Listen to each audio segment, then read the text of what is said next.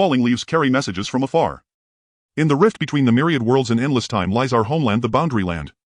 The great stars and moon ascended to become the new gods of this Boundary Land. Under the benediction of the gods, people would doubtless describe it as a perfect era. On the screen, the god raised high the Ring of Truth while countless believers knelt behind in worship. Accompanied by an epic narration, the game Ring of Truth finally arrived at its ending. Phew. As the screen before him faded into darkness, Lin Chu pushed the keyboard away and let out a satisfied long breath, then lazily stretched his body. A few months earlier, a game called Ring of Truth had suddenly appeared on Lin Chu's computer. He had originally assumed it was just another trashy pay-to-win reskin game, yet the moment he launched it, he was captivated by its exquisite special effects and lifelike characters. Although the game had a heavy Souls-like flavor, Lin Chu still pushed through without any guides to consult, spending over 1,000 hours and dying his way step by step to the ending. Thinking back on those countless days and nights rolling beneath the feet of ancient dragons, Lin Chu could not help but feel both heartfelt emotion and gritted-teeth resentment. It really wasn't easy. But why is there not a single trace of such a meticulously crafted game anywhere on the internet? Leaning back in his chair, Lin Chu routinely searched Ring of Truth on his phone, only to find, as always, absolutely nothing. To have cleared such an outstanding game yet be unable to find a single person in the world to discuss it with, and to be reduced to raving about it only in his dreams at midnight, left him feeling slightly disappointed. Maybe it's a game that hasn't even entered closed beta yet. With such a high level of completion, perhaps the official release is just around the corner. I'm really looking forward to the DLC. After casually scrolling through a few short videos to relax, Lin Chu picked up the mouse again and resumed playing. First, he arranged the shifts. The territory seized by players in Ring of Truth had to be personally managed. Perhaps out of consideration for the players' limited abilities, many NPCs could be recruited by the protagonist to help administer the lands. Among all the subordinates Lin Chu had cultivated, 3 left the deepest impression and served as his right-hand aides. The first, the initial king, Wen, was responsible for external campaigns of conquest. The Chancellor Adlin was in charge of internal administration. The very first NPC he had nurtured, however, defected due to his inexperience at the time, later transforming into a minor boss. That twist had once left Lin Chu deeply amazed. He did eventually manage to farm the trader for gold coins, and from then on Lin Chu let quite a few NPCs go. Unfortunately, none ever again grew strong enough to become a boss. After finishing the shift assignments, Lin Chu mounted his beloved steed and began roaming across the world. Ring of Truth felt like a truly living world. Its landscapes and characters were constantly changing, offering new sights every time he looked. Glancing at the time, Lin Chu parked his character on his favorite golden hill, then exited the game. Ah, another beautiful day. He stood up to loosen his muscles a bit, then shut down the computer, brushed his teeth, and dove under the covers in one smooth sequence. Just as he closed his eyes, the phone by his ear let out an alluring buzz. Damn it. I'm just going to check this one message. I definitely won't start playing again. Lin Chu grabbed his phone, eyes filled with resolve. Respected Fubo Bank customer, your mortgage payment for this month is 3,616.54 yuan. Due date is the 1st. If the balance in your repayment account is insufficient, please deposit funds in time. Damn. To think that I, a dignified god of the Boundary Land, still have to endure such humiliation. Confronted with harsh reality, the great god had no choice but to lower his proud head. If only the game could become real. Lin Chu stared up at the ceiling at a loss for words, the emotion caught in his throat. Sleep. As long as one works earnestly, a better tomorrow will surely come. Zzz. Still in deep sleep, Lin Chu's eyes suddenly flew open. The electric crackling that had abruptly sounded seemed to possess a strange power that could jolt a person instantly awake. Bewildered, Lin Chu looked around. He now seemed to be floating in the cosmos, surrounded on all sides by resplendent seas of stars. Is this a dream? He pinched his thigh and a sharp, unmistakable pain shot through him. Just as he was baring his teeth in agony, a mechanical voice devoid of emotion resounded. Congratulations. You have become an internal beta tester for Ring of Truth. In this round of testing, the system will guide 10 million humans from Blue Star into the Boundary Land. You only have one life. Struggle as much as you can. What? Lin Chu stared blankly at the subtitles translated before his eyes and cried out in shock. Could it be that I'm really about to cross over into the Boundary Land? Can I choose to load a save file? He asked, his face full of excitement. Save data detected for player Lin Chu in Ring of Truth. Please choose a file to load. Save file 1 Star Moon Goddess, Colossi. Rank Main God. Playtime 1,145 hours. Save file 2 Felina. Rank Tier 4. Playtime 43 hours. Save file 3 Wan Lufei. Level unranked. Playtime less than 1 hour. In Ring of Truth, players could choose their talents. To reroll talents, Lin Chu had kept 6 alternate accounts in total. Save file 2 had been played for only a few days before he rolled the only character with a divine level talent, save file 1. From then on he played only that account with the best talent. I choose save file 1. Without a moment's hesitation, Lin Chu chose to become a god. As for the issue of playing a female character, Once you're a god, changing bodies is hardly more difficult than lifting a hand. Save data inheritance successful. Beginning to load. Nice. Lin Chu's mind surged with exhilaration. He was already fantasizing about lowering housing prices in the royal capital by a few percentage points. ZZZ. Account status abnormal. Initiating login with initial identity. Ha! Lin Chu was dumbfounded. How could such a huge account suddenly become abnormal? Lin Chu really didn't use any cheats. Even as Lin Chu stood there in a daze, the system dutifully continued its work. Please draw your initial talent. No. System, please. Check again. I'm a law-abiding player. On the verge of tears, Lin Chu slapped helplessly at the system interface before him. How could the cheat he had just gotten his hands on vanish like this? Player inactivity detected. Talent will be assigned randomly by the system. Alright then, thanks for at least remembering to give me one. Disheartened, Lin Chu sat cross-legged in the void. Life, it seemed, was nothing but one soaring rise followed by another crashing fall. A hum sounded as a white light appeared before him, its color then beginning to change at high speed. Since the sea of stars is gone, I might as well keep my feet on the ground. Pulling himself together, Lin Chu gazed at the radiance before him with renewed anticipation. Gray, white, blue, purple, gold. It's already gold. A guaranteed legendary talent. He stared fixedly at the light. Could it be that my luck is finally turning? System, are you really going to do this? Right now. Right here. Give me that rainbow blow. As if sensing Lin Chu's fervent wish, a burst of multicolored light erupted forth. Congratulations, player. You have drawn a divine-level talent. Congratulations, player, for drawing a god-tier talent. Could this be the legendary echo of the strong resounding into the next chapter just to pad out the word count? Lin Chu was secretly shocked. He had never expected that drawing a god-tier talent within this spatial realm could produce such a terrifying impact. Emotion absorption. You may convert the surrounding emotions into experience. The absorption radius expands as the level increases. Worthy of being a god-tier talent, he murmured. Lin Chu drew in a sharp breath of cold air, and it felt as though the temperature of the entire space dropped by 0.1 degrees. In the game, Ring of Truth experience was an incomparably vital resource. In the later stages, the amount of experience required to level up increased to an unimaginable degree. If that were all, one could still make up for it by grinding longer. However, Blue Star had 10 million people who had transmigrated. There were countless competitors just fighting over monsters to level up. Most importantly, Lin Chu could now simply lie in the novice village and level up. It was not that he was cowardly, but the mortality rate in this game was terrifyingly high. His main account had clawed its way forward through countless deaths. He understood this game inside and out. With only a single life now, no amount of caution could be considered excessive. With this talent, he would eventually reclaim his peak. The space around him began to collapse, and a sudden weightlessness rushed over him. His vision went black and Lin Chu lost consciousness. You have arrived at the Borderland Newborn Village. Novice protection will last for 7 days. When he opened his eyes again, an unfamiliar wooden ceiling appeared before him. Propping himself up, Lin Chu carefully surveyed his surroundings. It was a shabby little wooden hut that looked as though it could collapse at any moment. So cold. Wait, where are my clothes? Lin Chu glanced down at himself and discovered that he was wearing nothing but a pair of white underpants. I remember there being a character selection screen at the start. Isn't this the outfit for the useless person class? Why did it auto-select for me? He complained. He had originally hoped to freeload a set of armor, but even his own clothes had been confiscated by the system. Rubbing his hands helplessly, Lin Chu said, "System, show me my stats." Name Lin Chu. Game nickname not set. Game ID 123333. Level LV 1. HP 100100. MP 65. Constitution 9 effects, duration of sprinting, rolling and HP value. Strength 10 effects, physical attack power. Dexterity 10 effects, agility in sprinting and rolling. Intelligence 9 effects, spell attack power. Spirit 10 effects, MP in casting success rate. Talent emotion absorption can convert surrounding emotions into experience. Absorption radius expands with level. Not bad, not bad, the talent is already at work. Watching the experience bar inch upward, Lin Chu could not contain his joy. After reviewing his personal information, Lin Chu noticed a chat channel at the side. It seemed to be a place for communication. He opened it and the messages were already flooding past. Current channel 10001000. We finally transmigrated. Am I finally about to soar? Anyone want to team up to open up new territory? Our party has 2 white tire talent holders leading. If you're interested, gather at the south gate. Big shot, take me with you. You're bragging about a white tire talent. You must be new. The system shows that in our novice village there are only 2 players with blue tier or higher talents and only a few dozen with white tire talents. The probability is that low. Then my luck isn't bad at all. Blue tier, big shot upstairs.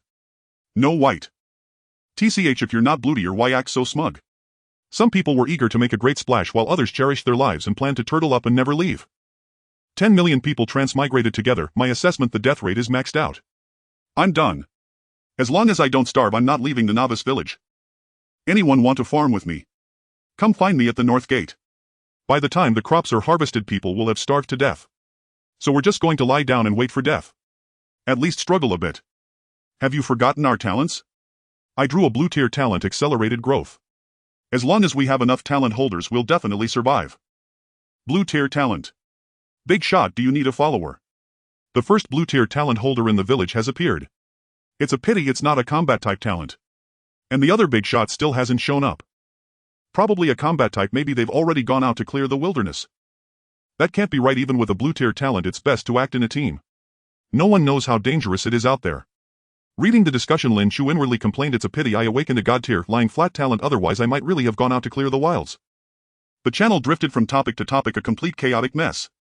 Just as Lin Chu was leisurely leveling up while watching the show, a heavyweight finally spoke.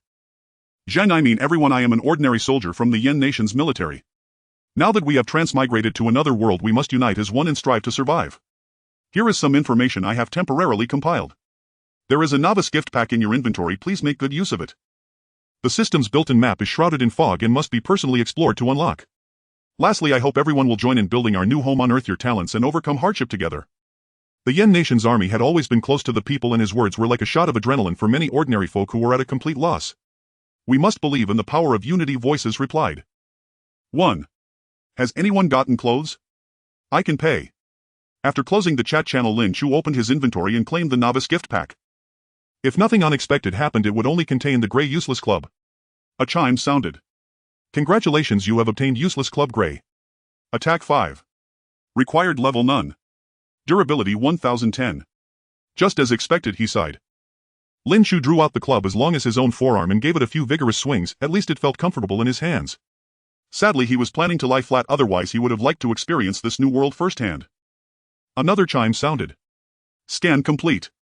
Player's first save file is indeed in a special state.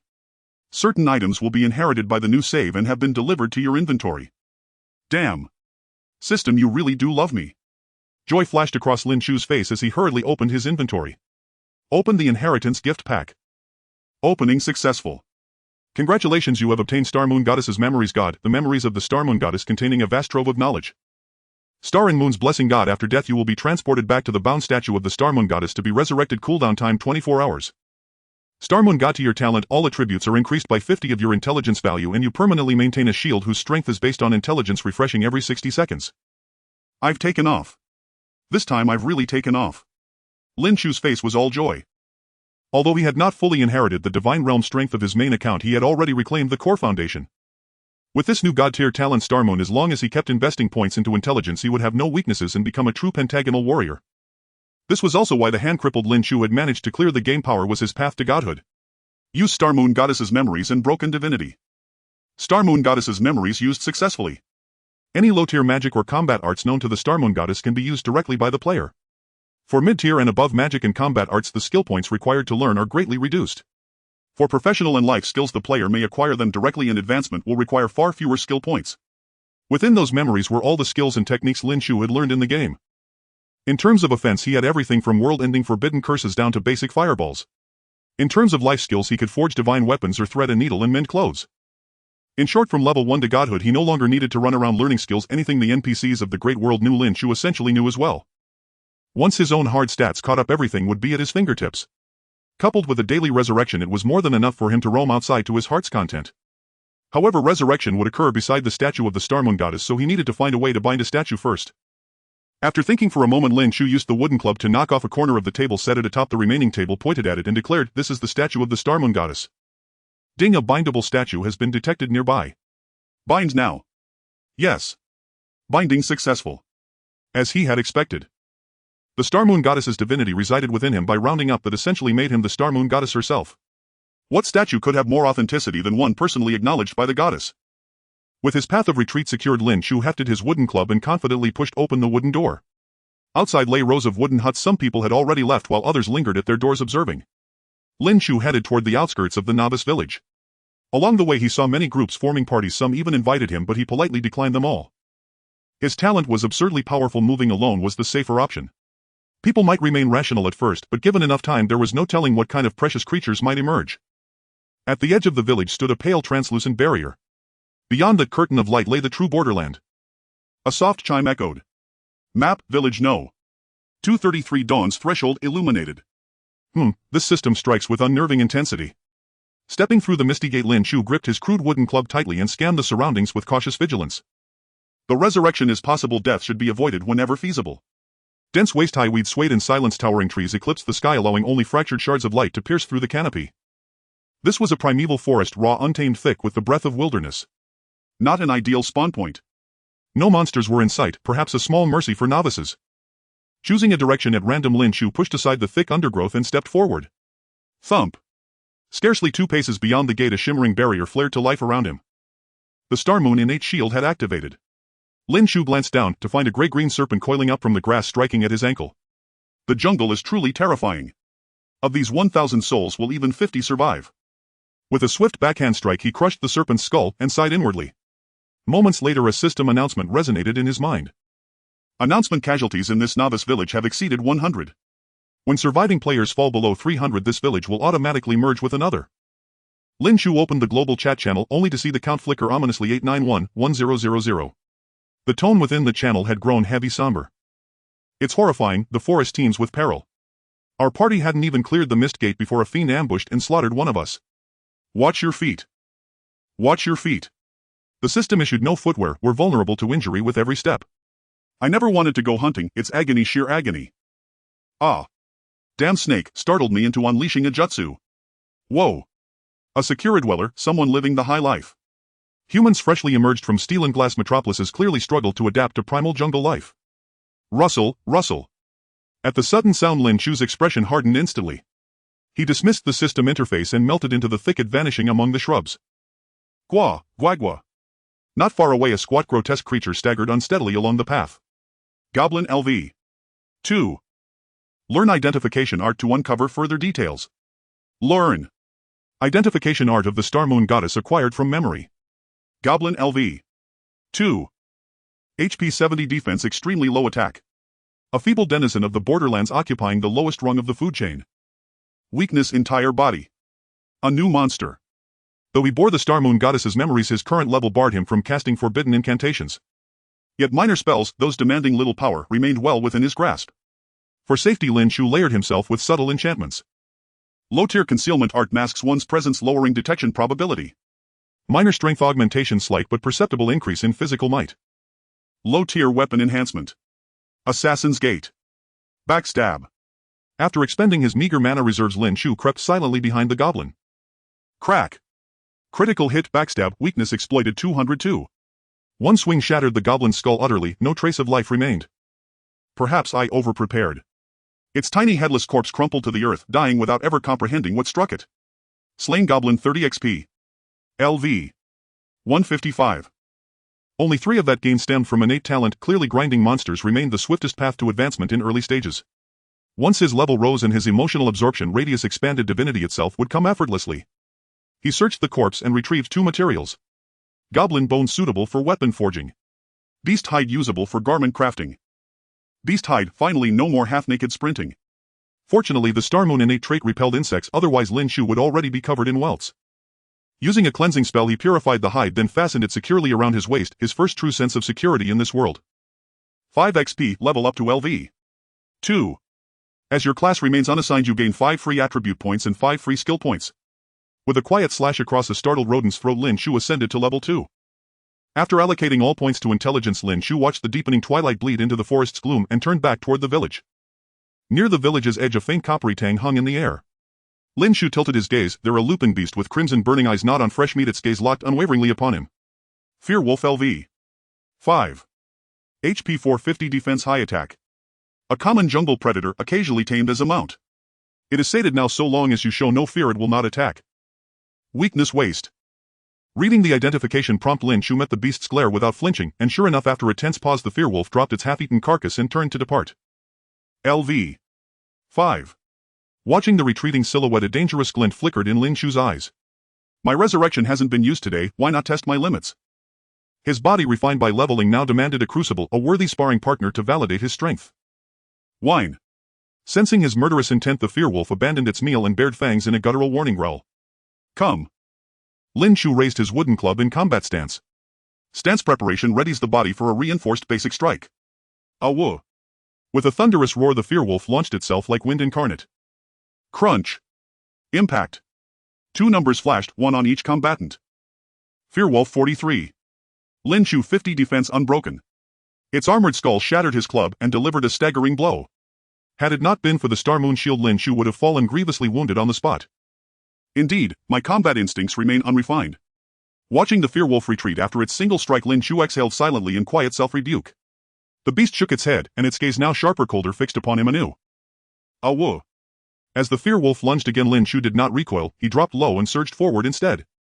Slide tackle. Empowered by the skill, his burst speed momentarily matched the predator's own. Scree. 83 defense unbroken. A grating bony-on-bone shriek erupted as the club jammed deep into the Fearwolf's maw.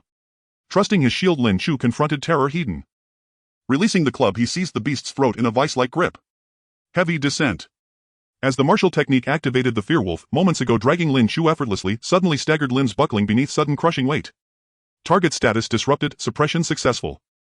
Seizing the opening, Lin Chu vaulted onto the beast's back and drove a coiled fist hard into its exposed waist. Deliberate impact fist. Weakness hit 93. 75. A flurry of precise blows followed, then a final mournful howl in silence. Level transcending kill, Fearwolf slain, 200 XP. Level 2-3. Acquired wolf hide, wolf fawn, wolf meat. Huff, huff. Only after the systems chimed did Lin Chu collapse onto the mossy ground, gasping raggedly for breath. Consecutive use of physical martial arts exacted brutal toll on his body, every muscle screamed as if torn apart. Yet he had prevailed. The Fearwolf lay dead. Technically an unscathed victory, he mused wryly, glancing at his shield, still clinging to a sliver of luminance. Adding skill points to intelligence brought immediate relief. Warmth spread through his limbs and his vitality surged back. Name Lin Chu. Level LV. 3. 0. HP 300,300, 300,300. MP 80. Stamina 14. Strength 15.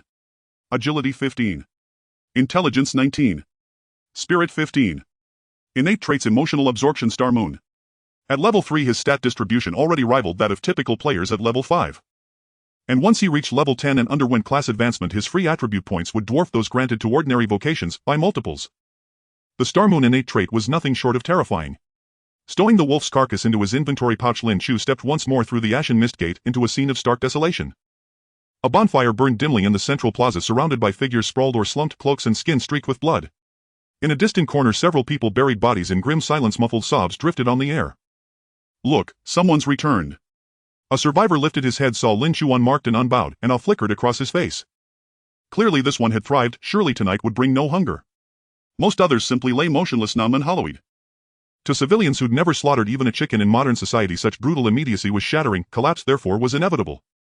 Had Lin Chu returned to find revelers dancing around a cheerful fire, that would have been the true anomaly. Glancing at his bulging inventory, he bypassed the plaza and headed straight for his humble hut. Pushing open the warped wooden door, Lin Chu drew several logs from his pack and set them on the earthen floor. With a casual snap of his fingers, a slender flame leapt to life, igniting the wood. Such foundational spells cost negligible mana, yet proved invaluable in daily life. Knock, knock, knock, knock. Just as he began preparing his ingredients, a firm rapping sounded at the door. Enter. Cough, sorry to disturb. What is it? Lin Chu asked, peeling scales from a serpent's flank. The door creaked open to reveal a man with a broad, honest face and steady gaze.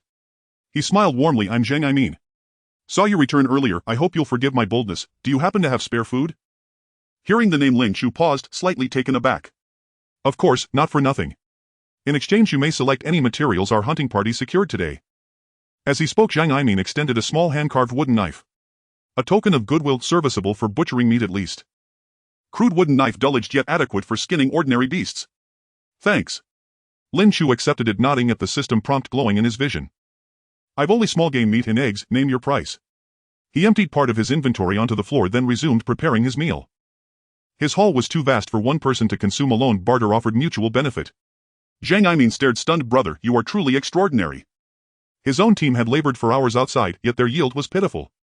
Modern humans lacked hunting instinct. Even a veteran like himself found himself outmatched.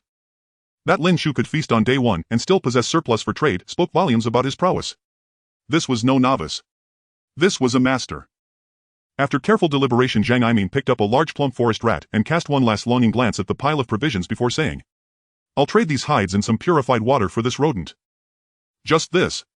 It wasn't that Jiang Aimin offered too much, it was that he offered far too little. Seeing Lin Chu's puzzled expression, Jiang Aimin hurriedly explained, "Brother, that's truly the maximum, we've scarcely any game left and leather and water are hard currency." Hearing Jiang Aimin's explanation, Lin Chu profoundly grasped the preciousness of food. It appeared this so-called talent had yet to translate swiftly into tangible strength. Indeed, not everyone possessed his own life-preserving methods, granting him the liberty to roam fearlessly. Confronted with death, even the strongest among them likely manifested less than a quarter of their true capability. At that thought, Lin Chu nodded. "Very well, this is settled. Pleasure doing business. Likewise. I'm sure I'll need to trouble you again in the future." The transaction satisfied both parties, a true win-win. Upon its completion, Jiang Aimin invited Lin Chu to connect as friends. After exchanging contact details, he departed cheerfully. Having bid Jiang Aimin farewell, Lin Chu stirred small cubes of snake meat over the campfire. A sizzling whisper rose as rich savory aromas filled the air. Delicious snake meat gray slightly restores stamina. Lin Chu felt no surprise at the sudden system prompt. Within the Ring of Truth, varied culinary combinations conferred diverse buffs, even low-tier cooking skills retained wondrous efficacy. He skewered a golden brown morsel, brought it to his lips and bit down, immediately flooded by deep visceral satisfaction. The meat was tender yet resilient, boasting extraordinary texture and flavor. As he continued roasting, Lin Chu opened the chat channel to peruse others' messages. 795-1000. The mortality rate is terrifying, but if we never venture out, starvation is inevitable. I'm parched. I'm with the survival squad. Group expeditions make all the difference. Heck, he may not die, but by day's end his feet will be blistered. Raw forest mosquitoes bite hard, and some carry venom. I've already lain down to await my end. It's freezing inside, how I long to go home. The channel overflowed with lamentation. Lin Chu quietly closed the interface and savored his roasted feast with quiet delight. Fortunate indeed was he to sustain himself independently. After several bites his mouth grew dry. He reached for the water Jiang Aimin had traded, then paused. The water in the wooden vessel appeared cloudy, clearly impure. Drinking this would surely bring stomach cramps. Setting it aside, he conjured a water sphere and drank deeply twice. Lucky I mastered every spell I could back then, never imagined they'd prove so vital here. Sated and refreshed, Lin Chu blocked drafty gaps with timber and fed fresh kindling to the hearth. Before resting, he retrieved the wolf pelt, cleaned it lightly and laid it across his bed as a blanket. I'd originally planned to tailor it into clothing, but since I have surplus pelts, you shall serve as my cover instead. Long dense fur radiated warmth, yet wearing it would hinder movement and cause overheating during exertion. Once settled, Lin Chu reclined upon his bedding, lulled by the fire's gentle crackle, wrapped in supple soft fur, utterly at ease. Wealth, well hydrated with shelter of my own, this life feels even more comfortable than earth. Tightening the pelt around himself, Lin Chu, weary from the day's labor, drifted into deep slumber. As the largest survival squad in Chusheng Village 233, the 8th People Squad reaped modest gains through sheer numbers, yet still failed to feed every member adequately. Adding to the strain, Jiang Aimin sheltered numerous elderly, infirm, and children, further diminishing rations per person. Even the meager portions Jiang Aimin allocated, barely enough to keep those souls alive, represented a substantial drain. Sigh. Brother Jiang is simply too compassionate. At this pace we'll scarcely endure. Indeed, why bother with them? Feeding 15 mouths consumes far more than one warrior's share. Why inflate our pride beyond our means? A delivery worker sighed softly, gazing upon the grateful elders, women, and children. A burly man beside him added, clearly disgruntled, exactly, why shoulder this burden? Enough, let's drop this. One must retain conscience. Food spared from their bowls won't match a single combatant's daily ration. An older-looking middle-aged man waved dismissively. Besides, if Captain Jiang hadn't taught us hunting techniques, we'd likely starve before dusk. Precisely. And Captain Jiang has already ventured out to trade for provisions, he'll surely return with bounty. A young man chimed in, nodding vigorously. Poof. In Chusheng Village everyone clings to survival, no one holds surplus food to barter. You'll regret your idealism soon enough. Hey, Captain Jiang's back. No sooner had the burly man spoken than Jiang Aimin strode smiling into the courtyard. Captain, how did the trade go? Did you actually secure something? Seeing Jiang Aimin's unguarded grin, everyone pressed forward eagerly. He nodded, met a true folkmaster today, reaped a fine haul. When Jiang Aimin produced a massive forest rat, onlookers gasped in awe. Good heavens. That size should feed too. Never imagined our village harbored such a master. Amid envious glances, Jiang Aimin carried the rat indoors, trailed by several beaming figures. The very rations meant for the vulnerable had been carved from his own and his loyalists' meager stores, so naturally they would partake first. A younger man beside the burly one lamented, if only I'd contributed when donations were called, I'd have doubled my return. We assumed those offerings vanished without trace, never dreamed they'd yield reward. The elder rubbed his hollowed belly and fell silent. As for the burly man, swiftly humiliated, he muttered curses under his breath then slipped quietly from the courtyard. Over crimson flames a skinned forest rat rotated slowly. As fat dripped and sizzled an intoxicating aroma wafted forth, drawing involuntary swallows from all present. Zhang Imin sliced the cooked meat with a wooden knife distributing portions among the group. Around the fire hungry voices erupted in fervent ravenous feasting. After a hearty meal the squad reviewed recent plans, inevitably turning their conversation toward the rat's mysterious owner. Unbelievable, in times when food commands greater value than gold someone willingly sells it to us at fair price. What a paragon of virtue. Captain Zhang, tell us about this master. Let us pay proper homage. Zhang Imin nodded. He hails from the West District, handsome, gentle, approachable, yet his hunting prowess is astonishing. Must possess an extraordinary talent, truly enviable. If opportunity arises we must recruit him at all costs. I wish nothing more, but our conditions hold little appeal for capable individuals. Qiancheng and the Wolf Gang offer far richer incentives. Zhang Imin sighed. Their duty to protect the vulnerable inevitably constrained rewards. Still, I'll ask him. Perhaps he possesses a compassionate heart. Brother Chang, what's the verdict? Do we take him down? Near Lin Chu's log cabin several men gathered around a fire plotting in hushed tones. Zhang Imin's stockpile proves this fellow hoards surplus, prime target. The burly man once of the 8th People Squad now served another master. In this lawless age allegiance shifted freely, no loyalty-bound members and higher offers readily lured away those chasing self-interest. Driven by hunger and ambition the burly man defected to Brother Chang's faction bearing intelligence of the food cache. Brother Chang, a broad-shouldered giant, swallowed his morsel, licked his fingers with lingering relish and smiled, the scar across his face twisting like a grotesque centipede. Follow him tomorrow, ascertain his talent. If his strength falls short then fate bears no blame. The next day. Lin Chu cut and tailored several pelts into a full set of hide armor then resolved to explore further. In the Ring of Truth players could customize attire, provided they trained the secondary profession tailoring. Initially Lin Chu envisioned designing garments himself, investing skill points until achieving legendary tailor status. Yet his aesthetic sense proved vastly inferior to professional game artists. Confronted with his own inelegant creations he abandoned the endeavor and opted for stunning preforged sets dropped by monsters. Profession tiers: apprentice, low-rank, mid-rank, high-rank, master, legendary, mythic. Now that investment bore unexpected fruit. The streets lay desolate, only occasional passers-by met Lin Chu's gaze eyes alight with envy. Fine hides were rare treasures, even squad captains rarely held more than a single pelt. Yet Lin Chu wore pelts as casually as cloth, such extravagance was unheard of in the entire novice village. Just as he reached the village gate Zhang Imin rushed forward and barred his path. What's wrong? Lin Chu halted perplexed. Brother, heed my warning, human hearts harbor greater peril than the wild outside. Zhang Imin transmitted several images via the system. These individuals are restless, dangerous, exercise extreme caution should you encounter them outdoors.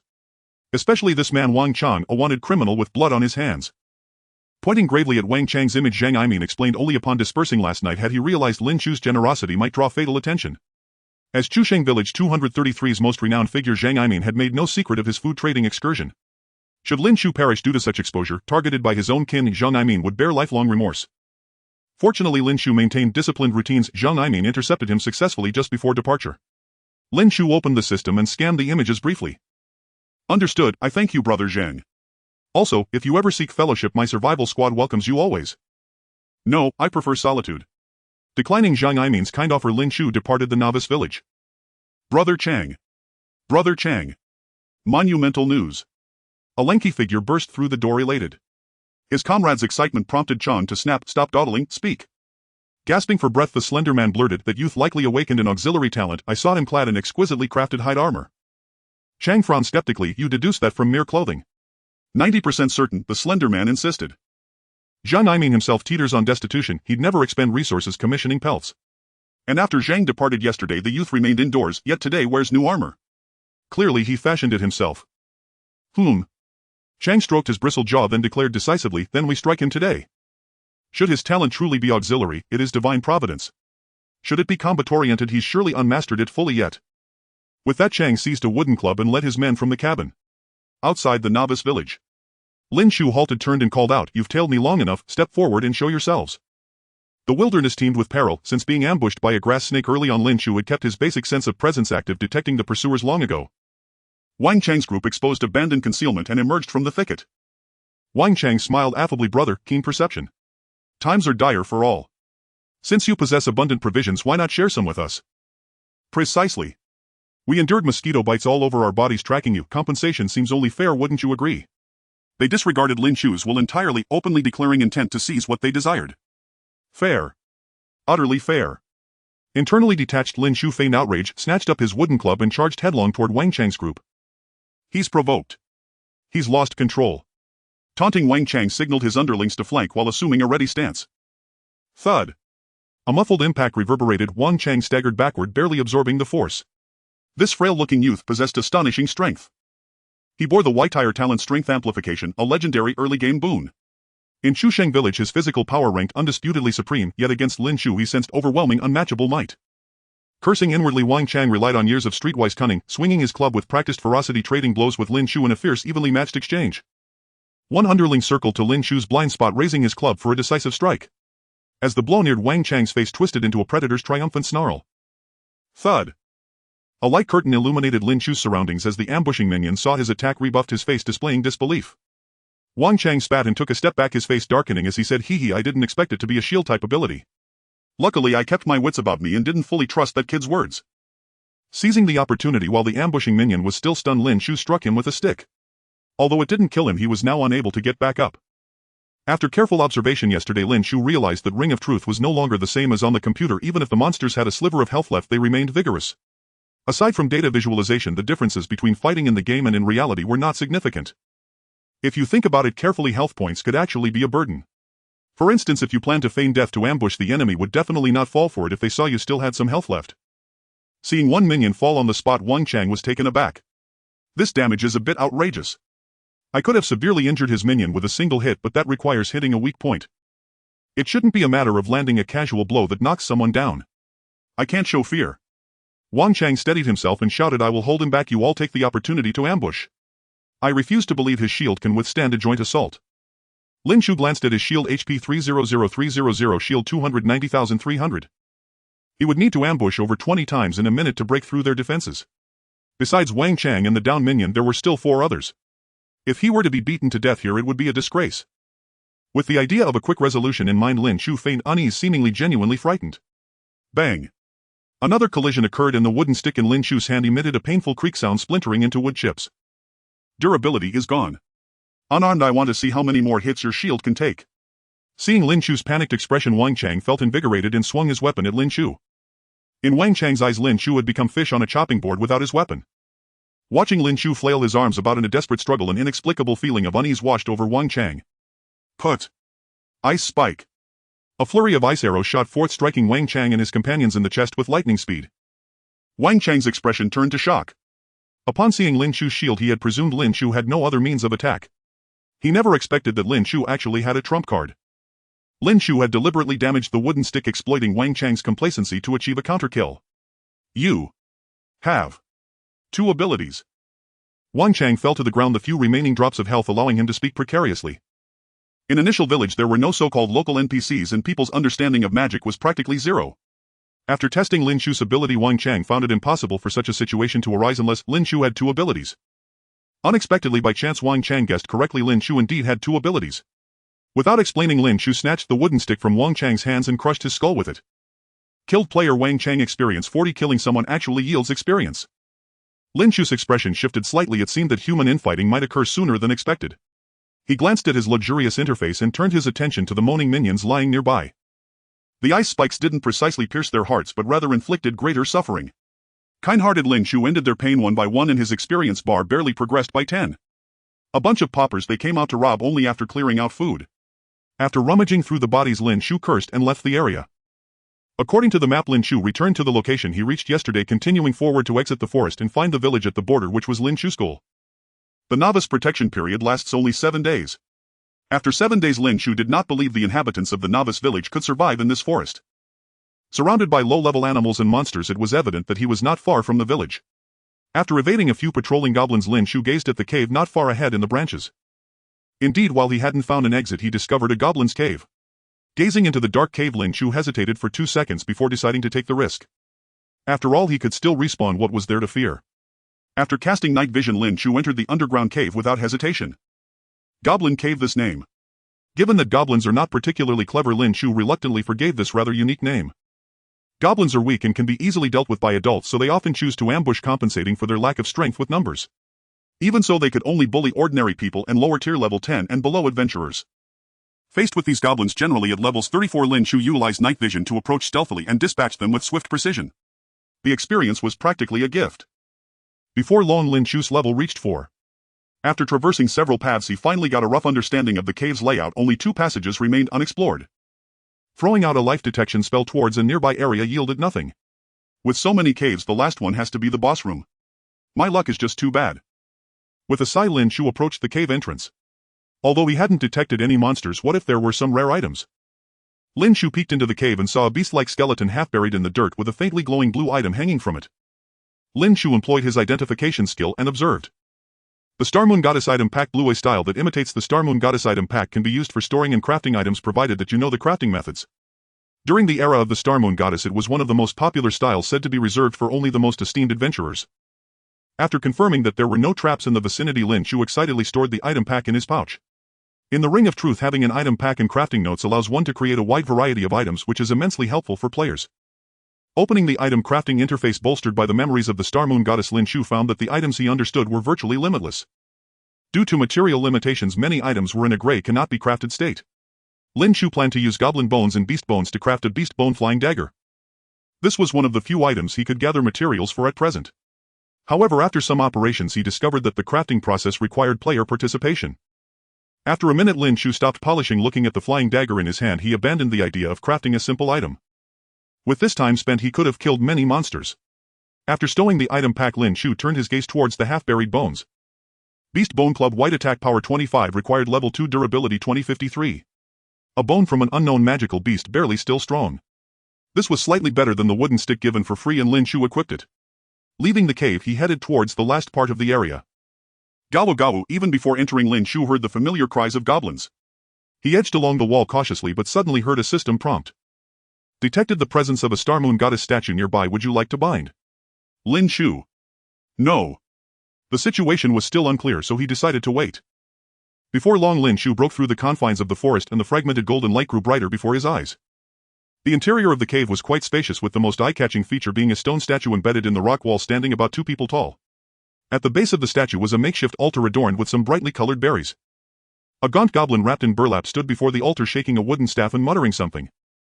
Lin Chu cast an identification spell on it. Goblin Priest LV. 6 HP, 600 defense low. A special goblin that has gained spellcasting abilities due to praying to the deity but poses no threat to you. Behind it knelt over a dozen small goblins. Adhering to the principle of having more than one life, Lin Chu boosted his abilities and charged forward. The Beast Bone Club swept through instantly, causing 3 goblins to wail and perish. Only then did the goblin priest notice Lin Chu's stealth, frantically shouting, "Gah! It's a human adventurer." What? It can talk. Lin Chu was greatly shocked, but his actions did not pause. The goblin priest repeated this several times, likely calling for companions outside, but unfortunately they were all dealt with by Lin Chu and no goblins arrived. By the time the goblin priest realized the reality, Lin Chu had already cleared out most of the small fry. Seeing Lin Chu approaching, the goblin priest hurriedly raised its staff and opened its mouth to emit a piercing sound.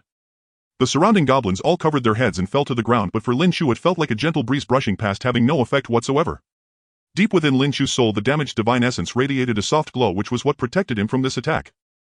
What a great assist!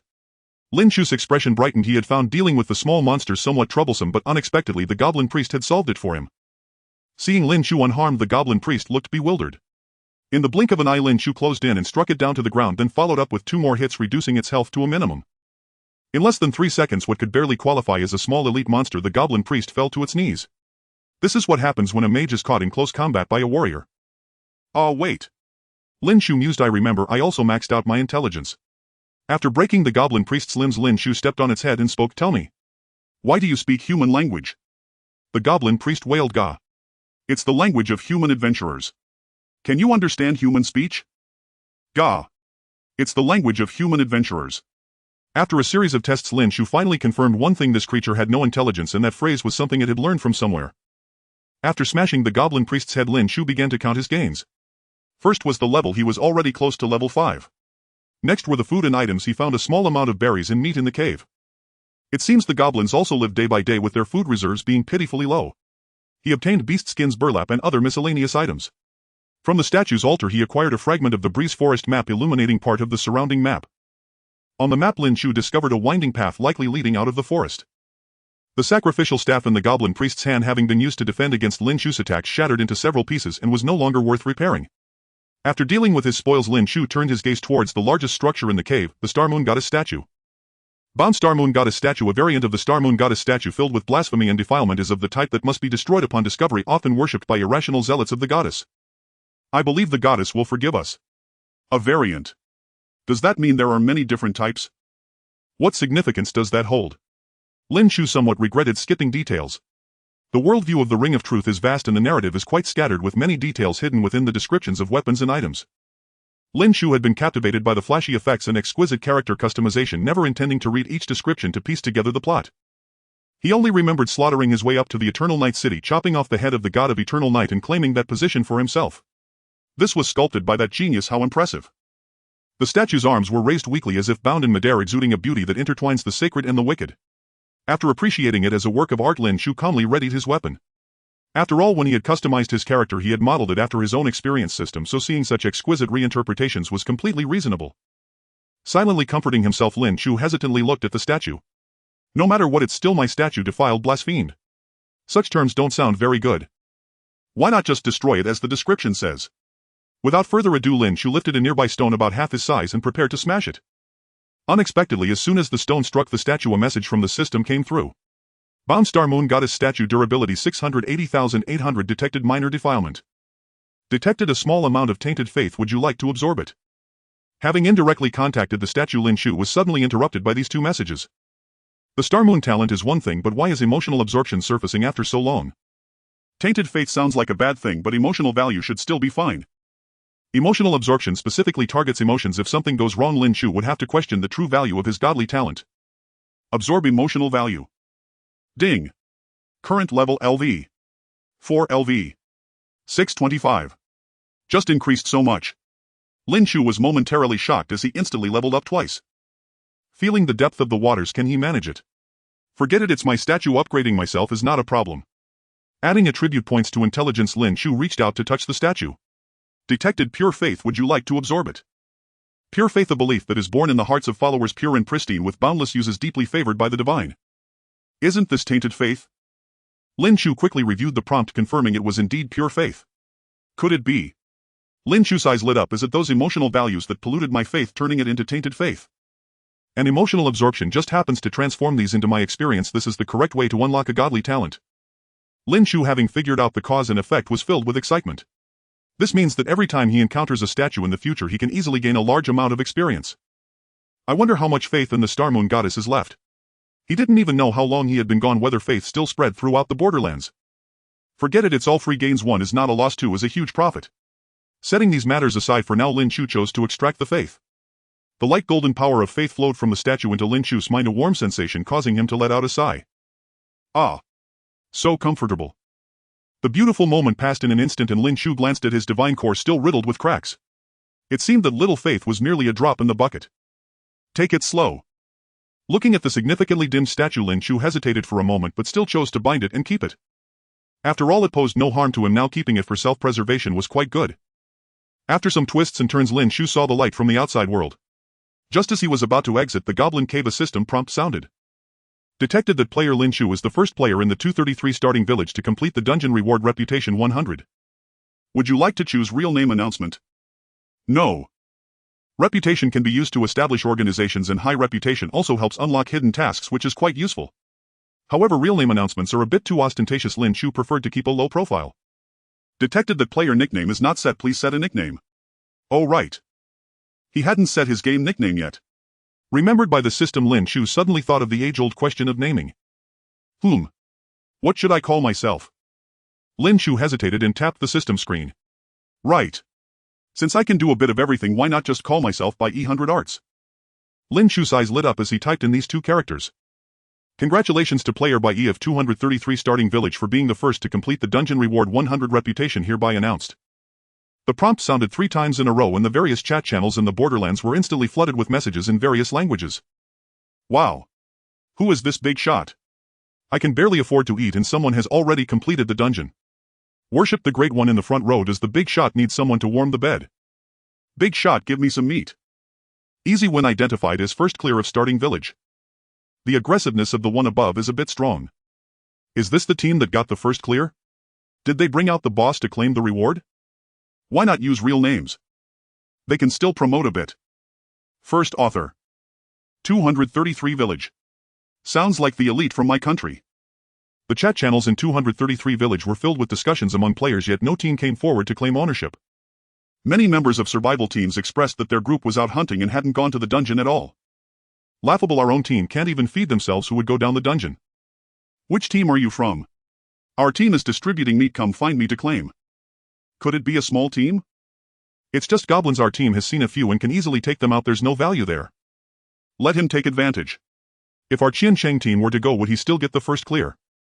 Our Qiancheng team is preparing to go into the dungeon. If anyone has news about nearby dungeons, please contact us, generous rewards. The vice captain is so cool. Qiancheng team, at least 7 tents full, if you want to live, come find us. The chat channels were buzzing while the protagonist they spoke of leisurely strolled through the forest. With the support of stealth techniques and the Star Moon Shield, Lin Chu felt at home in the forest, advancing without a care. As he made his way towards the novice village, Lin Chu even took the time to admire the scenery around him. I must say, after getting used to the modern steel forest, the pure and unadulterated ancient wood forest is truly a sight for sore eyes. The gentle breeze rustled, animals scurried, and fragmented golden light filtered through the leaves. Wait. Fragmented golden light. Lin Chu's footsteps paused, suddenly struck by an ominous thought. He quickly rushed to an ancient tree nearby, climbing up without a second thought. Although Lin Chu didn't know how to climb trees, he could still grab the trunk for leverage. In an instant wood chips flew, and not far away a woodpecker glanced at the marks Lin Chu left behind, then looked at the hole it had been pecking for a long time, feeling embarrassed and turning its head away. Before long, Lin Chu broke through the confines of the forest and the fragmented golden light grew brighter before his eyes. The moment Lin Chu saw the sky of the borderlands, his pupils instantly dilated. Before Lin Chu's eyes stood a colossal golden tree, radiating a soft glow and casting shadows that obscured the sky. Even from a distance, Lin Chu could see the massive trunk emanating a golden light. Its canopy enveloped the entire borderland, replacing the original sky. It resembled the legendary world tree, or the mythic tree that reaches to the heavens. Lin Chu stared blankly at this mythical giant tree, taking a long moment to regain his senses. Sigh. This situation does not bode well. Lin Chu sighed softly, feeling somewhat uneasy. Although Lin Chu was a member of the skip party, he still knew a bit about the general setup. In the Ring of Truth, when the gods ruled the world, their inherent rules subtly altered reality. For instance, before Lin Chu defeated the god of eternal night, the entire world was plunged into darkness, forever trapped in a night that never ended. This was precisely a manifestation of his power. After Lin Chu ascended, the stars and the moon became symbols of divine authority, illuminating the heavens and bestowing light and blessings upon all beings. A golden tree covering the sky like this was clearly a slap in the face. As a new god, he wondered if he would be hunted down for it. After a moment of concern, Lin Chu climbed down from the giant tree and decided to return to the novice village first. After all, his current strength was too weak, and worrying about these things was pointless. On his way back to the novice village, Lin Chu noticed that the density of beasts around him had not decreased, in fact it had slightly increased. It seemed that 2 days had been enough for the local predators to discover the presence of delicious lambs. In truth, if humanity united, these weak monsters wouldn't stand a chance. However, Lin Chu walked through the fog gate and was met with an even more dismal scene. Fewer and fewer people dared to venture out for food, as the mortality rate was alarmingly high and many had backed out. Those with mutilated bodies suffering from colds or poison and rotting were all gathered around the fire, radiating an unparalleled aura of negativity. Even if someone wanted to take a chance, seeing this tragic scene would likely sap half their courage. They looked at Lin Chu, who was clad in animal skins with various expressions, and many even opened their mouths to beg. "Big brother, could you spare some food for us? As fellow humans, please help us." Lin Chu remained unmoved, walking around the crowd and leaving. He could not set a precedent for helping. Once his kind nature was exposed, he would inevitably be forced into becoming a villain. Damn it. What are you pretending for? If I weren't crippled, I'd show you some color. Alright, helping is a kindness, not helping is a duty. Perhaps dying in the novice village would actually be a better choice for us. Exactly. If it's this difficult in the novice village, pushing further might lead to encountering a lich or something that enslaves your soul, making it impossible to die. Some cursed while others accepted the situation, but it had nothing to do with Lin Chu. At night, Zhang Imin routinely exchanged resources for food, but unlike before, members of the Qianqing team also came looking for Lin Chu. "Hello brother Lin, I am Zhang Feng from the Qianqing team. I've heard that your skills are extraordinary and that you have no team yet. I wonder if you would be willing to join us." Wrapped in animal skins and with a friendly demeanor, Zhang Feng hoped to entice Lin Chu to join their team. While roasting meat, Lin Chu asked with mild interest, "Can you tell me about the benefits?" "Of course." Zhang Feng's eyes brightened and he immediately began to explain enthusiastically, "We implement." Zhang Feng was quite eloquent, giving a long-winded explanation, and Lin Chu listened intently while eating, surprisingly not feeling bored. In summary, Zhang Feng cleared his throat. Our Qianqing team has a bright future and is on the rise. Now is the best time to join. As if parched from talking too much, Zhang Feng picked up the wooden container on the table and drank it all in one go. "Ah, my apologies." Zhang Feng looked at the empty container in his hand and apologized, saying, "I will compensate for it." He then filled the container with water from his storage bag. The nearby creek in the novice village was still several kilometers away, and given the high demand, water remained a precious resource. Zhang Feng believed that drinking half a cup of water and returning a full cup was enough to prove the generosity of the team. Coupled with his eloquence, he thought it should not be difficult to win Lin Chu over. "Oh, it's fine." After watching Zhang Feng's performance, Lin Chu smiled and said that water is meant for washing fruits. Washing fruits? Zhang Feng's expression froze disbelief washing over him. Ha ha. Brother Lin certainly knows how to joke. After a couple of awkward laughs, Zhang Feng was left speechless. Using precious water resources to wash fruits was such a waste. Even his superior, the team leader, had to sneak around when washing fruits with water. This guy was trying to drive up the price without a doubt. It had to be the case. Zhang Feng, convinced he had figured it out, cleared his throat and tried to press on. "That makes sense." Zhang Feng was caught off guard by Lin Chu's words and couldn't help but ask in confusion, "What makes sense?" Lin Chu replied seriously, "This river water is dirty. Using it to wash dirty fruits would just make the fruits even dirtier." What kind of logic was that? Those who understood thought he was seeking survival, while those who didn't thought he was camping. Zhang Feng was left speechless. Did this guy have a mental problem? It seemed he needed to ask if there had been a mistake with the information from their captain. Feeling exhausted, Zhang Feng nodded, no longer wanting to say anything. Just as he was about to take his leave, Zhang Feng suddenly saw a water ball the size of a face floating in front of the fire while Lin Chu was leisurely washing the berries he had collected today. Not bad, sweet and sour, quite delicious. "Brother Zhang, would you like one?" Lin Chu invited warmly, and Zhang Feng, taking the berry handed to him, immediately felt revitalized. "Ah. I didn't expect Brother Lin to awaken such a rare water element talent." Zhang Feng beamed while the well-fed Lin Chu had already lost interest in the advertisement.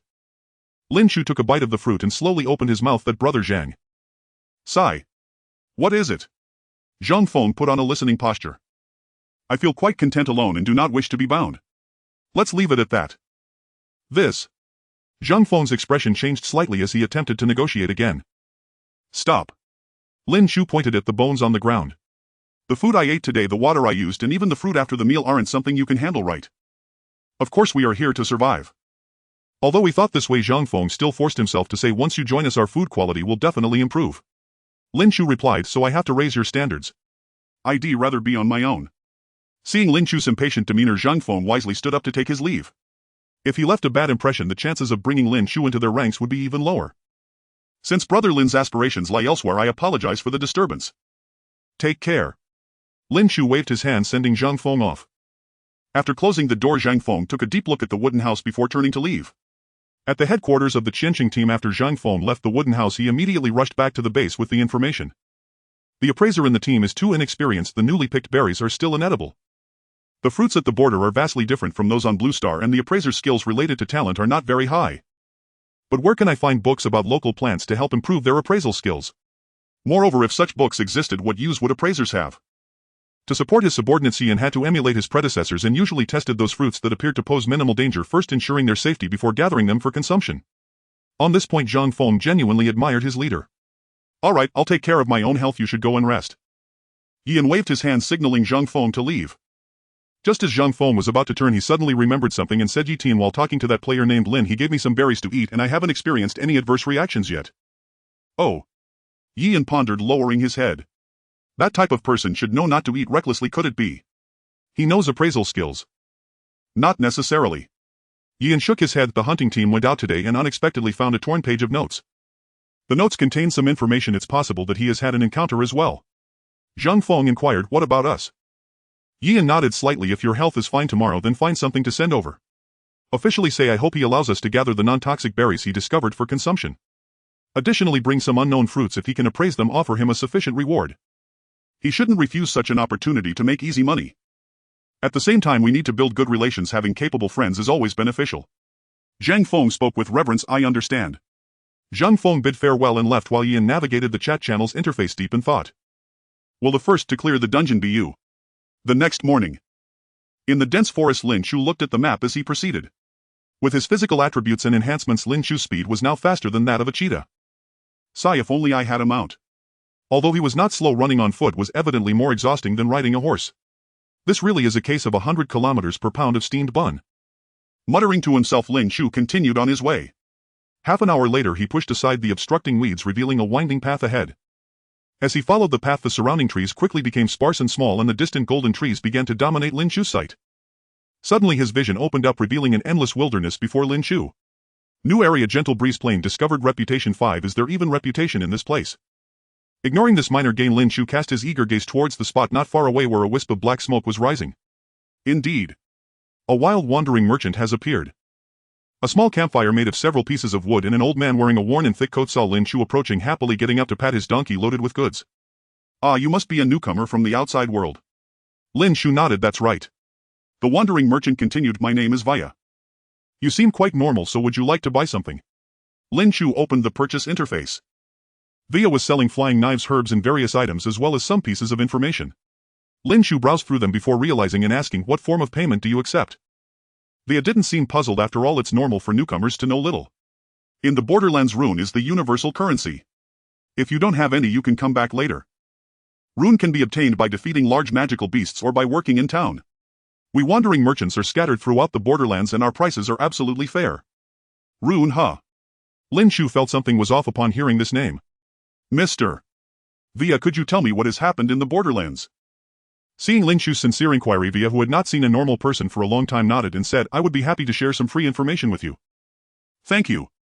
I remember decades ago an old friend told me that a deity known as the goddess of the star moon appeared in the Borderlands. She defeated the brutal god of eternal night, ushering in the perfect era. Thus I traversed the fog gate from another world to do business here. However, the time within the fog gate is unstable.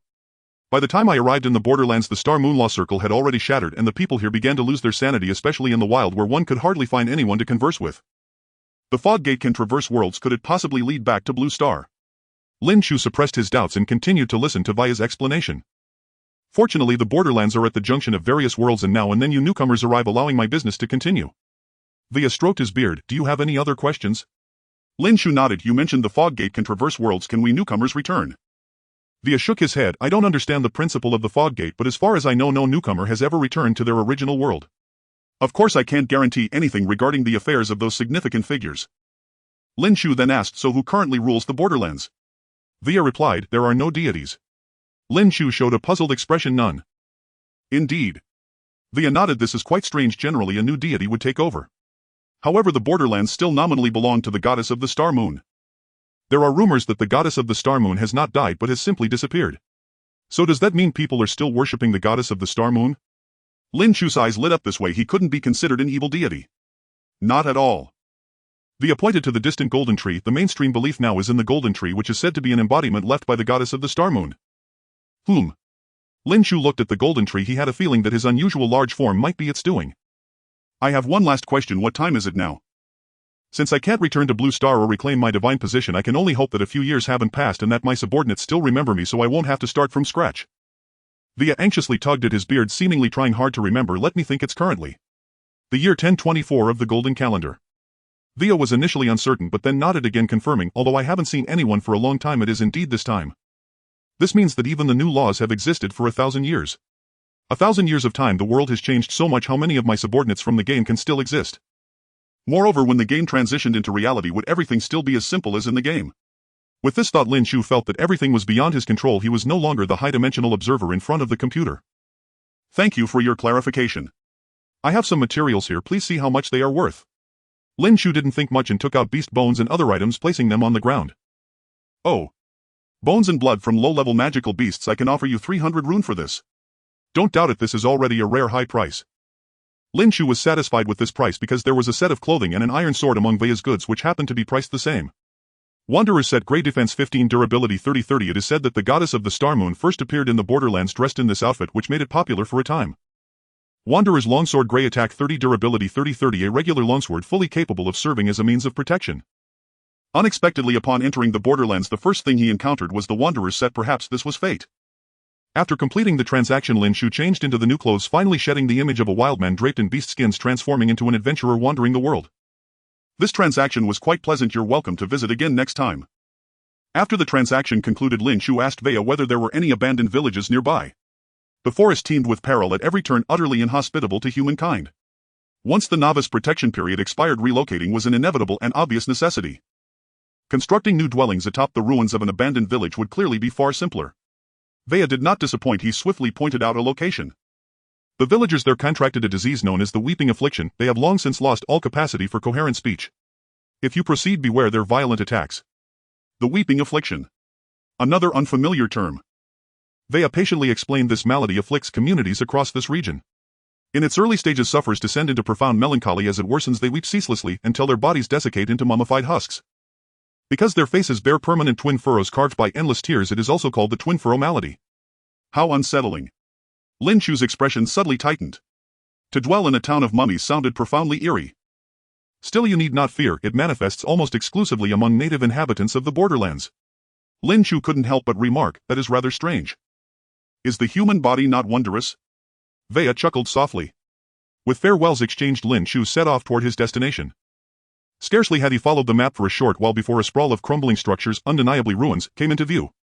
Lin Chu drew his newly acquired weapon and strode forward eager and resolute into the hushed desolation. If I were you, I'd keep my distance from this place. A voice pierced the silence without warning. Lin Chu turned, and there beneath a broad tree stood a man clad in black armor gripping a straight sword. An NPC, or perhaps a local. Lin Chu welcomed such encounters. They were invaluable sources of intelligence. May I ask why? He lowered the tip of his blade, signaling no hostility. You may call me Black Armor. The man spoke. That ruin shelters a second-tier entity. The fact that you arrived here so casually suggests you have yet to undergo your class advancement. Unranked adventurers who enter stand virtually no chance of survival. Ah. I see. Lin Chu nodded as if receiving sage counsel, yet added firmly, nevertheless I shall enter. Perhaps you have your reasons. Black Armor offered no further resistance. You might try collecting weeping stones, unique crystalline fragments borne by the weepers. Should you emerge alive, I'll pay you handsomely. It would be my honor. Accepting the commission, Lin Chu raised his sword and stepped into the ruins. As Lin Chu advanced deeper, the silent ruins stirred, the crunch of shifting rubble echoed faintly. Under his watchful gaze, desiccated figures began to clamber forth from the debris. Low-tier Weeper LV. 5 attack 30 defense, low HP 400.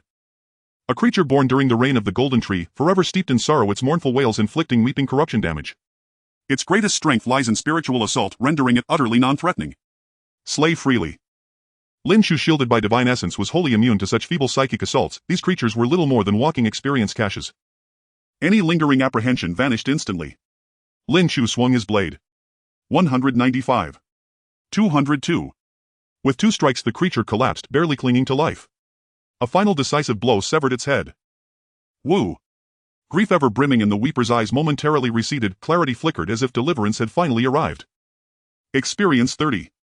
Their yield rivals that of level 2 goblins, yet they drop nothing at all. No wonder he refused to hunt them himself. System alert, emotional residue detected nearby. Absorb. At the system prompt, Lin Chu's eyes lit up, unexpected emotional residue. Absorb. A wisp of black smoke rose from the Weeper's body before vanishing entirely. Talent conversion experience 50. Even greater than slaying the creature itself. Woo-woo. Talent conversion experience 1. Nearby Weepers shambled slowly inward, their sorrowful cries yielding negligible but tangible gains. So this weeping corruption carries profound resentment. Lin Chu cut them down with effortless precision, converting each into pure experience. Experience 31. Talent conversion experience 54. Experience 28. Obtained Weeping Stone Lotier. Talent conversion experience 2. On slaying the 5th Weeper, the first Weeping Stone finally dropped. Concurrently, experience gained from emotional absorption diminished markedly. Lin Chu seized a brief pause to glance into his inventory, the Weeping Stone displayed as convertible to experience points. Thus the Weeping Stone appeared to be a physical manifestation of concentrated emotion. During his brief absence, it seemed many intriguing phenomena had emerged. Level up. Current level 8. He allocated his free attribute point to intelligence, enhancing agility, mental acuity, and defensive resilience. Just as Lin Chu exploited his overwhelming superiority in agility, spiritual fortitude, and defense to kite the Weepers, another far more unsettling wail pierced the air. Wu, merely hearing it, Lin Chu sensed its staggering power. Dispatching the lesser foes, he fixed his gaze upon the ruin's center. There a grotesque tree, its gnarled boughs draped with desiccated corpses, began to rise slowly, deliberately. Simultaneously, a withered ochre-hued vine erupted from the rubble and lashed toward him with blinding speed. Slash! A flash of steel, a resonant clang rang out as the iron blade struck the vine. Only a shallow gash split its brittle yellowed surface. Weeping Dreadwood LV. 21 boss attack, extremely high defense, extremely high HP 24500. A level 21 boss, terrifying beyond measure. Realizing brute force was futile, Lin Chu leapt backward only to find more vines surging from the shadows converging upon him with lethal intent. Watching one colossal vine whip toward him with crushing force, Lin Chu ceased resistance entirely, letting it strike true. 2. A shimmering barrier flared, and Lin Chu was hurled violently outward, ejected from the ruin's heart. Lin Chu didn't see that coming. Dreadwood, this was my escape route all along. HP 600600, shield 123600. Cough, cough. Staring at his nearly shattered shield, Lin Chu scrambled upright amid the rubble, then fled swiftly, racing ahead of the pursuing vines. Remarkable, you actually lured it forth. From a nearby alleyway, Black Armor watched the towering Dreadwood ascend higher, murmuring in quiet awe. Lin Chu hadn't expected him to enter, assumed he'd wait outside. But this ends here. I lack the strength to destroy this monstrosity. With a sigh, Black Armor seized Lin Chu's collar and with 3 agile leaps carried him clear beyond the ruined town's perimeter. Take my advice, leave this place now. Lin Chu caught his breath twice. And you? Black Armor kept his gaze locked on the distant Dreadwood. I'll patrol these outskirts to prevent others from falling prey to its hunger. Especially ignorant newcomers like yourself, transcendent beings newly descended into this world. Lin Chu glanced back at the colossal roaring Dreadwood. Surely no one's foolish enough to walk in there now. No. Black Armor shook his head. Now is precisely when danger peaks. Once the Dreadwood fully awakens, any sentient being entering this domain will fall under its insidious influence. As a rooted entity, such subjugation is its essential means of sustenance. Lin Chu offered an apologetic smile. Did I cause trouble? After all, if the sea Lin Chu had not been roused, this fellow in black armor could have kept idling and no one nearby would have suffered an unexpected calamity. Do not blame yourself. Hei Kueijia shook his head. The reason the sea Lin Chu fell into slumber was because it had gone long without replenishment and had no choice but to do so. You placed it outside as a bait and let the decoy swallow it, provoking the awakening. If I watch the surroundings, I can make it waste one of its precious moments of arousal. If this happens a few more times, it will no longer need to live. Hei Kueijia looked at Lin Chu. How many Tonku stones have you gathered to enrage it so? Not that many. Lin Chu produced about 20 of the Tonku stones and placed them before Hei Kueijia. 23. Hei Kueijia's mouth twitched beneath his helm. That's not a trivial number. These things are rare, it'll only take 10 this time. If you truly do not need the rest, you can sell them to me later. Without exposing Hei Kueijia's pretense of poverty, Lin Chu sold 10 Tonku stones for 1,000 yuan. Alright, I'll get you out of here as soon as I can. Hei Kueijia tucked the Tonku stones away and again grabbed Lin Chu by his collar. Stop. Lin Chu signaled Hei Kueijia to wait. Speak quickly. The sea Lin Chu should be awake by now. Without wasting words, Lin Chu asked, you said the sea Lin Chu cannot move. Could we destroy it with ranged attacks? Almost impossible. Hei Kueijia shook his head. I know you may possess a special talent that allows you to survive the spiritual assaults of low-tier Tonku creatures. But the sea Lin Chu's attack range and intensity far exceed those of a Tonku creature. You should not entertain such ideas. Lin Chu began, I think I can. With a divine aspect guarding him, such low-tier spiritual attacks felt like mere irritations. Hei Kueijia replied helplessly, even if your gift lets you endure the sea Lin Chu's spiritual assault, you've been fighting up close. A warrior cannot strike the sea Lin Chu's core from such extreme range. Embarrassed, Lin Chu confessed, actually. I'm a mage. A mage wielding a longsword to hack Tonku creatures. Hei Kueijia was at a loss, but seeing Lin Chu's resolute gaze, he spoke on. Very well, if you insist, I will not stop you.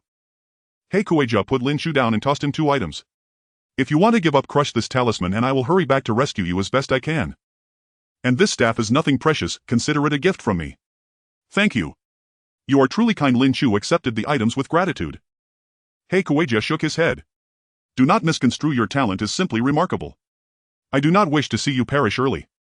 With that he vanished from Lin Chu's sight. From behind a nearby boulder, Hei Kueijia watched Lin Chu preparing his spells from a distance. A good man is he. He seemed to recall something and snorted quietly to himself. A distant appellation indeed. Lin Chu saw the weapon text for the first time. Novice staff, white magic damage bonus 50, battle skill novice slightly increases casting success rate. It was the first white staff he had ever seen, and it partly explained why he called Hei Kueijia a good man. As for battle skills, only weapons of white rank or higher could carry such special abilities. They could grant supportive talents like novice or imbue the weapon with devastating forbidden spells. By expending mana, one could activate the weapon's innate battle skill, an extremely practical feature. But Lin Chu, possessing the Xingyue goddess casting memory, could achieve 100% casting success and thus need not spend mana to trigger a battle skill. Raising his staff, Lin Chu pointed at the massive tangles of vines in the distance. The sea Lin Chu answered with a high wailing cry, and vines swept across the sky as if provoked by his taunt. The vines fluttered and then drooped weakly before Lin Chu. Hei Kueijia had chosen this spot deliberately, just outside the sea Lin Chu's physical attack range. A basin-sized fireball shot forth and ignited the front vines. The damage read near zero because the true body had not been struck.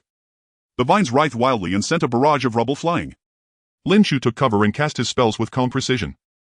Unable to harm Lin Chu, the Sea Ling Shu emitted several angry wails and the tide of vines receded, seemingly abandoning the chase. Behind a boulder, He Kueijia clenched his fists, ready to spring to rescue. Having watched over the Sea Ling Shu for years, he recognized the prelude to the spiritual wail. Lin Chu would not even have a chance to use the talisman He Kueijia had given him. A more prolonged aching lament rose, so moving that even He Kueijia's eyes at the edge of the field glistened with tears. "You'd better be lucky," He Kueijia muttered after downing a vial, then looked toward Lin Chu's position. Fire-style Great Fireball. Faced with the Sea Ling Shu's spiritual wail, Lin Chu not only emerged unscathed but gleefully returned several fireballs in retaliation. Lin Chu's excitement stemmed from realizing that the emotional value embedded in the Sea Ling Shu's wail was highly valuable. Talent conversion EXP 50. What a tree, if it cries a few more times I might level up. Staring at the treasure-laden Sea Ling Shu, Lin Chu smiled with satisfaction. He Kueijia shook his head in disbelief at the youth who had casually taken a spiritual blow remained lively and still focused to cast spells. Am I under an illusion? Despite knowing it was unlikely, He Kueijia downed another potion. After staring at Lin Chu for a while, he broke into a broad grin. Truly, his talent not only counters spiritual wails but is already so potent even before he has changed profession. It must be a golden legend tier talent. He Kueijia looked at Lin Chu with agitation. With such an extraordinary gift, he resolved to protect the youth. At last his own legacy could have an heir. With that in mind, He Kueijia stepped to Lin Chu's side. Weren't you patrolling the area? Lin Chu asked in puzzlement at He Kueijia's sudden appearance. Ahem. He Kueijia coughed. I've already finished a round. Since the Sea Ling Shu appeared, few have dared enter this area. A search is quick. I see. Lin Chu nodded. Do you want to watch me kill the Sea Ling Shu? He Kueijia shook his head. Your talent is special and shields you from the Sea Ling Shu's spiritual wail, but you cannot win in close quarters melee, can you? Lin Chu admitted, indeed. But why fight up close? He Kueijia pointed to the retreating vines. When they return near the core at such a distance, ordinary magic cannot hit. You have not yet mastered long-range spells. Come back with me to Jufeng City, learn them, then return and finish it. Long-range magic. Lin Chu tilted his head. Like this. Intricate runes flared and a crimson fireball traveled across the distance, striking the Sea Ling Shu's body dead on. A mournful cry issued from the Sea Ling Shu and even He Kueijia fell silent. Had he been isolated too long? Were young people now so supreme? She hadn't expected her rare moment of spectatorship to end in bloodshed. And damn it, Gwen, you're insane. Move aside. Then thank you. Lin Chu flashed an innocent smile and resumed acting as a magical artillery platform. Feeling the fireballs detonating on its body, the Sea Ling Shu showed clear puzzlement. Why had its all-conquering spiritual wail failed to slay that insect? Unable to comprehend, the Sea Ling Shu unleashed its spiritual wail again. One attempt failed, so it tried once more. The creature had consumed beings for years and had never met such resistance. Preparing for the imminent wail, He Kueijia solemnly withdrew a golden talisman from his chest and closed his eyes in reverent prayer. O eternal golden tree. As the prayer rose, an elaborate golden sigil spread. He Kueijia carefully returned the talisman to his chest and explained this is a form of golden tree prayer that weakens spiritual assaults and the corrosion brought by Tonku wails. Although your talent is extraordinary, you should still take precautions. Besides, he could not afford to collapse before Lin Chu. That would be too embarrassing. A tangible wave of sound washed out, scattering even the fireballs in midair. He Kueijia easily deflected the Sea Ling Shu's spiritual assault and braced to deal with the Tonku corrosion within it. But he waited and waited, and the most nauseating Tonku corrosion never arrived. Could this be merely an ordinary spiritual attack? Impossible. Tonku corrosion is an intrinsic attribute of the Tonku Sea Ling Shu. It should never be absent. Eliminating every other possibility, only one truth remained. He Kueijia stared at Lin Chu in horror. This prodigious talent provided area protection specifically against corrosive attacks. The most dangerous aspect of any Tonku Sea Ling Shu was its innate corrosion. Even high-rank adventurers suffer mental afflictions to some degree. Once fully corroded, the weak become mere nourishment and the strong transform into new Sea Ling Shu. If not for fearing its corrosion, He Kueijia could have ended it with 2 strokes. Now someone immune to corrosion had appeared. If word spread across the borderlands, they would all covet Lin Chu. He marveled inwardly, by the goddess, what sort of creature had he encountered? He Kueijia's excitement swelled while Lin Chu continued to function as an emotionless fireball cannon. The Sea Ling Shu wailed and wailed, yet the fireballs falling upon it only increased. Growing impatient, the Sea Ling Shu snapped at an incoming fireball and furiously burrowed into the ground. If I cannot strike, can I not hide? Seeing the Sea Ling Shu conceal itself, Lin Chu looked to He Kueijia. Senior He Kueijia, it's time for you to take effect. Leave it to me. He Kueijia seized the rare chance to show his worth and patted his breastplate confidently. Without moving an inch, He Kueja drew his sword and a keen cutting intent surged from him. The Lin Chu, sensing imminent danger, assumed a tree-like form. "I did not expect you to be so powerful, senior." Lin Chu praised him openly. "Of course," He Kueja replied, reminiscing. "I once had some renown, alas those days are gone. I thought I might die old and bitter with that tree, but seeing you stirs the vigor of my youth once more." He Kueja looked at Lin Chu intently. "Your talent is excellent, how about becoming my apprentice?" While casting, Lin Chu replied with some reluctance, "But I am a mage." "A temporary choice does not bind your fate," He Kueja said. "When you decide to change profession, inquire in Jufeng City about the Shoshu Knight and the inheritance Xinghui sword. If you lack better options, come find me." He Kueja believed that once Lin Chu learned the hierarchy of professions, he would be tempted by the Xinghui legacy. After all, it was part of the legendary power of the Xinghui goddess. Lin Chu nodded. "I will consider it seriously." He knew he could never be a knight. Only by investing fully in intelligence could he unleash his full potential as a mage. Because of the level gap, even the Lin Chu's weaker flames still wore Lin Chu down. Night fell and He Kueja gathered wood, making a fire and roasting a unicorn sheep. The two sat by the fire in companionable silence, waiting for the meat to cook. Feeling his mana beginning to return, Lin Chu lifted his staff and fired a distant blast. No sound. Not hearing the familiar wail, Lin Chu signaled to He Kueja. He Kueja stood and a fierce scuffle erupted. The Lin Chu was forced from the earth once more. After several intimidations, drawing the Lin Chu out required dragging it from the soil by force. Soon He Kueja returned to the camp with the uprooted tree.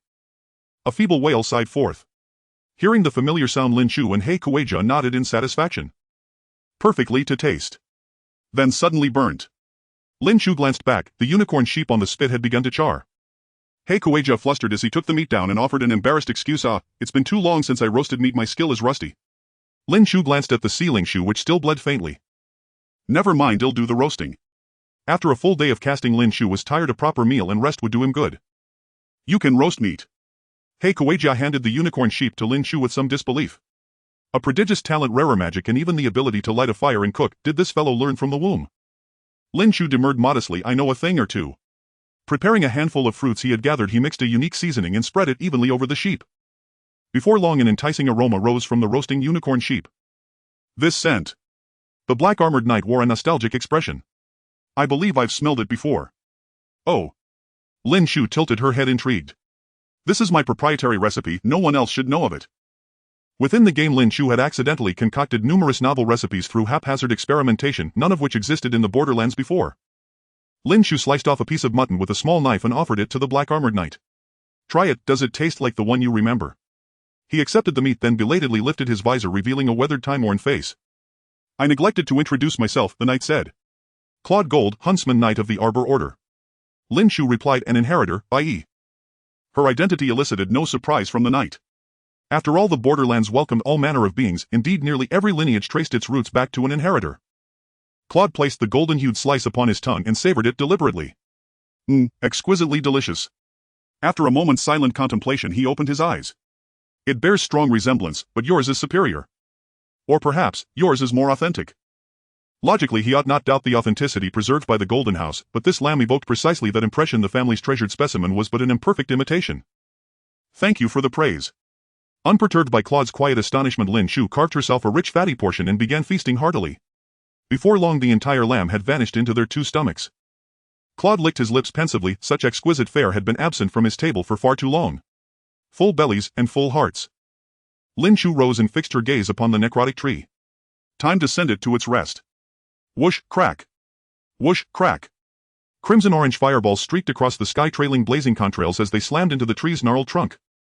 Yet no expected kill notification followed. Seeing the necrotic tree still standing, Claude's expression hardened instantly. "Hold still." He placed a firm hand upon Lin Chu's shoulder, then closed his eyes, reaching out with his divine sense. Whom? Who approaches? Since the necrotic tree's emergence, low-tier adventurers had all but vanished from this region. How then could strangers appear so suddenly? No, wait. Claude opened his eyes and studied Lin Chu standing beside him, unease dawning within his chest. How many inheritors have descended? Lin Chu, as if struck by sudden realization, blurted out, 1,000,000. There are 1,000 in my beginner village alone, but how many landed nearby I cannot say. 1,000,000. Claude recoiled in shock, his voice heavy with dread. This is dire, I must destroy the necrotic tree at once. He swiftly marked a location on a rudimentary map and handed it to Lin Chu.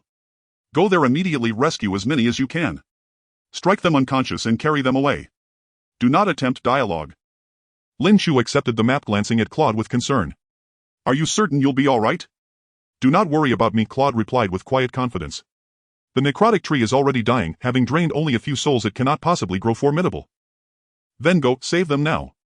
With that, Claude seized Lin Chu's tunic and hurled her diagonally forward. Why must you deliver me via this method? As the landscape blurred past her in rapid retreat, Lin Chu struggled to accept the sheer absurdity of it. Somehow Claude had propelled her into a sustained low-altitude flight, full 60 seconds, before she landed safely. Speed aside, it truly is astonishing. Consulting her system for directional guidance, Lin Chu simultaneously summoned memories of the Staren Moon Goddess to select an appropriate spell and hastened toward the necrotic tree's grand site of mass delusion. Across the wasteland, over 100 inheritors staggered mindlessly toward the necrotic tree. Ehe, soft, tender. I am the Celestial Emperor. I shall subjugate all enemies beneath heaven. Trailing behind the entranced throng, 2 unafflicted players crept furtively along. From within a thicket, Li Luo turned to his closest friend Chen Fifan. Brother Fifan. I fear we may lack the strength for this. Chen Fifan clenched his teeth. If we don't seize this chance, how will we survive here at all? Perhaps we remain unenslaved and thus hold the rare opportunity to claim what others miss. Li Luo and Chen Fifan had been inseparable since childhood. By sheer coincidence, they both manifested in the same beginner village and had remained side by side ever since. That day a massive wave of players succumbed to the tree's influence, but thanks to their unique innate talents the two had resisted. Chen Fifan now gambled everything on uncovering the true source of corruption. Besides, he urged, we'll only observe from afar. If danger arises, we vanish instantly. Those survival squads have monopolized every prime hunting ground. Unless we take this risk, we'll sink to the very bottom. In this world there is no order. Life at the bottom is worse than death itself. Li Luo hesitated, then steeled his resolve. Fine. Let's do it. But only for a short while. I doubt I can endure much longer. Chen Fifan smiled faintly. Of course. We're adventurers, not martyrs. Brother Fifan, someone's coming. Li Luo glanced up and whispered urgently. Take cover. Chen Fifan drew forth a fractured talisman. Immediately a subtle shimmering resonance enveloped them both. A miscalculation, the creature was mobile. Watching Lin Chu sprint relentlessly from the distance, Chen Fifan felt a pang of disappointment. Let's observe a little longer. Retreating now would draw attention. Li Luo nodded and activated his interface, ready to record. Data on new monsters or NPCs held great value. Someone might even pay handsomely for such intelligence. Lin Chu stared in astonishment at the sheer number enthralled. So the necrotic tree possessed genuine power after all. Hypnotic mist consumes arcane energy to disperse a specialized mist in a designated direction. Targets exposed accumulate hypnotic resonance proportional to their resistance. Once saturated, they fall into the abnormal state, slumber. One of the Staren Moon Academy's offerings to the Staren Moon Goddess, cherished for its ethereal beauty yet tragically instrumental in what followed. A peculiar description. Without further deliberation, Lin Chu scattered the powder from her palm. East of the river 30 years, west of it another 30. Never scorn the youth, zzz. Never scorn the middle-aged, zzz. Never scorn the elder, zzz. Mom. I can't tell, I truly, zzz. Big brother, don't sleep me, I'm awake, zzz. This is part of the plan, zzz. Lin Chu frowned.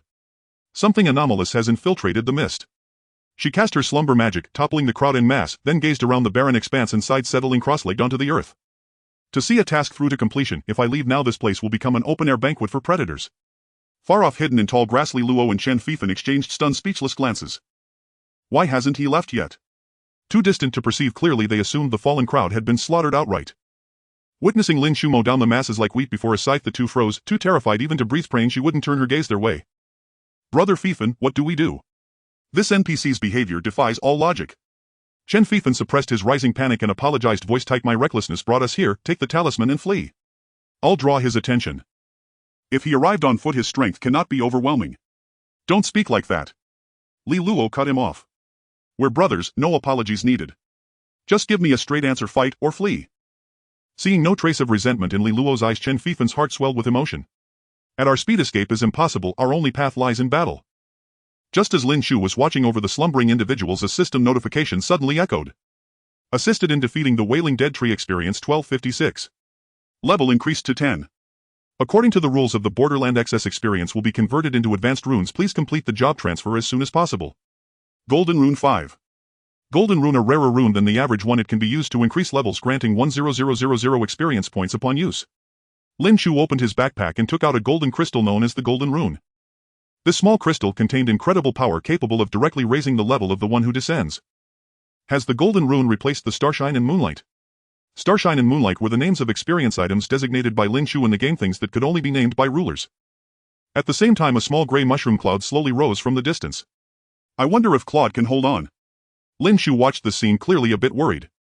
It's probably best to go take a look, but these people are currently under the dual control of the dead tree and me. Waking them up forcibly might be detrimental to their heads. Just as Lin Chu was in doubt, two figures suddenly emerged from the grass in the distance. NPC. Today my brother and I will fight you to the death. Lin Chu. Seeing the two who appeared indifferent to life and death, Lin Chu immediately spoke up. I am a player from 233 Newbie Village, can we communicate? Lin Chu noticed that the two still retained some semblance of rationality. It seemed they had simply misunderstood. What? You are a player. Li Luo and the other person looked surprised, then stopped in their tracks. No joke, who would want to die? Seeing that Lin Chu clearly had no inclination to attack and noticing the absence of blood around Li Luo and the other person, felt somewhat relieved. Li Luo, surprised, said 233 village. Is that the 233 village that first cleared the dungeon? Yes, I am by E. Lin Chu nodded and showed a part of his personal information. So you are the esteemed Bai Yi. Blocking Li Luo, who wanted to continue the conversation, Chen Fifan said with a serious expression, so you are the big shot from 233 village. I wonder why you hypnotized the players from 221. One person takes down over 100, and even though those over 100 had no capacity to resist, it is not something that can be done easily. In any case, 221 village definitely does not have such a strong player. Weakness is the original sin. To avoid being attacked by those from 233, Chen Fifan tried to appear as if he was communicating on equal terms, hoping to intimidate Lin Chu. 221, you must strive to level up and not waste the time I diligently fought for. Although I am oppressed in 221, if 233 colonizes 221, it might be even worse than the current situation.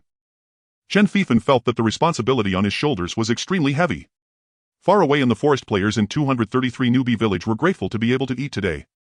Lin Chu, however, was completely unaware of the issues with Chen Fifan's rhetoric. After all, since his arrival, everyone had treated him as an equal. Of course, those like Wang Chang who wanted to engage in unequal exchange had already looked down upon Lin Chu. I am also 1 in 10 million, why don't I feel oppressed? Lin Chu pointed towards the distant mushroom cloud. Just now our team was challenging a world boss. As a result, the boss weakened, wanted to eat people to recover health, and unexpectedly affected you all. I specifically came to stop them from delivering themselves to death. Since you all are here now, these people will be left to you. Chen Fifan and the other person looked stiffly at the distant mushroom cloud. Are we playing the same game? 3 days into the traverse, some are still catching rabbits while others have already defeated world bosses. This is not even in the same dimension. Watching Lin Chu quickly leave, Chen Fifan and the other exchanged glances at the sleeping individuals on the ground. Delegating the task of watching over the players to others, Lin Chu immediately spurred his mount towards the location of the dead tree. By the time Lin Chu arrived at the ruined town, it had completely transformed. A large amount of gray-black gas was swirling within the area of the ruined town, resembling a ghostly realm.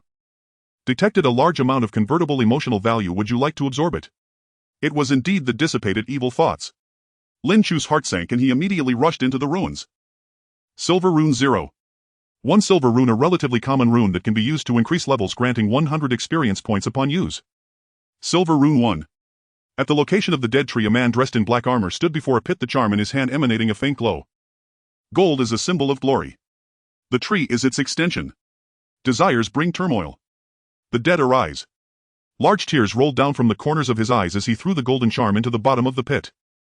This is the tree hunt, may you sleep peacefully. Claude made a symbol over his chest. May the goddess protect you. Senior Claude. Lin Chu arrived at the center of the town, sweeping away the surrounding black mist. Why have you returned? Claude turned around, his face marked with 2 distinct tear streaks. I was worried for your safety. Senior Claude, are you okay? Seeing Claude's current appearance, Lin Chu instinctively took 2 steps back. Claude stepped forward 2 steps. Lin Chu stepped back 2 steps. Claude followed, looking irritated. What are you hiding from? If you leave me in the Wailing Mist range again, I might really be done for. Oh. Lin Chu hurriedly stepped forward 2 steps at these words. You kid. Truly has extraordinary talent. Looking at the now empty Wailing Mist, Claude clicked his tongue in wonder. This is not a good place to chat, let's talk while we walk. As Claude walked toward the exit, he pointed at the surrounding black mist. This black mist is what I refer to as the Wailing Mist, the remnants after killing the dead tree. And the dead tree is the enemy of the golden tree, the enemy of the entire borderland. Saying this, Claude looked at Lin Chu with great expectation. Your talent seems to be destined for the destruction of the dead tree. Are you willing to join the tree hunt? After saying this, Claude added, all kinds of professions exist in the tree hunt organization. If you aim to become a mage, you can also find your desired profession there. To be a mage with a tailor-made dead tree, isn't that heaven? Lin Chu was very satisfied with this profession, but just to be safe he still asked, what about freedom? Seeing Lin Chu's interest in joining, Claude's face revealed a fervent expression. The tree hunt only hunts the dead tree. As long as you can control the dead tree you will have complete freedom. For example me, Claude pointed at himself. I have spent 10 years with this dead tree and all I have to do each day is to come take a look. The rest of the time I drink in Hurricane City. It's almost equivalent to a paid vacation. Moreover, if this hunting is successful I will gain an entire year's additional vacation time. Lin Chu couldn't help but exclaim. Ha ha. That's because I have enough strength to suppress it. But for you it should be even easier. Claude patted Lin Chu on the shoulder, his face full of envy for the one favored by heaven. After hearing Claude's introduction, Lin Chu nodded and said, if nothing unexpected happens I should join the tree hunt. Great. Then I will wait for you in Hurricane City. Claude handed Lin Chu a golden charm. When you arrive at the tree hunt show this charm and you can join. Also, although you are extraordinarily gifted it's best not to overly expose your talent, as in the Borderlands some people have been researching methods to target the dead tree. Your talent is too extraordinary and I worry that some extreme individuals may pose a threat to you. You can focus on developing in the tree hunt for now, and once you have sufficient strength you can do as you please. As for the location of the tree hunt I will provide you with a map. 10 million beings have descended into the Borderland. I must report this news as soon as possible. Claude said apologetically, therefore I must leave early. No problem. Lin Chu replied, I also have some things to attend to and will probably take some time before I can go to Hurricane City. Outside the ruins town, Claude paused. Killing the dead tree dropped some good items. I hadn't had the chance to pick them up before you arrived. They should still be in that big pit. Lin Chu nodded. I understand, then I will take my leave here. I am heading back. Watching Lin Chu disappear around the corner of the ruins, Claude revealed a gratified smile. Under the radiance of the golden tree, Claude vanished. At the deep pit of the dead tree, Lin Chu minimized the range of his emotional absorption ability and reached down towards the bottom of the pit. After all, if he accidentally purified everything here it would be dangerous for himself. Heart of the dead tree blue, a precious material that can be used for medicine and weapon forging. Silver rune 699. Golden tree charm 3, a charm containing the blessings of the golden tree capable of enhancing mental resistance and reducing erosion damage. It is equipment that members of the tree hunt never part with. This charm. Lin Chu picked it up, feeling a ripple in his heart. I hope I'm overthinking this. After packing up the items, Lin Chu exited the ruins only to find it was already noon. As for how Lin Chu kept track of time, it could only be said that the brightness of the golden tree adjusts automatically, barely allowing for a rough estimate. Having not slept all night, Lin Chu felt utterly exhausted. After taking out the map and making a brief assessment, Lin Chu headed toward the direction of the newbie village. As he walked, Lin Chu saw Via by the campfire again. Good afternoon, Via. Lin Chu waved with a smile and Via also rose warmly. It seems that in just a day the guest has made some good gains. Thanks to you the harvest has been quite good. Lin Chu pointed to the intel, indicating the price. I'll buy that intel. 500 runes. Via handed over the intel. If you have more precious silver runes, just 4 will do. Although I do have silver runes, they are meant for future upgrades, so Lin Chu opted to pay with ordinary runes instead. After bidding farewell to Via, Lin Chu walked along the forest path holding the intel. Document about the potion vials in the northern part of the Breeze Plains near the third church of the Star and Moon. It is said that there are still potion vials capable of restoring life and spirit, but be cautious of the monsters guarding the church. A potion vial. Lin Chu looked at the intel in his hand, lost in thought. It seems I need to find a time to visit here. Lin Chu moved silently toward the novice village. Her presence concealed. Occasionally she spotted small animals resting in the shade and casually gathered a few runes. As her destination drew nearer, human footsteps and shouts echoed from not far away. Just as Lin Chu prepared to skirt around them, the hunters suddenly charged straight toward her. Hurry, surround it. Don't let it escape. And Gwen. Yes, you. Can't you keep up? And if the prey slips away, we'll all be drinking northwestern winds tonight. A torrent of shouted commands and curses erupted. Seeing evasion was impossible, Lin Chu lightly tapped her foot against the trunk, using the bark as leverage, then soared upward like a soaring bird, landing gracefully atop the canopy. With her current physical prowess and mastery of combat techniques, such a maneuver had become utterly effortless. No sooner had she steadied herself on the treetop than a massive deer burst forth from the undergrowth, its head crowned with 2 enormous antlers. And great horned deer, LV. 5 HP 320500, defense low. A normally docile herbivore, yet those colossal antlers are anything but harmless. Just yesterday this beast had demanded Lin Chu's full strength. Today it barely warranted a glance. Truly fortune favors the bold. And below, among the hunting party, a player gifted with throwing talent launched a distant strike at the great horned deer, slowing its desperate flight. In an instant a group of players clad in animal hides and armed with wooden clubs encircled the creature. In merely 3 days some humans had already reclaimed their confidence as apex predators of the jungle, a testament to humanity's astonishing adaptability. Having never witnessed such a coordinated hunt, Lin Chu watched with genuine curiosity, leaning comfortably against the trunk, utterly absorbed. Everyone, pay attention. Not one step further, and the burly team leader brandished his club in threat while roaring fiercely, and especially you. Gwen, if that deer breaks past you again, you're out of this team. Permanently at the edge of the formation, a gaunt figure stood, frozen eyes locked unblinking upon the great horned deer. Around him glances flickered, some pitying, others mocking, many indifferent. And realizing escape was futile, the great horned deer bared its terrifying antlers and lunged violently in one direction. That direction was precisely where Gwen stood guard. And the intelligent beast had chosen the weakest point in the line. And quick, don't flee. All of you block it together. At the captain's furious command, Gwen's comrades dared not disobey, they rushed instantly behind him. And none wished to risk themselves. If Gwen could hold the beast alone, he'd earn the lion's share of spoils. If he failed, one fewer mouth would divide the bounty, benefiting all. Watching Gwen stand motionless, offering no attempt to dodge, Lin Chu frowned in quiet bewilderment. Though the great horned deer now dealt only a dozen points of damage to her, for level 1 Gwen a single blow would surely end his life. Even if he somehow clung to a sliver of health, survival in the novice village, where medical care was rudimentary at best, would be nearly impossible. And are today's youths truly this reckless? She hadn't expected her rare moment of spectatorship to end in bloodshed. And damn it, Gwen, you're insane. Move aside. Someone finally cried out, but Gwen seemed deaf to the warning. His gaze burned with raw fury and bitter resentment as he raised his club, meeting the charging beast head-on. As the great horned deer bore down upon Gwen, about to send him flying, Lin Chu's brow furrowed. A single droplet welled from her pale, slender fingertip. And water bullet art. Boom, and 350 an absurdly high damage value flared above the beast. The unstoppable charge collapsed instantly, the colossal body crumpled to its knees, then crashed heavily before Gwen, raising a plume of dust. Only when the great horned deer lay fallen, its antlers a mere centimeter from his face, did Gwen realize he was drenched in cold sweat. His legs gave way and he collapsed backward, rigid and breathless. What? How did the great horned deer die so suddenly? And staring at the lifeless corpse, every hunter wore stunned disbelief.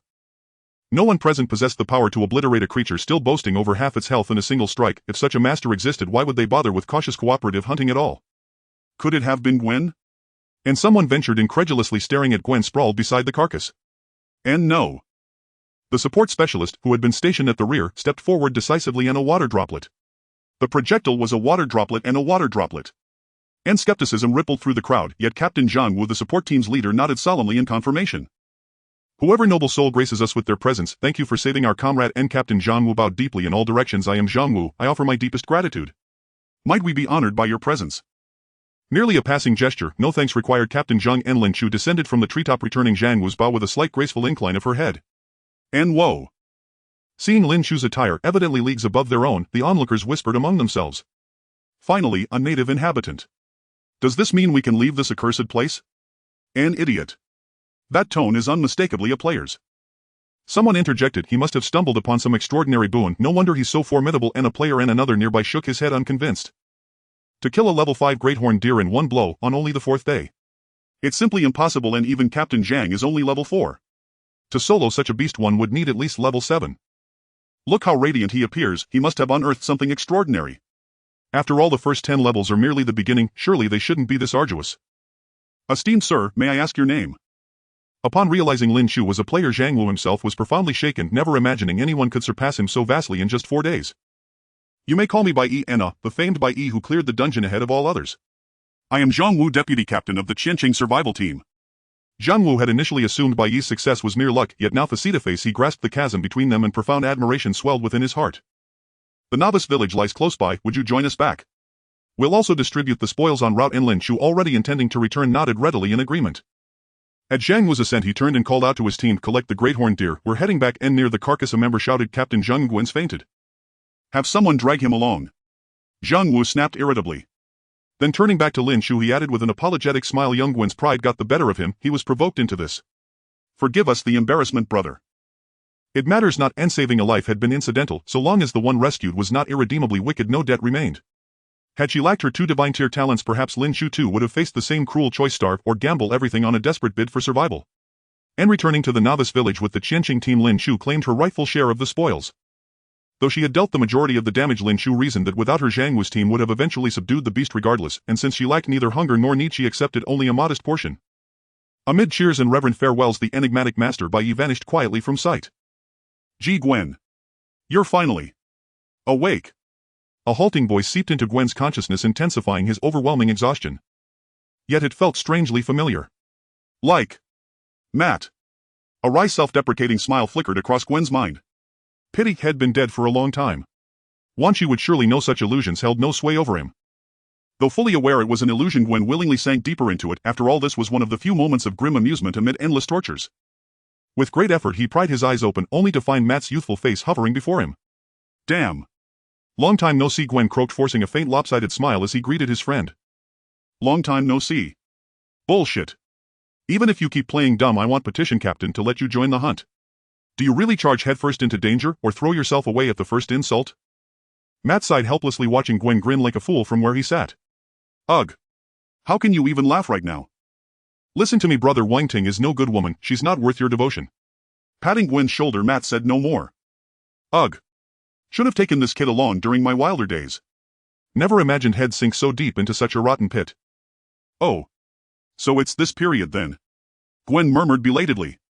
Don't worry, I'll kill Wang Ting myself right now. Seeing Gwen swing himself off the bed, Matt's heart lurched. Don't act rashly. If you've truly made up your mind, just cut ties, that's enough. There's no law here to protect you, they'll seize any chance to ambush you. In Matt's eyes, the unsettlement spineless Gwen suddenly bristled with razor-sharp intensity, every inch of him radiating defiance. Damn it, all this is just illusion anyway. Time to vent this pent-up fury properly. With a sharp shove, Gwen sent Matt stumbling aside and strode out the door, gripping a heavy club. Illusion. What the hell is that? Matt stared, utterly bewildered. Clearly this kid needed a sound beating. After a brief pause, Matt sprinted after Gwen's retreating figure. After all, they'd been brothers since childhood. No matter how foolish he got, he couldn't let him get killed. Moving with practiced ease through the wooden huts, Gwen stopped before one and brought his club down hard on its door. Thud. The flimsy, shoddily built timber splintered instantly. Inside, two figures locked in intimate embrace looked up at Gwen's intrusion and sneered. Well, if it isn't Gwen himself. What, come to grovel for forgiveness after handing over our giant antlered deer meat for nothing? Though Gwen appeared furious, his feeble strength posed no real threat to Wang Ting. Yang Wei. Wang Ting. Today marks your final day. Gwen snarled, lunging straight at them. Gwen, fight us outside. Combat's forbidden inside the novice village. Ah.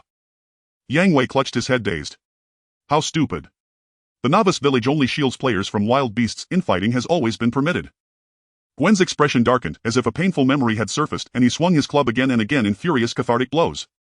So that's how it is. Then you're finished. Though caught off guard at first, Yang Wei quickly recovered, confidence surging as he seized his chance to counterattack. Gwen merely scoffed, shifted his stance fluidly, and evaded the strike with effortless grace. How did this guy suddenly become so slippery? Yang Wei scowled, refusing to believe yesterday's defeated underling could today turn the tables on him. Thud. Thud. Thud. The club rained down relentlessly upon Yang Wei's flesh until even his initial certainty crumbled into stark, humbling realization he was outmatched. You're just standing there watching. This kid's unnatural, get in here and take him down. Yang Wei bellowed toward the doorway, and four burly men charged into the hut. Yang Wei, did you really go impotent? The lead thug chuckled, eyeing Yang Wei's desperate parries. Go to hell, this kid's cursed. Stop him, now. Too preoccupied with saving face, Yang Wei shouted frantically. Got it. All four roared in unison, the cramped wooden hut instantly overflowing with bodies.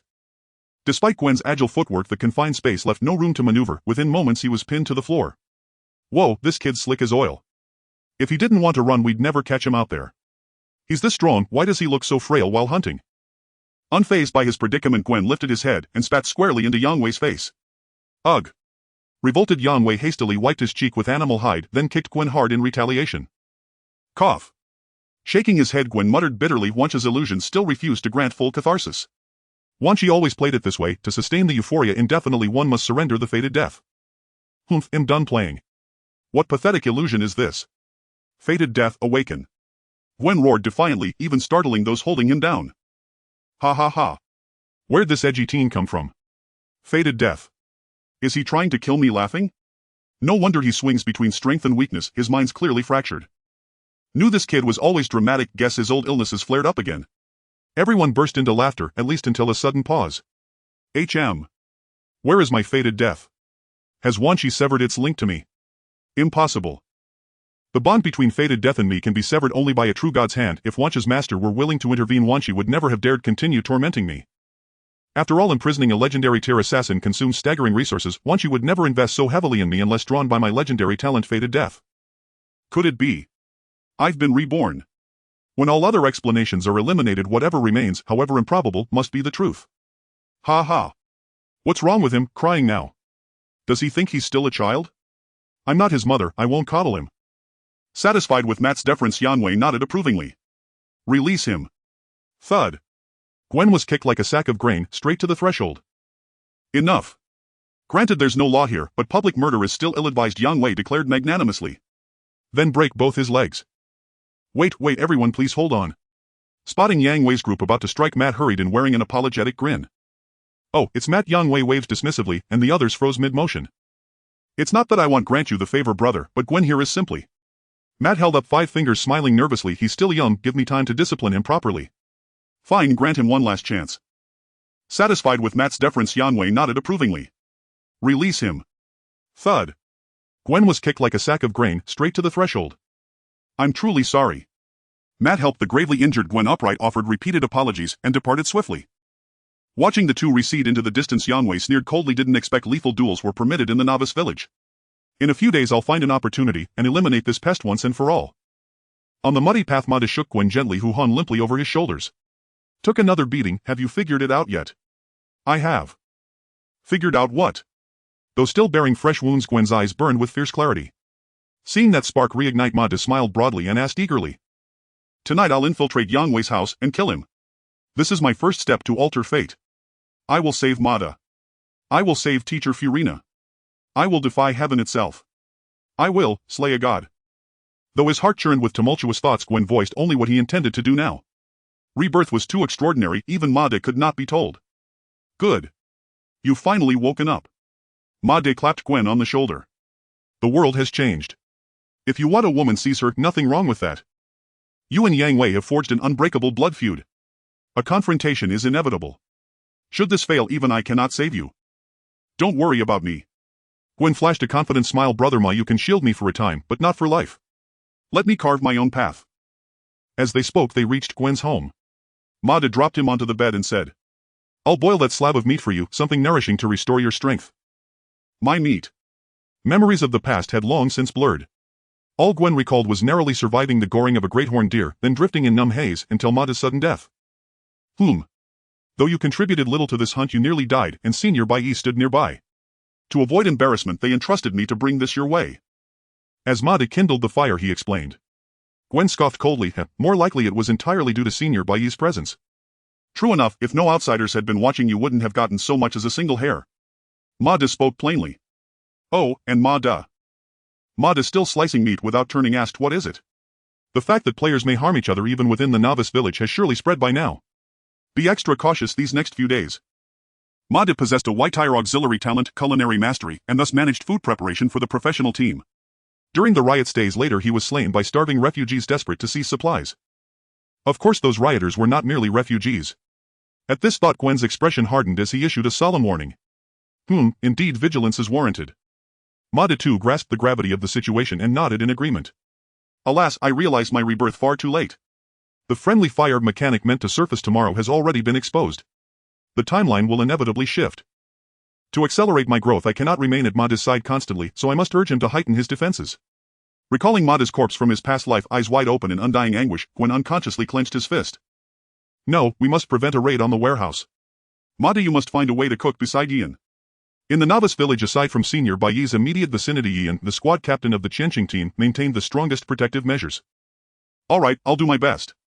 Seeing Gwen's intensity, Mada felt a quiet tension rise within him. Two blossoms bloom, two tales unfold. Lin Chu shook off several players attempting to tail her, shed her disguise and resumed her true identity, then hummed a tune while walking homeward. Without a little donkey I ride nothing at all. After deftly rounding a wooden cottage, Lin Chu froze mid-step, her cheerful mood shattered. Where's my house? Before her stretched a barren expanse. Dozens of wooden cottages, including hers, had vanished entirely. The system just assigned this place. I haven't lived here 2 days yet. How could it be gone? This dwelling carried no mortgage. Who dared demolish my home? After a moment's thought, Lin Chu hurriedly opened her interface to contact Zhang Imin. That man led a sizable group, among the highest ranked in Village 233, and surely knew something. Message history. 8:50 p.m. Zhang Imin, 8th people, is the senior present. Zhang Imin, 8th people, will you return today? Zhang Imin, 8th people, the Dire Wolf Survival Squad plans to dismantle deceased players' cottages for firewood. Your house stood unguarded, so I held them off for now. Please return as soon as possible. 10:40 p.m. Zhang Imin, 8th people, the Dire Wolf Brooks, no reason. I rescued your belongings. If you make it back, collect them at address parcel 233,110. Zhang Aimin had contacted her earlier. She'd stayed up all night battling spirit trees and missed the messages entirely. Senior by Lin Chu understood. Thank you for your assistance. After replying, Lin Chu set off toward the address Zhang Aimin provided. A player's inventory had strict capacity limits. Her wolfhide sleeping bag and dried meat strips remained inside her cottage. To wrest those items from the so-called dire wolf, Zhang Aimin must have exerted great effort. Dire wolf, is it? Touch my home and I'll turn you into carrion before dawn. Compared to felling trees or gathering firewood, dismantling ready-built cottages proved far more efficient. As she walked, Lin Chu noticed the novice village had grown markedly emptier. 625-1000. Never imagined so many had perished already. It was hunting hour. Those bold enough had already ventured out. Those awaiting death huddled near the bonfire at West Gate or stayed sealed within their cottages, leaving the narrow streets eerily silent. Guided by the system's map interface, Lin Chu arrived at Zhang Aimin's territory. Knock, knock, knock, knock. Enter. She pushed open the wooden door and stepped inside. A crude platform built from stacked logs occupied the center of the room, surrounded by piles of assorted clutter. A young man clad in animal hides bustled about inside. He turned his head. Senior, what item may I retrieve for you? Oh, I lost my cottage. Your Captain Zhang instructed me to collect possessions left behind there. What's the parcel number? 233,110. Please wait a moment. He jotted down the number, then vanished into the cluttered maze. Feels like picking up a courier package. Muttering inwardly, Lin Chu leaned against the wall to wait. Yours was easy to find, right at the front. Moments later, the youth emerged hauling a large bundle. Your team's benefits are truly generous. Each member receives so much. He placed the goods upon the table, his face alight with envy. That dried meat was hard currency, real tangible value. Producing such a haul at once would sting even the most powerful squad captains in the village. To him, Lin Chu was undoubtedly a high-ranking officer of some elite faction. Lin Chu offered no rebuttal, merely lifted the wolfhide sleeping bag, then pointed to the remaining jerky. Keep the rest. Consider it a donation. What? Donated, to us. Staring at the mound of dried meat, the youth wore an expression of utter disbelief. Yes, I'm carrying too much. Take it and use it well. In this age of universal struggle for survival, someone donates food because their inventory is full. What staggering resources must they command? Ignoring the stunned youth, Lin Chu rolled up the sleeping bag and departed. Emerging onto the street, she cradled the bundle, adrift, uncertain where to rest. Her home was gone, she had nowhere to lay her head. Fine. Find someone who knows where the dire wolf's base lies, and march straight into demand shelter. Just as Lin Chu resolved to retrace her steps and inquire about the dire wolf's location, the system chimed again. Oh. So the system notification has a vibration feature. No wonder I didn't notice it yesterday. After all, casting magic does have a certain recoil, and such a slight vibration is hardly noticeable. Lin Chu opened it to find it was Zhang Aimin. Zhang Aimin assistant, is the big shot back? Zhang Aimin assistant, does the big shot need a place to stay? I still have a few vacant rooms, would you like to use one for now? By Lin Chu, no, I plan to head to the wolf territory. Zhang Aimin assistant, the wolves are a hunting group without logistics. If you go now, you'll find nothing, and besides, fighting is not allowed in the novice village. Even if you're in the right, it would be hard to carry out your plans. Zhang Aimin assistant, why not rest for a night, and after I return, I'll inquire about the wolves' movements. Tomorrow, we can teach them a lesson. By Lin Chu, that makes sense, then I'll trouble you, Captain Zhang. Zhang Aimin assistant, not a problem. Please wait a moment in front of the item distribution building, and I'll have someone take you to your new room. By Lin Chu. After waiting at the door for a while, a survival team member rushed over. Excuse me, are you Mr. Bai? Lin Chu nodded, and the person continued, please follow me. Following the guide to the residential area of Aimin's survival team, many houses were already vacant, indicating considerable casualties. The captain said you can choose freely. The guide took out a wooden plaque after moving and hanged this plaque on the door to indicate that someone is here. Taking the plaque, the guide took his leave. The wooden houses provided by the system were quite similar, and Lin Chu directly chose one nearby to settle in. After a quick meal, Lin Chu went to catch up on sleep. In the afternoon. Ugh. Stretching comfortably, Lin Chu rubbed his eyes and lazily got up to wash up. Looking at the intensity of the light outside, it shouldn't be long until evening, and the survival team was likely arriving soon. Sure enough, just as Lin Chu expected, a commotion soon erupted outside. Today's luck is good, dinner is secured. That's great, but aren't there more and more magical beasts around? If it weren't for the captain's good command today, we would probably. Yeah, it's only because of the novice protection that we are safe. If the barrier disappears, can we really survive in this perilous forest? With those words, the survival team members began to worry. All right. Don't worry, where there's a will, there's a way. The magical beasts around are mostly low-level, and we should not be far from the civilized border. We are actively exploring, and I believe we will find a way out soon. Seeing the team's anxious expressions, Zhang Aimin clapped his hands and encouraged them. The captain is right. We should strive to explore instead of giving up easily. The aroma of grilled meat wafted from the campfire and the surrounding team members abandoned the topic, choosing to enjoy the present moment. After handling matters within the team, Zhang Aimin headed to Lin Chu's wooden house for a visit. Knock knock knock, please come in. Zhang Aimin opened the door and saw Lin Chu fiddling with a gray-green wooden stick. Good evening, Brother Lin. There were quite a few matters in the team that delayed me a bit. Zhang Aimin sat down by the campfire, appearing somewhat fatigued. Lin Chu set aside the necromancer's heart he was holding. I apologize for troubling you, Brother Zhang. Please tell me more about the wolves. Zhang Aimin waved his hand. No problem. The wolves are one of the 3 major organizations in our novice village. The 3 organizations are my own survival team for assisting the people Yan's Thousand Cities survival team and Wang Lang's wolves. Since the establishment of the wolves, they have acted recklessly, often robbing solitary players while out, and their practice of burning down the houses of deceased players was initiated by them. As they are all individuals who eat well without worrying about their families, hardly anyone dares to provoke them. After saying this, Zhang Aimin paused. Wang Chang is Wang Lang's brother. Although there is no concrete evidence proving that you killed him, Wang Lang has never cared about such things. Wang Chang's brother. Lin Chu frowned slightly. If I dealt with the younger one, the older one is bound to come looking for trouble. This is quite troublesome. I'll find time to resolve this tomorrow. I'll send someone to track them tomorrow. Zhang Aimin nodded, but then he expressed some concern. Most members of the wolves are desperate individuals and their combat prowess is likely much stronger than ours. This battle won't be easy. However, if we let the wolves grow unchecked, the entire novice village will be shrouded in their shadow. I remember Yan from Thousand Cities also has intentions in this regard. Tonight I'll pay him a visit. If we can join forces, that would be even better.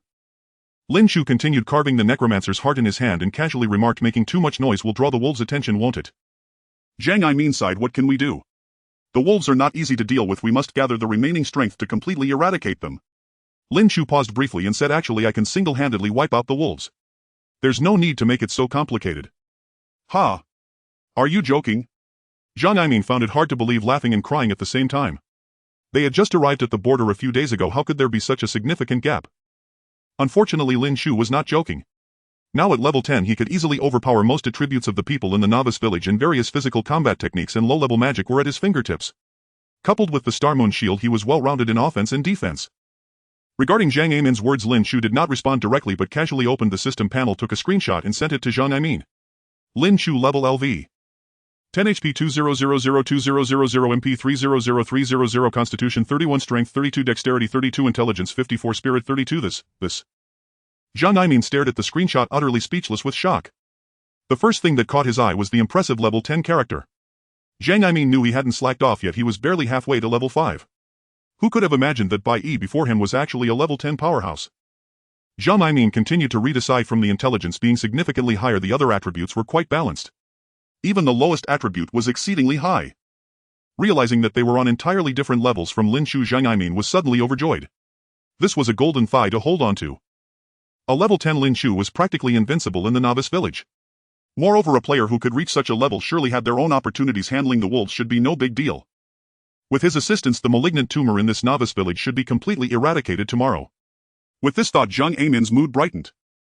In that case, Brother Lin, you should rest early. I have things to attend to, so I won't disturb you. Not at all, Captain Zhang, take care. After seeing Zhang Aimin off, Lin Chu continued to work on the necromancer's heart he had acquired from killing the necromancer tree. Lin Chu planned to craft it into his first staff for early stage use. In the humble environment of the novice village, compared to the ore materials that require smelting and forging, the necromancer's heart, which only needed slight processing to be usable, was very timely. As for the various complex magic circuits, isn't it just a matter of having hands? Lin Chu, just awakened from sleep, felt no fatigue and sat down by the campfire, diligently carving away. 3 hours later. Lin Chu looked at the staff in his hand and nodded in satisfaction. Necromancer's Staff, Blue Level Limit LV. 10 A staff made from the necromancer's heart, granting special bonuses to necromancy spells. Magic damage 90. Combat skill Necromancy. Each time a kill is made, the bonus to necromancy spells will be further enhanced with a maximum additional bonus of 50. The necromancer's staff is approximately 1.5 meters long. The thickness of Lin Chu's forearm entirely dark green, cool to the touch and emanating an ominous aura. Not bad. After playing with the necromancer's staff for a moment, Lin Chu happily stowed it away. I shouldn't waste the leftover scraps. I can upgrade the statue with them. In the past I had to make do, but compared to the aesthetically unpleasing wooden block, a finely crafted wooden carving is much more appealing. After a little processing, a palm-sized statue of the goddess of star and moon was placed back on the table. Not bad. After playing with the necromancer's staff for a moment, Lin Chu happily stowed it away. I shouldn't waste the leftover scraps. I can upgrade the statue with them. Night headquarters of the Qiancheng survival team. Oh. Can players engage in death matches in the novice village? After hearing his subordinates report, Yan's expression changed slightly. Yes, this afternoon Gowon suddenly came to trouble me for no reason. If it weren't for the mutual support of our brothers, it could have been a matter of life and death. Yang Wei said with a face full of grief and indignation, Captain, you must stand up for me. Yan waved his hand and said, all right, I know who suffered the loss. Besides you guys, who else knows about this? Yang Wei said, none of us dared to tell outsiders, but Gowon might not be the same. This matter must not be spread. I will call Gowon over shortly. Understood. Yang Wei showed a look of joy and left the room. After sending Yang Wei off, Yi sighed inwardly. The evil wolves had already proven that killing players would also grant experience points. If killing was not forbidden in the novice village, then players would be much easier to deal with than wild monsters. It seems there will be major personnel changes ahead. Rubbing his temples, Yi got back to work. In Gu Wen's room. Understood, I will be there soon. After replying to Yan's message, Gu Wen revealed a smile filled with determination. The rise of this generation will start with the annihilation of the evil wolves. The next day. After the passage of time, the traversers from Blue Star had already accepted the reality at the border. Some ventured out of the novice village to hunt, while others lay by the bonfire in the west of the village waiting for death. Yet this day, which should have been no different from usual, was permeated with an unsettling atmosphere. 3 survival team members rushed out of the novice village, but upon closer inspection it became evident that these 3 teams seemed somewhat out of place. It appeared to be quite a commotion, yet the number of people was not large. At the base of the people's survival team. Captain, the evil wolves did not venture out today, they just pretended to linger outside for a bit. If it weren't for my extraordinary talent, I might have been fooled by them. Did not venture out. Zhang Aimin, upon receiving his subordinates' report, headed towards Lin Chu's wooden cabin. The evil wolves' mercenary group. After last night's practice, I can assure you all, the leader of the evil wolves, Wang Lang, revealed a cruel smile. This so-called novice village does not stop players from fighting each other. And now we are trapped in the deep mountains and forests. Once the protection period is over, how many of us will survive? Wang Lang surveyed the crowd, and everyone he saw raised their weapons with fervor. So, it is time for those weak, dying players to unleash their last sparks. We must unleash a massacre in the novice village. As long as we reduce the total number of players in the novice village to below 300, we will be transferred to another novice village. Once we find the natives, there will be plenty of food and beauties. Oh.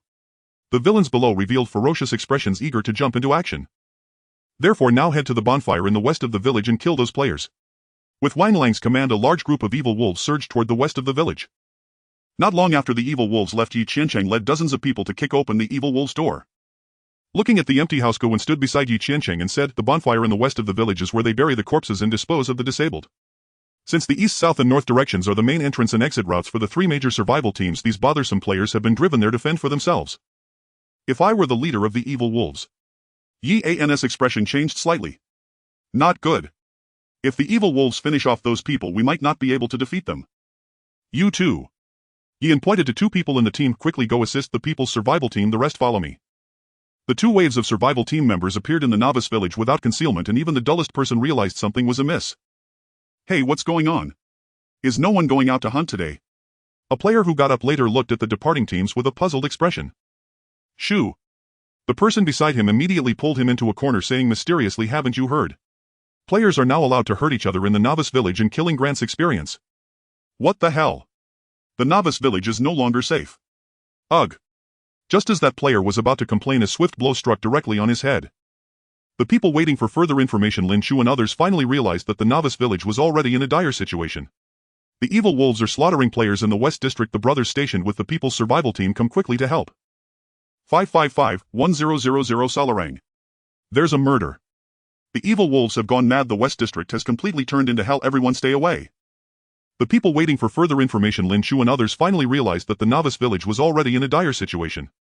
The evil wolves are slaughtering players in the West District. The brothers stationed with the people's survival team come quickly to help. Pushing open the door, the originally panicked messenger was stunned in place. The elite members of the people's survival team were gathered together, and Zhang Aimin and the master of the Baiyi were both looking at him. So, Zhang Captain and Baiyi Master didn't go out today either. West District. Quickly go to the West District. Zhang Aimin shouted angrily and rushed out. Thinking he could catch the evil wolves off guard, he didn't expect to be among the last to react. Looking at the images shared in the system group, a raging fire ignited in Zhang Aimin's chest. Compared to the players running underground, Lin Chu, using the surrounding buildings and his strong physique, swiftly vanished from sight. Watching the figure disappear into the distance, Zhang Aimin let out a slight sigh of relief. With Lin Daolao taking action, the losses will surely be minimized. In the West District. The already sparse buildings in the West District were completely engulfed in flames and cries of despair filled the air. In the large square, the remaining players were forced into a corner by the evil wolves struggling to hold on. Jia Jia. You worthless beings, it would be better for you to become a part of my strength than to live here in misery. Wang Lang smashed the heads of those being brought over, feeling the surge of power, and let out a mad laugh. Meanwhile, the evil wolves surrounding the crowd had red eyes resembling a loss of rationality. And indeed, Wang Lang, driven by his talent, had thoroughly brainwashed his team members in this frenzied atmosphere. Opening the system panel, a blue hue appeared before Wang Lang's eyes. Passionate speech. Blue, you find it easier to persuade others. The more fervent the atmosphere of your speech, the greater the possibility of persuasion turning into control. If it weren't for this, how could these evil wolves possibly deliver the experience points right to Wang Lang's mouth? Almost at level 7, it's a pity I discovered it too late, wasting a batch of experience. Looking at the rapidly rising experience bar, Wang Lang displayed a satisfied expression. Once I've killed all these people, the other two teams combined won't be my match. With such great talent and an unstoppable army, who can stop me in the novice village? A surge of ambition welled up in Wang Lang's heart as he seemed to foresee a bright future. Wang Lang's expression shifted subtly as he sensed the fervor around him wane, ominous proof that the wolf pack was suffering attrition. Too slow to kill. They won't last much longer. Glancing at the player pinned before him, Wang Lang dismissed the thought entirely. Hasty footsteps echoed. The Yi Arnold squad arrived first at the battlefield. It's the wolf pack, stop them now. A rabble of amateurs. Sneering at the faltering morale of Qiancheng's survival team, Wang Lang crushed the skull beneath his boot. Surrounding Wolfpack members bared bloodthirsty grins.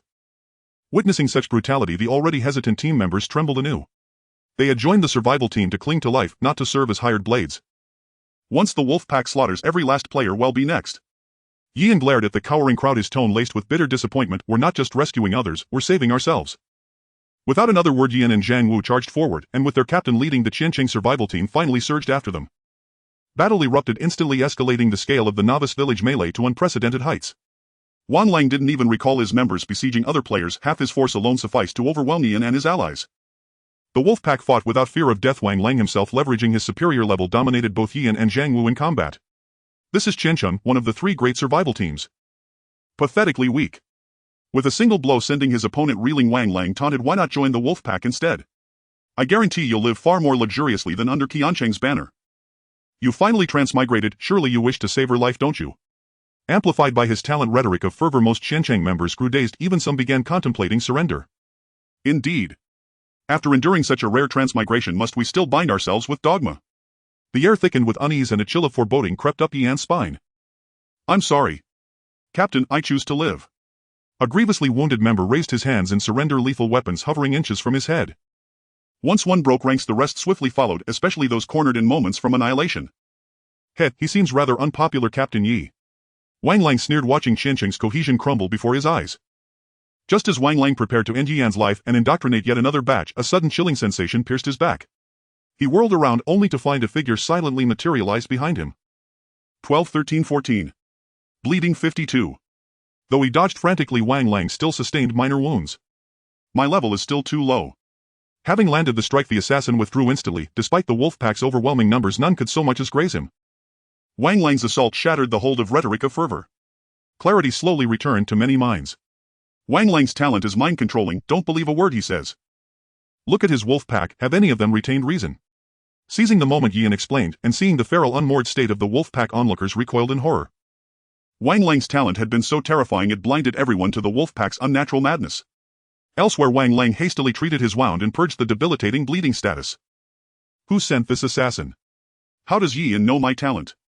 As events spiraled beyond his control, Wang Lang's face darkened. A memory flashed. Wang Lang turned sharply toward the wolf pack members still encircling the disabled group. Nearly half were gone. The assassin had infiltrated the disabled group unnoticed, leveling up through stealthy ambushes, and now had dared strike him directly. I should have noticed earlier, but just as I detected the attrition, Yian drew my attention. I've been played. Meanwhile, Gowon slipped through the wolf pack's ragged encirclement like an eel. For a legendary tier assassin, escaping such a porous siege was effortless, akin to breathing. Indeed, the assassin who struck Wang Lang was Gowon. As Wang Lang suspected, slaying players was far easier than hunting beasts, but while Wang Lang hunted ordinary players, Gowon hunted the wolf pack itself. Gowon, why not eliminate more wolf pack members? Yian asked, puzzled. Wang Lang is no pushover. Pushing further would expose me. Better to strike swiftly while he remains unaware, degrading his condition before he catches on. After this concise explanation, Go Win's expression hardened. Wang Lang still holds hidden cards, underestimate him at your peril. I'll vanish into the shadows and wait for the perfect opening. With that, Go Win melted into the crowd, gone without a trace. Only a vanished assassin commands true dread. Never imagined this novice village would harbor such hidden masters, let alone a master of assassination. Wang Lang swept his arm wide, the fractured formation instantly recoalesced, shielding him. Then from his inventory he drew forth a stone axe towering nearly as tall as a man. Wang Lang possesses a proper weapon, this is dire. Yan and his comrades paled, realizing he'd merely toyed with them all along. Armed, Wang Lang's power surged by a full tier. Yan and his allies, who'd barely held their ground, now teetered on the edge of annihilation. Only Wang Lang's lingering vigilance against Go Win's next strike kept them alive. Damn it, I should have brought Zhang. Now this novice village may fall irrevocably into Wang Lang's grasp. Despair flooded Yan's heart, he never imagined dying in the very birthplace of his new life. In stark contrast, Go Win, hidden in the shadows, remained utterly unruffled. In my previous life, Wang Lang slaughtered nearly the entire birth village, reaching level 8, yet still fell effortlessly before a master of 100 arts. Now he's merely level 6. No cause for concern. Back then I never witnessed the master's true strength, how formidable might he be now? Just as Yan and his comrades fought desperately, Wang Lang, who held absolute advantage, suddenly disengaged. What's happening? Though spared, his abrupt withdrawal sent chills down every spine. Boom. Blood sprayed violently, feral energy exploded across the battlefield. Wang Lang had leveled up. Frustrated by the stalemate, he redirected his slaughter inward, turning on his own subordinates.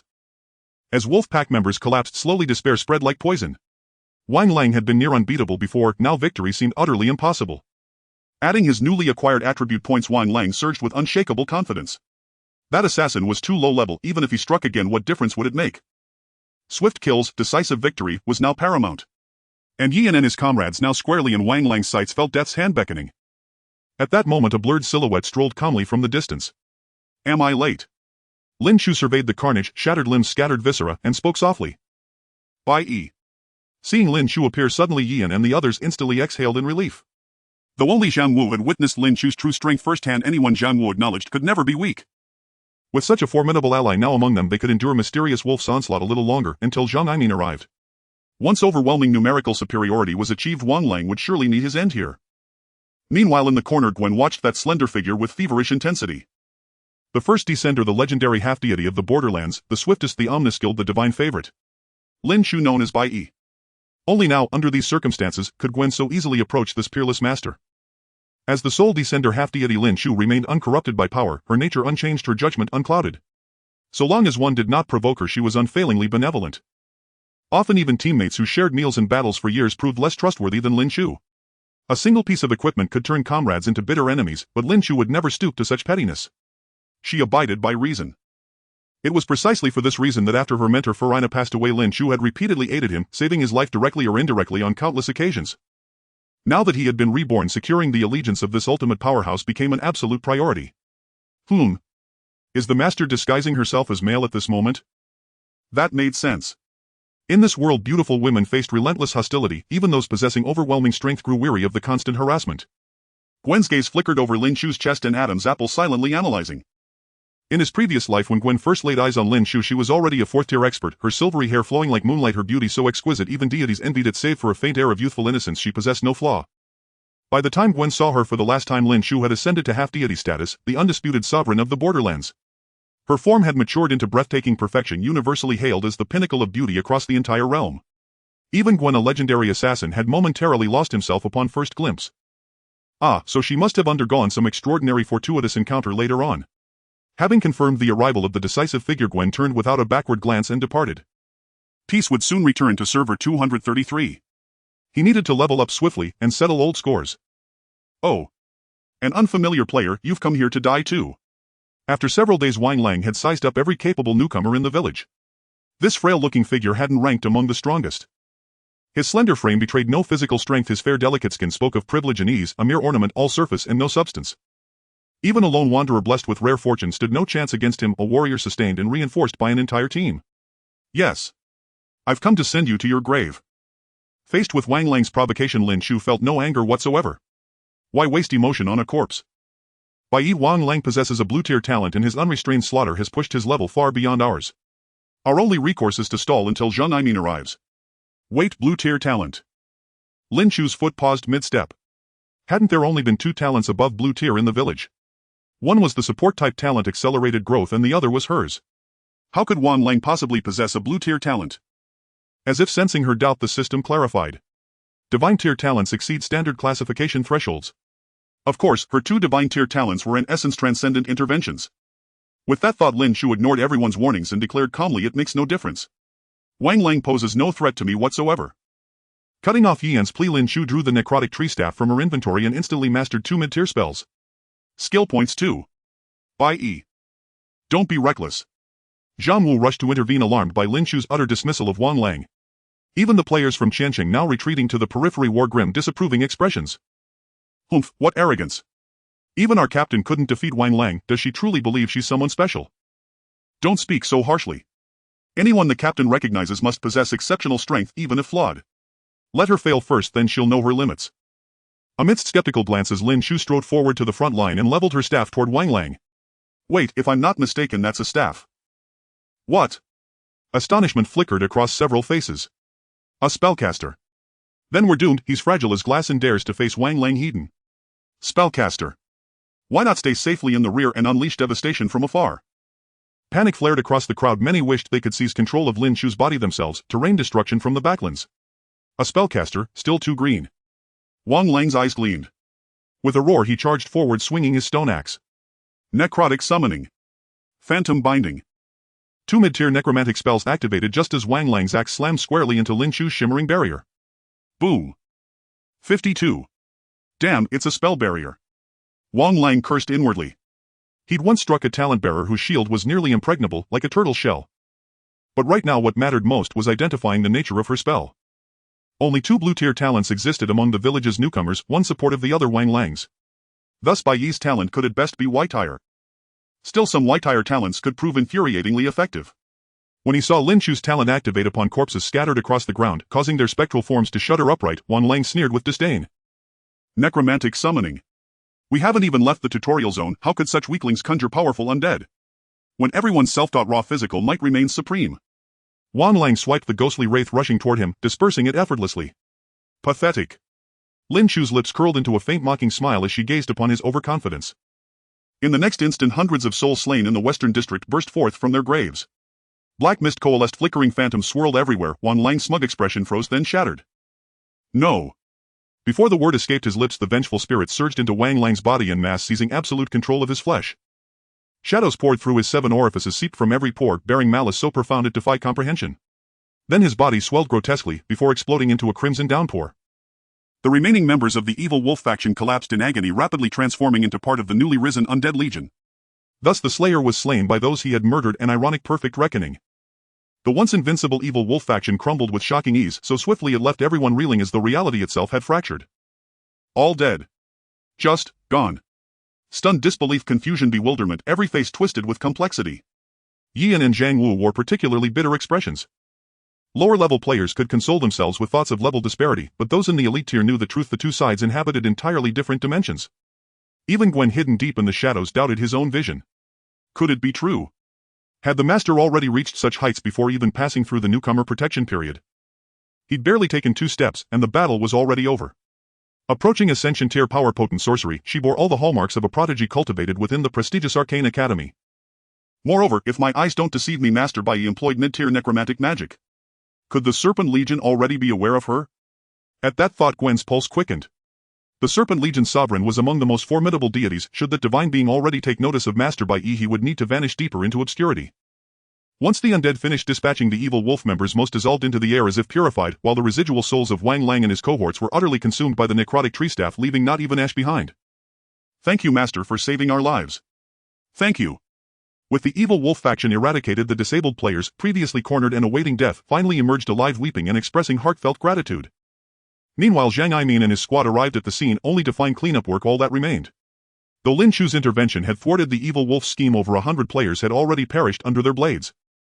In the rebuilt Western District, a small council convened, attended by the leaders of the 2 largest guilds and representatives elected ad hoc by the district's residents. Wanlang's brutal massacre within the village had dealt the Western District a devastating blow. Players who had resigned themselves to death now scrambled to reclaim whatever autonomy remained. They had initially intended to nominate Lin Chu as their representative, yet her fiercely independent spirit rendered her wholly unwilling to shoulder such administrative burdens. The matter quietly lapsed. 336-1000. In the aftermath, several critically wounded players succumbed, leaving the survivor count fixed at this precarious number. A few more deaths would allow safe transfer to another nascent village, but once the newcomer protection period expired, this dwindling population would stand no chance surviving the merciless forest. This dilemma formed the core of the council's deliberation. Yian opened the discussion. With 2 days remaining until the newcomer protection period ends, we must decide, do we stay or do we go? Where would we go? And how could we possibly hold this ground? Zhang Aimin replied, wildlife around the nascent villages grows increasingly aggressive. Without the protective barrier, survival in the savage wilderness is impossible. We must locate a new place to rebuild our home. That much is obvious. The Western District's representative, a veteran player recently retired from frontline duty, knew full well the perils beyond the village walls and voiced no objection. Therefore, we must locate an exit from the forest within these 2 days. We'll do our utmost, but terrain here is treacherous and certain high-tier beasts' territories must be circumvented. Mapping will take time. We must prepare to defend our position. Voices overlapped, and within moments the group had drafted a concrete plan for the coming days. Oh, one more thing, Yian added, recalling something. Should we inform Bai Yi about this? With her involvement, matters would resolve far more smoothly. Indeed, Zhang Aimin agreed. I'll make every effort to consult her, but you understand Bai Yi operates on a plane far beyond ours. We may simply lack the standing to claim her time. Understood. Understood. Both the Western District representative and Yian nodded solemnly. To reach her current level, Bai Yi must have devoted herself relentlessly to cultivation. Her time naturally was too precious to squander on mundane affairs. Meanwhile, Lin Chu, who was busy leveling up, was staring blankly at the system panel. Name: Lin Chu. Game nickname: Bai Yi. Game ID: 123,333. Level: LV. 10. 100 not transcended.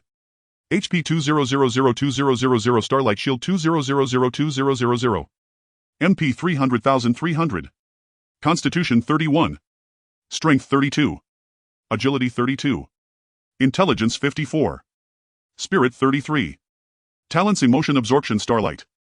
Skills: Low-level Magic Proficiency, Low-level Combat Skill Proficiency, Hypnotic Mist, Mid-level Necromantic Summoning, Mid-level Undead Entanglement, Mid-level Weapon, Necromancer's Staff, Blue. And used skill points 40. Since reaching level 10, Lin Chu had been troubled by how to break through. He opened the job change interface and a message caught his eye. Job change conditions for the God of Stars and Moonstar: Dewdrop 1 none, Moon Dewdrop 1 none, Golden Tree Twigs 1 none. Level requirement met. Star Dewdrop and Moon Dewdrop are products symbolizing the authority of the God of Stars and Moon, and acquiring them is not difficult for Lin Chu. He just needed to build a Starlight Dew platform and place it where the starlight could reach. Just like when Lin Chu first noticed the glow of the Golden Tree, the radiance of the stars and moon could also filter through the branches of the Golden Tree and shine upon the boundary, though it wasn't as conspicuous. As for the Starlight Dew platform, the most important thing is to gain the recognition of the deity. Lin Chu could find a time to authenticate himself. Thus the most crucial task at hand was how to obtain the Golden Tree twigs. As the name suggests, they should be branches plucked from the Golden Tree. However, for Lin Chu, a god stripped of power to provoke another god ruling the boundary, he would likely be reduced to mere scraps when attempting to act. As he scrolled through the system panel, Lin Chu mused, since my traces have not been completely erased, it proves that this Golden Tree has yet to reach the level of a normal deity. As long as I conceal my identity pretending to be a follower of the Golden Tree and working diligently, there will come a day when I can obtain the Golden Tree twigs. It should. The materials for the level 10 job change should not be too outrageous. The Star Dewdrops, which are also job change materials, were something everyone could access in his era. The church collects dewdrops, dilutes them with water, and distributes them to the believers once a week. Even if this deity is somewhat stingy, he shouldn't withhold resources used to attract followers, right?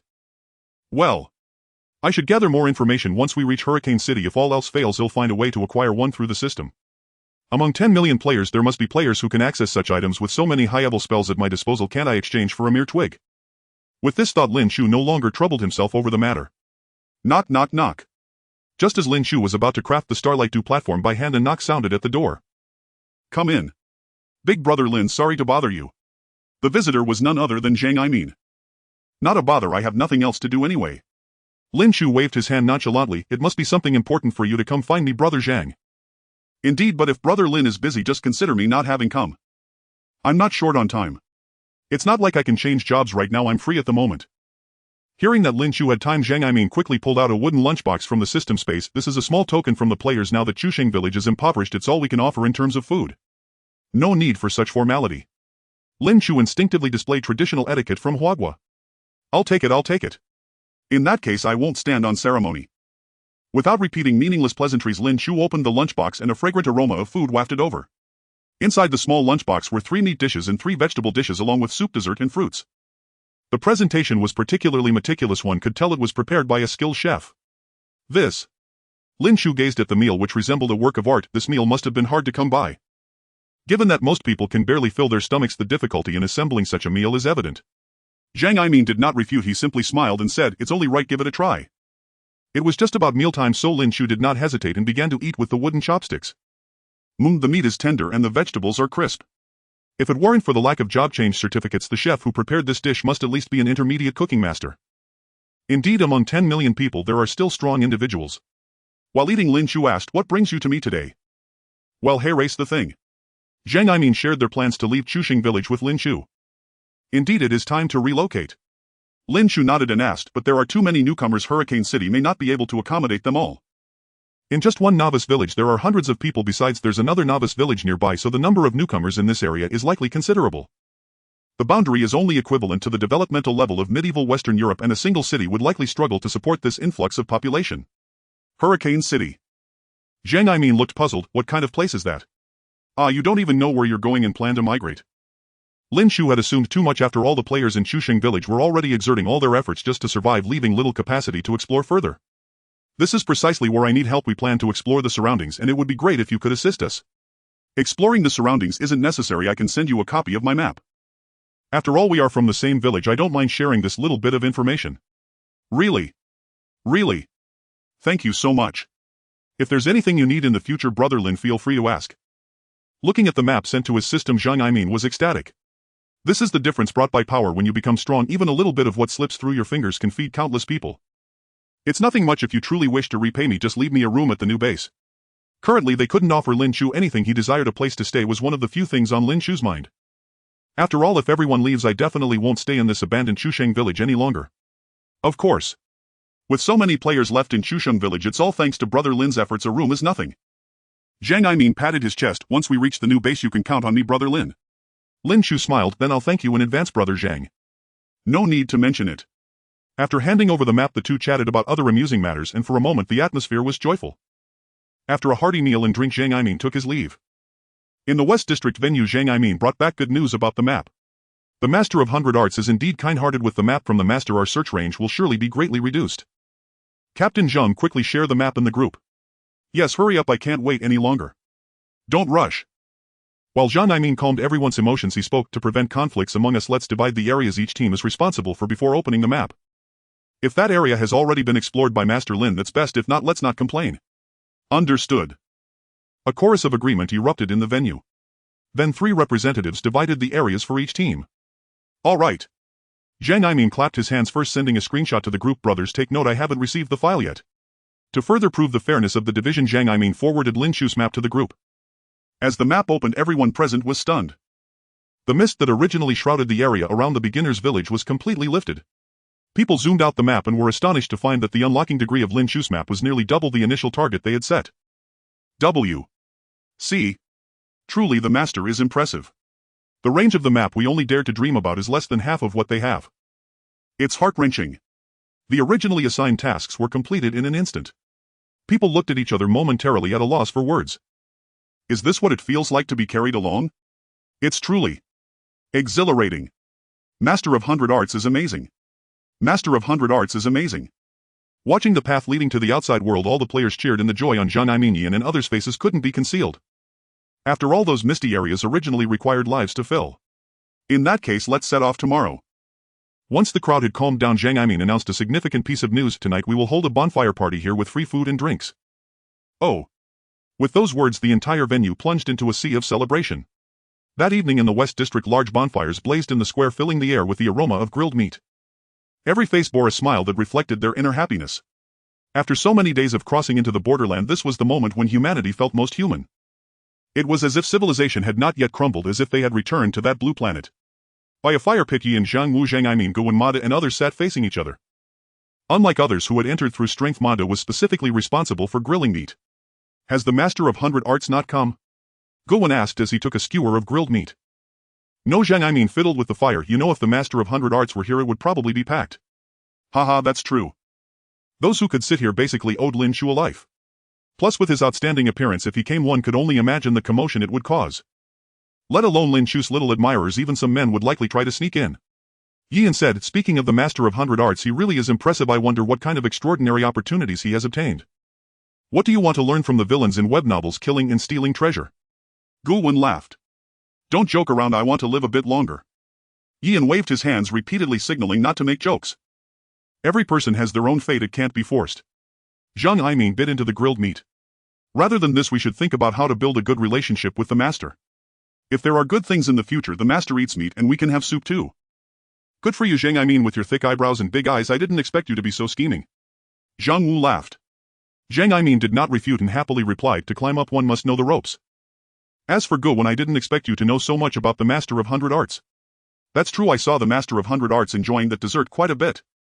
Just as he finished speaking, Zhang Yiming belatedly said, look at my mouth, I accidentally leaked important information, so everyone please don't spread it around. Despite saying that, Zhang Yiming still wore a cheerful expression, clearly just joking. Got it, in the future I'll bring dessert as a gift. Brother Good, do you have any internal news to share with everyone? None, really none. Guwen put on a professional fake smile on the surface while his heart was indifferent. In his past life, to obtain this internal news he had spent quite a bit, but this group of people wanted to freeload while smiling. It was simply a huge joke. As a top combat force in the borderland, countless people in his past life sought to curry favor with the Master of 100 Arts, and the summarized likes and dislikes could almost be sold for a sky-high price. If it weren't for the fact that no one dared to touch the Master of 100 Arts, those information brokers would probably dig up the color of his underwear. After all, he was the one closest to the divine among a million transmigrators. Unfortunately, in the end, remembering some unpleasant matters, Guwen's originally eased mood also sank. You all eat first, I'm not feeling well, so I'll go rest now. This is a new world, having a bit of daring is quite good. The others showed no signs of displeasure and continued to chat away. Seeing the atmosphere turn strange, Ma Des' round face was covered in oil and sweat. He quickly said with a smile, ha, that Guwen is just like that, he doesn't really know how to interact with others. Young man, I can understand. This is a new world, having a bit of daring is quite good. The others showed no signs of displeasure and continued to chat away. Early the next morning, over 300 players gathered and under the leadership of 3 representatives set off towards the outside world. Those with close combat talents were on the outside, while those with ranged talents were protected inside. Although we are numerous, the beasts outside are not to be underestimated. Everyone stay alert. Oh. More than 300 humans clad in animal skins and wielding wooden sticks marched across the wilderness, presenting a scene reminiscent of a primitive tribe. Alert! 2 level 5 beasts are ahead to the left. To the right. Players with detection abilities reported the situation in an orderly manner, having adapted to their new identity after just 6 days. With the overwhelming advantage in numbers, the team steadily advanced towards the outside world. It seems the system isn't completely denying us a way out. As long as we unite, there is still hope for survival. Looking at the winding team below, Lin Chu thought to himself. It's a level 6 rhinoceros beast. Retreat quickly. Retreat. Where can we retreat to? There are too many people, we must fight to the death. The Master of 100 Arts is observing from the shadows. We won't die, don't retreat. The words Master of 100 Arts seemed to have a magical power, immediately stabilizing the somewhat chaotic formation. Ha, I didn't expect that I would also have a day to protect so many people. This feeling isn't bad. Lin Chu was not a saint. It was impossible for him to be devoid of joy or sorrow. Naturally, receiving admiration and reverence would bring him happiness.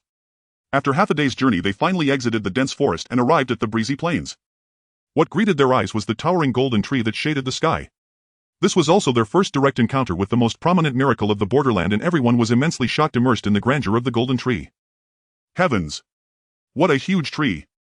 Is this the power of the divine? Only a god could achieve this, right? Can we also become gods? We've all transmigrated, who knows, we might just become gods. You can't say for sure. For riches and glory, brothers, do not forget each other. We all came from the same beginner's village, let's help each other in the future. Having escaped the dangers of the dense forest, the players finally felt relieved. Ah, so many newcomers are quite rare. Speaking of which, do you all want to buy something? The familiar campfire, the familiar merchant. It was rare to see an otherworldly person with whom they could communicate, and the players excitedly surrounded him, instantly creating a crowded scene. However, since the most important information had already been bought by Lin Chu, he did not approach any further. Look at this. This piece of clothing was worn by the great goddess of the star and moon. It's the first step on the path to divinity.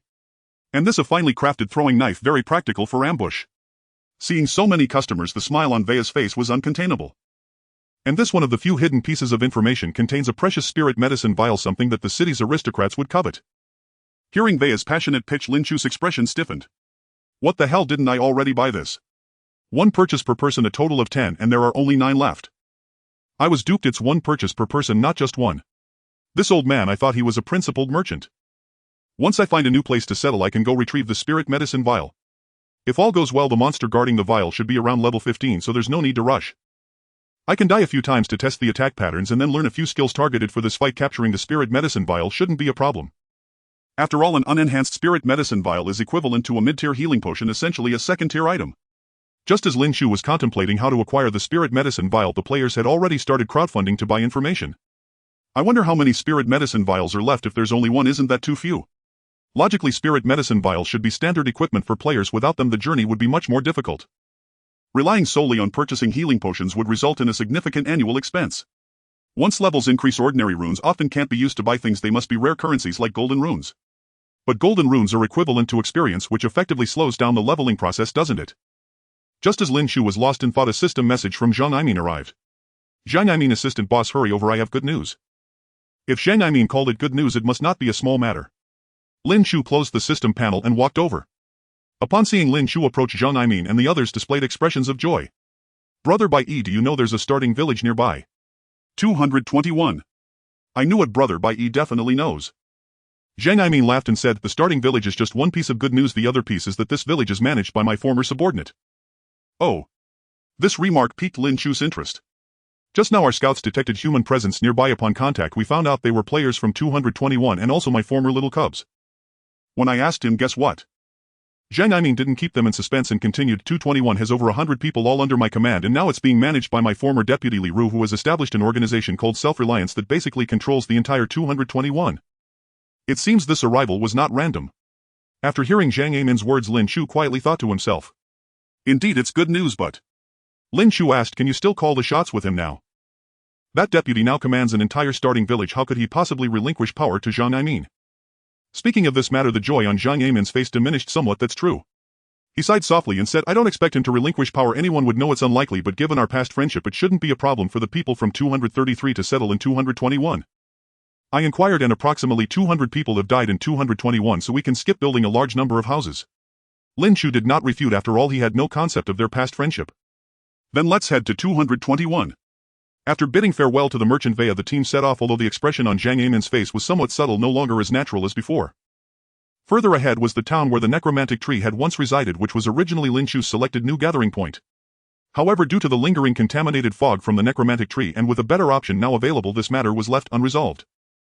Leading the way was Wang Ping, a spirited young man from village 221 who pointed to the nearby ruins shrouded in dark mist and spoke. Ahead is a wild world boss spawn point, but the boss is already dead. As long as we don't get too close there's no danger. Listening to Wang Ping's explanation, members of the team expressed their sentiments. With such a large area, this boss must be very powerful. I didn't expect it to be dead already. I wonder who was so strong. Upon hearing this, a hint of confusion flashed in Wang Ping's eyes. That's strange. Didn't the village's news say this boss was taken down by village 233? Why do they seem so strange, as if they'd never seen a boss before?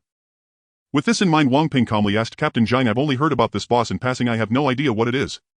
Do you know what kind of monster it is? Zhang Yimin sensed nothing amiss and casually replied, this is my first time here. How could I possibly know what kind of monster it is? I see. Wang Ping said nonchalantly, let's go around here. Deputy Li is already waiting ahead. Upon hearing that they were about to reach their new residence, the fatigue from running all day was alleviated for the group. With everyone's efforts, they soon saw the team from 221 coming to welcome them. Over 100 soldiers dressed similarly and with strict discipline awaited in front of the new novice village led by Deputy Li. Commander, I didn't expect to see you again. Deputy Li, who was about the same age as Zhang Yimin and wore a broad smile, was the first to step forward to shake hands with Zhang Yimin. This is no longer the old world. Let's not dwell on titles like commander.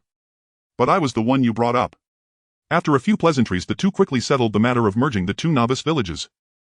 With the new home found, the hearts of the players from village 233 finally relaxed. However, the more than 100 missing houses still needed to be prioritized.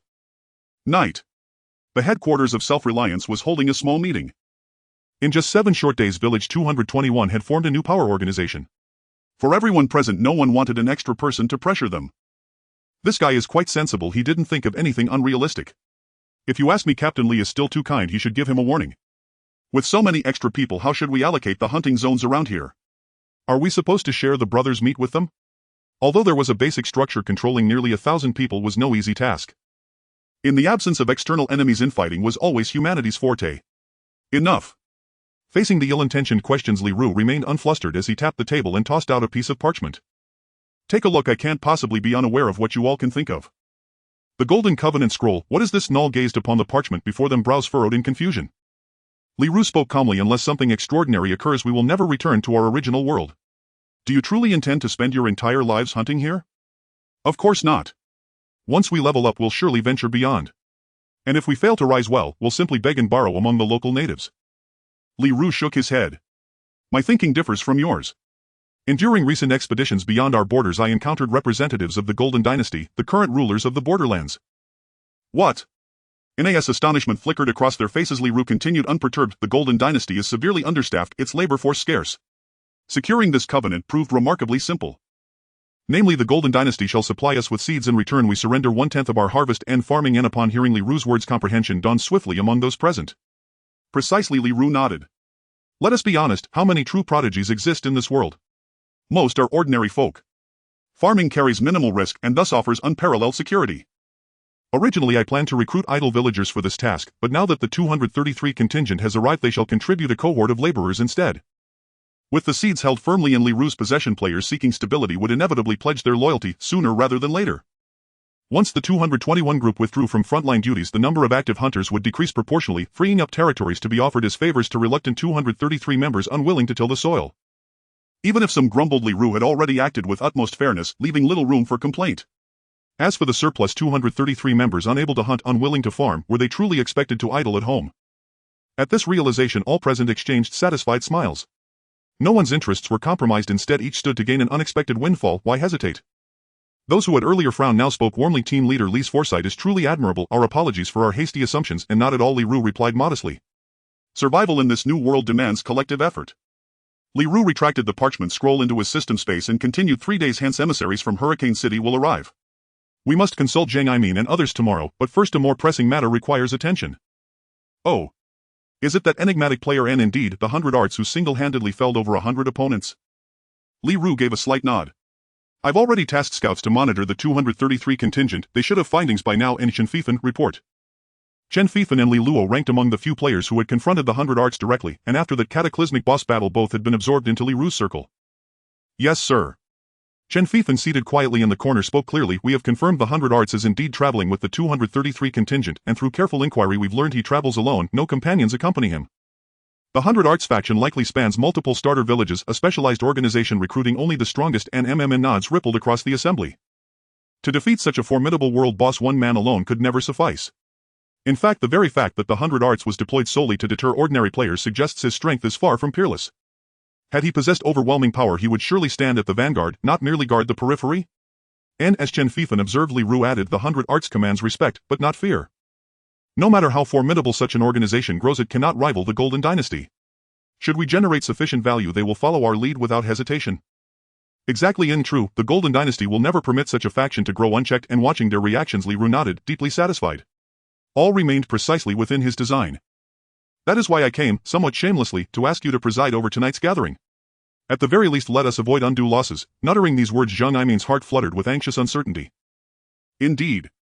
My old comrade remains remarkably hospitable. Seeing how exhausted and underprovisioned we arrived, he insisted on hosting us for a feast. Oh. Such generosity. Lin Chu asked, intrigued.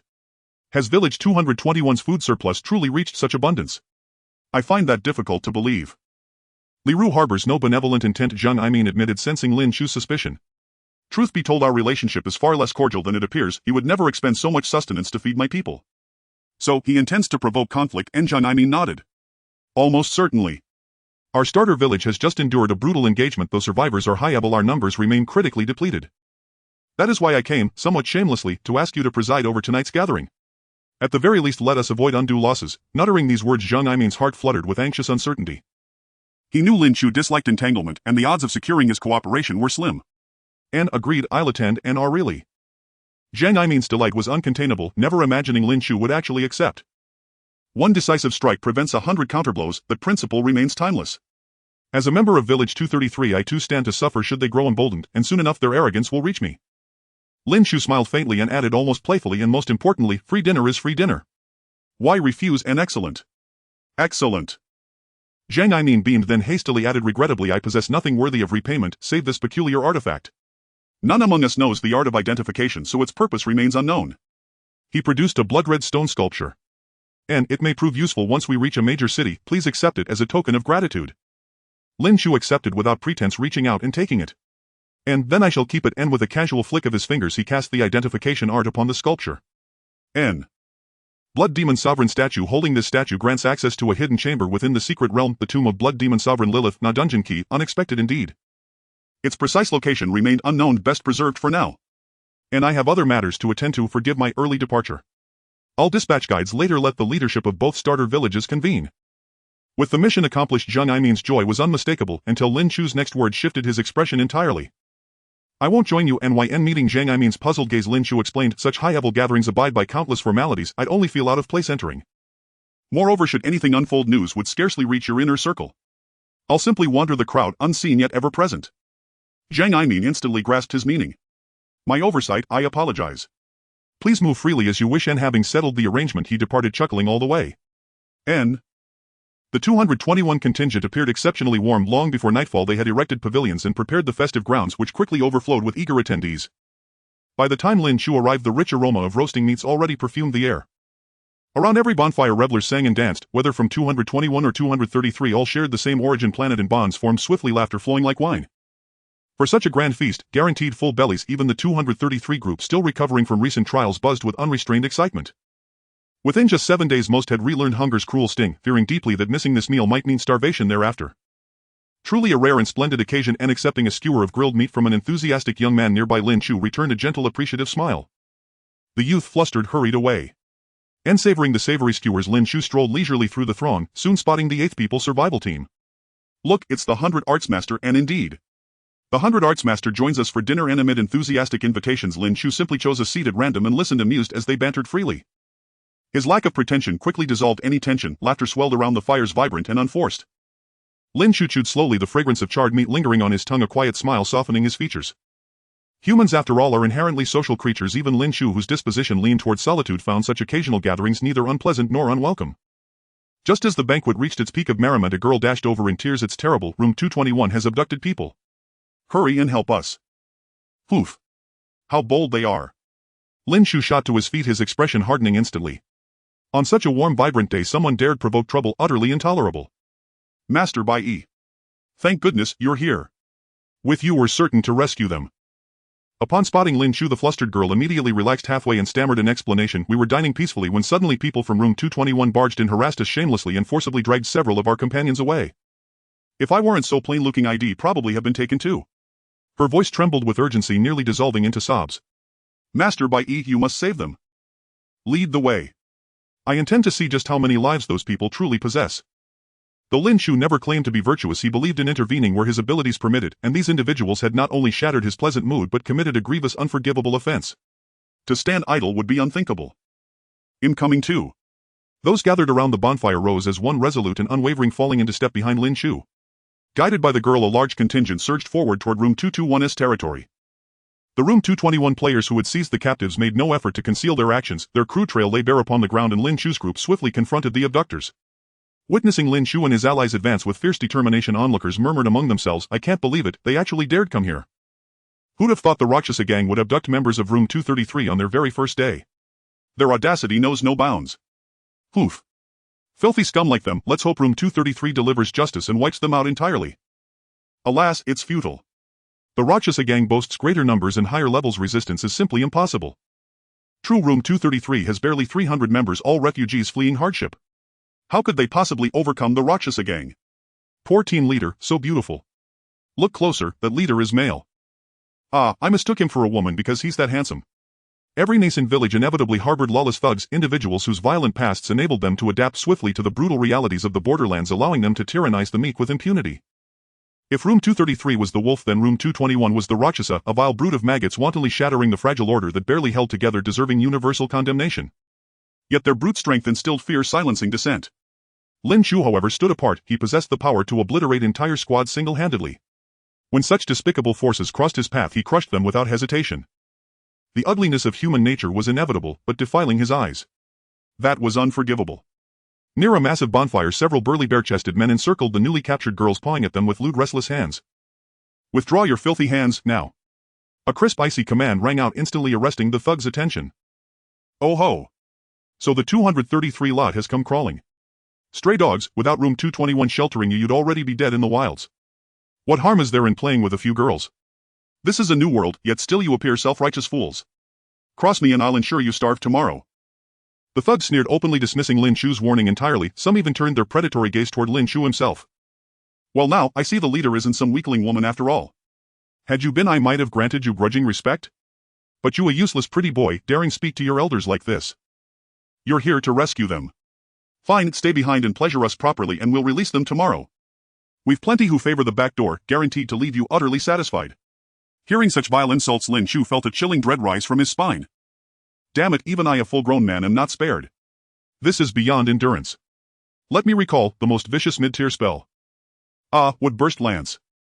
A wooden spear launched toward the enemy. Upon contact with flesh, it absorbs living tissue and grows violently, inflicting secondary damage. The sensation of flesh devoured, of splintered wood erupting through the body, chilling to the bone. Spell point 1. Seeing Lin Chu merely standing motionless, showing no sign of combat readiness, the Rakshasa gang burst into mocking laughter. Thought he was something special, turns out he's all show. Was hoping for a real duel, only to find a gilded dud. Their raucous derisive cackles confirmed they held Lin Chu in utter contempt. And Lin Chu. He relished nothing more than enemies devoid of wit. A dazzling emerald sigil blazed forth from Lin Chu's palm, his incantation completed in less than a second, and a streaking emerald wooden lance tore through the air. Instant cast magic. No, his casting speed is simply overwhelming. The lead thug's blood ran cold. Without hesitation, he rolled sideways. Thwip. Others weren't so fortunate. The wooden lance struck in an instant, impaling 3 men straight through. Fed by their flesh, the lance erupted with grotesque growth. Amid agonized shrieks, the 3 were drained dry within moments, reduced to desiccated husks. So terrifying. That room 233 mage is extraordinary. Good riddance. Evil reaps its due. Under prolonged oppression, this sudden eruption of gore did not scatter the crowd, in fact it ignited their fervor. That mage is mine, handle the rest yourselves. The lead thug roared, unleashing explosive speed as he closed the distance toward Lin Chu in a blur.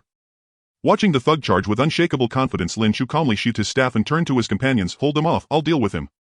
Room 221 spectators watched in mounting alarm as Lin Chu stood firm, choosing direct confrontation instead of evading, clearly courting disaster. What is he doing? A mage deliberately engaging a warrior in close quarters. That's the Rakshasa gang's deputy chief, the undisputed sovereign of physical might in room 221. He didn't even gather intel before charging in blindly. What wasted talent. Sighs rippled through the crowd. None held any hope for Lin Chu's survival. Surely, like all previous challengers, his skull would soon be shattered by that monstrous fist. Yet room 233 remained utterly calm. Ever since Lin Chu annihilated an entire squad alone, he had ascended to mythic status among them. A mere melee specialist posed no threat. Lin Chu would sever his head without hesitation. Before the rapt gaze of all, Lin Chu planted his stance and drove a devastating punch straight into the thug's momentum-laden fist. Focus strike, bodily enhancement, basic, straight punch. Lin Chu conceded silently. This thug possessed the greatest physical prowess among all transcendents he had yet encountered. His build suggested extreme specialization, every free attribute point invested solely into strength and constitution. Yet, none of it mattered. Even with such extreme allocation, the level gap rendered the thug's stats barely equal to Lin Chu's own, and Lin Chu wielded numerous reinforcing martial techniques and spells. Victory was already ordained. Crack! A sharp, sickening snap echoed, jolting every heart present. In room 221, stunned disbelief, their peerless physical paragon, the Rakshasa gang's strongest, was hurled backward by a single blow from Lin Chu. Did I just see that right? A mage bested him in open combat. Mage. Pfft, call him a sorcerer lord. Sorcerer lord, unbeatable. Gazing at the thug groaning in the corner, cradling his shattered right hand, the crowd burned with exhilaration. Finally, this malignant tumor had been excised. Lin Chu straightened, retrieved his necrotic tree staff, and addressed room 221 directly. Settle old scores. This man is yours. At his words, the crowd's eyes blazed with ferocious intensity. Who among them hadn't suffered under the Rakshasa gang's tyranny? Now the chance to deliver righteous vengeance had arrived. No one could hold back. They surged forward en masse, surrounding the half-dead thug in the corner and unleashing a torrent of furious blows. Lin Chu ignored the screaming hulking man and turned instead to hunt down the fleeing rank-and-file members of the Luosha gang. The moment the hulking man fell, they had already bolted, but under Lin Chu's long-range strikes not a single one escaped alive. There, it's all over now. Having finished mopping up the battlefield, Lin Chu returned to the campfire only to find several people gathered around one figure offering gentle reassurance. A faint frown creased his brow. He had arrived swiftly enough. Surely the members of Squad 233 had suffered no more than minor harassment, certainly nothing worse. It's senior brother Bai. At Lin Chu's appearance, those nearby instantly beamed with relief and parted to clear a path. Stepping into the circle, Lin Chu saw a delicate-looking young woman weeping most bitterly. She was indeed striking in appearance had someone acted prematurely. As Lin Chu approached, the girl stifled her sobs, letting only soft whimpers escape, clearly unwilling to appear undignified before him. Lin Chu gently patted her shoulder and murmured, "Think of it as no more than a mosquito bite. What's done is done, look ahead, not behind." Truth be told, he was ill-equipped for consolation. Knowing well that words often worsen matters, he simply rested his hand upon her shoulder in quiet solidarity. Yet one bystander sensed something amiss and leaned close to whisper in Lin Chu's ear, "Senior brother Lin Yu wasn't violated, she's merely consumed by guilt." That revelation struck Lin Chu like a sudden blow. Amid overlapping voices, the full truth gradually emerged. The weeping young woman, known by the alias Lin Yu, was one of only 2 blue tier awakened in Squad 233. Her rare talent naturally drew high expectations, yet it was the support-oriented ability accelerated growth, offering negligible combat enhancement. Thus, though she possessed the finest awakening in Squad 233, Lin Yu could contribute nothing against formidable foes. Under the weight of self-reproach and baseless rumors, she finally shattered. A nearby girl sighed softly. "Lin Yu is truly kind, everyone likes her. But she burdens herself far too heavily. None of us blame her. She eats little, works tirelessly, even if she can't fight well. I'm so sorry, I've troubled everyone again." Wiping her tears, Lin Yu choked out the words through ragged breaths. Though many urged her gently to calm herself, her gaze remained vacant, her spirit adrift, unmoored. "Lin Yu, is that your name?" Lin Chu stood before her, his gaze steady and unwavering. She instinctively averted her eyes, unable to meet his gaze. Lin Chu gently stroked her head and spoke warmly, "You've done exceptionally well. Support talents were never meant for battle. Do you recall what you said upon first awakening? You vowed to use your talent to accelerate plant growth, to feed everyone. We've now arrived at Zone 221. From here on, we'll distance ourselves from conflict. Will you continue pursuing that dream?" Lin Yu stared blankly at Lin Chu, the sealed walls of her heart cracking open, letting warm sunlight pour in. So, someone truly remembered her seemingly naive vow. At the thought that the strongest warrior of Squad 233 was encouraging her, an indomitable surge of strength welled up within her chest. Her eyes ceased their restless wandering and steadied, resolute. Trembling, she whispered, I will. I swear I'll become someone who truly matters." In uttering those words, she seemed to expend every last ounce of her strength. The accumulated exhaustion of days crashed over her, and the frail young woman collapsed unconscious into Lin Chu's arms. Lin Chu stood momentarily flustered, cradling her gently. After a pause, he carefully entrusted her to her closest friend. Clearing his throat lightly, he said, "She'll be fine after a good night's rest. Senior brother Bai is so cool. Senior brother, why not take her home? I think Xiao Yu's already fallen for you." No, I really must decline." Facing the barrage of teasing from the girls, Lin Chu waved politely and stepped away briskly. Nightfall. The headquarters of the Ziqian Alliance. The senior leadership of Zone 221 gathered, yet their faces bore grim, unsettled expressions. With a thunderous slap upon the table, the Luo Sha gang's leader bellowed, "What does this mean? One of my top lieutenants lies dead, without explanation or cause. We demand retribution, or the Luo Sha gang might as well vanish from Zone 221. Enough." Li Ru responded calmly to the leader's fierce accusation, "I know precisely how this unfolded. When skill falls short, humility must follow. Squad 233 possesses someone capable of slaying your deputy in an instant. How exactly do you propose to retaliate? Are you eager to offer yourself as sacrifice? There's no way such power exists, this is mere hearsay amplified by rumor." The Luo Sha gang leader scoffed coldly, but said no more. The deputy's death was irrevocable fact. His killer could not possibly be weak, and seeking vengeance would be sheer folly. This was merely a bid for compensation. Li Ru stroked his chin and murmured, "Rest assured, the death won't go unanswered. I will not tolerate those who flout our rules." Wait. Just wait a little longer. Time flowed like water, and 3 days passed swiftly. Much occurred during those days, but none of it concerned Lin Chu. Within those 3 days, Lin Chu successfully obtained Starlight Dew and Moonlight Dew. Had Zhang Aimin not suddenly messaged him, Lin Chu might have already set off to retrieve the spirit medicine vial. And what did Zhang Aimin want? Indeed, the new residence he had promised was now complete. Circling back to the newly developed district, Lin Chu found freshly erected wooden cottages alongside expanses of tilled land. Beneath the golden radiance of the sacred tree, numerous players labored diligently. Among the rows of simple plank houses, one exquisitely crafted cottage stood out distinctly. "Haha, senior brother Bai has arrived. Come see if you're satisfied." Seeing Lin Chu approach, the surrounding players cheered joyfully. After greeting the crowd, Lin Chu strolled slowly around the cottage. It spanned over 100 square paces and included a small front courtyard enclosed by a rustic wooden fence. Pushing open the door, he found a wooden bed, a sturdy table, and other essentials, all present. Though lacking ornate carvings or gilded beams, it was nonetheless a rare luxury. Among all dwellings in Chusheng village, Lin Chu's cottage unquestionably ranked as a true mansion.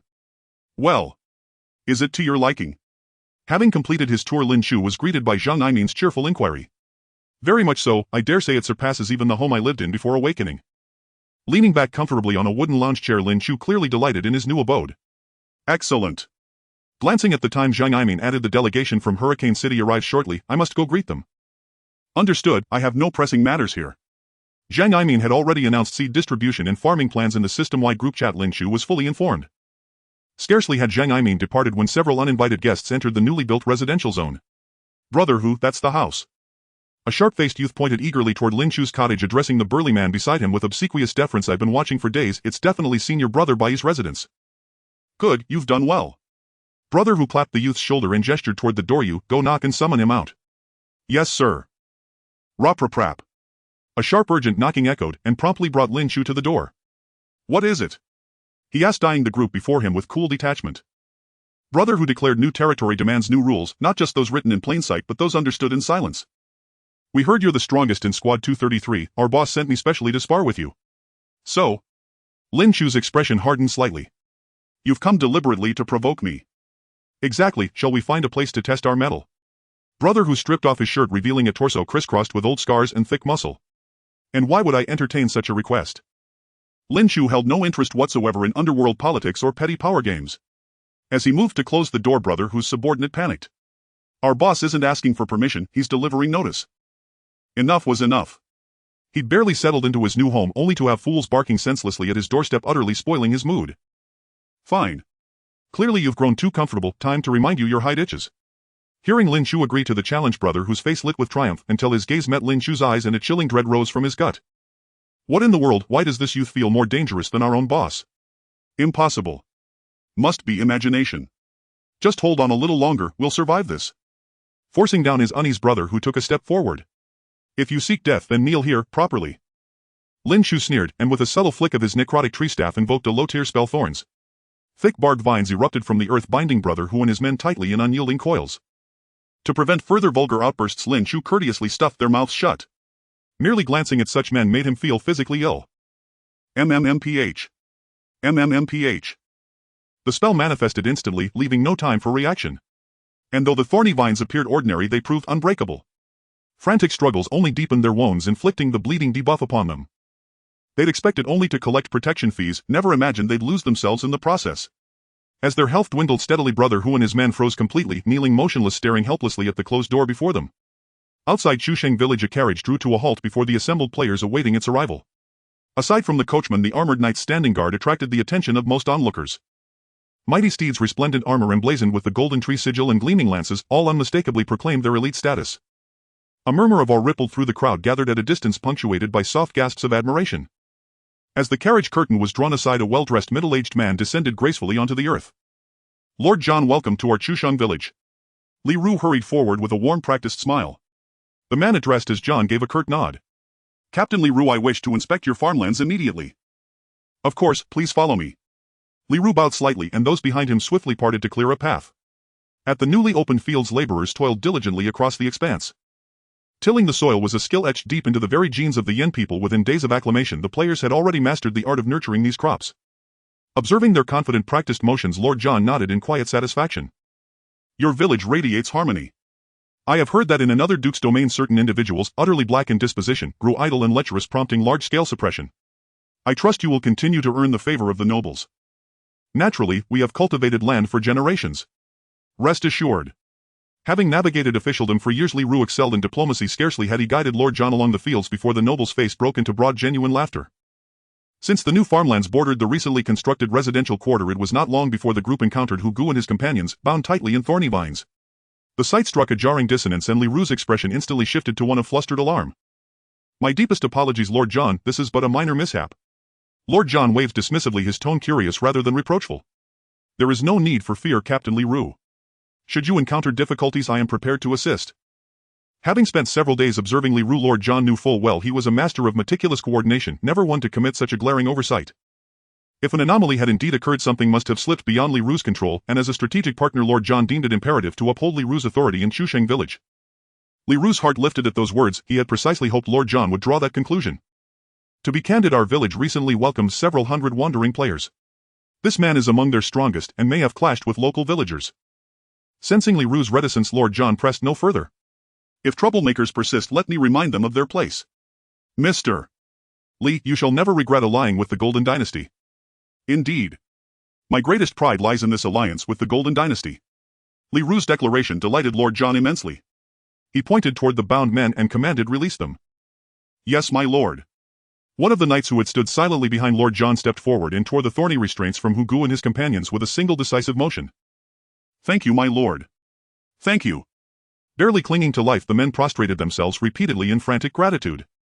Hearing the commotion outside, Lin Chu pushed open the door and stepped forth. Li Ru spoke at once. They are certainly not ours. Today Lord John of Hurricane City has come to inspect our village. Such a scene would reflect poorly upon us. Were he to mistake our village for lawless and violent, he might withdraw his investment entirely. What then? Clearly crop yields would become one of Chuxing village's most vital revenue streams. Li Ru's words stirred palpable resentment among many of the villagers. Enough. I have every confidence that under village chief Li's leadership Chuxing village shall flourish ever upward. Lord John interjected decisively, his public affirmation of trust unmistakable. However, having calmed the crowd, he let out a cold, sharp snort. Order is the bedrock of civilization anywhere, everywhere. Were brute force permitted to reign unchecked, the borderlands would long since have collapsed into chaos. Golden Code Article 13. No martial action shall be taken within any settlement.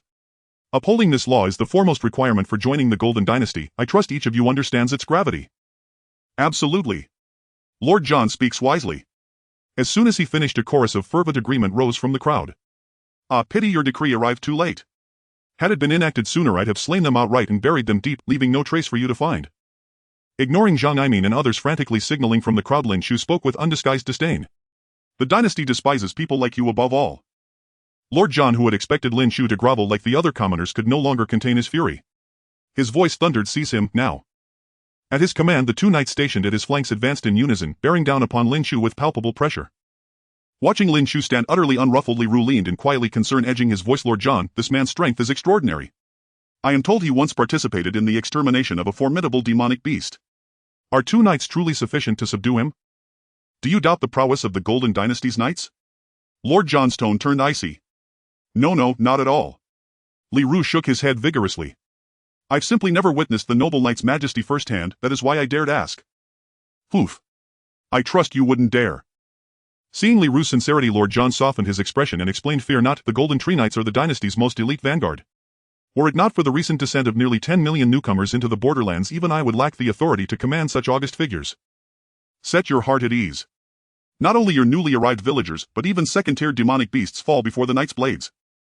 Through his interactions with Lord John, Li Ru had gained insight into the borderlands' hierarchical power structure. As for further up, no descender has yet become a god and there are no detailed records. The ability to slay entry-level monsters, even those of the second tier, is sufficient to crush players who have just descended. Indeed, after Lin Chu used the identification technique on these two knights, he found that he truly could not defeat them. Golden Tree Knight Reserve LV. 18 HP 1800-1800. Skill enhances identification level to understand. Aside from having superior three-dimensional attributes, the combat experience of these trained knights is something Lin Chu cannot match. Is this the power of entry-level professionals? Truly terrifying. Although he sighed inwardly, Lin Chu felt no envy whatsoever. Because when he reaches level 18, his three-dimensional attributes would likely surpass theirs. Even if you have a special profession that grants 15 free attribute points per level, the Star Moon class grants 20 free attribute points.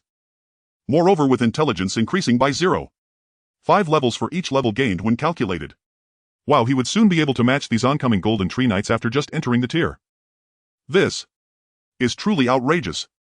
Although he could not defeat these two knights, Lin Chu felt no panic in his heart. As the knight approached his face, Lin Chu leisurely took out the Golden Tree amulet hanging around his neck. Golden Tree amulet, are you a hunter of trees? Upon seeing this amulet, the usually calm knight surprisingly showed a hint of emotional fluctuation. Looking at the amulet that had been enhanced to a glowing state, the knight's voice even carried a touch of respect. In that case. The two knights exchanged glances and in tacit agreement stood up to leave. Watching the two knights retreat, Lin Chu gained a new understanding of this amulet. It seems that this so-called tree hunter knight is indeed an extraordinary profession. Strange, why did the two knights leave? With two tall knights blocking the way, the crowd had no idea what had happened. It must be that this kid didn't dare to act and he has some sense. Li Ru immediately explained upon seeing the situation. Indeed, after all, Golden Tree Knights are seasoned warriors and it's difficult for ordinary people to even meet their gaze. Upon hearing Li Ru's explanation, John nodded in firm agreement. Look, here he comes to apologize. Today's youth. Before Li Ru could finish his sentence, a sharp slap resounded across the air. How? Li Ru clutched his burning cheek, staring blankly at John, who had just struck him without warning. At that moment John's fury burned so fiercely he nearly wished Li Ru dead. He had assumed this was merely a matter of disciplining an insolent upstart, never imagining he'd stumbled upon someone tied to the Sylvan Hunters. John stared intently at the golden tree amulet resting upon Lin Chu's chest, confirming it again and again, before finally bowing his head. Never imagined I'd encounter a Sylvan Hunter lord here, my deepest apologies for the disturbance. In an instant John's haughty demeanor, once so lofty he seemed to gaze down through his nostrils, crumbled into groveling subservience. The onlookers froze, eyes wide, certain they were witnessing some impossible illusion. Am I not in violation of the Golden Code? Faced with Lin Chu's stern inquiry, John offered a fawning smile. Not at all, not at all. Had these individuals not offended your lordship, why would they have been disciplined? Those men must be punished severely. John instantly adopted the rigid, unyielding posture of an impartial magistrate, as though their transgressions amounted to capital crimes. Ha. I rather enjoy this swift change of face. Lin Chu gave John's shoulder a light pat, then turned away without another glance, striding purposefully toward the outskirts of Chusheng village. I'll be stepping out for a while, see that you handle this mess competently. Rest assured. Rest assured. Only after Lin Chu's figure vanished into the distance did John slowly straighten his spine, his earlier arrogance flooding back like a returning tide. Li Ru sat dazed upon the ground. Every gesture John made screamed one truth: he had provoked someone beyond reckoning. In this world, to lose power was to court death itself. May I ask, who is he? Li Ru lifted his gaze to John. Without an answer he knew he would never find peace even in death. Since we once worked together, John said, gazing upon Li Ru with faint pity. He is a Sylvan Hunter. The Sylvan Hunters. At the name Li Ru let out two hollow, bitter laughs. John had once warned him within the Golden Dominion there were only two things one must never provoke. First, the cults of outer gods. Second, the Sylvan Hunters. Hunters of the deadwood tree, madmen who chased oblivion itself. Yet also the very fuel sustaining the Golden Dominion's longevity. I lived my entire life with caution and restraint, only to fall here. As Li Ru departed, hollowed and broken, those present remained stunned, unable to stir from their shock. Poof. Dying by beast's fang is still too kind of fate for him. With a dismissive wave, John demanded, who among you holds authority here? The senior officials who had trailed Li Ru perked up instantly, eyes gleaming. To earn John's recognition meant inheriting dominion over Chusheng village itself. What unfolded thereafter was no longer Lin Chu's concern. At that very moment he was already making his way toward the third church of Star and Moon. Bolstered by arcane spells and martial techniques, Lin Chu's pace rivaled that of an initiated professional.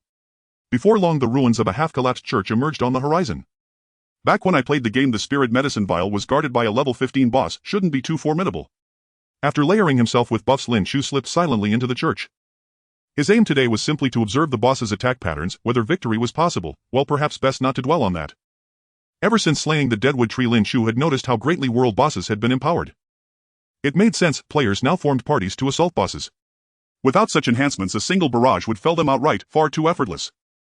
Thus musing, Lin Chu stepped inside. The cathedral's vaulted ceiling lay shattered, pale golden tree light filtered through the gaps, illuminating a floor strewn with bones and a black silhouette kneeling before the altar. Notably fresh blood stained the stone beneath, evidence of recent players who had met their end here. You've come to worship the goddess as well. The shadow rose slowly, its voice rasping and grating. Though alone, it filled the chamber with an uncanny sense of teeming presence. Yes, I seek the spirit medicine vial. Lin Chu attempted dialogue, hoping perhaps to trigger a rare event granting the vial outright. But the shadow paid no heed, merely continued unprompted. You've come for holy water, haven't you? Ha. What fortune, I still have some. It rose, reverently retrieved a bottle from beneath the statue and turned to face him. They claim the goddess has vanished, refusing her grace to mankind. How greedy. No, she merely sleeps. Her blessings still flow. Tilting the vessel, the shadow poured forth a foul crimson liquid that dripped steadily onto a skull below. Will you not take it? Its tone darkened as Lin Chu stood motionless. Greed, excessive greed. Is this not enough? Is this not enough? Enraged, the shadow raised the bottle high, its movements spiraling into frenzied delirium. Radiance. Charged fireball. As the shadow prepared to strike, Lin Chu unleashed the spells coiled in his palm.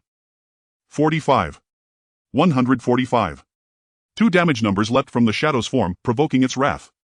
Thick waves of black mist erupted from its body, swallowing half the cathedral in suffocating gloom. Identify. When facing unknown foes, always inspect first. Sobbing Priest LV. 15. HP 38104000. Physical defense extremely high, magical defense high. Whoosh. Before Lin Chu could absorb further details, a colossal scythe, forged from swirling black mist, sliced toward his face. 263. The Staren Moon shield flared, holding firm against the blow. Staring at the 3-digit damage, Lin Chu suppressed a shiver. This was but a casual strike. If the priest fought seriously, he'd perish in seconds. As anticipated, the black mist coalesced into spears, swords, and halberds, howling through the air with apocalyptic force. Worse still, this overwhelming barrage offered no avenue of escape. Against massive foes, wide area attacks were essential. Those unused skill points had been saved precisely for this moment. Blazing Inferno mid-tier spell summoned searing flames to engulf surrounding enemies, inflicting the burn debuff. As mana-drained rivers of crimson fire erupted around Lin Chu. The flames met the mist like oil to fire, igniting violently. 22-11-27. Bad news, it spread. Good news, it spread fast. A shriek of agony tore through the church. Lin Chu's spell had struck the mist's fatal weakness. When the flames receded, the mist's health read 2468400. Mid-tier spells drain too much mana. 2 casts are my absolute limit. Gazing at his depleted mana bar, Lin Chu shook his head in quiet disappointment. Fortunately, no one else was present, else jaws would have dropped in disbelief.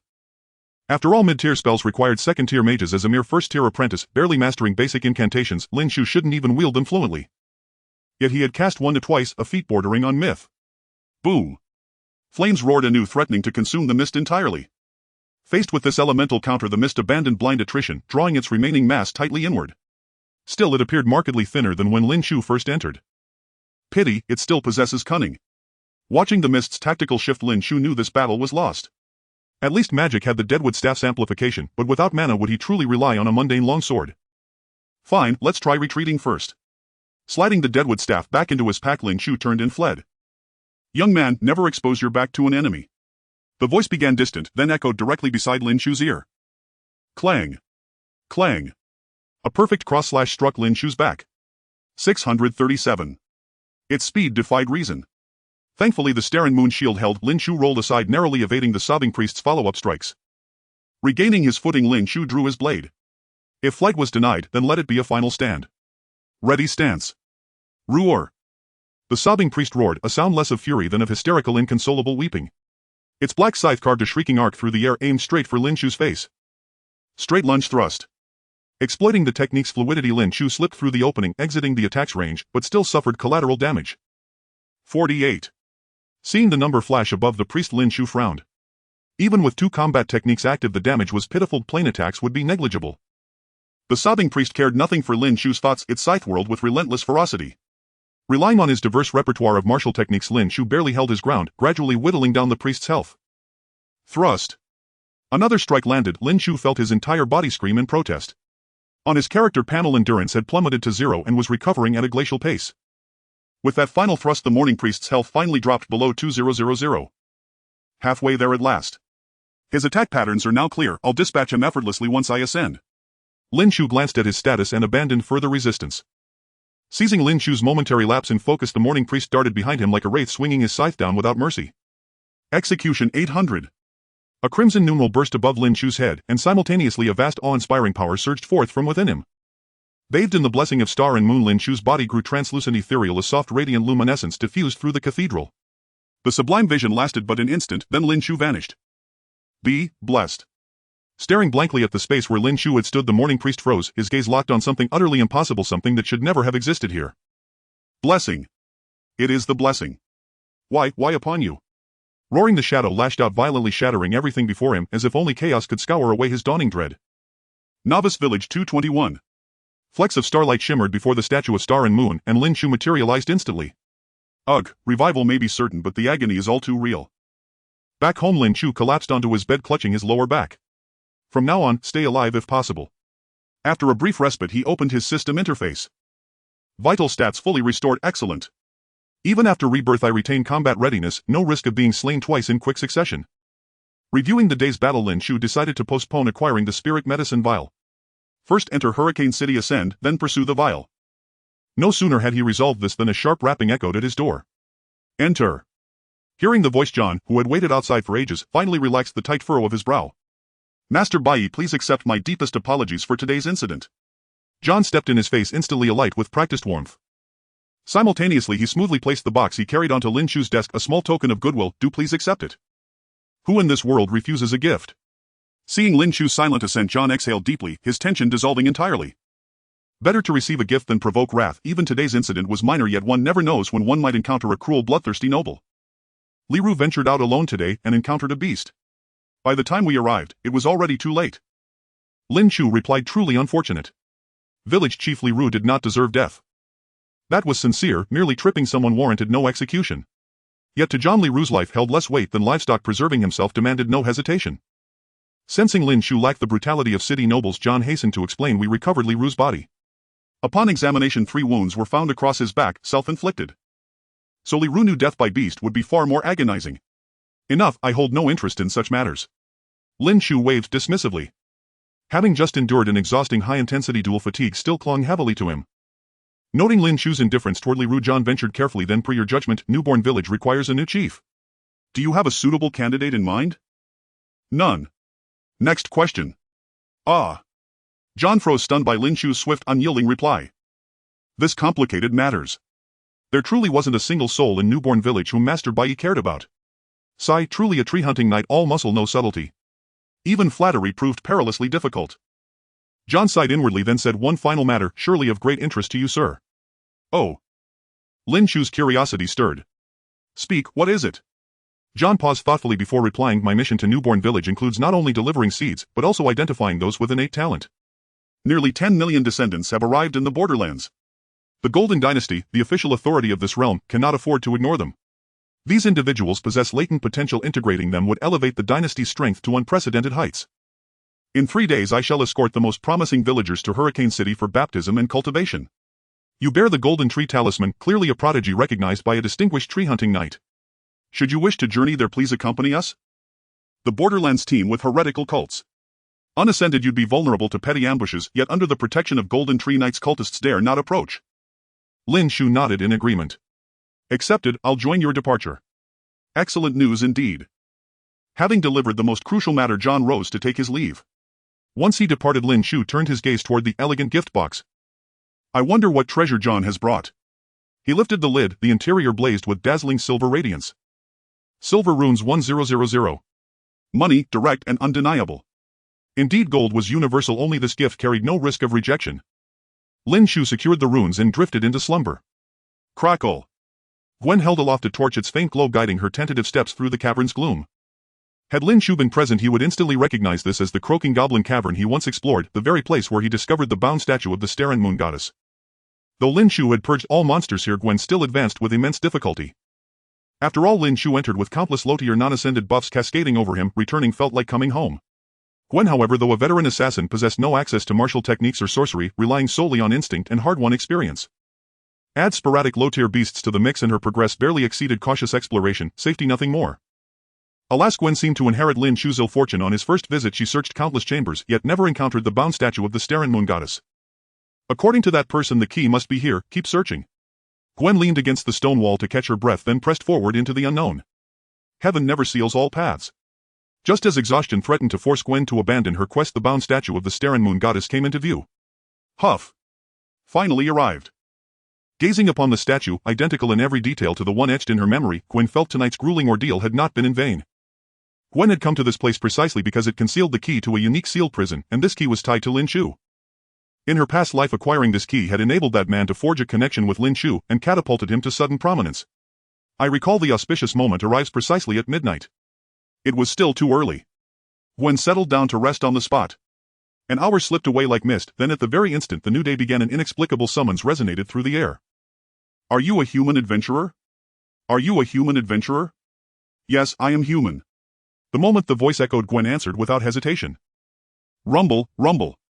With the grinding of stone slabs, a pitch-black aperture opened beneath the Starren Moon Goddess statue. This must be it.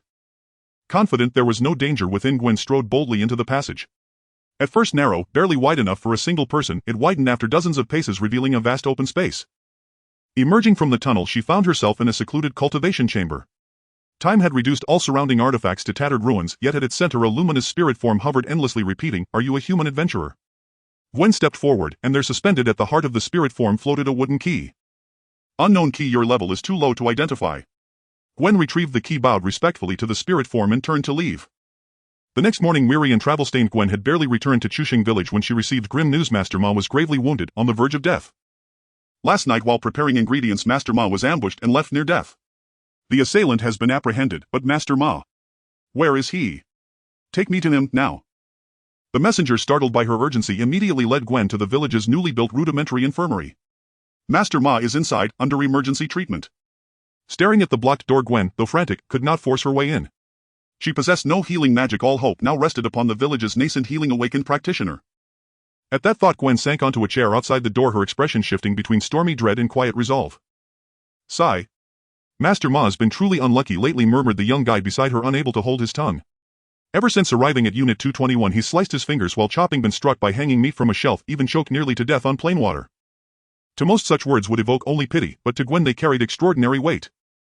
Only Gwen knew that by all logic Master Ma should already be dead. Could it be?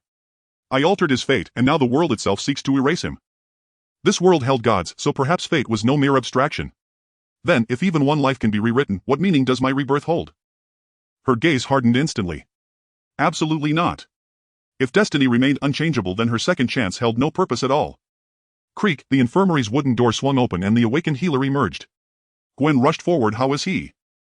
He was poisoned. I'm powerless to save him, the healer replied with regretful resignation. Very well, you may withdraw. Before the healer could finish, Ian appeared and dismissed him with a wave. Once alone, Ian apologized quietly. The attacker was a remnant of the wolf pack. He intended to poison me, but Master Ma discovered him, so he struck instead. Failing to save Master Ma is my fault. Gwen responded coldly. There is another way. Ah, you've already realized it, Ian said, surprised. John, as envoy of Hurricane City, certainly carries a cure, but... Before he could continue, Gwen's brow furrowed, cutting him off. I mean by E. Time is short, I won't waste words. By E. Ian watched her stride away, puzzled. Everyone knew Bai Yi's combat prowess was peerless, but no one had ever heard he could heal. No matter. Let her hit the wall if she insists. And with that, my chance to earn John's favor vanishes. After all, acquiring a rare antidote would demand a fortune, and without Gwen's backing he dared not act rashly. Outside Lin Chu's log cabin, Gwen arrived in haste, only to find a sharply dressed Westerner standing silently before the door, cradling a paper bag. That attire. A Gold Dynasty emissary. Could it be John? Though John now held near supreme authority in Chusheng village, he'd only resided there 3 days, and ranked modestly within the Gold Dynasty. Gwen barely recalled him. No matter, she'd likely never cross paths with him again. Ignoring John, Gwen moved to knock. Who goes there? Do you not know Master Bai Yi is resting? Before her hand touched the door, it froze midair, intercepted. John himself had been waiting at Lin Chu's threshold, anticipating his emergence. A consummate sycophant, he knew precisely how to curry favor with nobles, and disturbing their rest was assuredly not a point in his favor. If this clumsy youth spoiled the master's mood, the carefully prepared gift would lose all its value. I have urgent business. Seeing no fear in Gwen's eyes, John hesitated, uncertain of her standing, and reluctantly withdrew his hand. Don't say I didn't warn you, he returned very late last night. Knock, knock, knock, knock. As Gwen ignored him entirely, John scoffed and stepped aside. Coming. So many visitors lately, Lin Chu was beginning to feel overwhelmed by the rhythm of his new life. Snatching a garment from nearby, he hurried to answer the door. Who are you? Lin Chu regarded Gwen with faint confusion. Though he'd once saved her life, she'd left little impression, and having undergone rebirth, Gwen no longer bore that former timidity, making recognition all the more elusive. Gwen, during the giant horned deer hunt you saved my life. Ah, yes, I remember now. Lin Chu finally recalled the boy buried deep in forgotten corners of memory. What brings you here? A friend has been poisoned. I beg Master's aid to save his life. Of course, I won't ask for your help without recompense. Gwen immediately produced the key to the unknown sealed prison. Whether or not you succeed, please accept this unique key. Hearing her plea, Lin Chu instinctively recoiled. He'd been besieged by dozens, perhaps even 100 desperate supplicants seeking salvation. Without prior approval from Zhang, he feared he'd drown in their pleas. Yet the moment his eyes fell upon the key in Gwen's palm, Lin Chu froze, utterly stunned. Furina's sealed prison key grants access to the special prison sealing Furina upon earning the recognition of the Star Moon Goddess. Legends say that during the Age of Eternal Night, both Furina and the Star Moon Goddess were chosen avatars watched over by the Supreme Will, yet when Furina was defeated by the Star Moon Goddess in combat, that divine attention was withdrawn. What?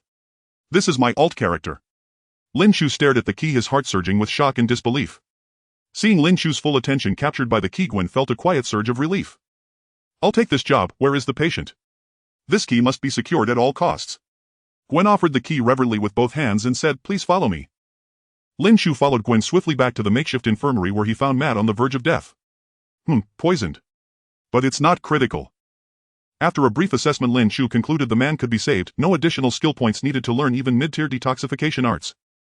The village's gifted practitioners had failed simply because their abilities were too weak. Detoxification art. A soft emerald light shimmered from Lin Chu's fingertips and Mad's ashen complexion visibly flushed with renewed vitality. Watching Lin Chu begin treatment, Gwen finally exhaled, just slightly. Waiting always feels interminable with nothing else to occupy her. Gwen's gaze drifted to Lin Chu's face. It had only been a few days, but Lin Chu's facial contours had softened considerably. Where he'd once radiated sharp striking handsomeness, he now carried an ethereal, almost delicate beauty. Especially his hair, though he'd arrived in the lands between less than half a month ago, it already hung long and unruly, nearly shoulder-length, as if untouched by scissors for 2 months. With no mirrors, or any reflective surface, Lin Chu remained entirely unaware of how drastically his appearance had changed.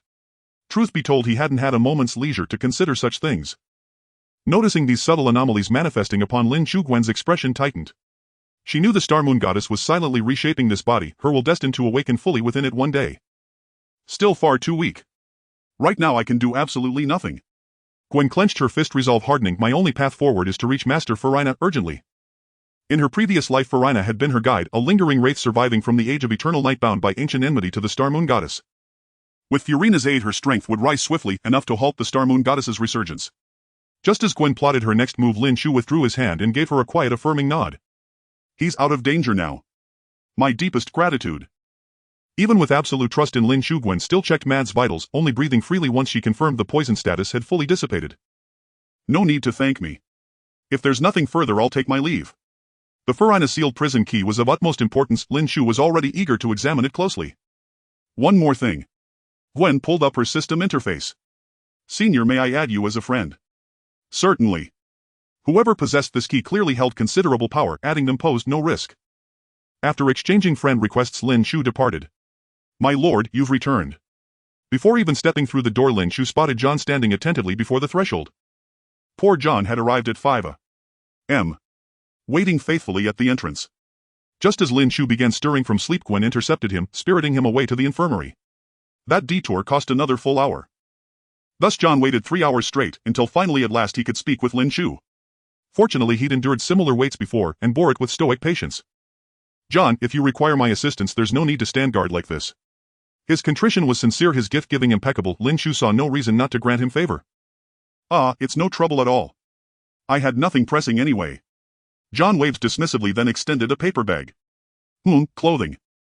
Taking the bag, Lin Chu discovered inside a complete set of garments. Last night I noticed your robes were torn. I happen to have this spare set. Please tell me if it fits. Originally intended for his son, the outfit was now repurposed without hesitation. Replacing it would be simple enough. Gazing at John's perfectly calibrated smile, Lin Chu glanced down and only then realized his wanderer's attire was indeed riddled with tears from last night's skirmish. You've thought of everything. Relief bloomed across John's face, the unspoken truth clear. Lin Chu had accepted his offering. Nothing brings me greater honor than easing the burdens of my superiors. After bidding John farewell, Lin Chu re-entered the dwelling and retrieved the clothing from the paper bag. Scholar's attire, plainly tailored garments of ordinary materials bearing no magical enhancements, yet inexplicably favored among the youth. Comprising a black linen shirt, matching short trousers, sturdy boots and calf-hugging black socks, its sole drawback being suboptimal mobility in combat. As a refined mage, elegance was non-negotiable. Since spellcraft formed the core of his arsenal, this ensemble suited him perfectly. Once dressed, Lin Chu realized there wasn't a single mirror in the room. Water mirror. When furnishings fall short, magic fills the gap. That was the confidence granted by mastery of low-tier arcane arts. Yet as Lin Chu gazed into the shimmering surface, his breath caught, momentarily entranced. The reflection showed fair luminous skin and eyes of startling clarity, utterly unlike a battle-scarred avatar who'd clawed his way through life and death trials. Instead, he resembled a pampered scion of some noble house strolling idly through spring gardens. Compounding this impression, the scholar's attire was deliberately androgynous, rendering Lin Chu's reflection strangely, hauntingly genderless. Strange. Has my hair grown this fast? He brushed aside bangs nearly obscuring his vision, murmuring, well, when one is handsome, anything becomes flattering. Setting aside the dissonance, Lin Chu withdrew the Farina sealed prison key. Sealed prisons formed vital structures within the game world, each housing formidable bosses whose defeat yielded extraordinary rewards. Rare spells, uncanny weapons, any such treasure might await within those hallowed guarded halls. If all goes as expected, this Farina is indeed my alt character. Studying the key's description, Lin Chu frowned. Then this so-called supreme will must be me, the player. Fortuitously, his resurrection chance had just refreshed. Exploring the prison posed no risk.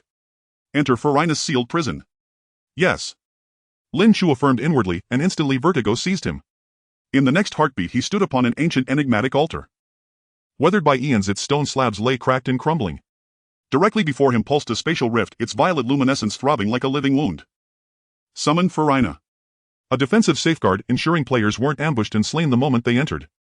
Lin Chu confirmed once more, and from the rift emerged a familiar silhouette. A girl with chestnut shoulder-length hair, porcelain skin, and an intricate sigil inked upon her right eye, motionless, doll-like yet profoundly serene. Indeed, my own creation. Yet utterly devoid of consciousness. Is it because I'm not actively controlling her? Lin Chu stepped forward, reaching to gently pinch her cheek, only for his fingers to pass cleanly through her face as though she were mere data, not flesh. No, not clipping. A sharper realization struck him. She existed as a spirit, pure essence, unbound by mortal form. Over centuries, Furina's physical vessel had long since decayed, leaving only this hollow, drifting soul. As Lin Chu stood frozen in revelation, a powerful pull surged from his fingertips, and in an instant his perspective shifted entirely, settling into Furina's frame. Challenge complete. Awarded item: Ring of Furina's Residency.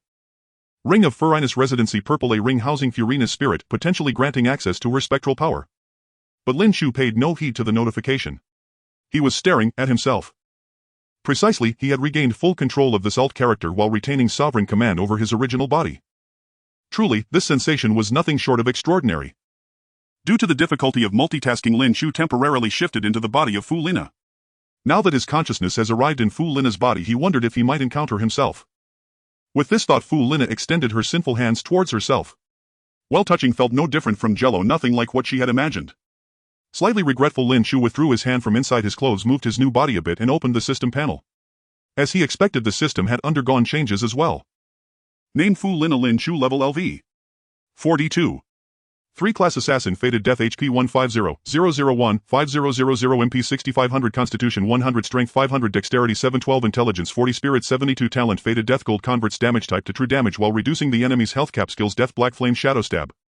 Special status: spirit. Compared to having a physical body, the spirit state significantly decreases the health cap and defense, with minor reductions in the 5 attributes. So does that mean I now have a 4th tier assassin bodyguard? Lin Chu's eyes lit up. Switching his perspective back to his original body, he opened his backpack and a faint silver ring caught his eye. This must be the key to store the spirit. Taking out the ring, he easily sent the spirit Fu Lina inside. With the reward taken away, the ceiling space began to destabilize, and with a familiar sensation, Lin Chu was directly transported back. In Lin Chu's wooden house. As the space warped, he was thrown onto the bed. Looking at the ring in his hand, a perfect plan surfaced in his mind. Initially, he thought he would have to reach a higher level to obtain the elixir bottle, but now it seemed it was within reach. With a thought, Lin Chu summoned the spirit Fu Lina from the ring. At the same time, the system's prompt also arrived. The spirit can exist in the real world for 2 hours each day. It will automatically disappear if it leaves the host's range of 3,000 meters. The spirit cannot level up through normal means. It seems that the usage of Fu Lina needs to be considered carefully. Glancing at the sky, it was still just afternoon. To avoid any long delays, he decided to acquire the elixir bottle today. Without hesitation, Lin Chu pushed open the door and walked towards the beginner village exit. Since Lin Chu's house was built by player 223, even though he had specifically requested a remote location, it was impossible not to encounter others in the same village, no matter how secluded. Naturally, Lin Chu ran into a team of players preparing to work in the fields. Bah! Bai Yi, is that you? Seeing Lin Chu for the first time, these players felt a moment of uncertainty. After recognizing Lin Chu's familiar nod, they accepted the reality. Watching Lin Chu's retreating figure, the few players carrying various farming tools exchanged glances. Is that really Bai Yi? Why does he look a bit? One person scratched his head, uncertain. Pretty. Though Lin Chu had annihilated the entire evil wolf, very few players had seen him in person, and as for photos, without Lin Chu's permission, hardly anyone dared to spread them. Thus, within this small team, a considerable number of them were seeing Lin Chu for the first time. What do you know? It's just like in novels, after leveling up one undergoes a transformation. Someone explained nonchalantly, a fair face covers all flaws, not to mention Bai Yi was never ugly to begin with. Hee, that's true. So is it possible? Another person said mysteriously that Bai Yi is actually a girl. Impossible, I've seen Bai Yi before and he was definitely a guy. Hey, how can you assume Bai Yi's gender? Easily traversing the wilderness, Lin Chu soon arrived at the location of the Third Church of the Stars and Moon. Shifting her consciousness to Fu Lina, she gazed at the distant church, a sly smile creeping onto her lips. A gentleman takes revenge one day is not too late. Yesterday I made you chase me for half a day, now it's time for you to drop some gold coins. The familiar church, yet unfamiliar monsters. The wailing priest before her was not shrouded in darkness like yesterday, but rather radiated a faint red glow. Bless. Bless. Entering through the door, Fu Lina looked at the frenzied humanoid black mist before her, puzzled. She remembered that when she left yesterday, this creature hadn't had a second form. How had it strengthened in less than a day? To be safe, Fu Lina quickly cast an appraisal. Wailing priest LV 15, rampaging. HP 38004000. Special status rampaging attack power increased by 20. Not only had it recovered a lot of health but it also had a special buff. Fortunately she had grown significantly stronger, otherwise she would have really fallen into the pit again. Shadowbind. Despite her swirling thoughts, Fu Lina's movements were swift, launching a high-level binding spell. This body could be said to be a typical glass cannon, high attack but low defense and health. Having been terrified by Lin Chu's area magic yesterday, the Wailing Priest had surprisingly drawn itself together, which played right into Fu Lina's hands. After all, as an assassin it was all about single-target special attacks. By the time the Wailing Priest reacted, it had already become fish on the chopping block, subject to Fu Lina's whims. Death Black Flame. The ominous black flames instantly engulfed the Wailing Priest.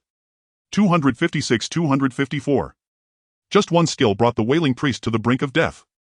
Wailing Priest LV. 15 rampaging HP 382530. Most importantly, this creature's health cap had been nearly halved. In battling monsters it might not be apparent, as they needed to be completely eliminated, at most targeting those that could heal. But if this move were used in internal strife it could be deemed outrageous. One must understand that humans are strong precisely because they can use items. In terms of health they certainly cannot match monsters of the same level.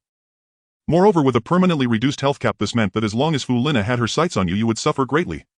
After all, the lost health cap is points you had invested. Just mediocre. It seems I overestimated you. Walking up to the Wailing Priest just as Fu Lina was about to grant it release, a familiar human presence intruded upon her perception. Gwen, why is he here? Indeed, the human Fu Lina sensed was Gwen. According to players from the previous life, Fu Lina first appeared near the third Church of the Stars and Moon, likely having killed the Wailing Priest guarding the elixir bottle. In my last life I was busy leveling up and missed the opportunity. Only after reaching level 28 did I officially become a Black Blade assassin through Fu Lina's teacher's test, wasting many attribute points. In this life I must seize the opportunity early. Carefully calculating, Gwen stealthily made his way near the third Church of the Stars and Moon, finally witnessing Fu Lina about to slay the Wailing Priest. What incredible luck! He couldn't believe he had stumbled upon this scene. Gwen's heart surged with joy as he hurried to the church entrance. In the Borderlands, casually intruding into another's hunting grounds is both impolite and a provocation. To storm in rashly would only leave a poor impression on teacher Fu Lina. Snicked. A mana dagger descended. The Tonku Jaisai kneeling at Fu Lina's feet deflated like a punctured balloon, and the kill announcement chimed. Kill Tonku Jaisai LV. 15 obtained recovery elixir bottle 1 mana elixir bottle 1 silver win 12. Such meager rewards. Fu Lina frowned as she stared at the system reward. She remembered the Wailing Death Spirit Tree had been only level 21 and together had paid out 50000. When could there be such a gulf between Tier 1 and Tier 2 rewards? Could it be that her own level was too high, depressing the prize? Before Fu Lina could think further, Gowen, who had disappeared with the Tonku Jaisai, rushed forward. Sister, please don't leave yet. At that address several dark lines flickered across Fu Lina's brow. Though she currently inhabited a female spirit body, being called sister by someone was a first. Seeing Fu Lina turn, her silhouette hidden beneath a cloak, Gowen felt his whole body tremble. Teacher. This time I will surely save you. Suppressing his excitement, Gowen assumed the humble posture of a newcomer seeking instruction. My name is Gowen. I am a recent arrival to the Borderlands. May I follow you and learn? Learn. Does he truly think this is a game world where meeting an NPC grants immediate apprenticeship? If he ran into certain special NPCs, Gowen might be courting death. Souls from other worlds often draw attention. Watching Gowen, who had no sense of self-protection, Fu Lina could not tell whether to admire his courage or his recklessness. No need. I have no interest in taking disciples. Teaching pupils held no appeal for Fu Lina. To her, once her main body leveled up, she could simply push forward alone. She did not need anyone's help. If I'm not mistaken, sister, you are in spirit form now. If you would accept me as your disciple, I will do my utmost to gather materials and restore you a corporeal body. Hearing Gowen's words, Fu Lina was taken aback. First she was surprised he could discern she was in a spirit state. To ordinary eyes she looked almost human. Few could tell she was a spirit. That Gowen had noticed proved there was something special about him. Second, the notion of restoring her body gave pause. Lin Chu had only intended to use this spirit form as a temporary guard in the early stages. Once the main body leveled up, Fu Lina would no longer be so important. Without being able to level by conventional monster slaying or by shaping golden when one usually required rare materials, hardly worth investing much effort in. Only after rebuilding her body could the Fu Lina account legitimately level through ordinary means, yet the materials needed for such reconstruction were rarer still. But if some gullible fool was willing to do the legwork for free and in the process they picked up an assassin with a golden talent, wouldn't that be an absolute windfall? At that thought, Lin Chu admitted he felt tempted. As the holder of the golden legendary profession Ningding GC, Fu Lina possessed a transfer slot for the subordinate purple epic assassin profession Hei Dao. If Gowen could pass the profession transfer trial, Fu Lina could make him into a Hei Dao. This was one of the privileges of a golden legendary talent. Given time, one could assemble a personal retinue. Being at the apex of a profession also meant one had little worry of subordinates betraying them. Essentially a legendary talent is the foundation of a profession. Should Felina die, the entire profession would vanish unless someone had earned Felina's approval and inherited her Mingding GC. To preserve their status, those in subordinate professions would go to great lengths to protect their superior. The only uncertainty lay in whether Gowon could pass the transfer trial. Pondering this, Felina chose her words carefully. I admire your courage, but simply wanting a hidden profession from me is far from enough. As Felina had anticipated, upon hearing the words hidden profession, Gowon's face immediately lit with eager longing. The rarer the prize, the greater the price one must pay. If you lack exceptional strength, even if I permit your transfer, you will likely die in the trial. Even so, do you still wish to proceed, Gowon? Felina did not conceal the danger of the transfer from Gowon. Another death served her no benefit. Her words warmed Gowon's heart. Indeed, teacher had been gentle from the start. Perhaps that very gentleness was what had led her to fall to the so-called Star Moon Goddess. Gowon dropped to one knee, bowing his head to the figure before him. Yes. I am willing to pay with my life. Humans. Always so. Seeing Felina inclined to take a disciple, Gowon's face brightened.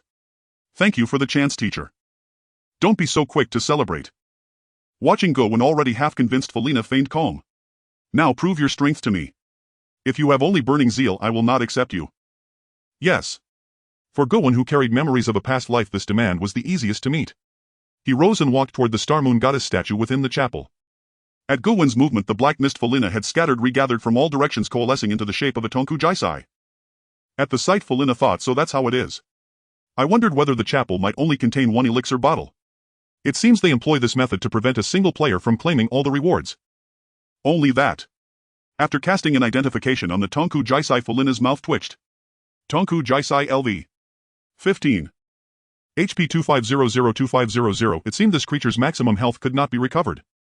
Gowon dared to solo the boss. He was certainly not courting death recklessly. Felina remained within the chapel's bounds, effectively a safety talisman. Gowon only needed to demonstrate his strength and earn her recognition. Understanding Gowon's intent, Felina's figure slowly dissolved into the air. A high-tier spell became formless. Sensing Felina's presence vanish, the Tonku Jaisai, which had been on guard, immediately fixed its gaze upon the not far away Gowon. Gowon crouched slightly under the pressure of imminent death. His blood began to boil. Incredible, what did this kid do on Blue Star? Watching the exchange below, Felina regarded Gowon as if meeting him for the first time. Her open left eye was full of wonder. No surprise, where Lin Chu relied on raw skill and Felina on direct dominance, Gowon embodied the art of technique he was born to hunt. Tonku Jaisai LV. 15 HP 240-32500. Glancing at the priest's status, Felina pinched the bridge of her nose. His technique was impressive, but he was cutting it close. Still, he was only level 6. One could not ask too much. Below, the Tonku Jaisai, unable to grasp Gowon's cloak, prepared to unleash a large AoE skill wailing howl. For Felina, this would be merely free experience, but for Gowon it mattered. Felina recalled how seriously Kelod had treated the threat. With that in mind, Felina waved her hand and a vast shadow instantly swallowed the Tonku Jaisai. Kill Tonku Jaisai LV. 15 Obtained recovery elixir bottle 1 mana elixir bottle 1 silver win 2. With the kill notification, Felina reappeared in full form. Very good, you passed the test. Ha! Ha! Thank goodness. Gowon gulped air in great gasps. He had felt tremendous pressure while facing the Tonku Jaisai. Your talent is not ordinary. I believe you will achieve much in the future. For rare talent, Felina did not begrudge praise, though mere words alone were not her style. After speaking, Felina produced the elixir bottles. The monster had been slain by her after all, so the rewards had been delivered to her. Take these 2 elixir bottles and use them.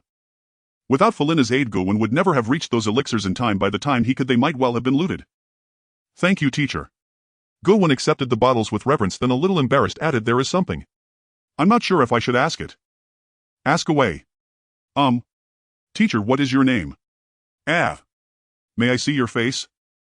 At those 2 requests, Felina realized she had not introduced herself. She drew back her hood and revealed a delicate face. My name is Felina, bearer of Mingding GC, a remnant ghost of the Eternal Night era. Facing this stranger who nonetheless felt familiar, Gowon's heart swelled with words he wished to spill out. In the end, they condensed to one sentence: Felina. Teacher. Sensing the complexity in Gowon's gaze, Felina grew puzzled.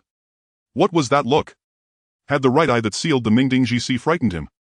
Confident in her own modeling of her face, Felina thought for a long time and could find no other explanation. Very well. Since I am your teacher, if there is anything you wish to learn, think of me and call me. I am a spirit now and cannot remain in the world for long. The ring that housed Felina could not be given to Gowon for the time being, so they needed a means of contact. Felina touched Gowon's right eye with her finger, leaving a mark identical to her own upon his face. This is the summon mark. With it we can contact one another. Hurry and reach level 10, then I will tell you how to transfer professions. With that, Fu Lina became a faint blue glow and vanished. Everything was proceeding smoothly, although in Fu Lina's eyes their relationship appeared one of mutual exploitation. With the passage of time he would sooner or later reclaim the master's trust. Instinctively pressing his right eye, and felt a surge of power as his fingers touched the familiar mark.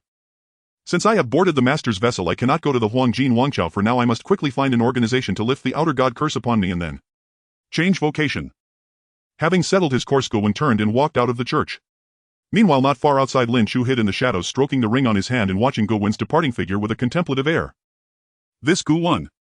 Could he truly harbor such mortal terror between life and death? Only a few days ago he had been trembling before the great horned stag. Now he revealed astonishing, almost audacious abilities. Could he have been possessed or usurped by some powerful figure? Lin Chu rubbed his chin. The possibility seemed all too plausible. Never mind, so long as he succeeds in changing vocation he becomes another prized enforcer. Besides, he only encountered a manifestation of Fu Lina, so no one can trace it back to me. When Go-Wen slipped beyond his sensory range, Lin Chu dispelled his concealment and made his way to the Xingyue Third Church.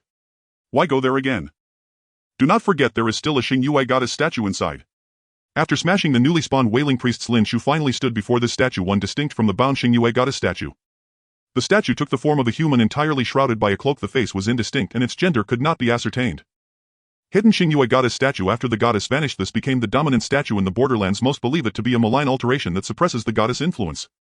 A flickering benediction. When will it stabilize? Detected impure faith. Detected emotion value. A completely different statue. Reading the system's explanation, Lin Chu fell into thought but soon abandoned the effort. There was nothing to be gleaned, better not to overthink it. Absorb emotion value, purify faith. At his command, a faint golden radiance leaked from the statue and bathed Lin Chu. A comfort like basking in a winter sun rose in his chest, and Lin Chu involuntarily narrowed his eyes in bliss. Huangjin Rune 12.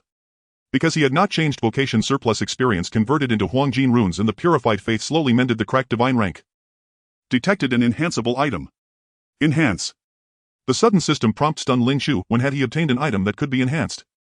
Rummaging through the system's inventory, Lin Chu discovered that the enhanceable object was a potion bottle. Healing potion bottle. Enhanceable, restores 500 HP. It is said the Golden Grail once received drops of benediction. This bottle holds diluted remnants of that blessing. It recovers one use every 12 hours up to 3. Can be strengthened by faith power. Mana potion bottle. Enhanceable, restores 200 mana. It is also a vessel for diluted benediction. Both items regain a use every 12 hours up to 3 and indeed require faith power to be enhanced. Perhaps they had once been tied to the faith, which is why they can be empowered by it. Sounded reasonable. Feeling the faint golden glow within his divine rank, Lin Chu hesitated.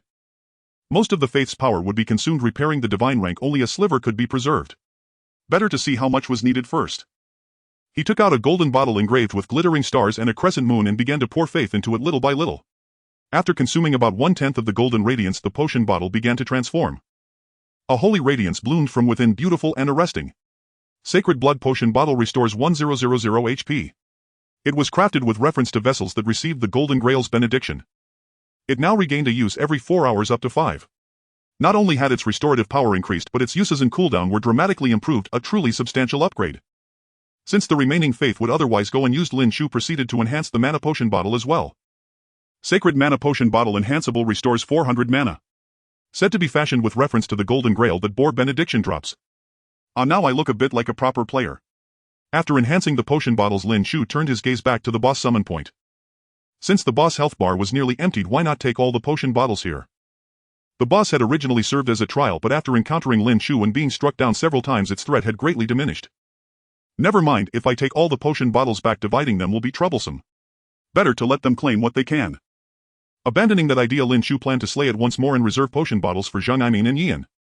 These people ran Chusheng village with meticulous care to prevent chaos should they be assassinated. It was wise to keep a safeguard. I truly care for Aimin like a son, Lin Chu thought. Strange, where is the boss? He approached the summon point and found the summon option had vanished. Wait, I understand. Lin Chu suddenly remembered the wailing priests are spawned from the statue's internal negative emotions. Having just drained the statue, the priests lost their power source and naturally disappeared.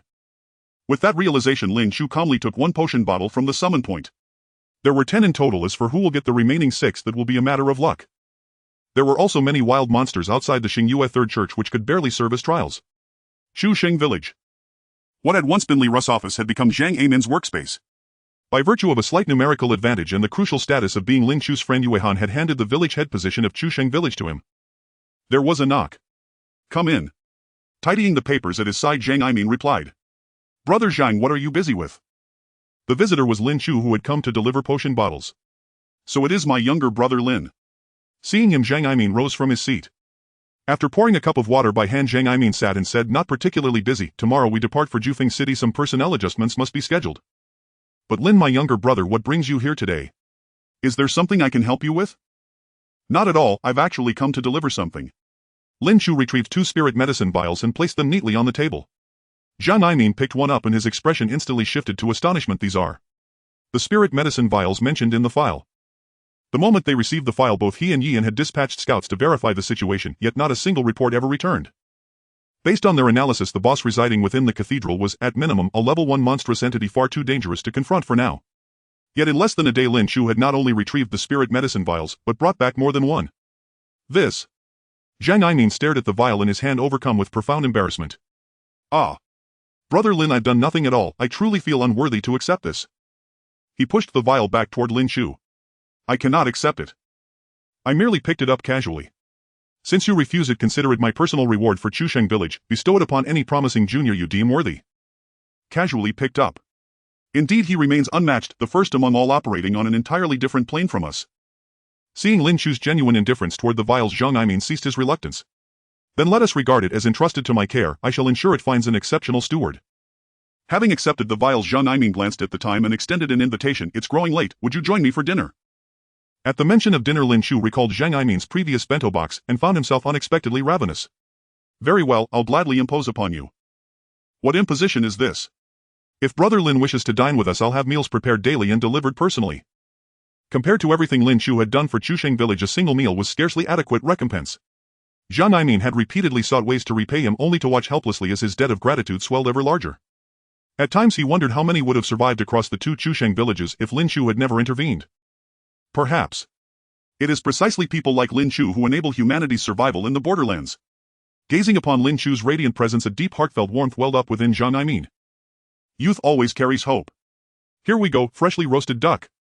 With a booming, vigorous call, fragrant, mouth-watering dishes were carried onto the dining table. The Lin Chu's culinary skill was no mean feat. Even unadorned, it still fell short of this master chef, Mada. Rumors held that before his transmigration, Mada had served as head chef at a prestigious restaurant. Afterward, he acquired a white-tire talent that enhanced his cooking prowess, and every bento box Zhang Aimin sent originated from his hands. Your craft has improved yet again, Chef Mon, Lin Chu remarked, savoring the exquisitely sliced roast duck, his face alight with pure delight. Crisp outside, tender within, the sauce is equally extraordinary. Truly remarkable. Ha, you flatter me. As Mada continued slicing the duck, he added, had you not stabilized Chusheng village, when would we have found time to refine such arts? And let us not forget, I owe my very life to you. If you wish, I'll prepare a special portion for you each day. No need, I won't remain here long. Our next meeting may well prove complicated. Lin Chu shook his head. Tomorrow marked the collective departure for Hurricane City, and he would most likely settle there permanently. Indeed, Mada's sighed, disappointment flickering briefly before resolve rekindled his spirit. Just wait, you'll feast in absolute comfort tonight. Since John's arrival, not only had he introduced numerous seeds but also brought foundational texts deepening the transmigrants' understanding of the borderlands ecology. Mada had devoted himself day and night to studying these novel flora and had already invented several original dishes. Speaking of Hurricane City. Lin Chu paused thoughtfully. Hurricane City hosts culinary artisans, a life profession. Mada, if you wish to pursue such a path, the city would be an ideal destination. During casual conversations with Zhang Aimin, Lin Chu had learned that most transmigrants preparing to journey to Hurricane City were aiming for combat professions. A culinary artisan. Does this mean one can eventually prepare enchanted delicacies from high-tier monstrous beasts? Hearing Lin Chu's words, Mada felt a stirring of longing. After all, such a profession promised generous remuneration, minimal risk, and widespread admiration. Yes, much as you imagine. Though rising to prominence is no simple feat. Noticing Mada's eagerness, Zhang Aimin interjected, well then, shall you give it a try? Me.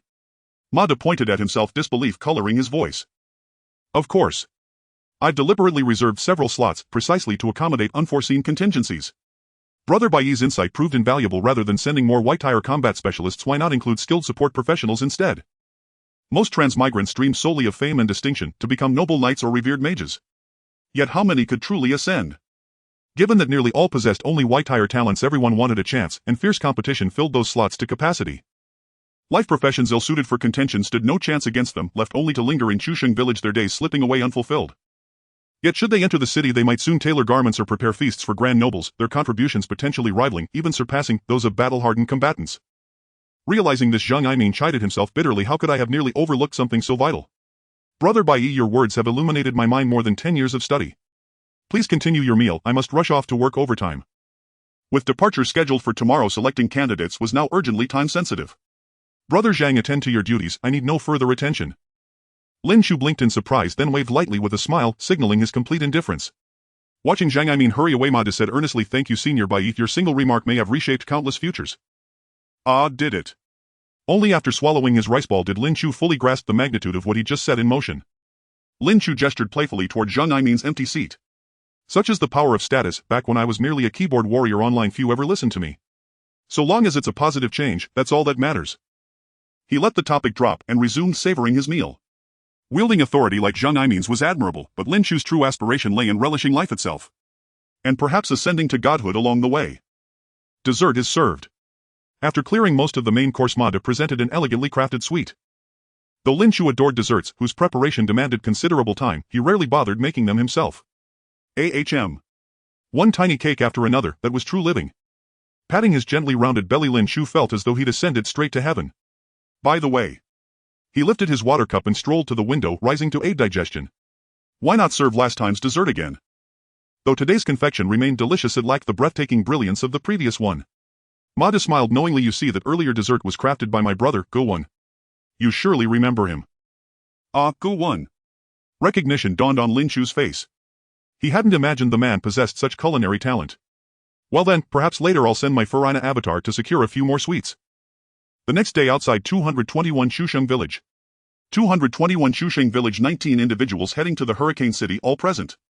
After inspecting the team before him, Zhang Aimin reported to John. John nodded in satisfaction. All right, you 19 will follow behind the knight. As long as you keep up, there's no need to worry about safety. Then he turned to Zhang Aimin and said, Village Chief Zhang, you must also make a trip to Hurricane City. Me. Zhang Aimin was somewhat at a loss with this sudden announcement. Don't worry, it's a magnificent opportunity, you'll be back tonight. There was a hint of envy in John's tone. That's good to hear. Hearing that he could return in time, Zhang Aimin sighed in relief. Come on, let's get in the carriage. After picking up Zhang Aimin, the carriage turned and sped back toward Shusheng Village, disappearing from everyone's sight in a matter of seconds. What are you looking at? Let's set off. The Golden Tree Knight patted his warhorse. If you run a bit faster, you should be able to reach Hurricane City before dawn tomorrow. What? How can it be that far? Didn't Lord John say we could make a round trip in a day? Upon hearing they would need to run for nearly a day, the faces of those present changed drastically, especially the players of support roles who could almost foresee their grim fate. Stop wasting time, hurry up. The knight did not explain further and galloped away, leaving the crowd with no choice but to follow. Meanwhile, on the other side, the carriage carrying John and the others came to a steady stop in front of Lin Chu's home, picking up Lin Chu, who was waiting. Lin Chu was taken aback upon seeing Zhang Aimin in the carriage and only understood after hearing John's explanation. All right, let's set off. John called out to the outside and the coachman immediately urged the horses to run. Lin Chu lifted the curtain and saw the scenery outside rapidly retreating. The speed of the horses rivaled that of vehicles from his past life. Seeing Lin Chu's curiosity, John introduced, this is a first-order magical beast known for its speed, the Wind Chaser horse. I usually don't have the chance to interact with it. I see. The feeling of being in the game was entirely different from playing on a computer. He couldn't help but wonder how it would feel to ride a dragon in the future. After about 2 hours, a grand and ancient city adorned with lion and golden tree banners atop its walls came into view for Lin Chu. This is Hurricane City, the domain of Duke Luther Golden. As they approached the city, John began to act as an adequate tour guide. Hurricane City was established during the Star Moon era roughly 1,000 years ago.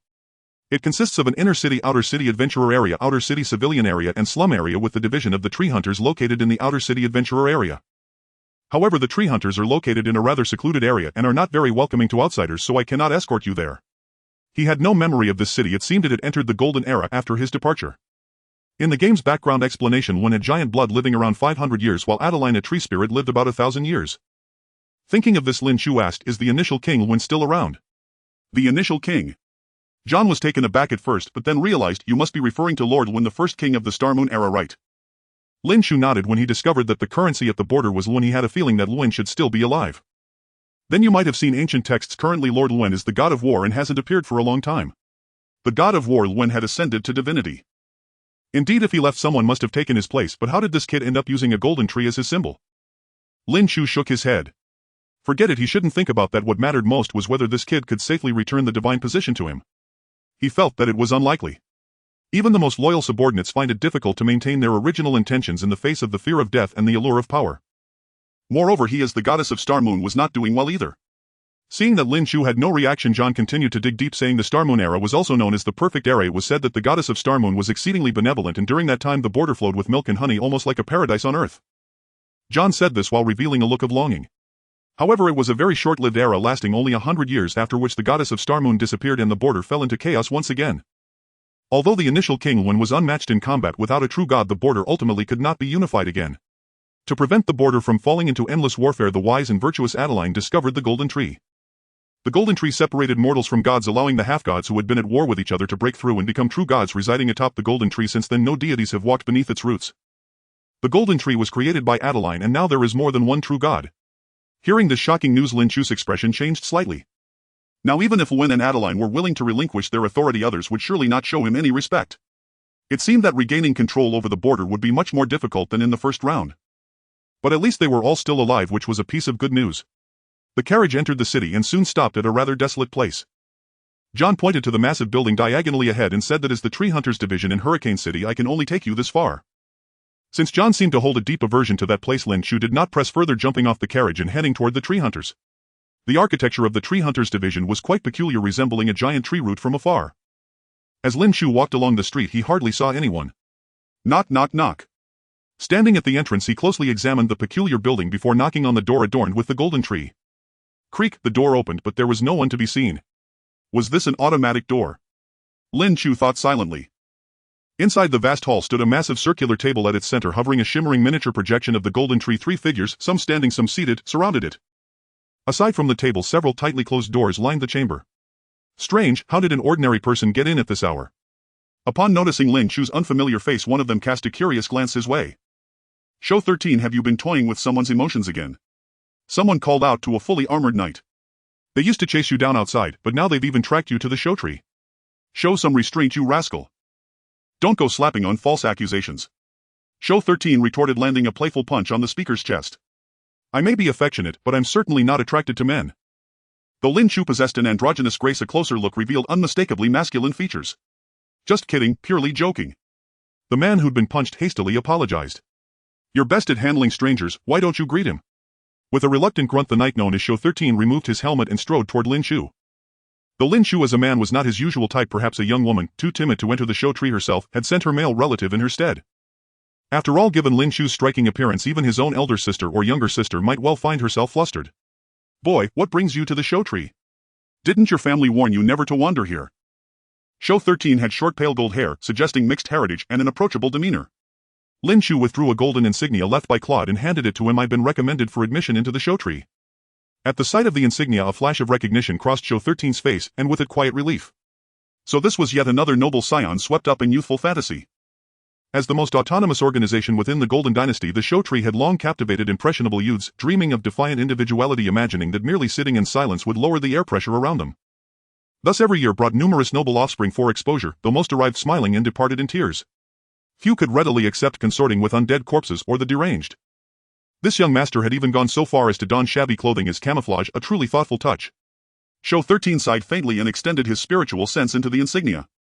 In the next instant, his faintly upturned lips froze mid-curve. "Show 13, why don't you give him a tour?" Seeing Lin Chu produce the insignia, the others in the hall exchanged knowing smiles. Show 13. Noticing how he'd stood transfixed since receiving the insignia, the others exchanged puzzled glances. Roused by his comrade's call, Show 13 finally stirred. Stammering slightly, he told Lin Chu, "Please, wait just a moment, I need to verify this." What began as an ordinary induction day had clearly taken an unexpected turn. Claude was far more enigmatic than anticipated. Lin Chu watched him thoughtfully. Show 13 placed the insignia carefully upon the circular table. "Enough spectating, come confirm it yourselves." "I can't be mistaken." "What's going on? Is this boy a duke's illegitimate son? Why the panic?" Show 13 shook his head. "You'll understand once you see it for yourself." The insignia passed among the three and their expressions grew solemn. Master Claude's aura. There's no mistaking it. Then this means. All three turned to Lin Chu in unison, their eyes alight with fervent intensity. In perfect harmony they declared welcome to the show tree. Lin Chu. Had he truly just been admitted? The sudden shift left him utterly unprepared. Sensing his discomfort, the three guided Lin Chu to sit at the circular table and began introducing themselves in turn. A steady-looking middle-aged man with golden hair and emerald eyes spoke first. My codename is Show 3. I was personally brought into the show tree by Master Claude. Come to me for anything you need. Senior brother, greetings. Another golden-haired with obsidian eyes smiled warmly. I'm Show 7, not brought in by Master Claude but long an admirer of his. I specialize in magic. Feel free to ask me anything you don't understand. Understood, thank you, senior brother. And me, you've surely heard my codename already. Show 13 announced cheerfully. Show 13, I joined quite recently. Never imagined I'd become a senior brother the moment a new recruit arrived. Grinning broadly, he tossed his flowing golden hair, clearly delighted. Senior brother's greetings. Lin Chu responded respectfully. My name is Lin Chu. I humbly ask for your guidance and support going forward. Such a well-mannered novice, I'll take him for his assessment. Don't try to snatch him away. Show 13 clapped Lin Chu firmly on the shoulder, projecting the calm confidence of a seasoned mentor. Fine, no one's competing with you. With Show 3 and Show 7's consent, Show 13 rose and gestured for Lin Chu to follow. Come with me, we'll assess your physical aptitude. If all goes smoothly, you'll receive the Show 14 badge before the day ends. Lin Chu followed behind Show 13, pushing open a door into the show tree's dedicated testing ground, a vast empty expanse occupied only by the two of them. The show tree has few members, that's perfectly normal. Should the silence ever grow too still, you're welcome to step outside and unwind. So long as you conceal your identity, you'll blend seamlessly among ordinary folk. Offering this brief explanation, Show 13 produced a memory crystal, a rare artifact capable of faithfully recording visual impressions within a fixed radius, nearly impossible to falsify, often reserved for documenting pivotal events. Lin Chu surveyed the arena. It was divided into two distinct zones, one designed to evaluate physical prowess, the other magical aptitude. So Lin Chu, do you lean more toward raw physical strength or spellcasting? Lin Chu offered a gentle smile. I'm primarily a mage. Not bad, mages tend to be safer assets. Let's begin the assessment. Show 13 positioned the memory crystal and gestured for Lin Chu to strike the target ahead. Lin Chu held nothing back, except for refraining from using the necrotic tree staff. Since the necrotic tree staff was widely feared and taboo, Lin Chu chose not to wield it before those who might recognize its nature, lest he expose his innate lethal affinity for necrotic essence. Once his mana reserves were fully depleted, Lin Chu turned to Show 13 only to notice something peculiar in his gaze. Ahem, seeing Lin Chu signal exhaustion, Show 13 switched off the memory crystal and asked, puzzled, an average tier 1 baseline yet capable of casting mid-tier spells, that shows promise. But, it still falls short of the show tree's minimum threshold. Below the minimum threshold. Lin Chu frowned, then wondered if his abilities fell short. Why had Claude sent him here at all? Senior Hunter 13, Senior Claude only gave me this talisman, no further instructions. What is the minimum requirement for joining the Hunter tree? Wait. Hunting 13 smacked his forehead upon seeing Lin Chu's genuine bewilderment. You're not a descender, are you? Yes, I am. Though puzzled by Hunting 13's sudden question, Lin Chu nodded anyway. So he truly was a descender, mastering mid-tier magic despite not yet reaching the first tier. What manner of prodigy had Senior Claude unearthed? Gazing at Lin Chu, who now seemed to doubt his own capabilities, Hunting 13 suddenly felt his once-cherished talent paled in comparison. My mistake, I should have asked you earlier. Smiling, Hunting 13 explained the minimum rank for a Hunter tree knight is 3rd tier. Descenders like yourselves cannot reach that threshold so soon. Most likely Senior Claude merely sent you here to familiarize yourself with our ways. All members must be at least 3rd tier. The Hunter tree's threshold truly is formidable. I see. Lin Chu nodded. Then what should I do now? Unable to meet the enlistment standard, he had no lodging, not even a corner to rest in Hurricane City. Shelter, an unrelenting specter haunting his dreams. Let me think. Hunting 13 stroked his chin. Barring unforeseen circumstances, you'll begin training with the Hunter Tree Reserve Corps, and upon attaining 3rd tier you'll be formally inducted. However, since Senior Claude personally dispatched you here, there must be deeper intent behind it. Senior Hunter 3 once served under Senior Claude for a time, you may consult him. Thank you. Armed with useful information, Lin Chu offered his sincere gratitude. No need for such formality. As Senior Claude's recommendation, your induction into the Hunter Tree is merely a matter of time. Hunting 13 chuckled softly, his confidence in Lin Chu unmistakable. By the way, does the Hunter Tree currently number only 13 members? At Lin Chu's query, Hunting 13's expression swelled with pride. Precisely. Only those capable of solo hunting a 1st-tier necrotic tree earn the title Hunter. At present, Hurricane City has exactly 13 such individuals. Don't dismiss this as a trivial task. Though hunting a 1st-tier necrotic tree may sound effortless, even most 3rd-tier adepts cannot accomplish it alone. One must not only withstand the necrotic tree's revolting psychic corruption but also purge its fanatical cultists, the necrotic faithful, who worship it as divine. The lower the numeral in a hunter's title, the greater their strength. Hunters 2 through 8 can each solo hunt 2nd-tier necrotic trees. Hunter 1 alone commands the power to confront a 3rd-tier necrotic tree solo. Mentioning Hunter 1, Hunting 13's gaze turned. Reverend Hunter 1 is none other than Senior Claude himself, rumored to stand on the very threshold of legendary ascension. Why rumored? Because none among us has ever witnessed his full might. Moreover, just days ago Senior Claude eradicated a third-tier necrotic tree, reclaiming vast swaths of lost territory. So the boss he'd fought was in fact a third-tier necrotic tree, its power diminished only after prolonged attrition, slipping to early second tier. Hunting 13's account reshaped Lin Chu's perception of Senior Claude. He was far more formidable than imagined. Emerging from the testing chamber, they found Hunters 3 and 7 already waiting outside. Well. Seeing their eager anticipation, Hunting 13 shook his head with theatrical regret. Alas, what a pity. Hunting 7 cut in bluntly pity. Senior Claude's recommendation guarantees excellence. Stop teasing us. Knew I couldn't fool you. Hunting 13 waved listlessly. Lin Chu is a descender, joining us will take some time yet. A descender, no wonder. Hunter 3 mused, eyes narrowing. The aura sealed within this talisman is deliberately conspicuous, as if designed to be unmistakable. This is surely Senior Claude's first trial for you. What trial? Must I deduce it myself? Hunter 3 waves dismissively, not quite. Though I cannot aid you in passing it, revealing the nature of the trial is permissible. The Hunter Tree, clearly no ordinary organization, demanded a series of prerequisites before entry. Lin Chu, however, was mentally prepared. Then Senior Hunter 3, what precisely is Senior Claude's trial? Aura. Hunter 3 smiled faintly. As a Hunter Tree member, confronting necrotic trees is only part of our duty. The necrotic faithful who worship these trees as gods and myriad heretical sects seeking to exploit their power for chaos, they conceal their malevolent auras unlike the overtly repugnant emanations of the necrotic trees themselves. Thus distinguishing subtle auras is the most essential and foundational skill for any qualified Hunter Tree operative. Senior Claude's first trial is for you to locate him somewhere within Hurricane City, using only the residual aura embedded in this talisman as your sole clue. Thank you for clarifying, I understand. Lin Chu nodded. But, isn't this rather daunting?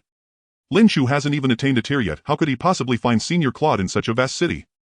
Even Hunter 7 found the trial unprecedented and daunting. Handing the talisman to Lin Chu, Hunter 3 said, since Senior Claude set this trial, he clearly believes Lin Chu possesses the requisite ability. We need not fret over much. Accepting the talisman, Lin Chu bid them farewell. Before departing, Hunter 3 pressed a slim manual into his hands. This contains low-tier aura perception techniques used internally by the Hunter Tree. It should prove helpful. Though Lin Chu already possessed higher-tier aura perception arts, Hunter 3's gesture warmed his heart, a long-forgotten sensation of being genuinely cared for. They say the Hunter Tree is terrifying beyond measure, but everyone here is unfailingly kind.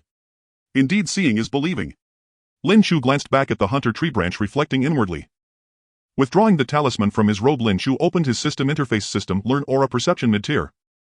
Skill point 1, aura perception mid-tier required. Retrieving the talisman once more, the previously faint, nearly imperceptible aura blazed vividly. Closing his eyes, Lin Chu swiftly detected Senior Claude's presence nearby.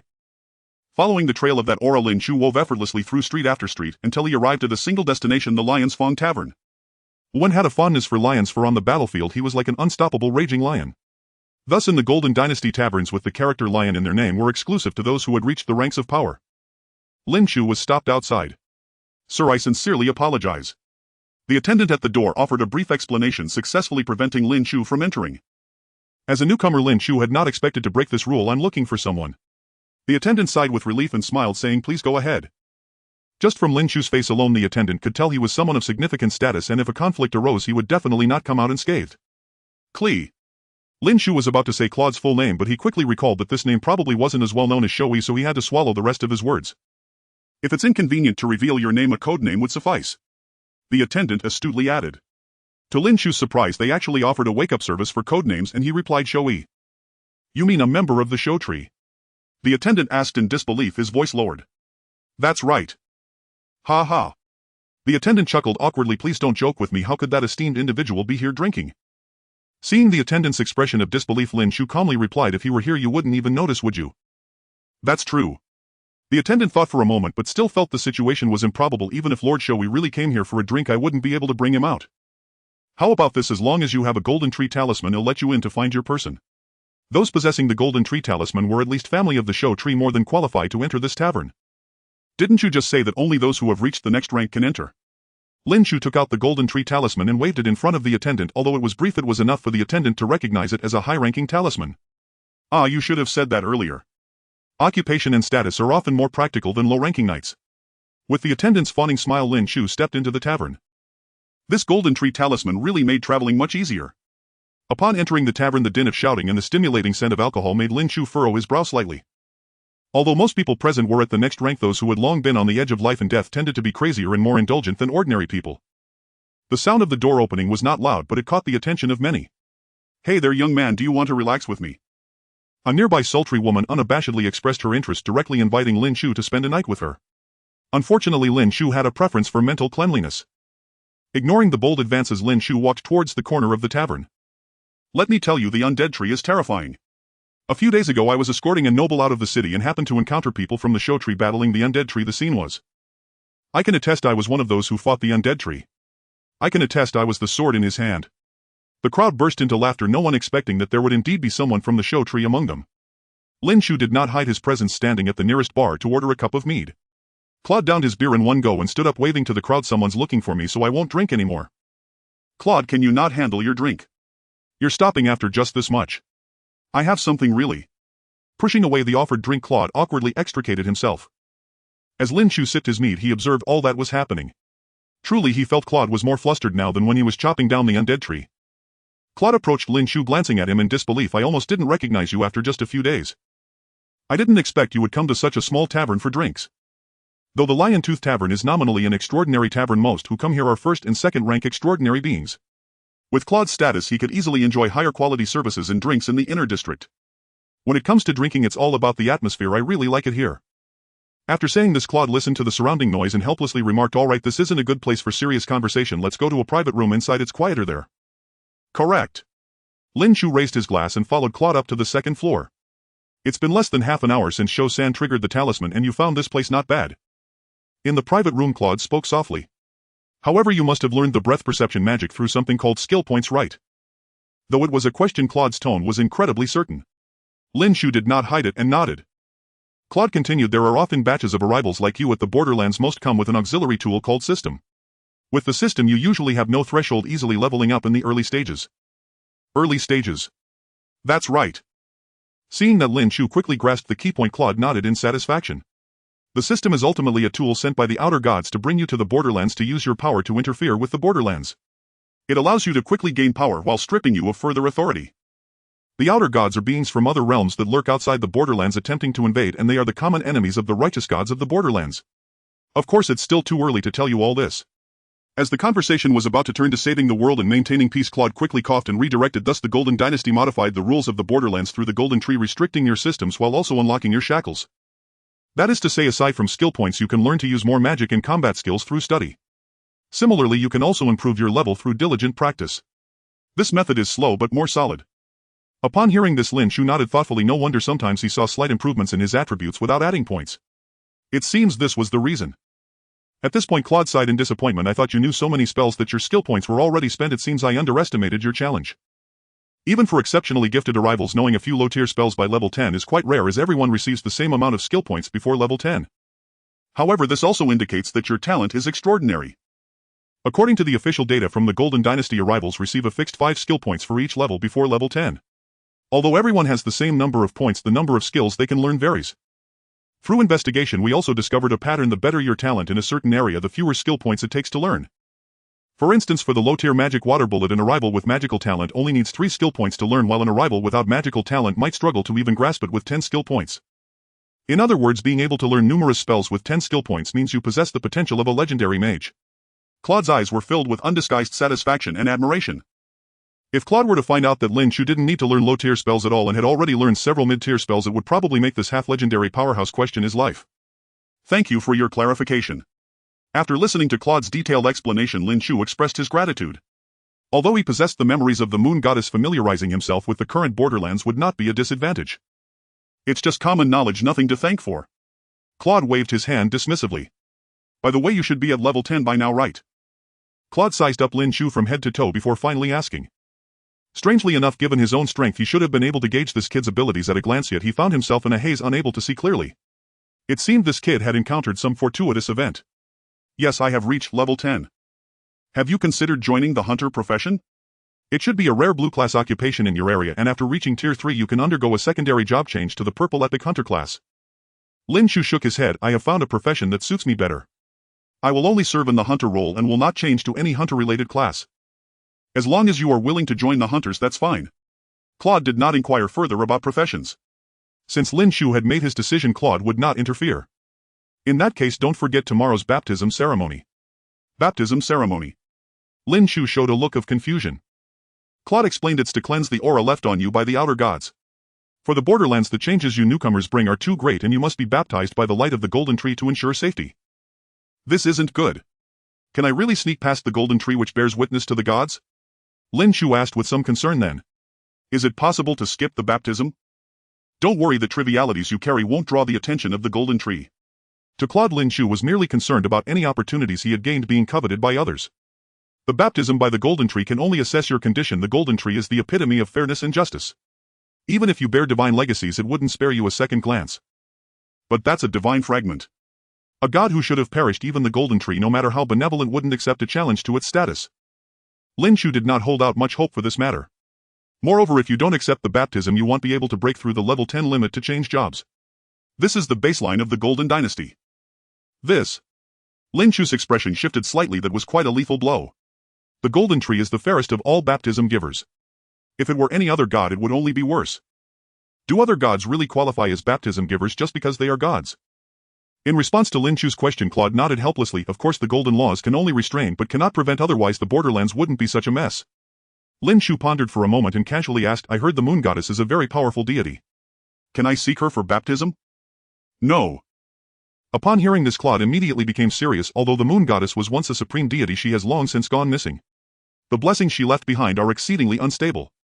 If you don't want to die, never touch the blessings of the moon goddess. Claude's sudden strong reaction startled Lin Chu. Realizing his tone was somewhat excessive, Claude coughed lightly and said solemnly, in short, anything related to the moon goddess is a taboo among taboos that must never be trifled with. Others might worry about this, but Lin Chu had no such dangers. Claude's warning only proved that as long as he wanted to pursue it, there were ways to do so. As long as he covered his tracks slightly, he should be able to deceive the golden tree. But on the surface, Lin Chu still asked, missing. Can gods also go missing? Who knows?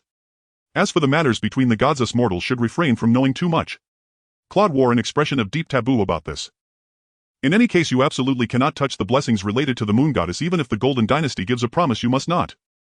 Claude's repeated emphasis only piqued Lin Chu's interest even more. What exactly happened to make his inheritance so dangerous? Okay, I understand. He understood, but it was impossible not to pursue it. Lin Chu took a sip of honey wine. Senior Claude, please tell me more about the distribution of gods and powers in this world. Although John had also said a lot, he was ultimately just a minor character and many things were said ambiguously. Sure. Claude coughed lightly. Currently the Golden Dynasty has 2 great dukes and 1 king, all of whom are demigod powerhouses. The territory of Hurricane City and its surroundings is precisely the domain of Duke Luther Gold. Luther Gold. That's right, just as you thought. I am also a descendant of the bloodline left behind by the war god before his ascension. My ability to achieve my current state is closely related to the divine blood within me.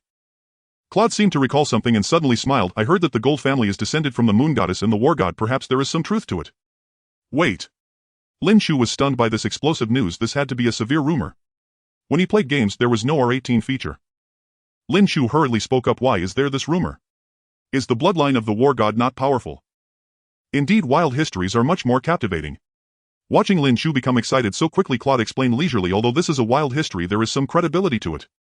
For example, the image of the war god is depicted as having red hair, while most of the Gold family's members as descendants of the war god have blonde hair. Similarly, the records describe the moon goddess as a beautiful blonde goddess. Though the war god is powerful, the moon goddess is even more so in ancient, making it plausible to inherit her traits. More importantly, every generation of kings and dukes is inherited by heirs with pure golden hair, leading everyone to speculate that only descendants of the war god cannot bear the blessings of Great Rune. Claude brushed his tousled golden hair and said mysteriously, if it weren't for my insufficient blood purity, I might have been this generation's duke.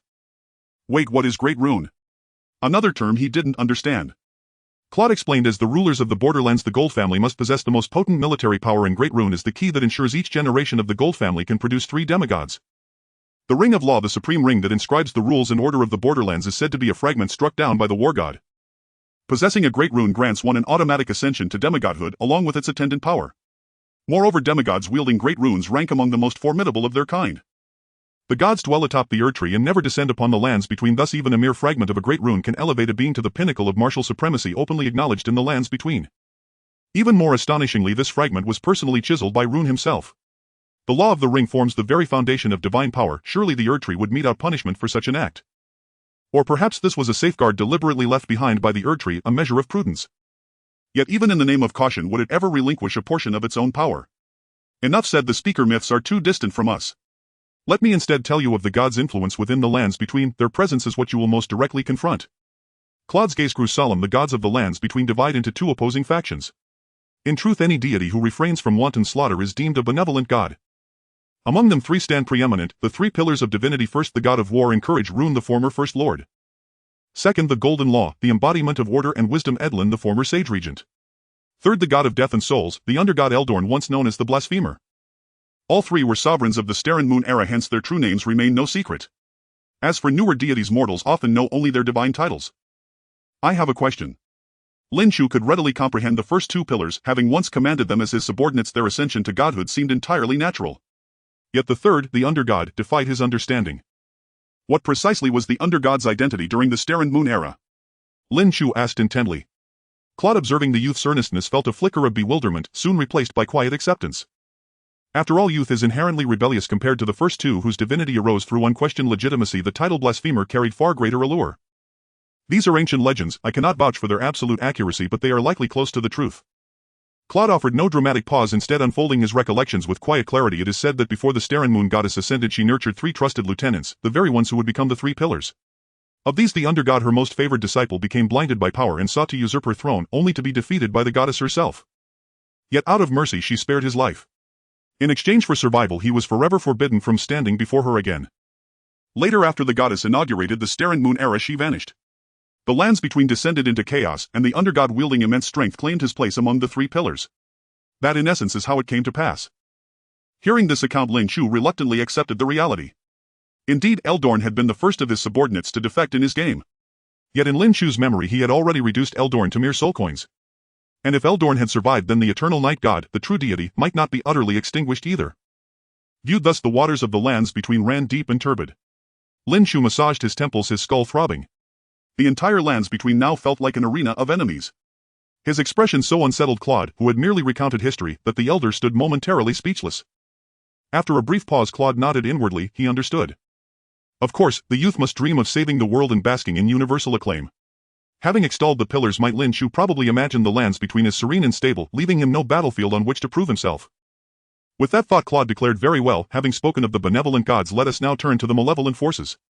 Do not mistake the pillar's strength for security, the lands between brim with peril.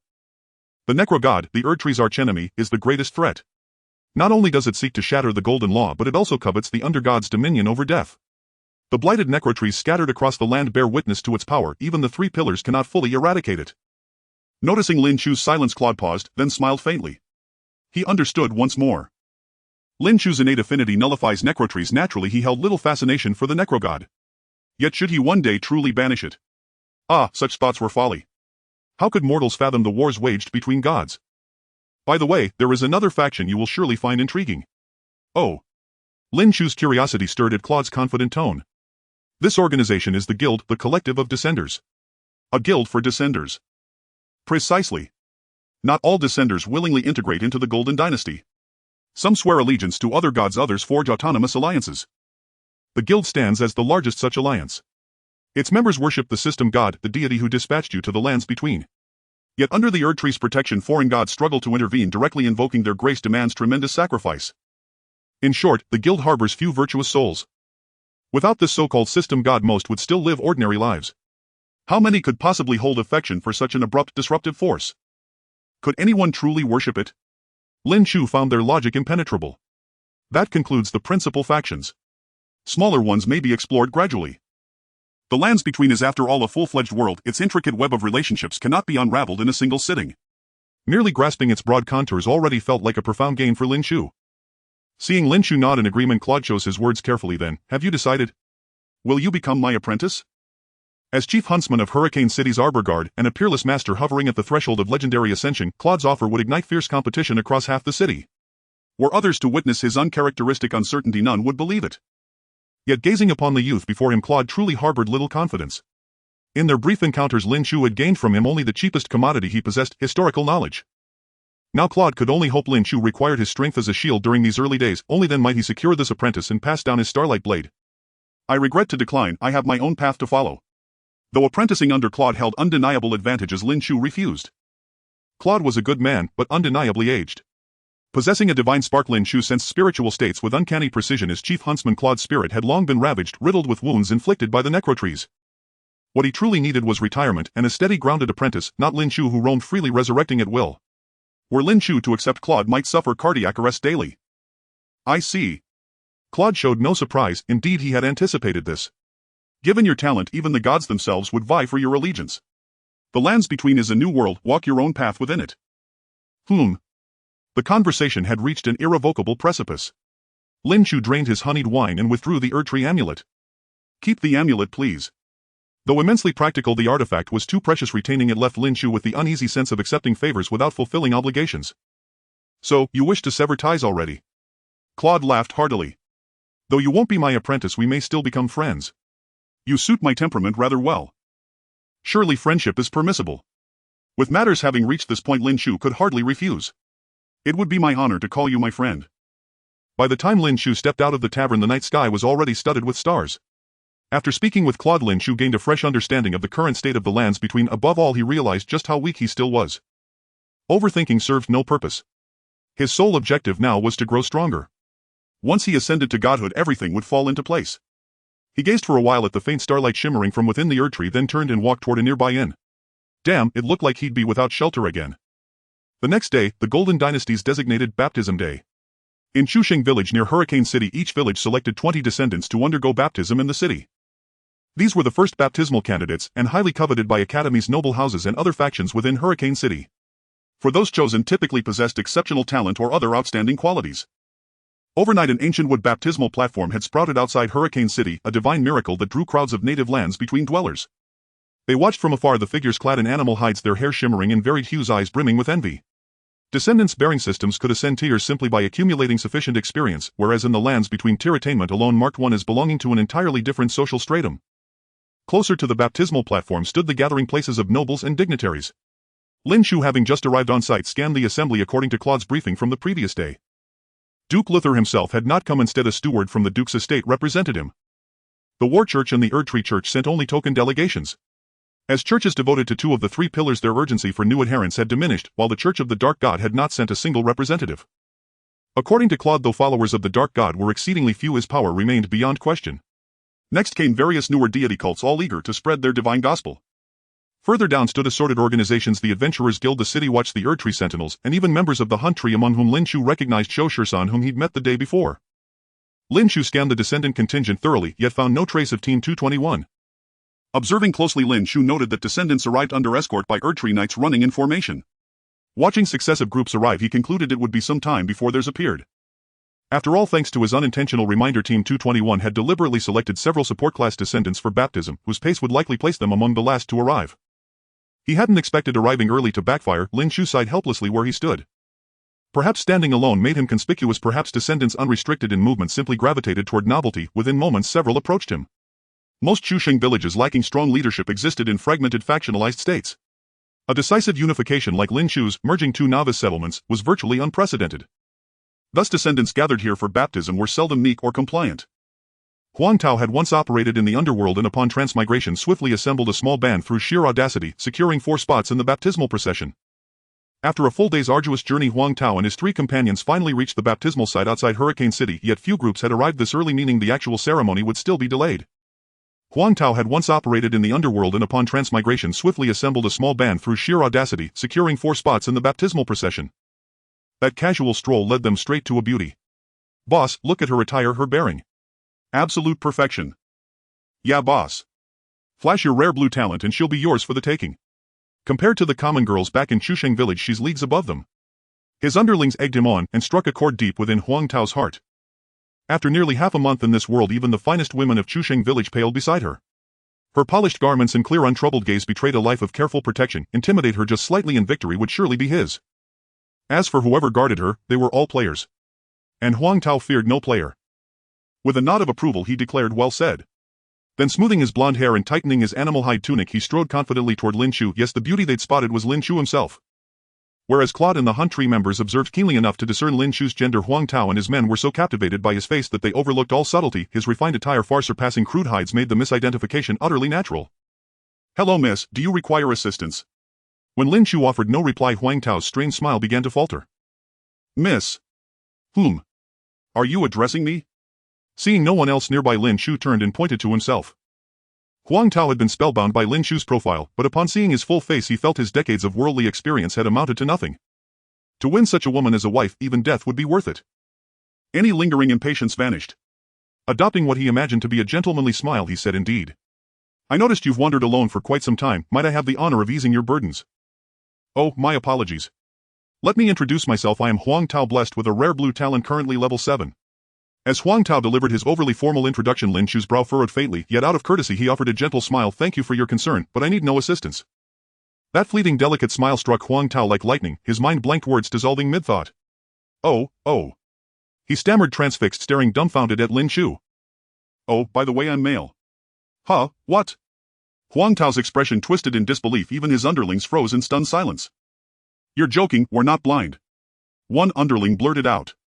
At his words, Huang Tao snapped back to awareness. Ah, of course.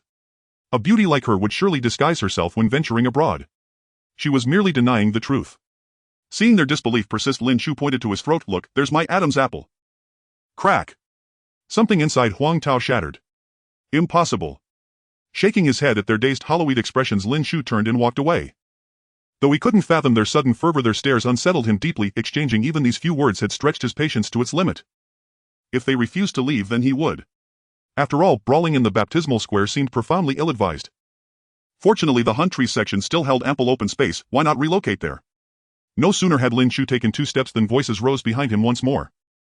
Wait.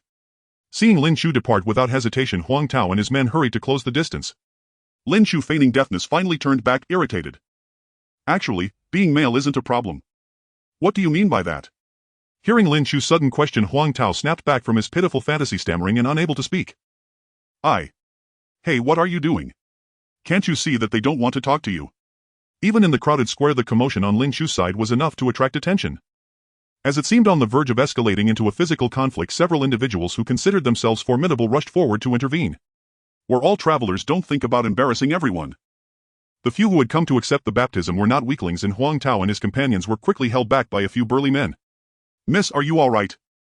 Seeing yet another person misidentify their gender, Lin Chu felt somewhat numb. I'm fine, and I'm a guy. Ah.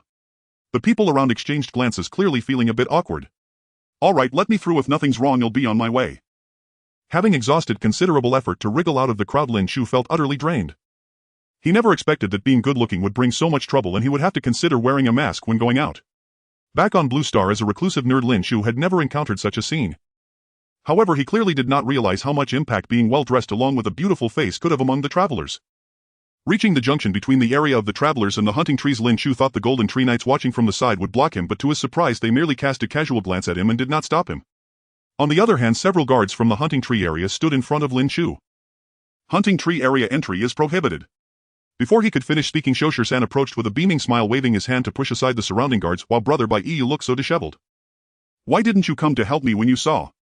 I finally see your true colors. Finding a spot to sit down casually, Lin Chu joked. Oh dear, don't be angry. Shoshu-san handed him a glass of water. The Duke has ordered that no one may enter the travelers area to pull anyone out. Even if I wanted to help, I would be powerless. Looking at the solitary Lin Chu, Shoshu-san asked, what's wrong? Haven't the team from Chuxing village arrived yet? Well, our village has a few support class travelers, so their pace might be slowed down a bit. After Lin Chu left, those who had been holding Huang Tao also released him. After all, they did not want to make enemies with other travelers. Huang Tao watched Lin Chu quietly as he crossed the blockade towards the hunting trees. One of the younger brothers spoke up. Boss, can we get out of here? I don't think so. I remember several people trying to leave but were chased back by the guards. Then why can he go out? Watching as Shoshu-san handed Lin Chu a cup of water and casually sat beside him like an old friend, Huang Tao muttered in frustration. Damn. I figured it out, this guy has just gotten close to the indigenous forces at the border. Without their backing, he's nothing. Seeing Huang Tao's furious expression, those who didn't know better might think he was jealous. The 3 younger brothers exchanged glances, but recalling that he was their boss, they could only chime in, the boss is right. After the baptism ceremony ends, we should confront him directly. Seeing his younger brothers rallying around him, Huang Tao's expression softened a bit. Forget it, he can't be taken as a wife anyway, what's the point of looking for him? Let's wait for the baptism. As time slowly passed, more and more travelers arrived at the baptism square, but there was still no news of the 221 group. Shou Shisan noticed Lin Chu's slight worry and comforted him. Don't worry, regardless of when they arrive everyone will have a chance for baptism. Even if they can't make it today they can go to the church for the ceremony. With Shou Shisan's explanation Lin Chu finally felt reassured. On the baptism platform made of giant trees the Duke's attendants glanced at the time and exchanged looks with representatives from various churches. In the next moment a vast aura enveloped the entire baptism square. Ahem, I believe all travelers understand the meaning of baptism. You have been brought to the border by the outer gods and the curse of the outer gods upon you is intolerable here. Our border welcomes outsiders but we will not tolerate any factors that threaten the rule of the Golden Dynasty. Therefore only those baptized will qualify to integrate into the border. Of course if you are concerned that the baptism ceremony is a means of brainwashing you are entirely free to choose not to be baptized. Hearing this many travelers' eyes lit up. In a world where gods existed everyone feared their consciousness being altered that they would cease to be themselves. Thus most people remained vigilant about the baptism ceremony. Seeing that many were beginning to waver the host of the baptism ceremony calmly continued travelers who have not undergone baptism cannot break through level 10 this is a rule set by the gods. As soon as this was said the crowd erupted in an uproar. This is too much isn't this clearly forcing us to participate in the baptism? Yeah if we can't level up one we starve for a lifetime. Humph, do you think the gods are doing charity? Do you think they would politely hand over their territory to strangers? After a series of discussions most people still prepared to be baptized.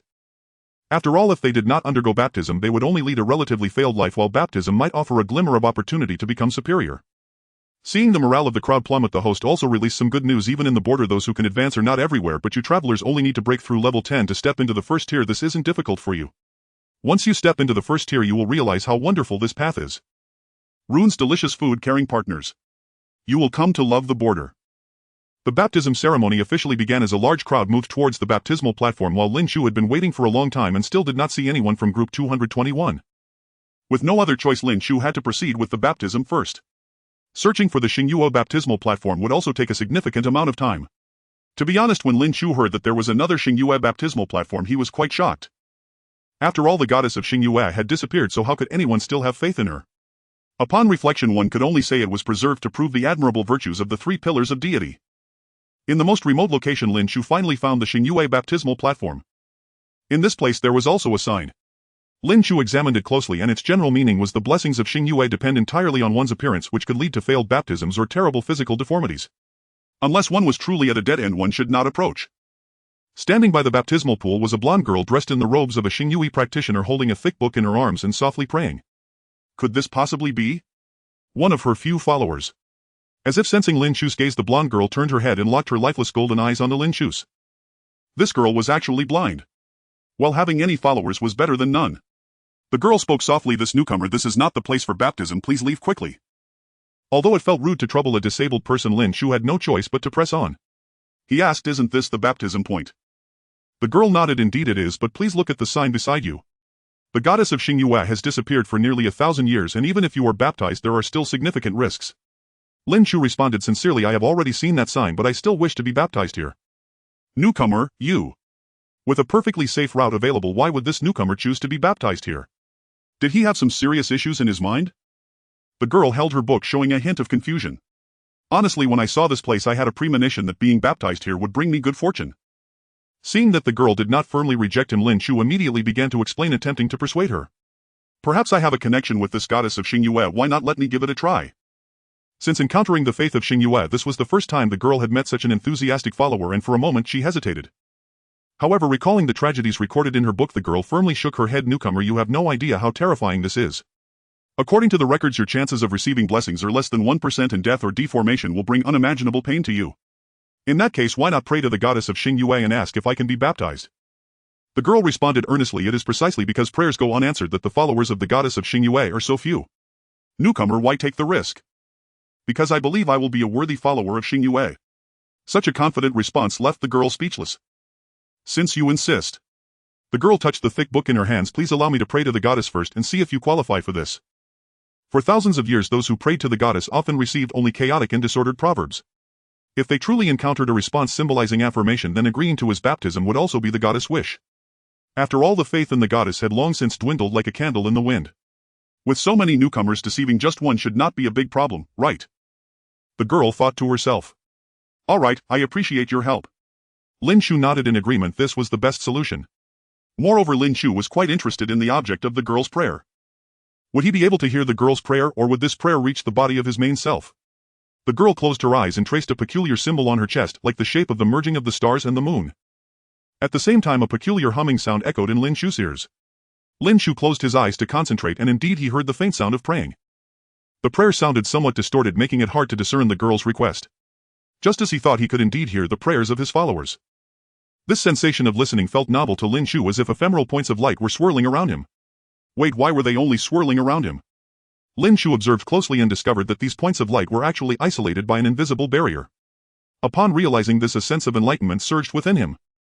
With countless followers of the true God, if every prayer could resonate in the ears of the deity, wouldn't that have driven the deity mad long ago? This barrier was indeed a shielding mechanism. Only with Lin Chu's consent would the barrier let it through.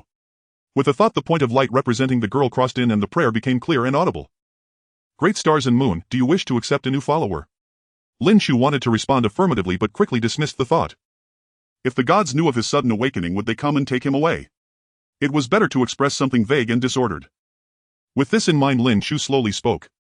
Mia had once encountered the goddess of Xingyue and thus gained a new life. Since that day she had vowed to forever believe in the now hollow goddess of Xingyue. Even if her father told her it was merely luck, a blessing of miracles. She still believed that having received the blessing she must bear some kind of responsibility. Since then she prayed day and night but could only sense chaotic stars and a dim moon. If it weren't for the lingering blessings upon her, she would have almost thought it was all a dream. Thus when she started praying but still received no response, she had long since grown accustomed to it. Originally Mia had prepared to give up praying, but unexpectedly a gaze fell upon her. What a gaze it was, vast, sacred, ancient. As she was gazed upon, Mia's soul followed that gaze into his realm. The spinning stars emitted a soft glow and the moon radiated a gentle light. Mia wanted to look up, but the awe in her heart made her prostrate on the ground. Great stars and moon, is it you? A magnificent, sacred yet gentle voice echoed in Mia's mind. He is qualified. He is qualified, that is why, he is qualified. The goddess has spoken. A wave of indescribable joy surged within Mia's heart as her prayers day and night finally received acknowledgement. A gentle starlight infused into Mia's soul and she was gently propelled out of the divine space. At the same time, the Mia in reality opened her eyes. Has she awakened? Mia was still stunned by the news of the goddess revival when everything before her deeply shocked her again. Her eyes could see again. A vibrant world unfolded before her, granting Mia an unparalleled sense of novelty. This is the feeling of being whole. As for why Mia's eyesight suddenly returned, it was naturally due to Lin Chu's intervention, who healed her with the power of faith. Fortunately, Mia's condition was not severe and Lin Chu's faith power was barely sufficient. As one of the few believers, Lin Chu was still willing to pay some price. Miss, what is wrong with you? Although everything was initiated by her own actions, Lin Chu still had to feign ignorance. Ah. It's nothing. Mia hurriedly wiped her cheeks, which already bore 2 streaks of tears. Though the goddess had revived based on divine scripture, her condition was certainly not good and she needed to do her best to hide this news. Even without attending the priests' gatherings, Mia knew the implications of a suddenly awakened deity. She might be labeled as insane and sent to a desolate place by well-equipped knights. The revived deity would also be branded as an evil god subject to total eradication. In the age of gods, faith was the foundation, yet the current star and moon church lacked any power to rival other sects. Thus it was time to accumulate strength. Mia looked at Lin Chu, who stood obediently in place, and smiled as she said, I just received the goddess scripture. She permits you to be baptized. That's wonderful. Lin Chu's face lit up with joy.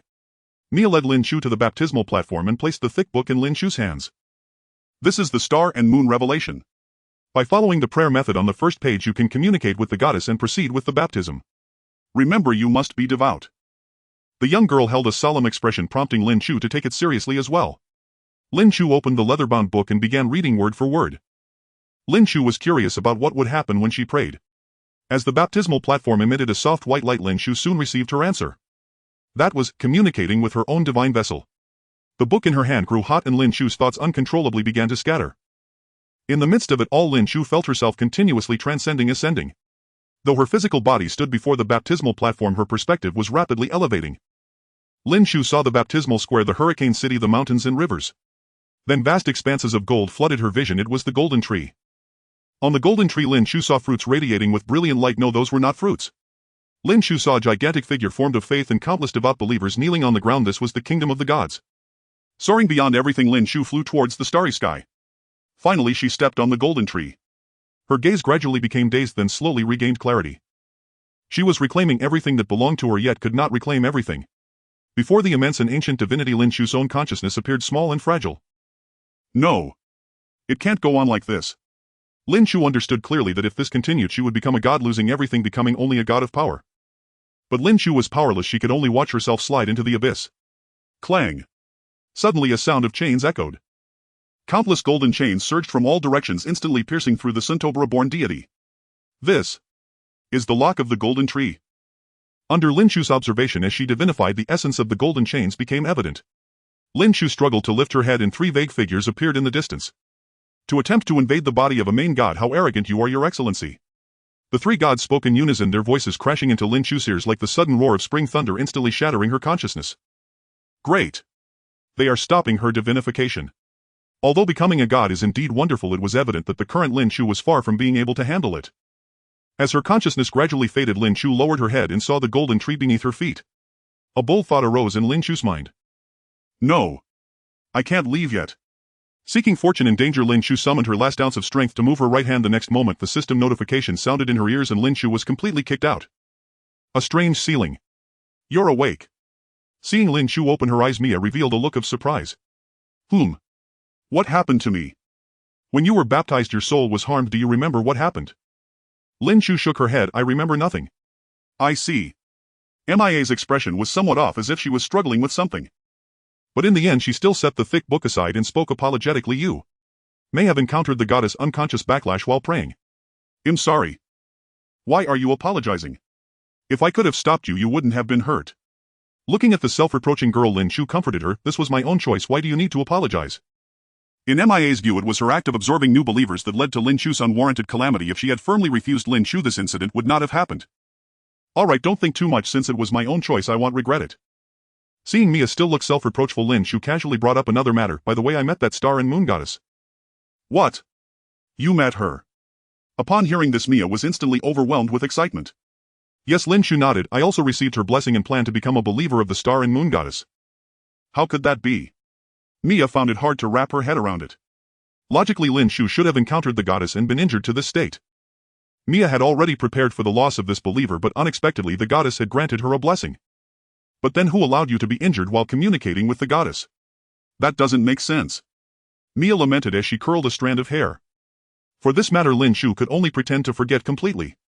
After all, she couldn't exactly say it was due to a fight with the three divine figures. Alright, let's not dwell on it too much. How long have I been asleep? Lin Chu asked while stretching his limbs. About 5 hours. Good, so I didn't sleep for days.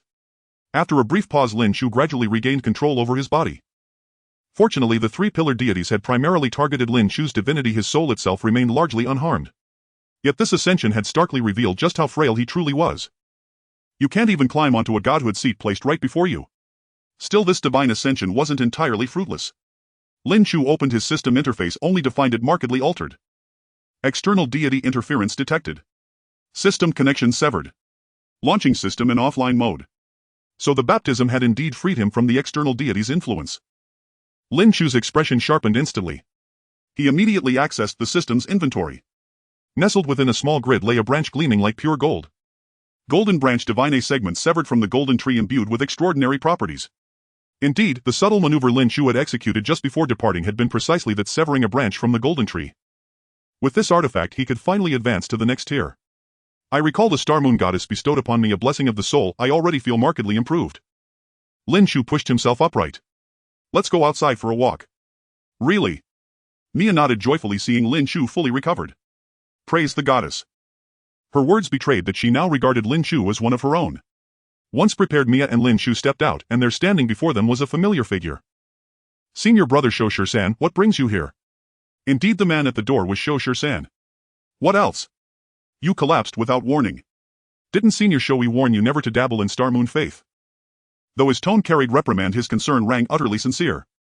Perhaps it's fate. I feel a profound resonance with the Star Moon goddess. To abandon the trial without attempting it would leave me bitterly regretful. Besides, as you can see, I'm perfectly fine. Lin Chu flexed his arms and legs, demonstrating his complete recovery. You're simply lucky, boy. Shou Shisan sighed, exasperated. Enough, your baptism is complete. Come back with me now. We'll return to Shou Tree for training shortly. I'm counting on you to reach Tier 3 soon. We need your strength to share the burden. Left to wander unchecked, Shou Shisan feared Lin Chu might stumble into yet another calamity. What?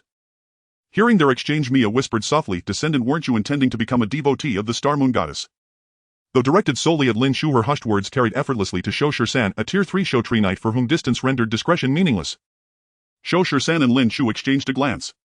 "You truly intend to become a Star Moon devotee?" Lin Chu shrugged. "Naturally, but that bears no relation to my affiliation with Shou Tree. I carry out missions and duties under Shou Tree's banner. During idle hours I offer prayers to the goddess." "There's no contradiction." Shou Shisan sighed helplessly. "For most other churches, yes, that arrangement would hold. But the Star Moon Church, with only 2 members total, becoming an ordinary devotee may prove impossible for you." "Only 2?" Lin Chu was genuinely stunned. He'd expected few followers, but to learn there were precisely 2, one of whom was himself, left him speechless. Meeting Lin Chu's gaze, Mia lowered her head, flustered. "Well, that's true," but suddenly her eyes lit up. She lifted her head eagerly. "The Star Moon Priestess vocation evolves later into what you descendants call a Golden Legend tier profession. You'll surely find it compelling." Shou Shisan cut in bluntly, "Rare though such vocations or priestly roles typically draw power directly from their deity. Given the Star Moon Goddess's current state, she'd be fortunate merely to refrain from driving her devotees mad, let alone lending them strength. Bai Yi was personally recommended by our Lord Shou Yi. Not even your father could sway her, certainly not you." "Indeed, that is true." As one of the rare survivors who retained sanity after receiving a blessing, Mia deeply concurred. "Actually, aren't you both overlooking something?" Seeing Mia falter, Lin Chu interjected, "Precisely because no one believes in the Star Moon Goddess does this role remain so unusually unburdened." His words jolted both of them back to clarity. Shou Shisan had instinctively equated the Star Moon Priestess with priests of other faiths, forgetting that the Star Moon Church possessed no believers whatsoever, thereby obviating any practical duty. Mia meanwhile had fixated on the goddess's nascent resurgence, her thoughts already racing toward future rivalries with other churches, entirely forgetting that the Star Moon Church remained for now an empty shell. Once this realization settled, both finally acquiesced to Lin Chu's reasoning. After registering his details with Mia, Lin Chu learned her name. Having resolved the misunderstanding, Shou Shisan promptly raised another matter. "By the way, while you were unconscious, a monumental event unfolded beyond these walls. An external deity launched a sudden assault upon the Golden Tree. You missed the spectacle. It was utterly breathtaking. The heavens rent open, revealing divine manifestations of gods rarely glimpsed in this age. The external deity clashed with the pantheon atop the Golden Tree itself, inflicting grievous wounds upon the sacred tree. Only the intervention of the 3-pillared deities succeeded in expelling the invader." "Ah, what a pity I missed it." Lin Chu feigned profound disappointment. "For us it was merely awe-inspiring. Don't fret, should the sky collapse, taller shoulders will bear the weight. Still, this incident will undoubtedly send ripples across the realm and likely benefit you descendants."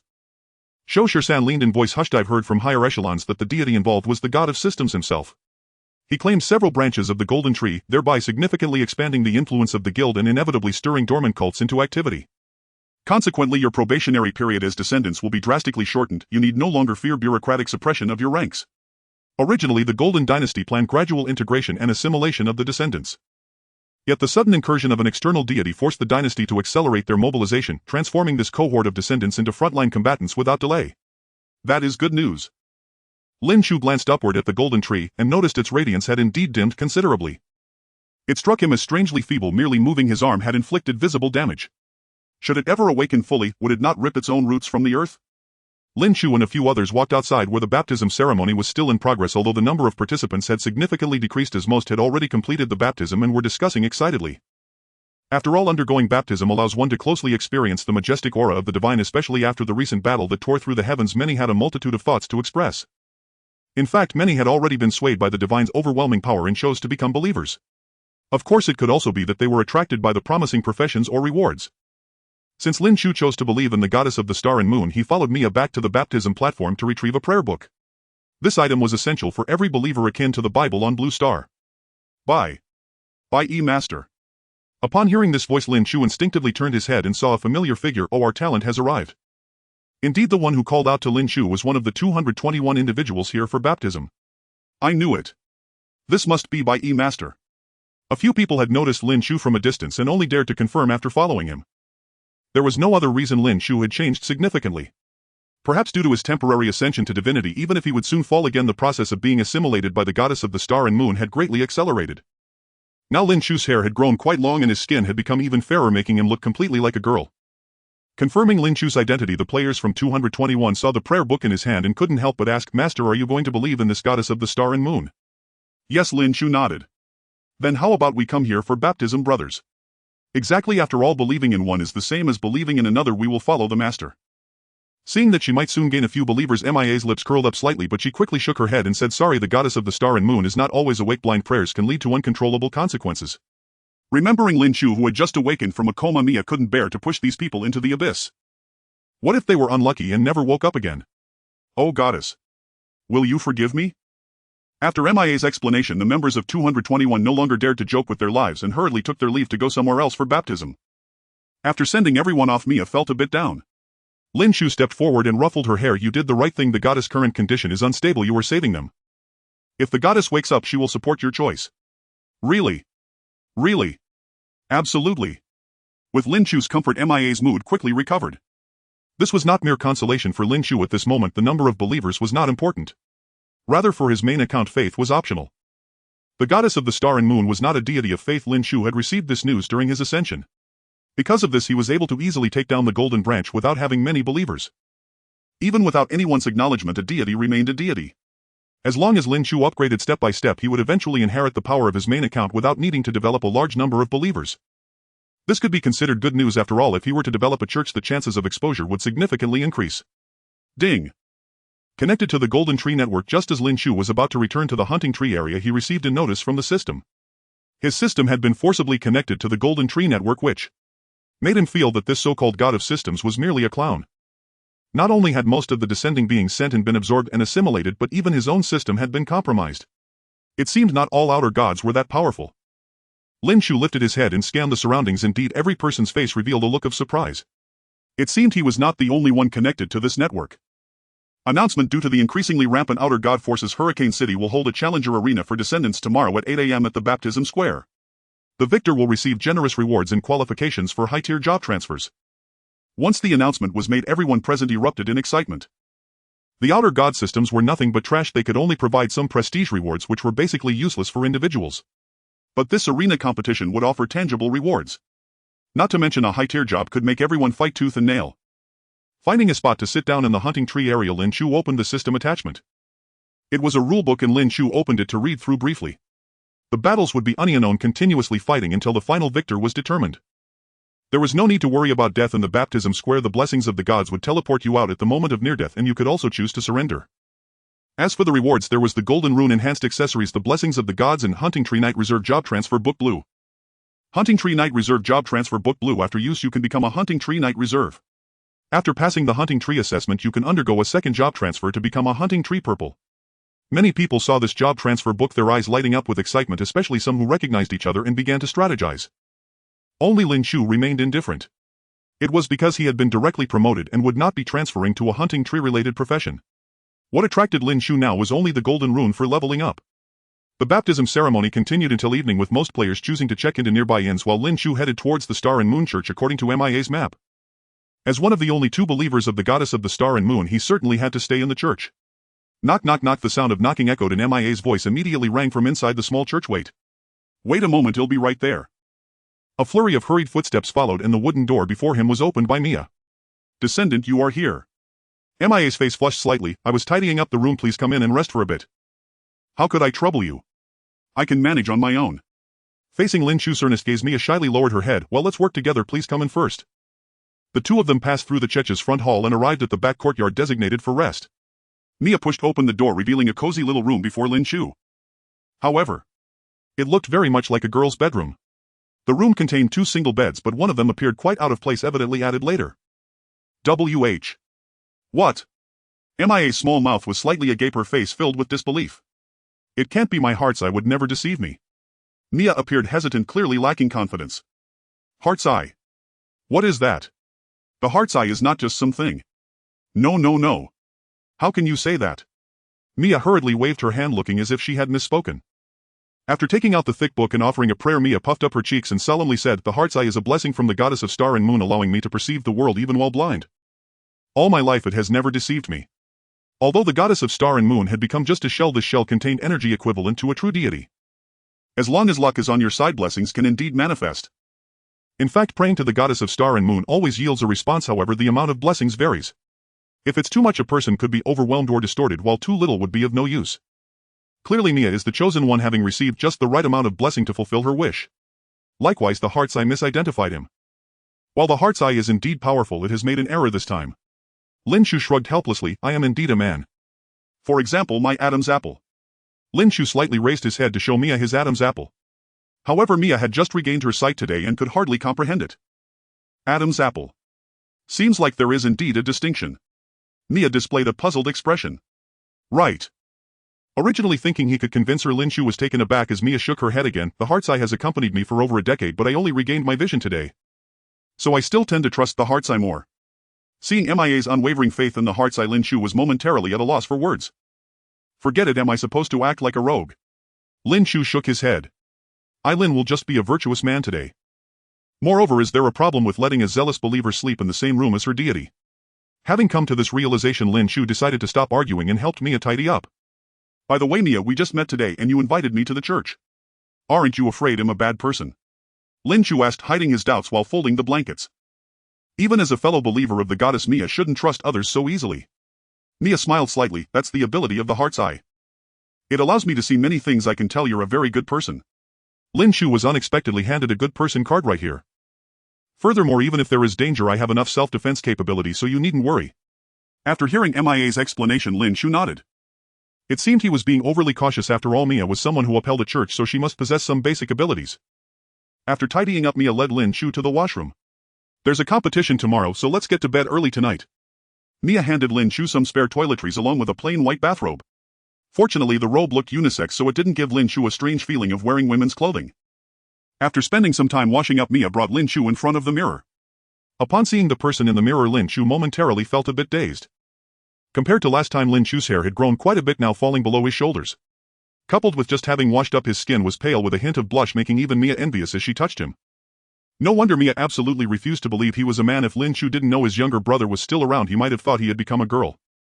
Could it be that I am transforming into the goddess of star and moon? Lin Chu concluded while touching his smooth jaw. Perhaps I really will completely become a girl. That doesn't sound too good. Although he had prepared for this a bit, encountering such a situation still made him somewhat anxious. When soldiers come, I will block. When water comes, I will cover it. After all, there are all kinds of strange things in the borderlands, so magic that can turn people back should be quite common, right? Silently comforting himself a few times, Lin Chu comfortably lay down on the small bed they had made together. This comfort is far superior to my sleeping bag. Lying in the pure cotton bedding, Lin Chu sighed contentedly. With a soft bed and Mia's habit of sleeping early, he soon fell into a deep sleep. A night without a word. Lin Chu. Lin Chu. Accompanied by a gentle call, Lin Chu woke from his dream. As soon as he opened his eyes, he met Mia's slightly flushed cheeks. The faint golden light of the golden tree illuminated Mia's pure golden hair, making her appear even more divine and beautiful. "Ha, good morning, Mia." Lin Chu yawned as he got up and stretched comfortably. Mia slightly tilted her head, her voice delicate like a whisper. Anyway, let's get up. For some reason, compared to yesterday, Mia seemed a bit restrained and awkward today. Just as Lin Chu was about to ask, Mia had already quickly dashed out of the small room. That's strange. Lin Chu, puzzled, scratched his head and sat up with questions in mind. It was clearly quite normal yesterday. Why is she so shy today? Forget it, a woman's heart is as deep as the ocean. I shouldn't think too much about it.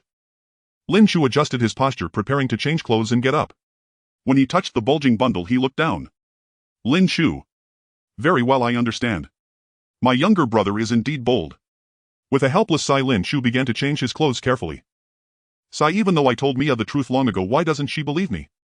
Now this is awkward. You sit for a while, I'll go get breakfast. Seeing Lin Chu dressed and coming out, Mia called out from a distance. Do you need help?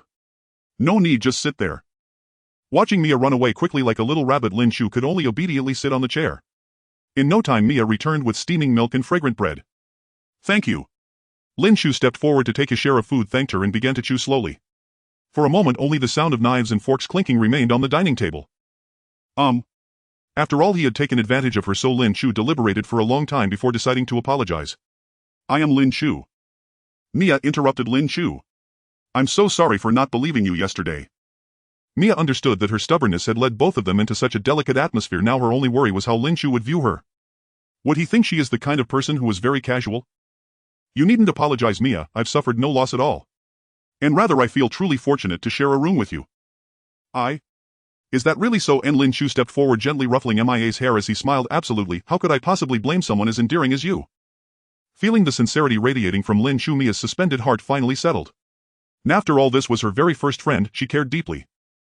Besides, if anyone is to blame, it must be the Star Moon Goddess herself for bestowing such an ill-fitting blessing. Had her boon been of a higher tier, this absurd misunderstanding would never have occurred. After all, he was the Star Moon Goddess, so shifting blame came effortlessly. And Mia, however, upon hearing those words, hastily clapped her hands over Lin Chu's mouth. "You mustn't speak so irreverently of the goddess. And I ask her devoted followers, how dare we utter such blasphemy?" And seeing Mia's small face crumpled with worry, Lin Chu instantly fell silent. Watching Lin Chu obediently seal his lips, Mia closed her eyes and whispered a quiet prayer. It seemed he had gravely underestimated the purity of her faith. Hearing her supplication for forgiveness murmured softly beside his ear, Lin Chu shut his eyes and softly replied in kind. And when he opened them again, Mia's expression was one of wide-eyed, utterly guileless astonishment. Lin Chu, the goddess answered me, and overwhelmed with elation, Mia nearly leapt into the air, gripping Lin Chu's hand and stammering incoherently. It took some time to soothe her, but eventually Mia calmed, though her smile refused to fade. And watching her regain yesterday's cheerful composure, Lin Chu contentedly finished his last sip of warm milk. Breakfast concluded, Mia tugged Lin Chu toward the baptismal square for the competition. And hey there, brother Bai, and no sooner had they arrived than Lin Chu spotted Shou Shirshan waving energetically from afar. "Brother Shirshan, what brings you here?" And approaching him, Lin Chu asked. "And don't even ask, everyone else in Shoutree is buried under work, only I managed to carve out a sliver of time." Shou Shirshan shrugged helplessly. The situation has grown dire. Shoutree, long aloof from the imperial court, has now been drawn into the fray. Truth be told, when I saw yesterday's prize list included a Shoutree-affiliated vocation certificate, I assumed His Grace the Grand Duke was jesting with us. As Shou Shirshan spoke, a faint knowing smile lingered on his lips, and the nearby royal guards swiftly averted their gazes. And jests about demigods were best heard sparingly. "Come now, wouldn't you rather watch a match here than battle monsters to the death out there?" He wasn't competing himself, his sole duty was to escort the victorious ascendant after the event. A remarkably light assignment. Realizing his excuse had been exposed, Shou Shirshan hurriedly backtracked. "What do you know? Infusing fresh blood is vital." Then followed a string of justifications. "Mentoring juniors hardly counts as slacking. This post was secured only through personal sacrifice of rest time," and the square filled with buoyant, easy laughter. As their conversation continued, the square gradually filled. Soon a Golden Tree system notification appeared before every ascendant. "Ascendant Grand Tournament commences. Shortland prizes announced. In first place, 10 Golden Runes. Shoutree Reserve Vocation Certificate. Hurricane Ascendant Honor Medal. Blessing of the Triune Gods. Golden Law. 3 Golden Tree Twigs. In second, third place, 5 Golden Runes. Golden Tree Guard Reserve Vocation Certificate. Blessings of the Triune Gods. War God Underworld God. 1 Golden Tree Twine. Fourth, 10th place, 1 Golden Rune. Hurricane Guard Reserve Vocation Certificate. 1 Golden Tree Twig. Blessings of the Pantheon." And gazing upon the lavishly detailed prize list, every ascendant's eyes burned with fervor. Precious currency, abundant experience, miraculous blessings, unique vocations, and most crucially, no risk to life. Such a flawlessly designed contest ignited fierce anticipation among all present ascendants. And upon hearing Lin Chu recount the details, both Mia and Shou Shirshan nodded earnestly. Shou Shirshan analyzed, "Such generosity is rare even in the annals of the lands between, especially the golden tree twigs, which are indispensable for ascendants seeking rare vocations. The Golden Dynasty once hoarded them precisely to compel your service, but who'd have thought they'd dispense them so freely now? And most of you ascendants possess extraordinary talents. Rising to prominence will be swift." Lin Chu nodded in agreement. And indeed, these rewards struck precisely at Ascendant's deepest needs. Had he not already slain a deathroot and felled a golden tree, he might well have succumbed to temptation. What then is this divine blessing? And dismissing the less consequential items, Lin Chu fixed his gaze upon the aspect that troubled him most. Shou Shirshan, ever erudite, patiently explained, "Think of it as a safeguard. This blessing grants considerable enhancements, yet also draws the gods' direct attention. Should you commit any act hostile to the golden tree," Ni's meaning hum unspoken, but Lin Chu immediately abandoned all thoughts of finishing in the top 10. After all, his identity was profoundly anomalous. If the Triune Gods recognized him, the situation would grow exceedingly awkward. Random opponent matching now underway. Please await instructions. Not cascade of numbers scrolled across Lin Chu's interface, halting at 234. Match 23. Arena 4. Excellent. And not drawing the opening slot spared him immense pressure while allowing him to observe others' tactics and refine his own understanding. A perfect arrangement. First match commences shortly. Ascendants, proceed to your arenas promptly. Latecomers forfeit eligibility. And since Shoutree's designated zone offered ample space and unobstructed views, the trio simply remained seated to watch. Truly only exceptional ascendants made it to Hurricane City for baptism. And wind blades, fireballs, diverse martial techniques, and though execution remained raw, their approaches felt refreshingly novel. They had after all forged these arts entirely through self-discovery. One arena match after another unfolded until Lin Chu's turn drew near. Mia cheered from beside him, "Don't be too nervous. Even if you lose, the Star Moon Church can still support you." Shou Shirshan merely smiled, silent. In his view, Lin Chu's participation constituted dimensional domination. These opponents posed no challenge whatsoever. While others still fumbled with rankless spells like children playing house, Lin Chu wielded mid-tier magics with consummate mastery. And how could they possibly compete? As for Lin Chu himself, he harbored no ambition for accolades, thus felt no pressure at all. In truth, Mia was now the most anxious of the three. Lin Chu playfully poked MIA's nose and said with a smile, "Alright then I'll leave the golden tree twig I need for my class change to Mia." Mia shyly tilted her head and said, "In any case, you must not overestimate yourself. If you truly can't make it into the top 10, then leave the golden tree twig to me." "Mia, are you serious?" Seeing MIA's earnest expression, Lin Chu, who had only intended to make a joke, was momentarily taken aback. It shouldn't be that common, right? Hearing the Shoshu-san's gaze flickered between the two with a mischievous smile. "You can't possibly be unaware of MIA's background, can you?" Lin Chu looked bewildered. Could it be that Mia had an extraordinary background? "I just didn't tell him." Mia huffed lightly. "Background is not a barrier to friendship. Do you have to inquire about someone's background before making friends?" "My mistake, Miss Mia." Shoshu-san raised his hand in surrender. But with his tone it was hard to see any genuine remorse. So after all this talk, what exactly is MIA's background? As he watched the two play a guessing game, Lin Chu felt a little anxious. He was also eager to know the answer. "What should we do, Miss Mia? Should we tell him? Since you're so concerned, you can just say it yourself." Mia displayed a you-decide expression, but the way she clutched her robe revealed a hint of her inner unease. Lin Chu patted MIA's shoulder and spoke to Shoshu-san. "Since Mia feels shy, let's just drop it." "Wow. How considerate." Shoshu-san looked at the two with a strange expression. Lin Chu felt nothing unusual, but MIA's little face flushed with a hint of embarrassment. "Now that we've reached this point, it actually makes little sense to keep my identity hidden." Mia spoke softly. "My full name is Mia Huangjin and my father is the Grand Duke Luther." After saying this, Mia secretly glanced at Lin Chu, feeling somewhat anxious. After all, in the Borderlands the disparities brought by identity and status were often striking. Although the descendants often advocated for equality under the subtle influences of the entire world in the Borderlands, such thoughts rarely persisted. Perhaps telling Lin Chu her identity now would actually be a good thing. "So Mia is the daughter of the Grand Duke, now no one dares to bully me." Ruffling MIA's hair, Lin Chu said with a smile. Seeing Lin Chu's unwavering attitude, Mia felt a warm current surge within her. "Oh goddess of the stars and moon, your follower is indeed trustworthy." Upon hearing MIA's identity, Lin Chu was actually a little surprised, but he quickly brushed that surprise aside. After all, in the entire Borderlands, who else's identity could be more outrageous than his? Watching Lin Chu remain unfazed, Shoshu-san silently nodded in agreement. "No wonder Senior Shou-Yi chose you. Your psychological resilience is commendable." Most people would need time to digest the fact that their good friend was connected to some of the world's elite, unlike Lin Chu, who seemed to be above even demigod status. The golden tree reminds you that your match is about to begin. Please touch the system panel to be transported to the competition venue. "Alright, I'm going on stage now." Under the gaze of the two, Lin Chu's figure vanished in a golden glow. Stopping his somewhat swaying body due to weightlessness, Lin Chu began to survey the arena, which was roughly the size of a soccer field. The ground was paved with neatly arranged bluestone slabs and the entire arena was covered by a faint golden membrane, making it impossible to see outside, though the audience outside could see inside. This also perfectly solved the issue of external audience pressure. After surveying the arena, Lin Chu's opponent finally arrived. "Good morning, beautiful lady. I didn't expect to feast my eyes right away. It seems my luck is really good today." As soon as the opponent stepped onto the stage, he was instantly captivated by Lin Chu's looks. Lin Chu, who had been mistaken for female time and again suddenly turned gloomy. If the other party had been more polite, Lin Chu might have taken the time to explain, but facing those nauseating eyes, he was not in the mood. "The battle has already begun." Looking at the utterly indifferent Lin Chu, the opponent still grinned and said, "Don't worry, I definitely won't go easy on you." Put. 201. A wooden spear suddenly shot out from the bluestone floor, piercing straight through the opposing descendant. "What the?"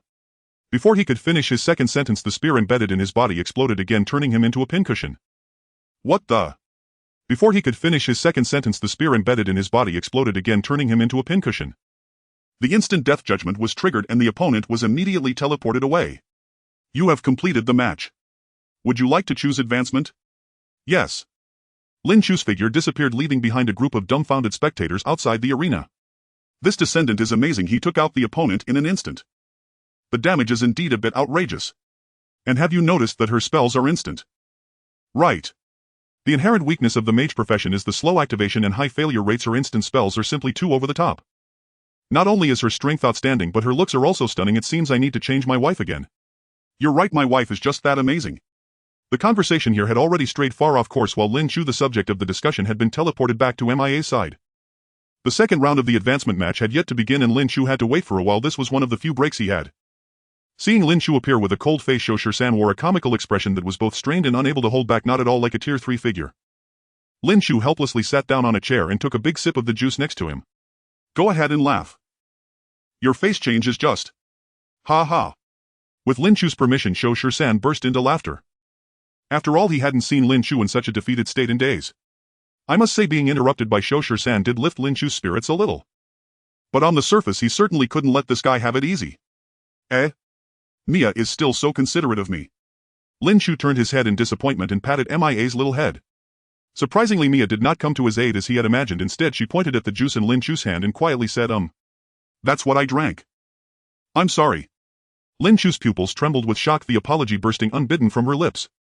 Was this perhaps an indirect kiss? Mia was still an innocent young maiden. Granted, it was Lin Chu's first kiss too, but clearly it mattered far more to Mia. As a lifelong singleton, Lin Chu was utterly flustered. She often ruffled Mia's hair, yes, but only because she regarded Mia as a beloved younger sister. There were absolutely no improper thoughts whatsoever. Well, perhaps just a sliver of fantasy. After all, she was a man. But anything truly strange? Absolutely out of the question. This had genuinely been an accident, yet would Mia see it that way? Gazing at Mia's flushed cheeks, Lin Chu's heart raced wildly. It's all right. It was just a glass of juice. Realizing Lin Chu had not acted intentionally, Mia shook her head reassuringly. Yet seeing Lin Chu visibly exhale in relief, Mia felt a quiet, subtle disappointment. Though the misunderstanding appeared resolved, an odd tension now hung thick in the air. Fortunately, Shoshu-san never failed to deliver, effortlessly steering the conversation back on course. Say, why not cut your hair? At least then at first glance someone might still mistake you for a man. Lin Chu brushed aside her obediently lying strands and mused aloud, this hair seems tied to the blessing of the Starren Moon Goddess. It may not even be cuttable. Ever since briefly ascending to divinity the previous day, her hair had grown at astonishing speed, not wild or unruly like ordinary long hair, but instead arranging itself instinctively into elegant positions, never obstructing her vision or daily movement. It was profoundly magical. Besides, it's so beautiful, cutting it would be such a shame, Mia remarked. Let it be. With that face of yours, being mistaken is merely a matter of time. Seeing neither Lin Chu nor Mia had objections, Shoshu-san shrugged indifferently and dismissed the matter entirely. Lin Chu in turn redirected her gaze once more toward the arena. Unlike the first round, either clumsy exchanges between novices or one-sided demolitions, the second round contenders each possessed at least one remarkable skill, making their battles genuinely compelling. Most striking among them was a young man clad in tattered armor. Indeed, at a time when most wore only crude animal hides and only a rare few managed decent attire, this descendant possessed a full suit of armor. Such fortune even left Lin Chu humbled. And the youth lived up to his gear. His combat techniques flowed effortlessly, clearly the product of rigorous training. Most striking among them was a young man clad in tattered armor. Indeed, at a time when most wore only crude animal hides and only a rare few managed decent attire, this descendant possessed a full suit of armor. Yet after thorough searching, Lin Chu found no sign of her. Gwen had not undergone the rite of baptism. Had Lin Chu not placed a subtle mark upon her, she might have feared Gwen dead. Given Gwen's strength, securing a spot would have been effortless. The only plausible explanation was her deliberate refusal of the rite. Peculiar indeed. Before long, Lin Chu's match was called. As she stepped onto the arena, she was startled to find her opponent familiar. Wasn't this Huang Tao, the very man who tried to aid her yesterday? Huang Tao, equally astonished, hadn't expected to meet Lin Chu here. Oof. You humiliated me so thoroughly yesterday, they'll make you taste my true power today. Huang Tao had watched Lin Chu's prior bout and knew well closing distance rapidly was the sole path to victory. Besides, to subdue someone as arrogant as Lin Chu, one must shatter her bones before speaking. With that thought, crimson light flared across Huang Tao's body, and he lunged forward with explosive force. Yes, this was his acquired combat art, savage charge. Seeing Lin Chu simply standing motionless, Huang Tao sneered inwardly. Proud temperament, yet paralyzed by fear at the mere sight of him. Defeat you, and he'll finally know whether you're male or female. Meanwhile, spectators below murmured anxiously, why not attack from range? A mage engaging in melee is suicide. She must be frozen in terror, I've fought him before. That technique delivers a psychic shock. Spellcasting demands absolute mental focus, this match looks grim. Sigh. This version is brutally unforgiving to mages. Or glass cannons, how can we possibly stand toe-a-toe? Exactly. As Huang Tao closed in, onlookers collectively shook their heads, only for Lin Chu to grasp her staff in reverse, a faint knowing smile playing upon her lips. Interrupt her casting. Impossible. Lin Chu bore a divine spark anchoring her soul, neither spectral trees nor any lesser force could disrupt her will. How could Huang Tao possibly succeed? Why allow him to close in? Simple. Lin Chu's wrists itched for physical impact. Spellfire lacked the visceral satisfaction of solid blows, and besides, that smug, contemptuous look in his eyes. Unbearable. Within Huang Tao's triumphant gaze, Lin Chu swung her staff like a club, driving it straight into his chest. 43. 0. No penetration. An overwhelming surge of force met Huang Tao's charged assault, not budging Lin Chu an inch but sending him stumbling backward 2 paces. Meeting Lin Chu's mocking gaze, a new disbelief flooded his eyes. Impossible. Wasn't she a mage? Not only Huang Tao, but the entire audience gasped aloud. She absorbed it so easily. Not even a scratch. Good heavens, this is a mage. Wait, perhaps it's a unique spell. Some refused to believe, scrambling for rational explanations. Huang Tao himself belonged to that group. Regaining his footing, he launched another punch. Failure demanded repetition. They were both level 10 stat allocations identical. So why should she dominate him so utterly? Thud. Thud. Lin Chu spun her novice staff into an impenetrable whirlwind. Huang Tao was relentlessly overwhelmed. At times when Huang Tao exposed an opening, Lin Chu even granted him space to recover, playing him like a cat toying with a mouse. Across the arena he was driven frantic until finally collapsing beneath a low-tier water orb spell. As Huang Tao's drenched defeated form vanished in teleportation, Lin Chu smoothed her slightly rumpled robes, utterly unruffled. Below, the audience stood speechless. Who is this master? Her magic is formidable, and her melee prowess is extraordinary. Indeed, if nothing unforeseen occurs, she shall surely claim the championship. My wife is amazing. Absolutely, my wife is exactly like that. Back in the rest area, Lin Chu reclined comfortably in her chair. That felt great. Nothing beats physical exertion for lifting one's spirits.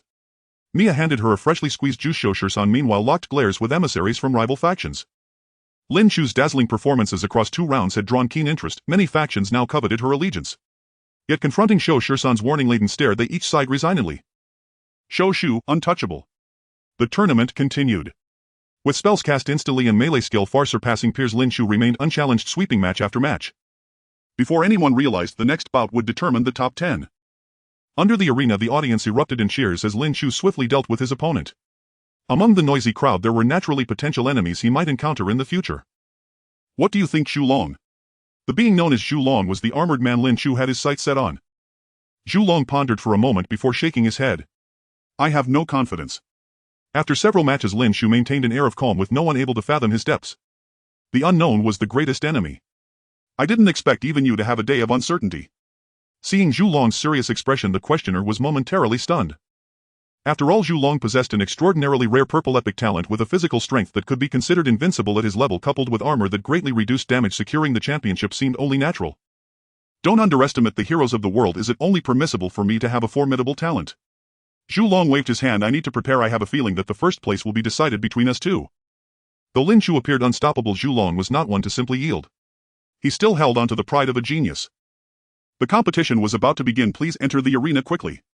The battle to determine the top 10 had commenced. 2 beams of light descended upon the arena and Lin Chu successfully met his opponent. The armored man. Lin Chu was taken aback, not expecting the golden tree to have the 2 strongest individuals face off here. It seemed this was truly not a facade of randomness. However, this was exactly in line with Lin Chu's wishes. Being defeated by someone he acknowledged was quite a satisfactory outcome. Compared to the relaxed Lin Chu, Zhu Long was considerably more tense. May I ask how to address you? Zhu Long. As he revealed his nickname, Zhu Long's gaze turned sharp. I am Bai Yi. You should have heard of this name. The one who first cleared the dungeon. Exactly. Seeing Zhu Long willing to engage in conversation, Lin Chu displayed what he believed was a friendly smile. I watched your matches. Your strength is impressive. Zhu Long was momentarily taken aback and then replied, so are you. If all goes well, the first place should be one of us, but I didn't expect to encounter you here. Lin Chu feigned a regretful expression. Even if we truly decided the victor, would the one advancing really have a chance at taking first? The top 10 competition would only be faster and more intense, and as powerful beings far surpassing others, Lin Chu and Zhu Long would undoubtedly be heavily targeted. Understanding this, Zhu Long suddenly thought of something. Then, shall we cooperate? Dealing with smart individuals is indeed convenient. Lin Chu nodded in satisfaction. What role will you take? I'll primarily play as a mage. My mana might not hold up. Zhu Long nodded. All right, how shall we divide the rewards? It's up to you. This statement. If he offered too much, it felt like a loss. If he offered too little, it lacked sincerity. 5 golden runes, a branch from the golden tree, and I owe you a blue class change scroll and a blue weapon. Aside from the blessings of the divine, all other tangible rewards were nearly equivalent. Zhu Long's words even gave Lin Chu a feeling akin to buying a valuable item at a bargain. Especially the 2 blue items which radiated confidence. I've received your sincerity now. Lin Chu smiled slightly. It's time for me to show my sincerity. As for the blue class change scroll and weapon, I don't need them. If you agree, then we have a deal. The blue class change scroll and weapon were quite valuable, difficult to come by in a short time. Moreover, Lin Chu had no need for these 2 items at all. After a brief consideration, Lin Chu decided to do a favor. Hearing this, Zhu Long seemed a bit incredulous. He initially thought that offering 2 blue items was already generous, yet he didn't expect someone to disregard even the freely given blue items. In an instant, Zhu Long's impression of Lin Chu rose significantly. After a discussion, the two were no longer just conducting business but building a friendship. Alright, since that's the case, it'll be straightforward. Shall we add each other as friends? It is my honor. After adding each other as friends in the system, Lin Chu directly declared his surrender. Watching the brief conversation come to an end, the audience below could no longer sit still. What about my strongest battle? Is this it? What the heck, how is this allowed? Discussing a trade in front of the referee, what a boss move. No fight. Indeed, as the clam and the snipe fight, the fisherman benefits. This anticlimactic match had become the hottest topic in the border area. Let's watch the comments from the beings. This one. Geneva refunds. Surrendering is quite strange. Back in the resting area, Show 13 remarked with curiosity, I thought you would compete for first place. I am the one who is directly admitted to Show Shu. What meaning is there in fighting for first place? Furthermore, I am a follower of the Star Moon Goddess. Accepting blessings from other deities is unreasonable. So it was due to faith that he gave up on the top 10, but now there were only 2 people in the Star Moon Church. Could it be? Mia, who was initially worried that Lin Chu would be affected, was taken aback and blushed as she lowered her head. That's true, but Show 13 spoke with certainty. You definitely received substantial benefits, right? Of course, I couldn't let him pass this level for free. Lin Chu casually replied, golden runes, a branch from the golden tree, and a friend who will be a future powerhouse. I made quite a profit. For Lin Chu, who originally had no intention of making the top 10, these were all bonuses. The person you fought against is indeed very impressive. If he doesn't fall, the future is promising. Having also paid attention to Zhu Long, Show 13 nodded in agreement. Meanwhile, on the other side, Zhu Long returned to his team. As soon as he landed, his gathered subordinates surrounded him. Zhu Long did not hide anything and shared the details of his transaction with Lin Chu. I didn't expect it to be resolved this way. Without Bai Yi, it would be a breeze for the boss to take first. So that person is Bai Yi, the one who first cleared the dungeon. Truly impressive. Putting that aside, Bai Yi proposed the trade first. Doesn't that show a willingness to concede? No. Zhu Long shook his head. She is very strong, I can sense it, or else I wouldn't have prepared so seriously. By the way, I remember that Bai Yi's starting village is 233. Have you found it? The subordinates shook their heads. No, I heard that 233 merged with 221, but there was no sign of Bai Yi. Looking in the direction pointed out by his subordinates, Zhu Long indeed did not discover that striking figure. Hearing the report, Zhu Long frowned slightly, murmuring strange. Seeing that Zhu Long was so concerned about this matter, the younger brothers all revealed knowing smiles. Boss, you can't possibly have feelings for them, right? Exactly. I've never seen you show this much interest in anyone before. As the topic veered further off course, Zhu Long quickly intervened, saying, what do you all know? This is the mutual appreciation between strong individuals. Boss, you're blushing. Don't be shy, the brothers are experienced and can offer some guidance. Yeah, boss, pursuing someone requires skill. With everyone chiming in, Zhu Long could only retort, the competition has begun. And left in a huff. Due to Lin Chu's agreement with Zhu Long, the fully energized Zhu Long successfully dissuaded others from attempting to take advantage. After yet another victory without surprises, Zhu Long lived up to expectations and claimed first place. Ah. What a pity, can we apply for free combat? I'd love to see Zhu Long face off against that big shot. Right, such a pity. The crowd below the arena chattered, but they still applauded the ultimate victor. You 10, please accept the blessings. After handing out physical rewards, the top 10 were led away by various deities' followers to the church to receive blessings. Let's go, we should follow them. Shou Shisan patted Lin Chu's shoulder, indicating to join the procession of those receiving blessings. There are still people from our Shou Shu inside. I wonder how that kid will react when he sees you. Once on the Shou Shu carriage, the group headed towards the inner city church area, the Golden Tree Cathedral. Zhu Long removed his armor and knelt reverently on one knee. Under the massive golden tree statue, an elderly man with a white beard was reciting a complex prayer. Accompanied by the sacred prayer, the statue emitted countless golden rays of light that cascaded down upon Zhu Long. Moments later, the statue returned to its original state.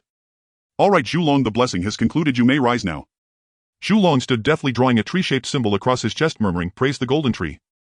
The cleric looked at him with admiration and similarly whispered, praise the golden tree.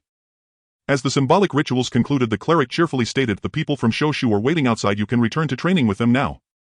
Shou Shu is the best place you can access now. Cherish this profession well. Zhu Long understands, thank you for the reminder. After putting away his armor, Zhu Long stood up to take his leave. After bidding farewell to Zhu Long, the cleric responsible for leading the blessings also exited the door. In this empty church, a soft sigh emanated from the statue. No. You.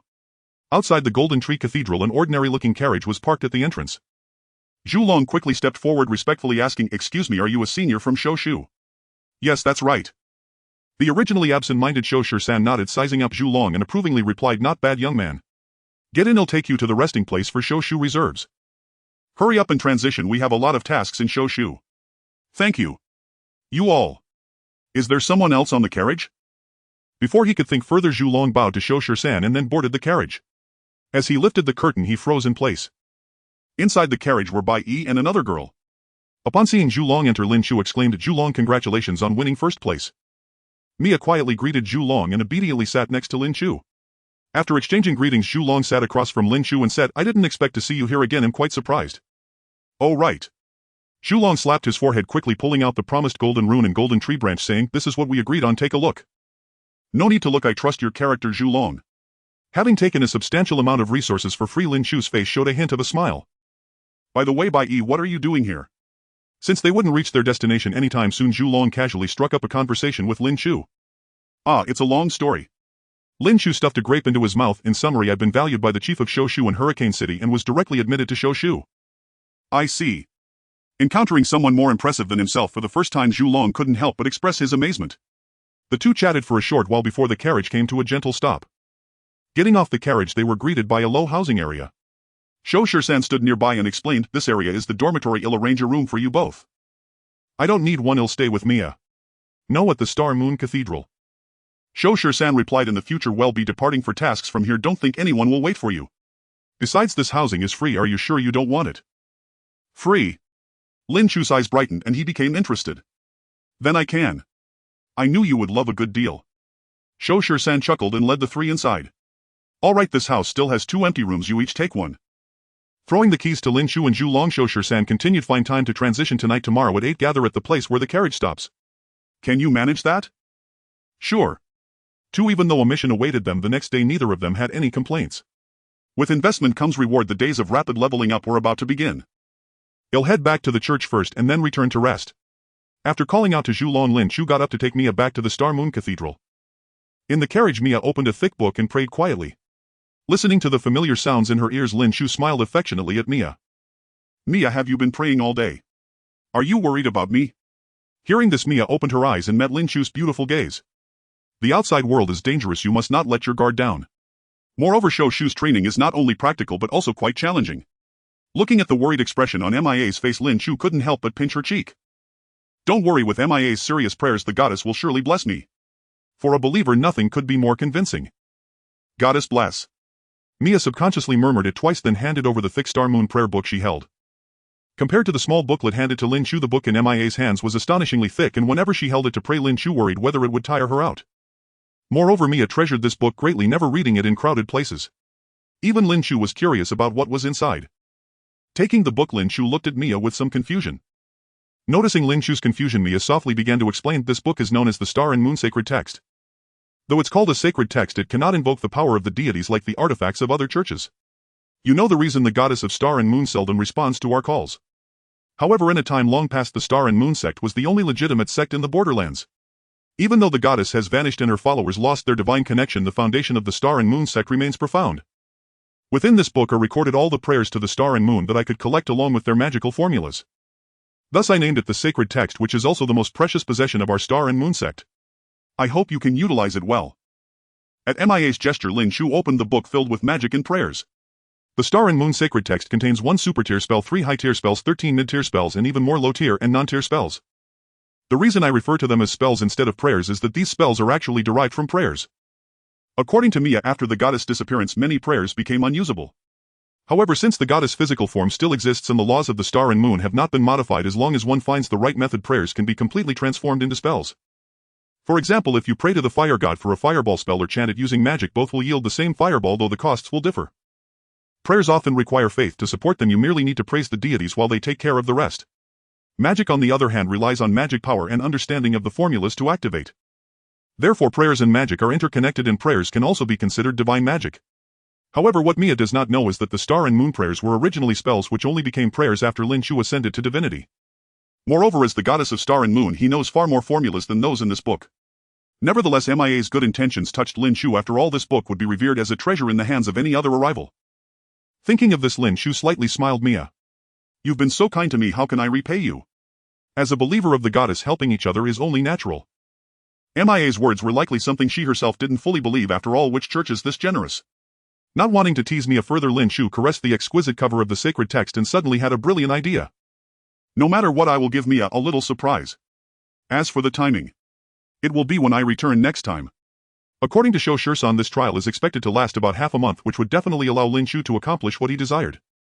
A surprise. Mia gazed at Lin Chu, who wore a mysterious expression, and a flicker of anticipation arose within her. Then, "I'll wait for your return." Night in the Star and Moon Cathedral. After waiting for Mia to fall asleep, Lin Chu quietly made his way to the main cathedral that housed the statue of the goddess of Star and Moon. He planned to change his class here and step into the first tier. The true path of the extraordinary. The first tier is the beginning of the extraordinary and the first step away from the mundane. People in the Borderlands often get stuck here for a long time, but for arrivals like them the system is sufficient to smooth out these difficulties. Arrivals possess unique talents, not merely empty words. He set aside droplets of star dew and moon dew, then took a slender branch from the golden tree. Detection shows that class change conditions have been met. Would you like to change your class to God of Stars and Moon? Yes. In an instant the three items melted into liquids, emitting a strange glow, while at the same time the divine essence in Lin Chu's mind radiated a magnificent light, absorbing these liquids entirely. A sense of profound connectivity surged through his heart, but fortunately this feeling was far weaker than the omniscience and omnipotence felt during ascension, allowing Lin Chu to easily suppress it. It truly feels like an evolution. It seems that merely this feeling of breakthrough is enough to inspire one to pursue a higher realm. Class change successful. Arrival status has been altered. System display my panel. Since I leveled up I must take a look at my changes. Arrival Lin Chu, master of many arts, level LV 11, class God of Stars and Moon, health 2500-2500-2500-2500, magic 350-350, constitution 40, strength 40, dexterity 40, intelligence 65, spirit 40, free attribute points 20, free skill points 20, items undead staff blue wanderers set golden rune 9, rune 15201. Skills undead summoning mid-tier, undead entanglement mid-tier, hypnotic mist mid-tier, wood burst gun mid-tier, tracking technique mid-tier, beginner magic proficiency beginner, combat technique proficiency beginner, sub-profession proficiency. Talent Star and Moon, divine emotion absorption divine, then next system upgrade me. Having saved up so many golden runes I can finally spend them. Lin Chu has been waiting for this moment for a long time. Golden rune 9, silver rune 123, LV up. LV 11, LV 15, nearly 100,000 experience only raised him by 4 levels, which even Lin Chu found a bit shocking. In the game he only transitioned to the God of Stars and Moon after becoming a deity, so he was already used to the outrageous experience requirements. As expected of a divine class, the bonuses are outrageous and the resources required are equally absurd. Lin Chu glanced at the statue in the cathedral, then remembered he had forgotten to absorb its experience points. Just enough experience left to reach level 16. I hope you can give me a little surprise. He placed his hand on the statue of the graceful goddess of Star and Moon in the cathedral, and the accumulated emotion value and faith within it were swept away. LV up. LV 15, LV 16, plan successful. Unexpectedly he was able to level up again, which was a pleasant surprise. Now comes the exciting moment of allocating points. System allocate all points to intelligence. Free attribute points 120. With such a massive allocation of attribute points, Lin Chu felt as if his power had undergone a leap in enhancement. Opening the system panel, Lin Chu couldn't help but be astonished by his outrageous stats. Arrival Lin Chu, master of many arts, level LV 16, class God of Stars and Moon, health 8000800800080008000, magic 10001000, constitution 100, strength 100, dexterity 100, intelligence 185, spirit 100, free attribute points 0, free skill points 140. With shields included he had nearly 20,000 health and over 180 in intelligence. Not to mention even second-tier humans rarely reach such levels. Most importantly, Lin Chu had no equipment at all. For a first-tier character to have these stats is simply absurd. He would feel embarrassed boasting about it. This is ridiculous, and this is only first tier. Lin Chu stared at the system panel, unable to imagine what it would look like 100 levels from now. Such a display. This is the confidence a god-tier vocation and talent grant. With numbers like these, if I close the panel and go pose as a boss in the wild, they'd probably call me overpowered. After admiring his sumptuous panel, Lin Chu switched it off with a satisfied smile. It's only experience. Experience is the one thing I never lack. Calming the excitement that came with leveling up, Lin Chu casually slipped the Xingyue Xingdian into his system backpack and prepared to leave. The moment his fingers brushed the Xingyue Xingdian, the system chimed. The detected item can be enhanced. Use faith points to strengthen it. Gazing at the hefty tome in his hands, Lin Chu's expression shifted to one of understanding. Of course, if even bottles that hold Xingyue do could be enhanced, this book, which stores so many spells and carries me yast about faith, could be strengthened as well. Having reasoned it out, Lin Chu did not hesitate to pour his remaining faith points into it. Keeping them served no purpose. Perhaps he might even forge a divine relic. Enhancement successful. Target state changed. A sweep of golden light transformed the once large and cumbersome volume into a book of moderate size, emitting an aura of austere sanctity. At least its appearance had risen by more than one grade. Lin Chu immediately cast an appraisal technique toward the newly enhanced Xingyue Xingdian. Xingyue Xingdian Blue can be further enhanced. A sacred tome possessed by devout followers of the Xingyue goddess containing vast knowledge blessed by the goddess, it has assumed a higher form. It can augment the power of Xingyue class magic and prayers. It stores faith to be expended as energy when prayers are cast. Attached skill Xingyue shield. When the tome's owner is attacked, a star moon shield is automatically generated based on faith points up to half of the owner's maximum life. The goddess-touched shield can make a difference in critical moments. A very fine blue-grade item, the attached skill is especially suited to protect Mia. Reading the equipment description, Lin Chu nodded in approval. If he inscribed his own surprise inside, it would become a perfect gift. Tucking the Xingyue Xingdian away, Lin Chu left the chapel and melted into the night. Unnoticed by him, the vast deathly silent starry sky above the Huangjin tree began to stir. Shoshu Reserve Rest Area. Calling it a rest area was generous, there were scarcely any houses. Shoshu had always been known for its sparse population, and with most people posted to guard the sea, Lingshu, this region was all but deserted. So when Lin Chu returned, Zhu Long, freshly ascended to first tier, heard the news immediately. Zhu Long idly flicked through the Chushan village group chat, his mind cluttered with trivial thoughts. He muttered about Shou Shisan assigning them to the same house, though he insisted he wouldn't do anything untoward. The arrangement struck him as odd. If Zhu Long had observed more carefully, he could have easily uncovered Lin Chu's male identity, but his underlings paid no heed. In a place where everyone assumed Lin Chu was female, Zhu Long was deceived as well. In truth, Shoshu had become institutionalized. The coming days would likely be dull, endless monster grinding. Even the few holidays were meant for exploring secret realms and confronting bosses. Coming to Shoshu was like finding a place to trade favors with the Borderlands senior locals. The road ahead would be far smoother. So, in these dreary yet fulfilling days, why not sprinkle in some special seasoning? Zhu Long tapped the system panel as notifications kept pouring in, and he fell into thought. A man's wants were simple. Before transmigrating, Zhu Long had been the model child, young, fortunate, and aided by family. He had sped along an easy path. He had assumed transmigration would make him taste every hardship, yet luck seemed to favor him like a smiling goddess. He had breezed into Shoshu and the future looked bright. It seemed the only thing missing now was a wife. Zhu Long had to admit it was impossible not to feel something for Bai Yi's face. Not only him, every woman in his squad was liable to be turned by that face. Bai Yi was the first person Zhu Long truly could not read since crossing over. In both worlds, Zhu Long had never cared for a woman like this before. He thought that even if it was not love, it was not far from it. If nothing else came of it, had still have gained something. With that thought, Zhu Long typed a message into the team's chat. Zhu Long, whoever says they'll help me court a girlfriend, spill the method now. Team, what the heck, boss, are you out of your mind? Team, boss enlightened. Team, let me guess, it's Bai Yi. Team, who else could it be? Zhu Long, exactly. You'll rise to the occasion. On my next holiday, you'll bring your sister-in-law back so you can see her up close. Team, wow, boss, what progress have you made? Team, give details up close. Zhu Long, obviously there's no progress yet. Hurry, tell me the method. Team, Team, boss, aren't you going on a mission tomorrow? Just show off while fighting the monsters. Team, right, no matter how strong a girl seems, her heart can be fragile. If you display overwhelming strength, she'll feel safe and you'll win her over easily. Team, Bai Yi is the strongest mage and you are the strongest melee. Perfect match. Zhu Long, makes sense. Anything else? Team, also cultivate battle synergy between you two. Once you harmonize in combat, she will never want to leave your side. Team, yes, make habit become second nature. The next morning, in a familiar place with familiar faces, Shou Shisan appeared in his full cover armor before Lin Chu and the others. Good morning, you two. How did you sleep last night? Lin Chu stared at Shou Shisan. It's fine, but why are you the one taking us today? Not welcome. Shou Shisan asked. Lin Chu shrugged. Not unwelcome, just a little surprised. The man always claimed to be swamped with work, yet whenever something needed doing, he was the one to lead the team, hardly the air of someone truly overwhelmed. I doubt you dare otherwise. Shou Shisan waved dismissively. Come on, today you'll take you to see the sea Ling Shu and well pick up some tasks on the way.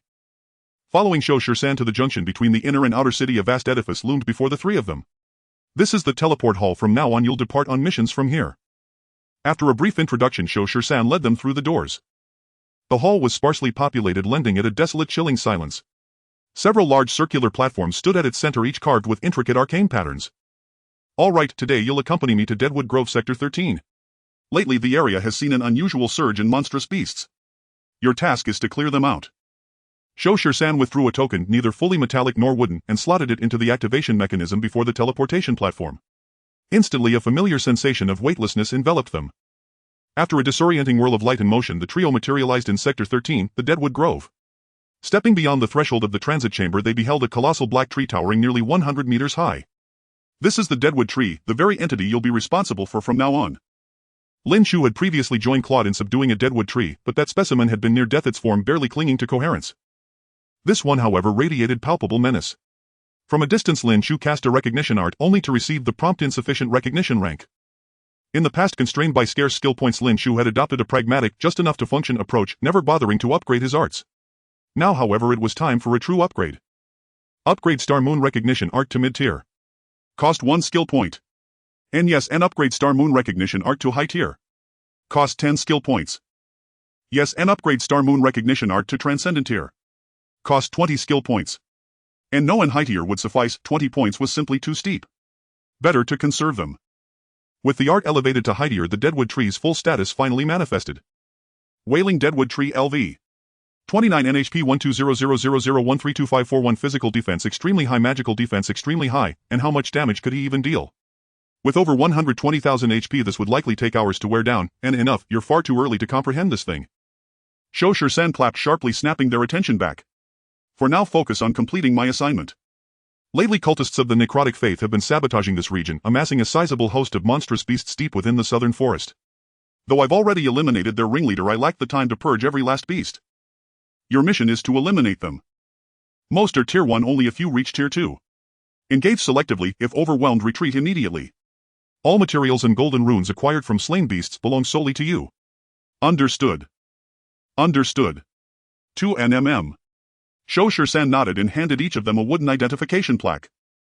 This plaque signifies your official standing. With it you may claim a full set of tier 1 gear from the armory, and it will also serve as a deterrent against rival hunters or factions. Accepting the plaques, Lin Chu and Zhu Long proceeded to the armory using the provided map. A complete set of standardized tier 1 equipment cost tens of thousands of Luan, yet joining Shou Tree granted it freely. The organization's sheer generosity spoke volumes. At the armory, Zhu Long selected a new suit of armor, a massive greatsword, and a pouch of recovery items. Lin Chu meanwhile chose a mage's robo longsword and a pouch of combat utilities.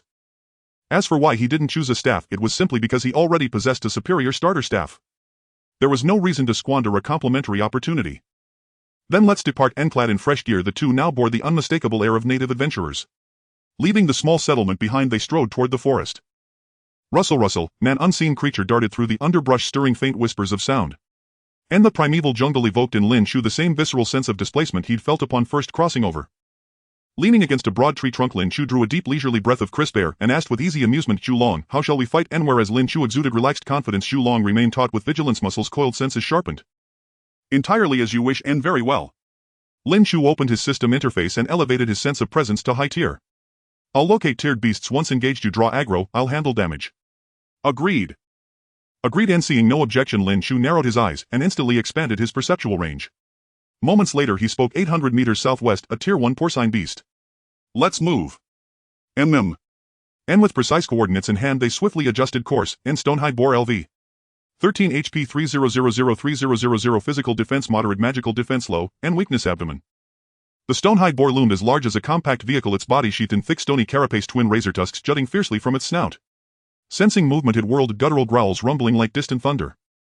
3000 HP moderately high physical defense, low magical resistance, weakness at the abdomen, and Lin Chu relayed the intel swiftly, then added, you hold the line, I'll deal the damage. Understood. And without hesitation Zhu Long charged forward.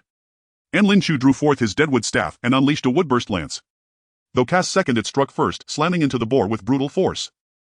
1200 123 and bleeding. And the woodburst lance and its cascading follow-up strikes had obliterated nearly 2/3 of the boar's health in a single volley. Moreover, the blast had shattered the creature's structural integrity, its vaunted stone carapace reduced to jagged, crumbling fragments. Only as the boar teetered on the edge of death did Zhu Long reach it, suppressing his astonishment and delivering 2 swift, decisive slashes to its exposed belly. And 421 weakness 396 now final mournful shriek echoed, and then silence. Zhu Long stood frozen beside the carcass, staring blankly, before turning to Lin Chu with a wry, incredulous smile and, by your damage output is frankly absurd. Though this was meant to be cooperative hunting, why did it feel as though by could slaughter them all alone?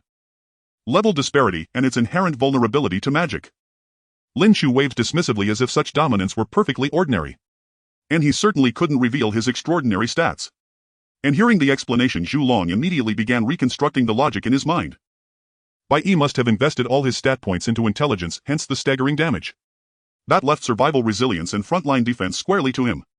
And was that in essence a profound vote of trust? That thought settled deeply within him, instilling a quiet, solemn sense of duty. And right on to the next one. Hold, wait, and perplexed Zhu Long watched as Lin Chu hurried forward and tapped the corpse with his staff. Now flash of amber light flared, and the body vanished, replaced by scattered harvestable materials.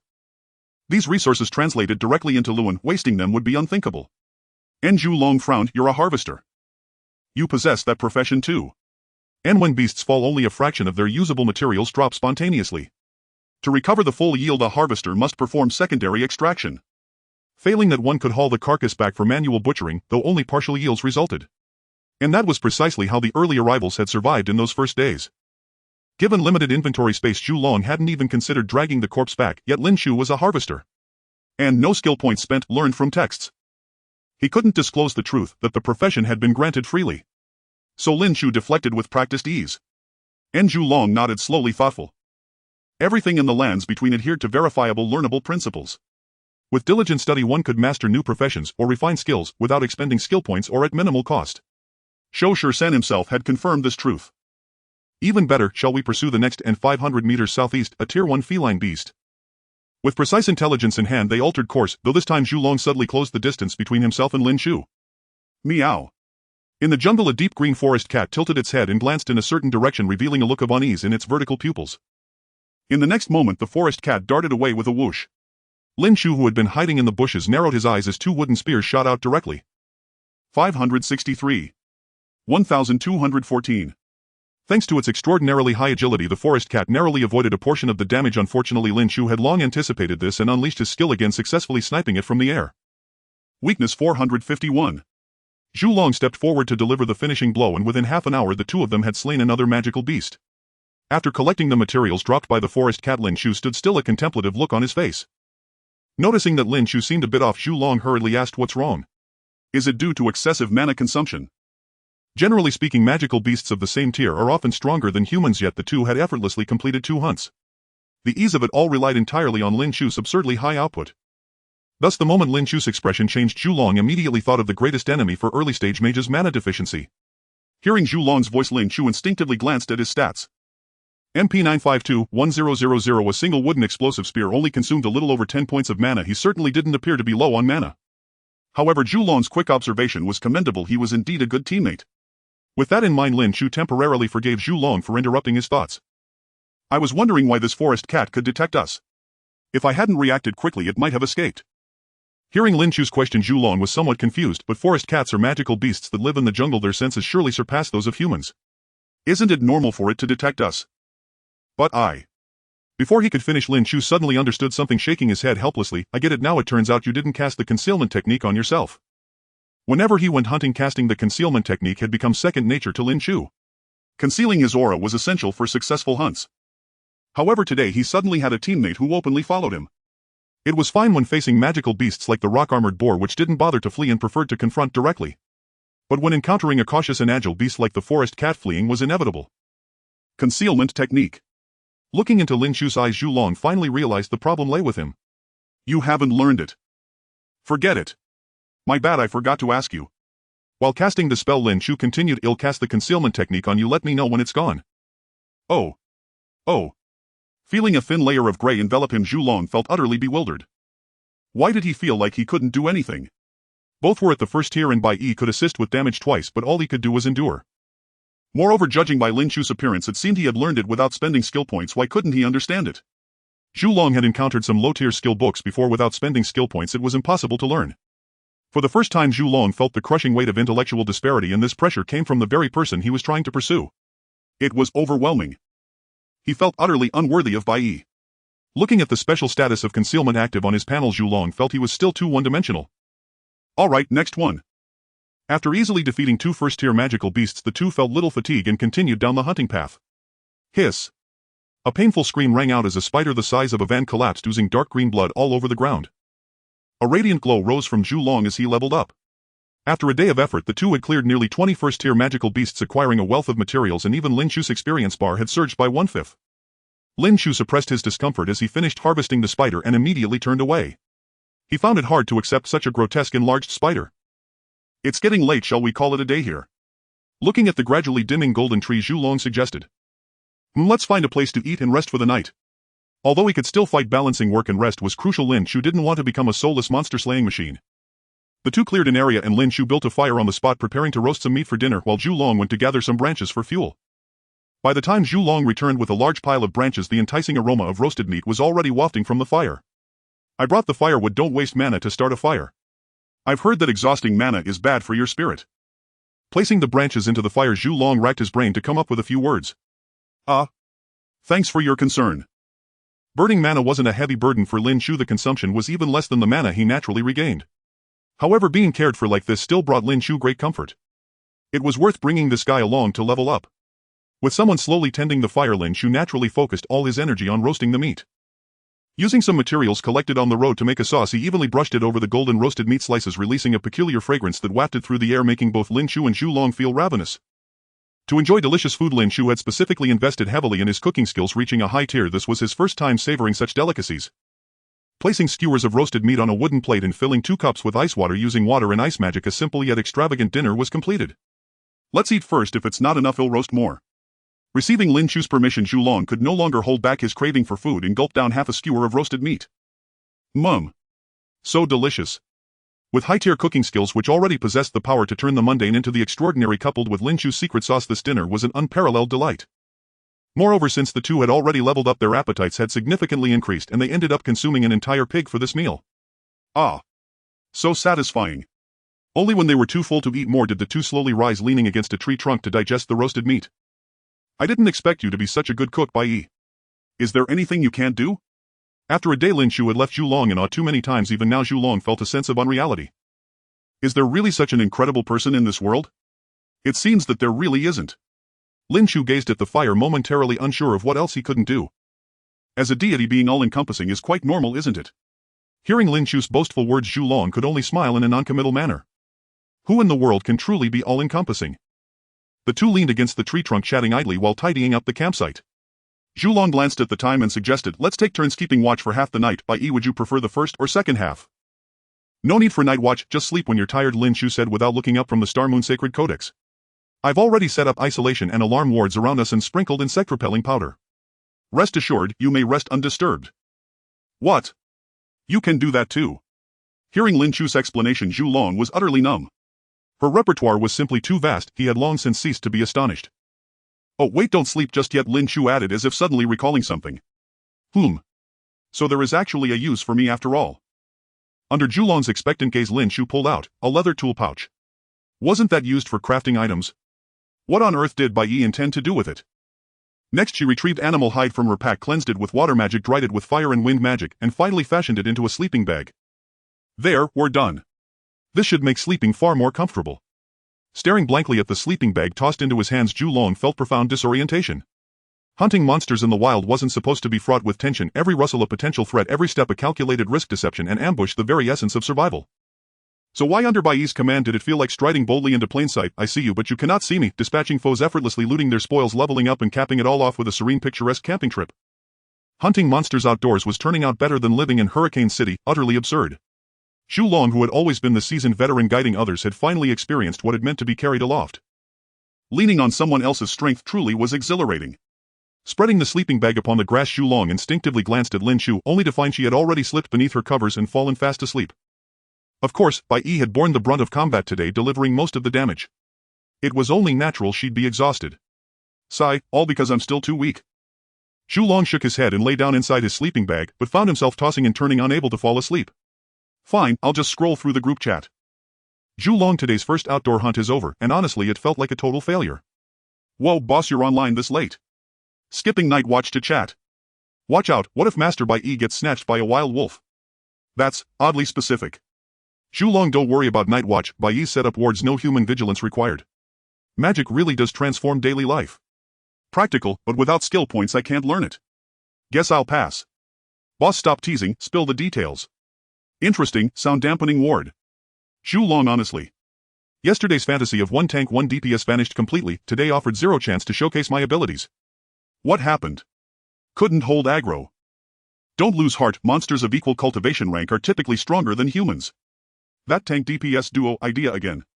Zhu Long, it's not that I can't take the hits, it's that Bai Yi deals so much damage there's literally no need for me to tank at all. How much more could it possibly be? Surely she can't one-shot them. Zhu Long, almost exactly, she reduced a notoriously armored monster to mere slivers of health with a single spell. Whoa. Boss, you're joking, 2000 damage in one hit. That's insane, since when are mages this overpowered? Watching the group's reactions, Zhu Long nodded in quiet satisfaction. Indeed, it wasn't his flaw. It was Bai Yi who defied reason. Xulong, I'm not kidding, today's hunt felt more like a leisurely camping trip, utterly stress-free. We've stumbled upon a true master, time to grab that leg and hold on tight. It's over, boss has zero hope. The power gap is an absolute chasm. Maybe boss should switch to support. DPS come and go, but the support stays eternal. Xulong, not possible, my innate talent and class path forbid it. It's late, I'm signing off. Good night, boss. Good night. Closing the chat interface, Xulong stole a glance at Lin Chu peacefully asleep and quietly withdrew a low-tier amplification spell scroll. I refuse to believe it, I will master this basic spell tonight. By the firelight he began studying the text word by word. Yet Lin Chu, who in Xulong's eyes slept soundly, had already shifted her consciousness elsewhere. Indeed, Gwen had summoned her Fenella avatar. Ever since Fenella accepted Gwen as her disciple, the boy had scarcely contacted her. Unwittingly, she'd nearly forgotten him altogether. Tracing the spiritual mark embedded in her mind, Lin Chu projected her awareness into her spirit form and in the next instant stood before Gwen. Soft cerulean motes coalesced midair, solidifying into Fenella's translucent spirit body. Why, before the words left her lips, Fenella recoiled in shock at Gwen's current state. Before her stretched a grotesque tableau, flesh torn open, blood pooling across the ground. Had it not been for the faint lingering spark in his eyes, Fenella might have mistaken him for a corpse. With a flick of her hand, emerald motes shimmered into existence, swiftly pulling Gwen back from the brink of death. Fenella. Teacher, enough. You're still a spirit form, best avoid expending energy unnecessarily. I won't dissipate anytime soon, but you. Usually unharmed, yet now you summon me only to appear on death's very threshold. Why haven't you learned a few life-preserving arts here with me? Or, is my legacy truly so unworthy in your eyes? Fenella gave a light disdainful hum. She hadn't expected such reckless disregard for his own life. Absolutely not. Gwen flexed his body, now largely restored. It's just insufficient skill points. His memories from his past life remained vivid, most techniques required no instruction from Fenella. Moreover, as a spirit she ought to remain concealed within the sealed prison, minimizing exposure to the mortal realm, lest her essence weaken or draw the attention of the Church of the Undergod. But those truths were best left unsaid. Let his teacher remain safely confined, awaiting the day he would break her free. Thus Gwen offered a perfectly plausible excuse. Ah, I see. Fenella nodded. I neglected to mention, skill points aren't the sole path to mastery. Having explained alternate methods of acquisition, she transmitted several spells and martial techniques suited for unranked incarnates directly to Gwen's system. These are essential foundations for any aspiring assassin. I will not interfere with your class advancement trial, your talent is exceptional. Do not disappoint me. Yes, Master Fenella, I will succeed in my class advancement. Alright, teacher, I've successfully undergone baptism and am now eligible for class advancement. Would you consider assigning me the advancement quest? Upon hearing those words, Felina realized something deeply unsettling about Gwen's location. She stood at the very center of a vast pulsating blood pool. Felina took 2 cautious steps forward and noticed crimson glyphs swirling beneath her feet, radiating an eerie otherworldly luminescence. This is where you were baptized. Yes, Gwen replied, following closely behind. I stumbled upon a hidden quest tied to the resurrection ritual of a demigod, and I've since pledged allegiance to the blood demons. Felina said nothing in reply. Though the Golden Dynasty was the ostensible optimal path, shifting factions upon encountering rare hidden quests was commonplace among descenders. After all, few felt genuine loyalty, most simply served whichever faction offered the greatest reward. Still, Felina retained a faint memory of the blood demons, an ancient race predating the age of eternal night. Masters of blood, its manipulation, its essence, they were born assassins. Excellent. The blood legacy of the blood demons combined with my shadow legacy will pave your path as an assassin with unparalleled clarity. Since your baptism is complete, it is time I tested you. With a casual flick of her wrist, Felina inscribed a message directly into Gwen's interface. Hidden class advancement quest triggered. Assassin, Black Blade, Purple Eye. Successfully assassinate a Tier 1 sentient being completed. 2. Confront the predestined death and survive incomplete. 3. Golden Tree Twig 1 completed. Wait, how do I have a Golden Tree Twig? Gwen blinked in astonishment, then before his eyes a slender branch shimmered into existence, glowing with warm golden light. I still have a few Golden Tree Twigs in reserve. And you've already slain a Tier 1 being. Impressive. As the quest issuer, Felina could monitor Gwen's progress in real time. Accepting the twig from Felina, Gwen straightened solemnly. Teacher Felina, I formally request to confront the predestined death. Are you certain? A flicker of surprise crossed Felina's eyes. The predestined death forces you to witness your deepest fear, your most paralyzing terror. In my judgment, you should first master everything I've entrusted to you before attempting this trial. Accepting the twig from Felina, Gwen straightened solemnly. Teacher Felina, I formally request to confront the predestined death. As for Xulong's ascension, his legacy favored direct frontal combat. Though success was never guaranteed, retreat remained viable if things turned dire. But the Black Blade was different. Assassination demanded absolute lethality, one strike, one truth. Once engaged, there was no pause, no withdrawal. I am certain, teacher. Gwen nodded, resolute. At this moment I stand unshaken, neither fear nor doubt clouds my resolve. To shy away from this trial out of dread would not preserve me, it would distance me further from triumph. Indeed. Above all, if anything feels amiss, withdraw immediately. Your life outweighs all else. Thank you, teacher, for your concern. Gwen gave a slight bow, his gaze unwavering, fixed intently upon Felina's face. You observe keenly. With a soft smile she gestured lightly toward her tightly closed right eye, her lips curving upward. Before you stands the predestined death, witness it well. In that instant an eye snapped open, black and crimson entwined, exuding absolute stillness, absolute death. Drip. A single droplet struck stone. Gwen's eyes flew open, then in the next breath he dissolved into viscous black liquid and melted seamlessly into the shadows. My strength, this is my peak power. Gwen sensed immense surging energy coursing through his veins, a tremor of disbelief rippling across his thoughts. He steadied himself swiftly and scanned his surroundings. This is the Eternal City. The capital of the Golden Dynasty, the farthest frontier he'd ever explored in the late-game world. He had once stalked countless targets here, every alley, every rooftop, every shadow intimately known. What then is my deepest fear? Moving like smoke he glided silently through the gloom. A wet squelching sound, followed by sharp rhythmic footsteps, drew Gwen's attention. In this illusion woven from the predestined death, movement meant purpose. Motion meant target. Tracking the sound, Gwen burst from the narrow, suffocating alley onto a sun-drenched thoroughfare. The diminished shadows made him momentarily hesitant, but not helpless. Then he saw the source of the footsteps, and froze. It was himself. And the direction of his own furious glare led. Gwen whirled around. There not far off stood two figures locked in intimate embrace. One bore short golden hair and pale gold eyes brimming with warmth and charm, a vision of peerless beauty, effortlessly magnetic. Gwen recognized him instantly. Minora, the strongest demigod of the Junction Lands. Unlike Gwen's arduous scarred path, Minora was Destiny's darling, born blessed, born sovereign. A sapling of the Golden Tree awakened to sentience, Minora emerged as a demigod the moment he drew breath. And since the Golden Tree symbolized the supreme authority of the Junction Lands, Minora embodied both masculine might and feminine allure, an apex demigod beyond reckoning. In the future, even demigods such as Lin Chu, the blood demon sovereign Lilibeth, and his own teacher Felina would be entangled with him in love and rivalry and fate. This formidable man was the hardest obstacle on Gwen's path. And the figure cradled in his arms, was it Felina? What kind of torment was this? Was his deepest fear betrayal? Though Gwen could not bear the thought of Felina belonging to another, he would not collapse, not from mere heartbreak. He would strike down. Gwen paused. Suddenly he understood his true target. Yes. Though gods were omnipotent, he had never glimpsed one. Only Minora, supreme demigod, stood within reach, powerful enough to crush hope yet vulnerable enough to be overcome. To defy fate itself, to challenge the gods, he must first shatter Minora's supremacy. Even as Gwen reflected, the scene unfolded relentlessly. Minora smiled at Gwen, then sank his teeth deep into Felina's throat. One moment tender romance, the next a slaughterhouse tableau. Crimson beads welled at his lips, then vanished, drawn back by a delicate rosy tongue. Felina lay discarded like a rag doll, her throat awash in blood. Though her power rivaled legends, she could not staunch the tide, her life ebbing unstoppable. So the predestined death laid bare his two unbearable truths: his teacher wed to another, and his teacher dead before him. Unlike the real Gwen, aware this was illusion, the phantom Gwen within the vision could no longer restrain himself. He drew the black blade, intent on cleaving Minora down where he stood. Don't come closer, run. Gwen. Felina lifted her head, voice raw with agony. Keep your distance. Her warning carried weight, there was meaning in those words. Proximity was forbidden. Yet the black blade assassin thrived on closeness, on the lethal intimacy of the kill. And the black blade itself was no mere weapon, it evolved, amplified, defied reason, granting a legendary assassin the audacity to hunt a demigod.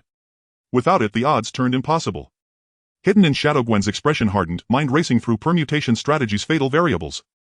On the wide sunlit avenue, Minora and Gwen faced each other, while beside them Felina's body grew cold and still. The golden-haired youth placed a finger over his own slender vein-traced throat and slashed it sideways. His gaze held only contempt. Now, you are next, Black Blade, Gwen. You wretch. Master trusted you so deeply, how dare you betray him? Gwen clutched the hilt of her black blade, her hand trembling violently as she advanced step by step toward Minola. Ha! Not fleeing, but drawing closer instead. As an assassin engaging Hedon revealed that Gwen had already lost all rationality. Minola spread her arms wide, flashing a captivating yet perilous smile at the silent Gwen. Then drown in your own ideals. Crimson lightning erupted, surging straight toward the charging Gwen. Hidden in the shadows, Gwen was forced to abandon thought even momentarily. She had no choice. Based on her understanding of Minola's power, survival beneath that bolt was utterly impossible. If the visible Gwen perished, her hidden self would be exposed shortly thereafter, making matters far worse. Absolute danger.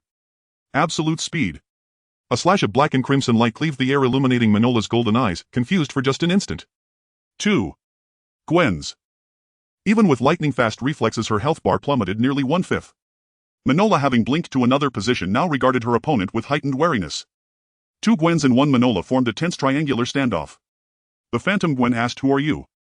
Gwen replied, "Don't overthink it, I'm on your side. Just do your job." Gwen leveled her black blade at Manola. A dangerous glint flickered in her eyes. "Our target this time is a demigod." In perfect synchrony they vanished, one to the left, one to the right, leaving Manola standing alone upon the battlefield. TCH. These wounds are truly revolting. With both assassins vanishing, Manola grew markedly more cautious. "Hoof. Will you stay hidden forever?" Upon the silent street, Manola strode slowly toward a corpse long since chilled. "Even Master's body means nothing to you." Within the rift of space, the Phantom Gwen's expression shifted. She lunged instantly to seize the corpse, only to have her shoulder seized by Gwen. "You. Stay calm." Gwen's face darkened, yet she shook her head firmly. "We cannot move now. To act is to die." As the two struggled, Manola reached the corpse of Florina. Seeing no interference, she plunged her palm deep into the abdomen and greedily drained the remaining blood. "Ha! Didn't expect this, did you, Gwen? This is my true stratagem. If you emerge to reclaim the body, you die. If you remain still, you betray your position." The Phantom Gwen's expression turned inscrutable. Gwen's lips curled in cold derision. Such crude psychological bait could never force her out. Her concealment technique was beyond Manola's reach. As I anticipated, Florina's blood suits me perfectly. Exquisitely delicious." Having drained the last drop, Manola's face flushed with rapturous delight. "Unforgivable blasphemy, did you infuse your own blood into Master's reconstructed body?" How could she possibly know? Gwen's heart recoiled in shock. That secret should have died with her, no one else could possibly know. Wait, this is an illusion sculpted from her cognition. What she knows her enemy may also know. My blood has betrayed my location. Gwen jerked her head up, meeting Manola's mocking gaze. Right here, crimson lightning struck, lethal dread surged. Both Gwens teleported instantly, but would Manola miss twice? 3 times. Boom. A charred corpse tumbled from midair, reeking of burnt flesh. Oh, a single escape. Truly worthy of the Black Blade assassin. Manola turned her head, offering a faint knowing smile toward the shadows. Is that so? Gwen's face twisted in grim frustration as she frantically warped through spatial fissures. Each momentary pause brought another crimson bolt, obliterating her landing point. The bolts grew faster, denser, death's chill now coiled tightly around Gwen. Now even flight is impossible, let alone closing in for assassination. No time left, how do I break this deadlock? Maintain distance. Damn it, if only I could lock onto her with a single glance. Wait. Gwen's mind snapped clear. Was the curse of predestined death sealed within her eye precisely for this reason?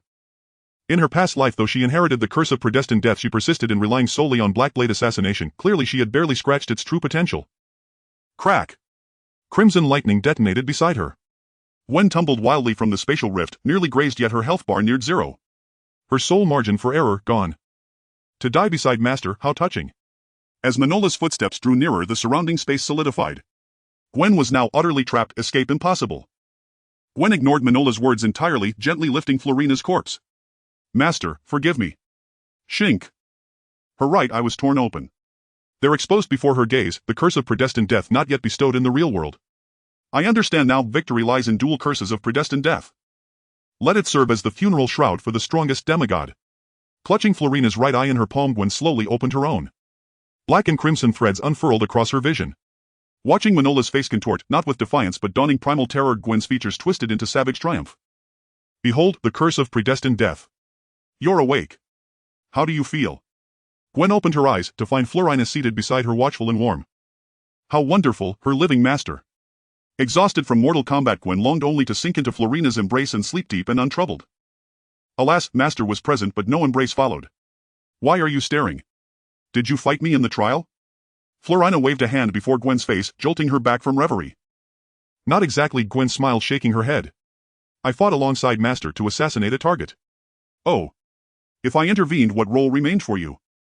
Because in the trial I've grown as strong as Master. And then? Then Master died. Florina's expression stiffened just slightly. Of course, her half-baked assassination skills were enough to overwhelm weaker foes, but against peers. Utterly inadequate. Then Master passed the curse of predestined death to me. Through 9 near-fatal trials I slew the target and completed the trial. At this Florina nodded, satisfied. After all, trials were illusory, what mattered was gaining a perplexiclass enforcer. Seeing Florina's indifference, Gwen's heart sank. Master hadn't mourned her death, not even a little. This was not the outcome she desired. No, she must accelerate emotional cultivation immediately. With that resolve, Gwen instantly adopted the demeanor of the perfect disciple. Master, I just advanced my class about stat allocation. I'll offer guidance, but the final decision rests with you. Gazing at that earnest, increasingly beloved figure before her, Gwen's eyes dimmed with quiet intensity. Master, this lifetime you will not die. Never. Ha!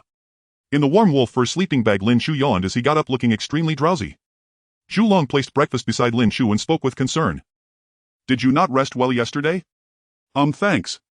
After rinsing his mouth with some water, Lin Chu said helplessly, maybe it's because it's my first time sleeping in the wild, I'm not quite used to it. Tomorrow should be fine. Sigh, it's all that Gwen's fault for being so energetic. He didn't get back until 2 in the morning. Thinking of this, Lin Chu couldn't help but cover his mouth and yawn again. Zhulong said, then let's reduce the workload today and try to find some time for a nap. Lin Chu nodded in agreement. After all, with their work efficiency, taking a break occasionally wouldn't be a problem. After washing up, the two began to eat breakfast.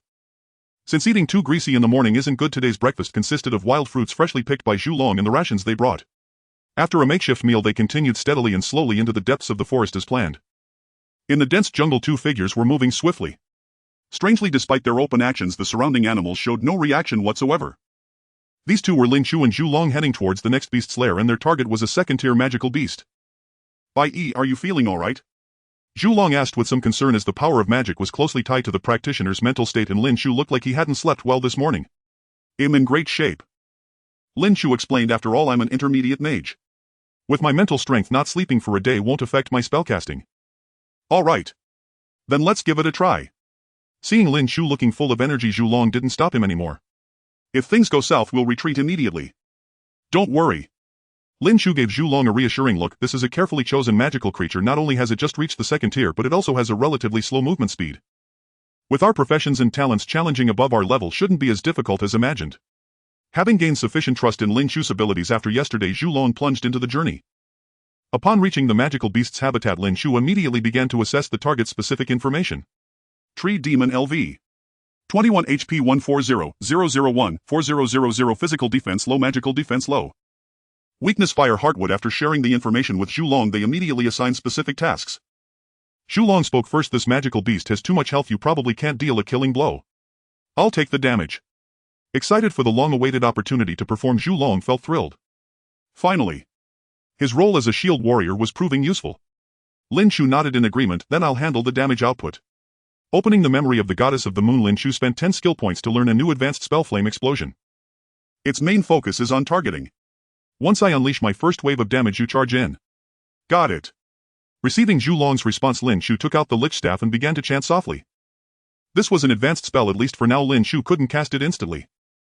After a brief 5 seconds of chanting, a crimson beam shot out like a bolt of lightning, striking the slumbering tree demon, followed by a deafening explosion reverberating through the jungle. Boom. Critical hit 1622, critical hit 456, 357. Critical hit 5241. The damage from the crimson beam, the explosion damage, and the subsequent burning flames instantly depleted nearly a third of the tree demon's health. Wow. Seeing this outrageous damage, Zhulong gasped. He initially thought Lin Chu could only deal with a first-tier magical beast, but it turned out that wasn't even his full strength. For a first-tier mage to deal nearly 4,000 damage, this was without suitable equipment. This is the strength of E2 exceptional. The enraged tree demon sprang up and charged wildly towards Lin Chu, while Zhulong quickly threw out a taunt to attract the tree demon's attention. Ha! Just throwing a taunt wasn't enough. Zhulong immediately charged in and slammed into the tree demon, then struck it twice severely. 153-43. If we consider the normal damage from a shield warrior, this could be considered pretty good, but against Lin Chu's nearly 4,000 damage, it indeed seemed a bit lacking. Such a blatant provocation quickly attracted the tree demon's attention, causing it to abandon Lin Chu in the distance and chase after the crazily moving Zhulong. Zhulong dodged to the right. Hearing the voice in his ear, Zhulong immediately used his charge skill to move right. Just then a crimson beam attacked again. Weakness 2580. Weakness 680, 780. Weakness 76, 76. This strike hit the core exposed by the tree demon, dealing over 6,000 damage in one go. Now the tree demon had less than a third of its health remaining. As for Zhulong, he hadn't expected Lin Chu to not only be able to cast such powerful magic in succession but also have magic reserves. Indeed, he saw that Lin Chu's staff was glowing with a familiar magic circle. He was about to cast another shot. Unexpectedly, even against a second-tier magical beast, Zhu Long felt somewhat useless. Zhu Long sighed and then began to repair the tree demon, which was still smoldering, trying to divert its attention. However, to Zhu Long's surprise, even with his interference, the tree demon continued to move steadfastly towards Lin Chu. Lin Chu's damage was too high. It had completely frightened the tree demon. It knew that if it continued to fight with this shield warrior, the next to die would definitely be itself. Thus it resolutely chose to launch a final charge towards Lin Chu. Realizing this, Zhu Long's face changed dramatically. In his view, Lin Chu was a typical glass cannon with high attack and low defense. If the tree demon got close, it would surely be doomed. Therefore, he absolutely could not allow the tree demon to get within half a step of Lin Chu. Intimidate, Wild Impulse. Zhu Long's purple talent was Blood of the Ancient Dragon. With this talent, not only did he gain significant physical enhancement, but his abilities to intimidate and taunt magical beasts were also greatly enhanced. Any low-tier magical beast that he stood against would never escape. As the talent skill activated, the tree demon felt the threat from Zhu Long double. Moreover, an impulse arose from nowhere, completely scattering the tree demon's remaining ability to think. The tree demon screeched twice and immediately turned to charge at Zhu Long. After about 10 more seconds, accompanied by a deafening roar, the tree demon fell to the ground, unwillingly dead. Phew. Finally over. Zhu Long wiped his sweat and kicked the massive corpse in front of him. Lin Chu walked over from a distance to gather materials from the tree demon. Watching Lin Chu busying himself, Zhu Long felt quite idle and couldn't help but sigh. By "You're just too amazing, it makes me feel useless." Seeing his teammate becoming disheartened, Lin Chu comforted him. "Actually, you played a big role too. If it were someone else, they probably couldn't have held off the tree demon. After all, in this battle, Zhu Long was constantly on the receiving end. Any ordinary shield warrior would have likely perished under the tree demon. Moreover, without Zhu Long's high-priority taunts, they definitely wouldn't have been able to hold off the frenzied tree demon at the end. With Lin Chu's comfort, Zhu Long felt much better. After sorting out the loot, Zhu Long asked, "So what will our future hunting targets be?" Lin Chu gently nodded. "I will add some second-tier magical beasts into the mix." Having effortlessly completed the hunt of a second-tier trend, Lin Chu's decision aligned precisely with Zhu Long's expectations, yet he remained quietly concerned about her mana reserves. After all, the sheer potency of her offensive spell implied an astronomically terrifying mana cost. "Mana expenditure, can you endure it?" "Rest assured, I can still take down at least one more." Lin Chu glanced briefly at her mana bar and replied with quiet confidence. A high-tier spell consumed roughly 100 mana points, a negligible burden for Lin Chu, whose maximum capacity stood at 1,000. Moreover, she possessed the sacred mana elixir vial capable of restoring her reserves. And in this meticulously cleared hunting ground, second-tier monsters were scarce by design. Once they expanded their targets to include second-tier creatures, their path to advancement smoothed considerably. Even Lin Chu's experience bar advanced at a visibly steady pace. Such feats, defeating foes beyond one's own tier, naturally yielded generous experience rewards. Before long, dusk approached again. Lin Chu and Zhu Long pitched camp beside a gentle riverbank, sharing dinner while tallying their spoils. We've gathered quite a few second-tier materials already. Once we return to the 13th Necrotic Grove, we'll entrust local artisans to refine them, transforming our humble gear into something truly formidable. Given the thick hides and tenacious resilience of second-tier monsters, even Lin Chu required considerable effort to fell them, granting Zhu Long, who bore the brunt of their assaults, legitimate grounds to declare the victory belongs partly to me. "So, what are your plans?" Lin Chu asked, idly flipping through her itinerary. "At this pace, we'll finish our original week-long mission in 5 days, leaving 2 days off." "Any ideas?" "Who knew we'd get actual weekends?" Zhu Long sighed, half amused. When he'd first seen Shou San's daunting task list, he'd assumed they'd be working round the clock.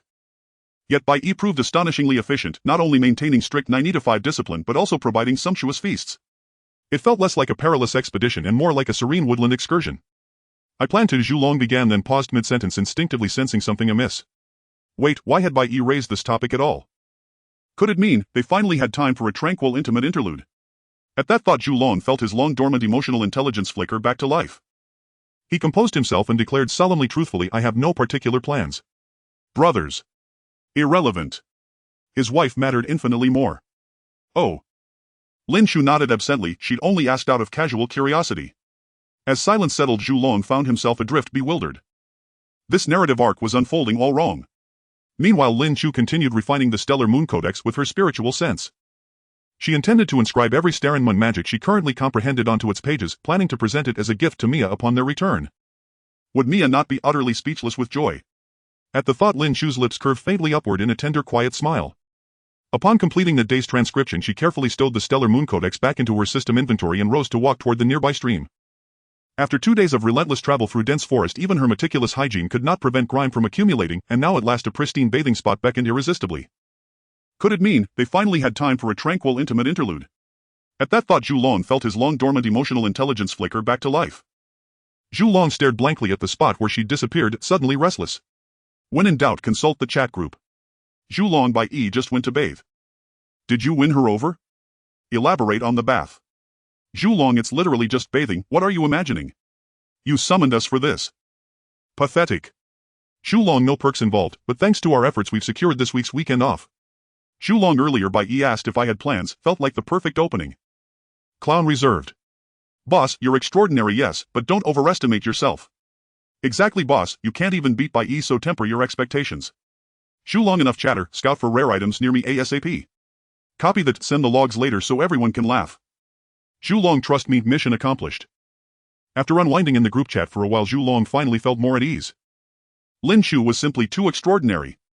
For ordinary people coexisting with her posed no psychological strain, they never considered comparison. But for someone like Zhu Long, already exceptional, the innate drive to surpass her inevitably flared. We are both prodigies, so why does she consistently outshine me? Clearly no cheat code yet devised could rival Lin Chu's prowess, making Zhu Long's feelings toward her profoundly complex. He yearned to prove his strength yet dutifully accepted her support. He longed to pursue her boldly yet hesitated to speak even a single word due to the chasm between their capabilities. Indeed, after 2 full days together, Zhu Long still hadn't discerned Lin Chu's true gender, mistaking her for a refreshingly unconventional young woman. Gazing into the crackling fire, Zhu Long's expression gradually hardened with resolve. No, I must not remain lost. If my strength lags behind, I shall train relentlessly. If my repertoire is limited, I shall master new arts without delay. If I succumb to self-pity here, I will only fall further behind. A soft rustling sound cut through his thoughts. Someone's approaching. Thanks to the rudimentary barrier Lin Chu had erected, Zhu Long observed unseen from the shadows. Not far away, a towering, heavily bearded man conversed with a wiry, sharp-featured figure. Are you certain those two headed this way? Absolutely, sir. That girl is razor-sharp. If I hadn't kept my distance, she'd have struck before I blinked. Is she truly as stunning as the portrait suggests? Without question, sir. I've never laid eyes on anyone so radiant, not once in my entire life. Most crucially, it's her aura. Words fail me, but she's peerless, truly unparalleled. She'd better live up to your praise. The bearded man sniffed skeptically. You're certain they're descendants? In the Borderlands, one standing could often be gauged merely by presence. Descendants, newly arrived souls from other realms, varied wildly in prior profession yet remained vulnerable during their initial acclimation, easily dominated by seasoned locals like him. Rest easy, sir, I watched them fight in the arena myself. Both are descendants, and widely acknowledged as the strongest pair in existence. The strongest, only those who know neither heaven nor earth dare utter such words. The bearded man snorted coldly, clearly holding the claim in utter contempt. Indeed, indeed. The guide hastily chimed in, bowing obsequiously. Hearing the flattery, the bearded man's face softened with satisfaction. He clapped the guide firmly on the shoulder. You've done exceptionally well. Once this mission concludes, I shall personally recommend you for induction into the Necrotic Church. Thank you, Lord. The bearded man belonged to the Necrotic Church and possessed second-rank cultivation. His current expedition was a targeted ambush against the nascent elite of the Golden Dynasty. While searching for suitable targets, the bearded man happened upon Wang Tao, who had just been expelled from Hurricane City by its guards. Wang Tao was no paragon of virtue. He swiftly became the bearded man's loyal hound, and together they ambushed and slaughtered numerous descendants. Yet their overzealousness drew the Golden Dynasty's attention, forcing them to relocate.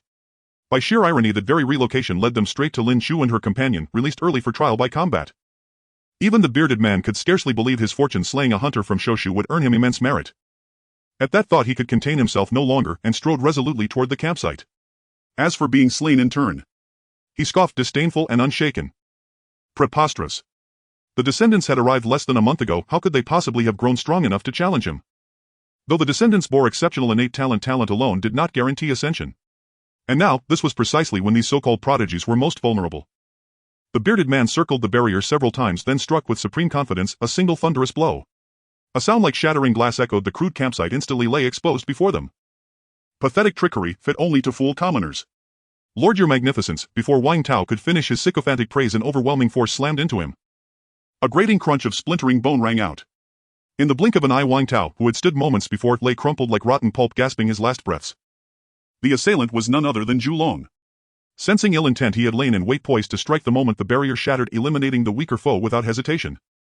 Seeing his underling perish due to his own carelessness, the bearded man's expression darkened, not from grief but disgust. To such heretics, human life held less worth than roadside weeds. Still, Wang Tao had proven remarkably effective as bait, luring descendants into fatal traps. His sudden demise was therefore both unexpected and inconvenient. So you do possess a modicum of wit. Raising a hammer larger than a human head, the bearded man brought it down upon Zhu Long with crushing force. Boom! A deafening explosion shook the air. Zhu Long evaded just in time, but Wang Tao's corpse was pulverized beneath the hammer's impact. Excellent, excellent. Your reflexes are sharp, far more entertaining than my previous kills. Roaring with laughter, the bearded man swung his hammer wildly, regarding Zhu Long as nothing more than a fragile toy ready to shatter at a touch. In stark contrast, Zhu Long staggered, battered and breathless. The terrifying pressure radiating from the hammer's head forced Zhu Long into relentless evasion. Boom! Another thunderous impact, the hammer struck Zhu Long's greatsword Hedon. Still too green. Pity, you'll never get the chance to mature. The bearded man shook his head with feigned regret, his strikes growing ever more ferocious and precise. After all, most descendants hail from eras of peace, how could their martial skill possibly rival that of heretics who killed as effortlessly as breathing? That Zhu Long managed even brief resistance, despite being overpowered in both strength and technique, was itself testament to his extraordinary talent. Sending Zhu Long flying with a single blow, the bearded man bellowed, "Your lover is nearly dead, won't you emerge?" He had long sensed two presences here and remained deeply wary of the one still concealed. Not only because that hidden figure was a spellcaster, the primary damage dealer, but also because she was breathtakingly beautiful. Shush! Shush! Several piercing whistles split the air as razor-sharp wooden spears hurtled forward, only to be smashed aside by the bearded man's hammer. Can't hold back any longer. Then step forth, I may spare your life, if you're pleasing to the eye. He had already detected the second descendant nearby. If she'd remained hidden, he might have needed greater effort, but instead she had walked straight into his trap. One who could wield such sorcery was undoubtedly exceptional, yet her rank remained pitifully low, incapable of threatening true power. As a berserker, how could he possibly lose in close combat to a mere spellcaster? At that thought he erupted into manic arrogant laughter, only to freeze dumbfounded the next instant. Parting the foliage, a vision of ethereal beauty filled his gaze. Long black hair cascaded down her back, delicate droplets glistened on her fair, freshly washed cheeks. In her hand rested a staff pulsing with eerie arcane energy, and her unwavering gaze met his without flinch or fear. None other than Lin Chu, rushing here in haste. Exquisite.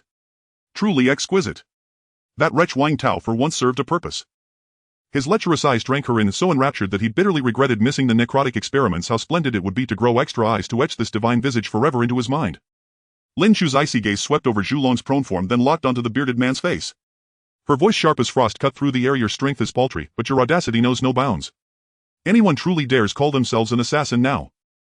Though her murderous intent blazed unmasked, that glacial composure, so severe, so untouchable, only inflamed his lust further. Ha, hardy little thing. I like that. With a contemptuous kick he sent Zhu Long sprawling aside and grinned. I'd planned to kill him first, but perhaps that won't be necessary after all. I'll make you weep right before his eyes. This foe is far beyond your level. Flee at once.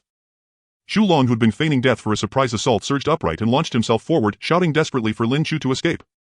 The bearded man's monstrous physical might had already left Zhu Long's chi unbalanced after mere exchanges. Defeat was inevitable and imminent. His sole resolve now was to buy Lin Chu time, to hold the monster at bay as long as possible. If blood must be spilled, let it be his alone. Yet Lin Chu's emergence signaled no intention to flee. Forget overwhelming stats, she possessed a daily resurrection. In her present state, the word cowardice simply did not exist. Ignoring Zhu Long's warning, Lin Chu raised her staff and began chanting without hesitation. Again, shush. 5 or 6 frost-laced wooden spears shrieked through the air toward the bearded man. Swinging his colossal hammer, the bearded man sneered, "Oh, how devoted. How utterly delicious. You." Seeing Lin Chu defy his plea, Zhu Long felt a surge of gratitude, yet knew such defiance would only invite catastrophe.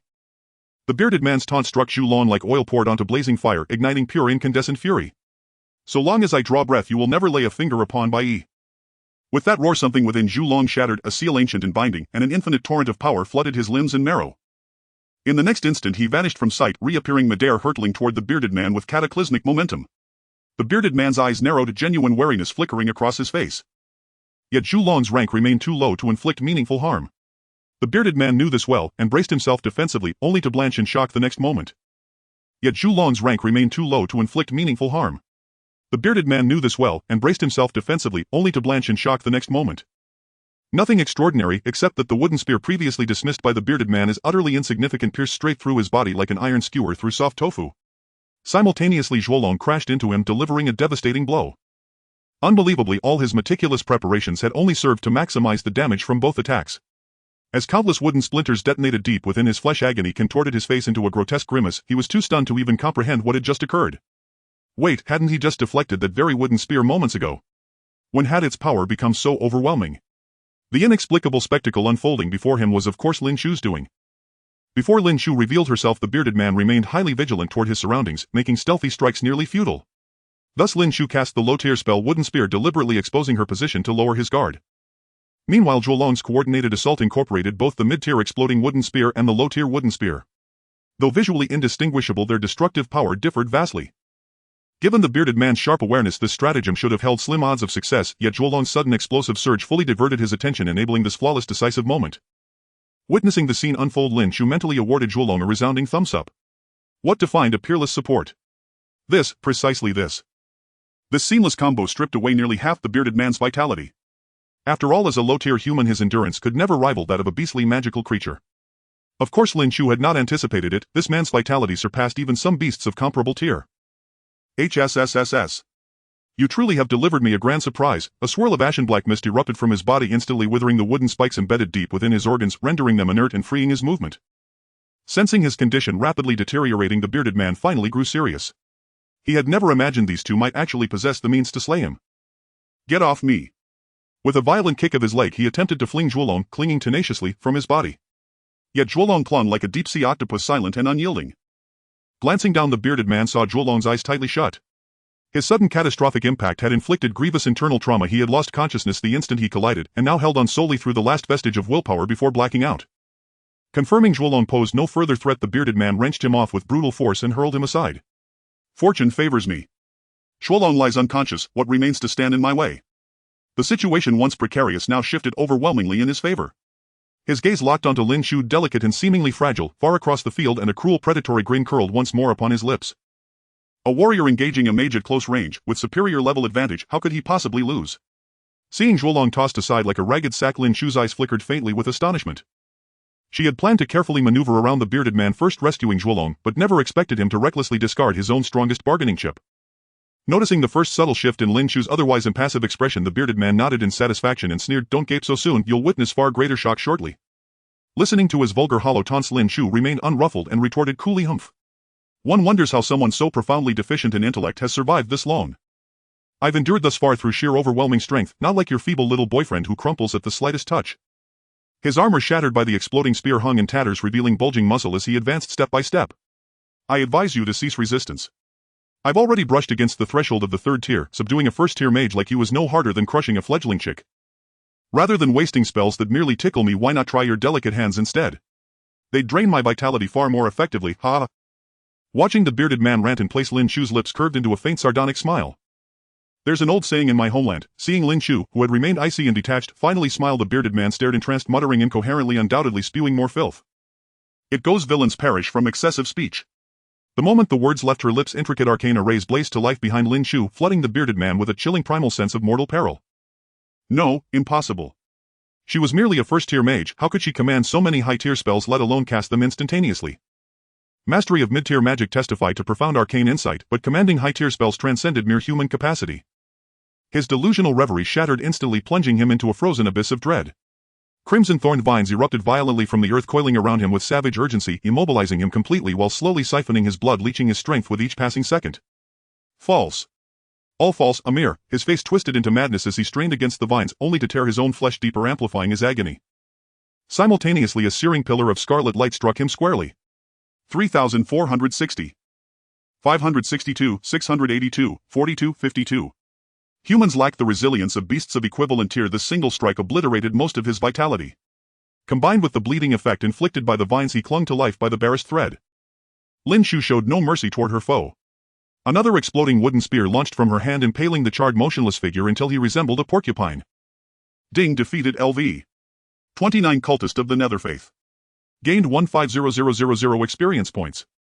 Level up. LV. 16 LV. 18. Gained 40 free attribute points. Gained 40 free skill points. Only after hearing the system's chime did Lin Chu calmly lower her staff. Lin Chu's instantaneous victory owed most to the bearded man's own folly. By kicking Zhuolong aside, he granted Lin Chu unrestricted space to unleash wide-area destructive magic, and his stream of obscenities afforded her ample time to complete her incantations. During his monologue, Lin Chu spent a total of 20 skill points mastering 2 high-tier spells, Culpability Thorns and Triadic Chanting. Culpability Thorns, the crimson barbed vines that bound him, ensnared enemies while inflicting hemorrhage and suppressing resistance. Triadic chanting enabled simultaneous incantation of 3 spells, thus allowing Lin Chu to launch both Inferno Blast and Culpability Thorns in perfect unison. The third spell naturally was the low-tier Silent and Formless, which concealed all visual and auditory cues of spellcasting. It was precisely this spell that created the illusion. One moment Lin Chu smiled and spoke calmly, the next 2 high-tier spells exploded across his face. Had she not needed to gather mana, Lin Chu would never have tolerated his nauseating ramblings. Though he misidentified her gender and his insults lacked true bite, they still stirred a faint revulsion within her. Yet what amused Lin Chu most was the bearded man's immediate instinct upon finding himself immovable to convince himself it was merely an illusion. Still, Lin Chu had perhaps underestimated human incredulity. After all, who could believe a first-tier mage could suddenly unleash multiple high-tier spells without warning? High-tier spells were meant for third-tier mages, yet Lin Chu's feat was no effortless triumph. Casting such a barrage in rapid succession nearly drained her mana reserves entirely. She gulped down a swig of holy arcane elixir from her pack, only then did the dull throbbing ache in her skull begin to ease. Zhuolong. Lin Chu smacked her forehead and hurried toward the distant figure lying motionless. Zhuolong, are you still alive? Zhuolong. Lin Chu smacked her forehead and hurried toward the distant figure lying motionless. Zhuolong, are you still alive? Zhuolong's luck had simply run thin. Even with exceptional talent and class, a newly ascended novice stood little chance against someone nearing the 3rd tier. Only Lin Chu's extraordinary intervention saved them both. Phew, thank the heavens. Surviving an encounter with a near 3rd tier transcendent. This boy truly possesses miraculous fortune. Lin Chu lifted Zhuolong and poured a generous draught of holy blood elixir directly into his mouth. Under the effect of the spirit herb vial, the near-lifeless Zhuolong finally clung to survival. Ugh! He stirred slowly into consciousness, and the first face he saw was Lin Chu. Hastily he cried out. By E, are you unharmed? Fine. That man was foolish, his mind cluttered with vulgar thoughts, leaving me the perfect opening to strike back. Lin Chu turned slightly and pointed toward the massive crater beside them. He's now reduced to ashes, not even a trace remains. That's good. Zhuolong exhaled in relief and pushed himself upright, bracing against the tree trunk. You're grievously wounded, rest a while first. Even the spirit herb vial isn't omnipotent. Halting Zhuolong's attempt to rise immediately, Lin Chu added, I'll inspect the corpse first, perhaps something valuable dropped. Zhuolong nodded. All right. I feel nearly recovered. Thank you. No thanks needed, you held him off longer than anyone could have expected. Against such a formidable foe, your willingness to risk your life for me has forged a bond deeper than blood. In my heart you're already a sworn brother. Hearing those words, Zhuolong's expression dimmed. He still felt inadequate, he hadn't lasted until the very end. Noticing his discomfort, Lin Chu realized his own words had offered little solace. Awkward and ill-equipped to comfort, Lin Chu cleared his throat twice and turned away to search the remains. Or rather the ashes. Leaning against the tree trunk, Zhuolong watched Lin Chu's retreating figure, his eyes clouded with complex emotion. He had just resolved to surpass Bai Yi, and in the next breath reality struck him with brutal force. That heretic nearing 3rd tier strength had subdued him effortlessly, 2 casual strikes sent him crashing to the ground. Despite giving his all, he'd inflicted barely any damage. Yet Bai Yi had slain him outright. In past battles against monstrous beasts, their disparity lay only in raw damage output. Now it was clear his combat awareness lagged far behind, not by a hair's breadth but by leagues. Once again he'd become dead weight. The thought flooded him with crushing shame, so profound he felt stripped of both pride and confidence. The colossal crater blasted by the flame burst still smoldered faintly, its air thick with the acrid scent of charred flesh. Remarkable, he retained fragments of corporeal form even under such devastating force. This man possessed true resilience. Let's see. As Lin Chu sifted through the blackened earth, a silver-white metallic lump melted and resolidified into an irregular shape, and a pale blue crystal came into view. Mithril chunk blue, a rare crafting material used in forging weapons and armor. Mithril resonates strongly with magical energy when forged into weapons. It amplifies destructive power. When wrought into armor, it enhances resistance to arcane forces. This fragment, a rarity worth roughly 50 golden runes. 50,000 runes. A true treasure. Stowing the mithril chunk into his pack, Lin Chu turned his attention to the crystal. Spatial crystal blue, upon use expands inventory capacity. This too was invaluable, his pack space was critically insufficient. Sigh, nothing else remains. The flame burst's fury obliterated most traces. Finding no further loot, Lin Chu sighed in quiet disappointment. Yet there was no help for it, Lin Chu had only one optimal moment to strike. Had the foe retained even partial combat capability, Lin Chu would have faced a grueling duel, or worse, seen him seize control of Zhuolong. With that in mind, Lin Chu dismissed his regret. After all, greater treasures awaited ahead. I've gathered everything. Let's find a safe place to rest. Can you move? Much better now. Relocating to a new campsite, Lin Chu erected a protective ward. Having fought throughout the day and endured a nocturnal ambush by necromantic cultist Zhuolong, still recovering from grave injury, and Lin Chu alike felt deep fatigue.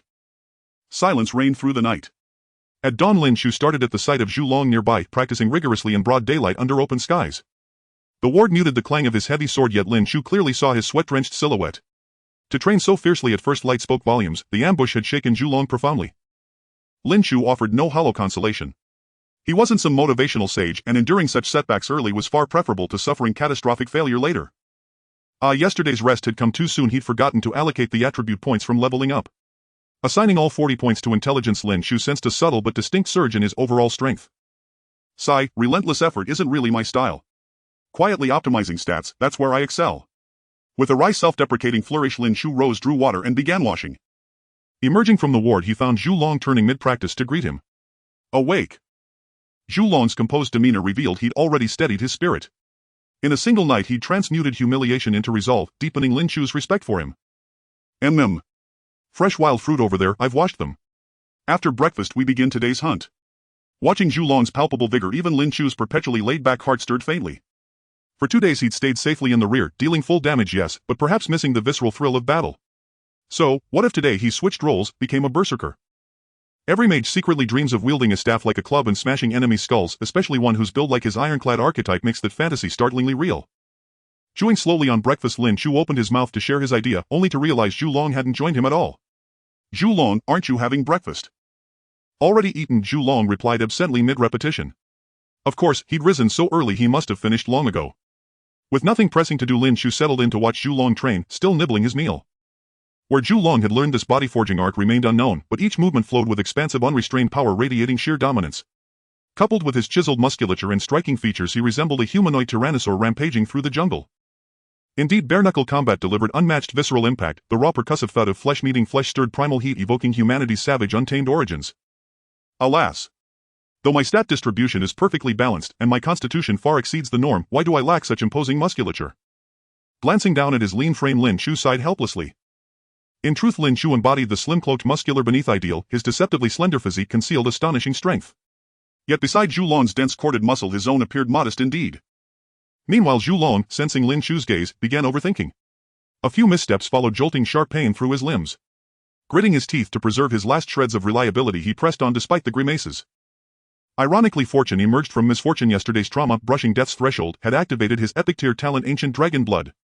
The body-forging art he now practiced was no mere technique, it was ancestral knowledge awakened from deep within his bloodline. With unwavering discipline, Zhu Long would steadily elevate his physical essence until he attained the legendary might of primordial dragons. And therein lay the true power of epic tier talents. Epic tier and above talents transcend mere aptitude, they are inheritances. Lower tier talents demand lifelong excavation and mastery, most never fully unlock their potential. But epic tier talents once gently provoked flood the bearer with ancestral memories and bloodline abilities, like carrying an entire skill tree within one's veins. Should tradition prove unsuited, one may even blaze a wholly new path. Freedom of choice is absolute. Lin Chu ate swiftly for Zhu Long, however those minutes stretched into exquisite torment. What? You want to try hand-to-hand combat? Zhu Long stared dumbfounded. Yes, I'm evenly distributed across stats. Melee poses no real challenge for me. Besides, even as a mage one must retain credible close-quarters capability, else should mana run dry one becomes utterly defenseless. Zhu Long pondered, then nodded slowly. Fair point, and with me covering you, danger is virtually non-existent. Most importantly, doesn't close combat mean being closer to Bai? Watching Bai lead the way ahead, Zhu Long felt an overwhelming complexity within. It seems that Bai also has some feelings for me, but why do I always feel like something terrible will happen if I speak first? Am I overthinking it? Zhu Long pondered. They had known each other for less than a week, which is indeed faster than a flash marriage. As expected, I was overthinking it. Perhaps it was because I had just walked back from the brink of death, which brought them closer together. One step at a time, I should focus on improving my strength before discussing these matters. Zhu Long shook his head, shaking off these chaotic thoughts, and quickly caught up with Lin Chu. With a flash of sword-light, the massive body of the magical beast fell. Before its death, this magical beast was filled with grief and anger. Clearly it was the magical beast, so why was it being crushed by a human of the same rank in terms of physical prowess? Throughout the morning, the magical beasts encountered by Lin Chu and Zhu Long had all met a miserable fate. Compared to previous instant kills, the method of slicing flesh left the magical beasts dead in a tragic state. Zhu Long specialized in physical enhancement, making his body harder than special metals, while Lin Chu was like a sturdy barrel, enduring blows without even breaking his shield. In the jungle, the two of them were practically more fearsome than the magical beasts. I didn't expect you, Bai, as a mage to have such high physical strength, especially your shield. It's simply outrageous. After a morning of fighting, Zhu Long had a renewed understanding of Lin Chu, which made him feel increasingly embarrassed. Even without his damage resistance, Lin Chu could probably still dominate the jungle. He had always thought he was somewhat useful. It's just a gift. After running for so long this morning, I've realized how much stamina close combat consumes. I might as well stick to being a ranged fighter. As Lin Chu replenished his fluids, he expressed his thoughts. After all, being a mage is ultimately elegant and carefree. Instantaneously defeating opponents is the romance of a man. As for melee mages, having a bit of fun occasionally is fine, but playing every day, no thanks. Anyway, with Zhu Long around, there's no need for me to take action. Hearing Lin Chu's sentiments, Zhu Long's eyes lit up and he patted his chest, saying, "Leave the charge to me. If you try to take this job from me, I could really retire right now." As his level rose, Zhu Long's career peak was gradually approaching. Facing magical beasts of the same tier, defeating them now took only a few minutes, but compared to Lin Chu's instant kills, he still fell short. While Lin Chu was busy cooking, he couldn't help but chuckle at Zhu Long's words. Looking at Lin Chu's smiling and delicate profile, Zhu Long felt a rush of blood to his head. Bai Yi's charm is truly immense, and the key is that she is unaware of it. The way they interact is like good friends or brothers, making it all too easy to lead one into temptation. However, this is also a sign of trust, isn't it? With this thought, Zhu Long's lips curved into a slight smile as he stood up, saying, "I'll go gather some firewood." Picking up branches from the ground, Zhu Long glanced at Lin Chu's distant figure and couldn't help but think if only this beautiful time together could last forever. The enjoyable outing. No, the thrilling hunting session soon came to an end. The goals of their mission were accomplished and they had gathered plenty of precious materials. If it weren't for the kind-hearted cultist who gifted them a crystal to expand their backpack, they would have likely had to leave behind many items to return. Not only had they gathered materials, but both of their levels had also increased. Due to the nature of his profession, Lin Chu required far more experience than ordinary people, which is why he was only at level 21 after 5 days, marking his entry into the second tier. As for Zhu Long, he was already level 19. If he hadn't shared half of the golden runes from winning the championship with Lin Chu, he might have already caught up to Lin Chu's level. In just 5 days, both Lin Chu and Zhu Long seemed to have matured quite a bit, resembling hunters of magical beasts. "Oh, welcome back, the preparatory team for tree hunting. It looks like you had quite a harvest." In front of the 13th gathering place for the undead trees, Shou Shisan greeted the two with a wide smile, using his usual nonchalant tone. So much had happened in the past 5 days that upon seeing Shou Shisan again, Lin Chu felt a pang of nostalgia. Despite Shou Shisan's unrefined demeanor, he was still a qualified senior. After Lin Chu entered the preparatory role for tree hunting, almost everything he experienced was tied to Shou Shisan. How can you say that? With so many tasks, is it something that 2 new entrants can handle? If it weren't for our hidden skills, we might have been stuck in this forest for half a year. Hearing that Lin Chu was just joking, Shou Shisan smiled and agreed.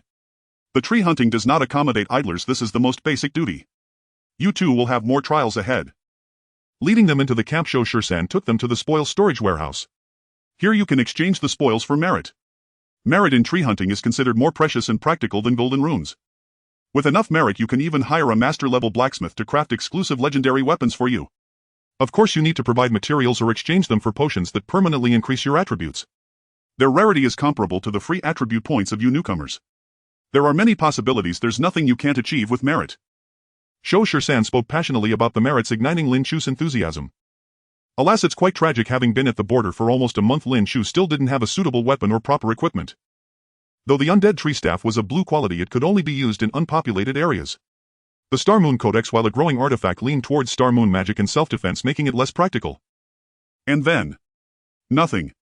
As the reincarnation of the Star Moon Goddess, he couldn't even find a single purple epic quality weapon.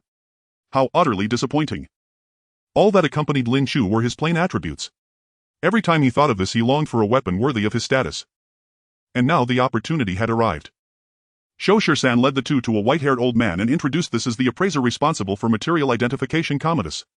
Just hand over your materials to him, and if there are any special items that cannot be identified in the future, you can also spend some runes to have him appraise them, which will definitely be cheaper than outside. Seeing that Shou Shisan personally brought them over, Commodus immediately stood up, saying, "It's Lord Shou Shisan." Shou Shisan waved his hand, saying, "These two are members of the tree hunting preparatory team, just returned from training and have many spoils that need your discerning eye. Thank you for your help. Not at all, work is not a hassle." Commodus turned to Lin Chu and Zhu Long with a smile. "You two take out your items. Since they were brought by Lord Shou Shisan, he'll only charge 1% of the appraisal fee today. After all, appraisals also require effort, so collecting some fees is understandable," and Lin Chu and Zhu Long had no objections. Just as they were about to take out their spoils, Shou Shisan spoke up again. "Commodus, did you forget something? Oh dear, look at my head." Commodus quickly patted his head, in getting old and forgetful. There are 2 ways to appraise: by piece at 1 silver rune each, or by percentage, taking 1% of the total value. You two can discuss and choose which one. The piece-by-piece pricing is stable, but when dealing with low-value materials it can lead to losses. The percentage method has an element of risk. If the materials aren't good, it could save a lot of money. However, it was clear that someone personally brought by Shou Shisan wouldn't be lacking in ability. This appraiser clearly wasn't as kind as he appeared, likely hoping to squeeze a profit from Lin Chu. Regarding this matter, Lin Chu was somewhat unsure and asked Zhu Long beside him, "Zhu Long, what's your take?" "I'm sorry." Lin Chu's pupils trembled with shock, the apology bursting unbidden from her lips. Was this perhaps an indirect kiss? Mia was still an innocent young maiden. As for Zhu Long, he had completely stopped thinking for himself over these 5 days. No matter what Lin Chu thought was right, he just needed to follow along mindlessly. Since Zhu Long had already voiced his opinion, Lin Chu promptly spoke up, "Very well, I shall divide the spoils into 2 portions, one paid per item, the other as a commission." How does that sound? After all, he was an insatiable consumer of experience points, conserving one was still the wiser course. Commode smiled warmly, agreed, "Many share your view." Yet for those unversed in the art of appraisal, these items were little more than blind boxes, the so-called savings merely a matter of luck. Naturally, Commode kept such thoughts to himself, merely vacating his seat and sitting quietly aside to observe. Lin Chu opened his system inventory and a profusion of raw materials, each shimmering with an uncanny luminescence, spilled onto the table. At the sight, Commode's expression hardened instantly even before Lin Chu could begin sorting them. "Senior Hunter 13, are you mocking me? These are all already appraised, anyone could store them away. Why summon this old man at all?" The word stunned everyone present. Senior Hunter 13 blinked utterly bewildered eye. "I had no idea." Then turning sharply to Lin Chu, "When did you hire an appraiser?" Lin Chu spread his hands, equally innocent, "I appraised them myself.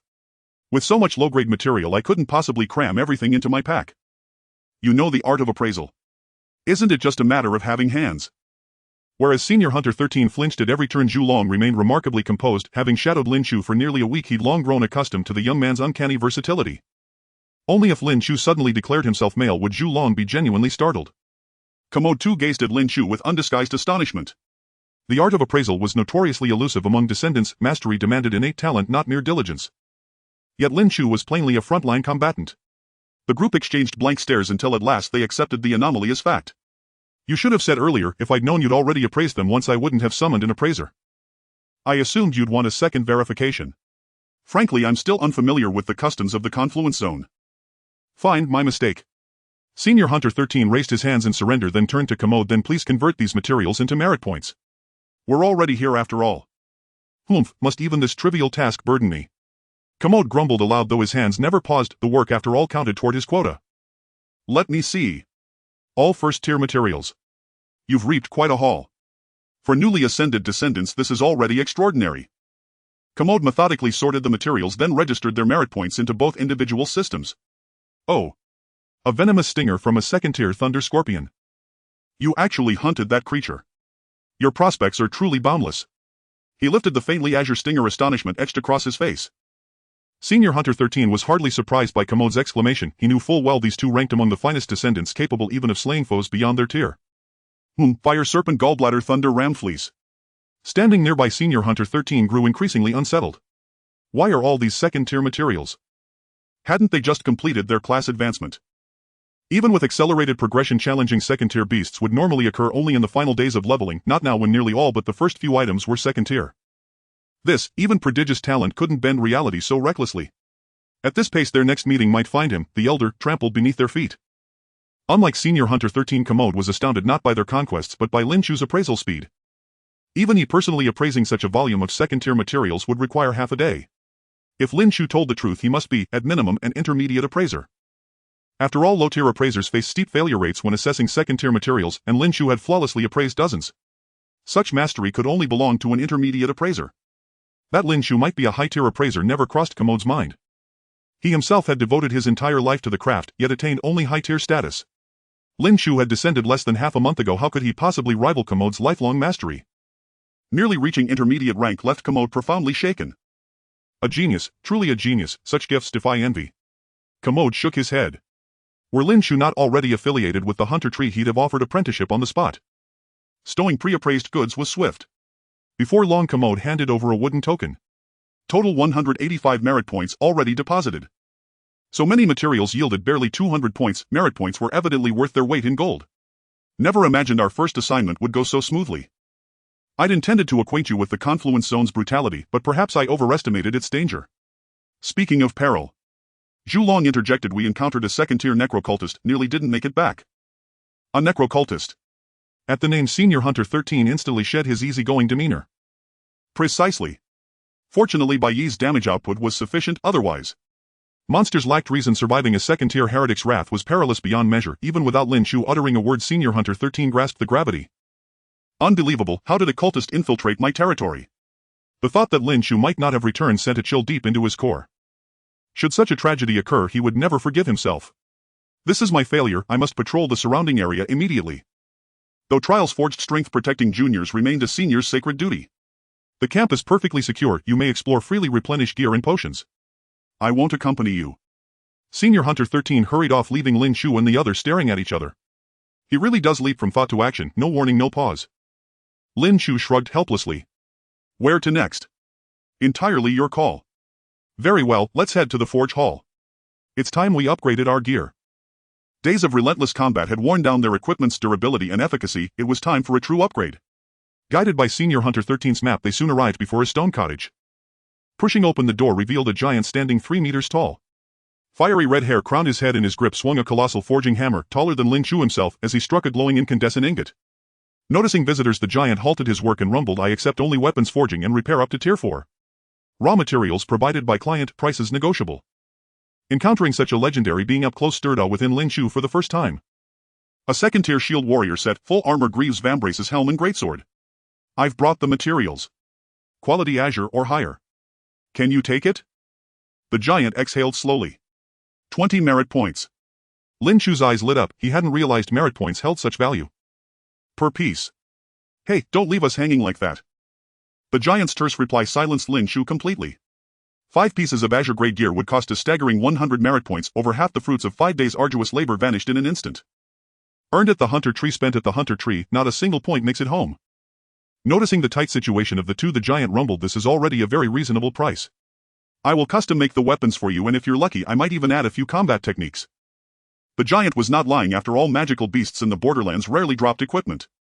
A second-tier blue equipment, unless exceptionally rare, would typically sell for over 4,000,000 runes, equivalent to over 40 merit points. Let alone a set of 5 matching blue pieces, which would be even more expensive. It was only because Lin Chu had brought his own materials that the giant slashed the price in half.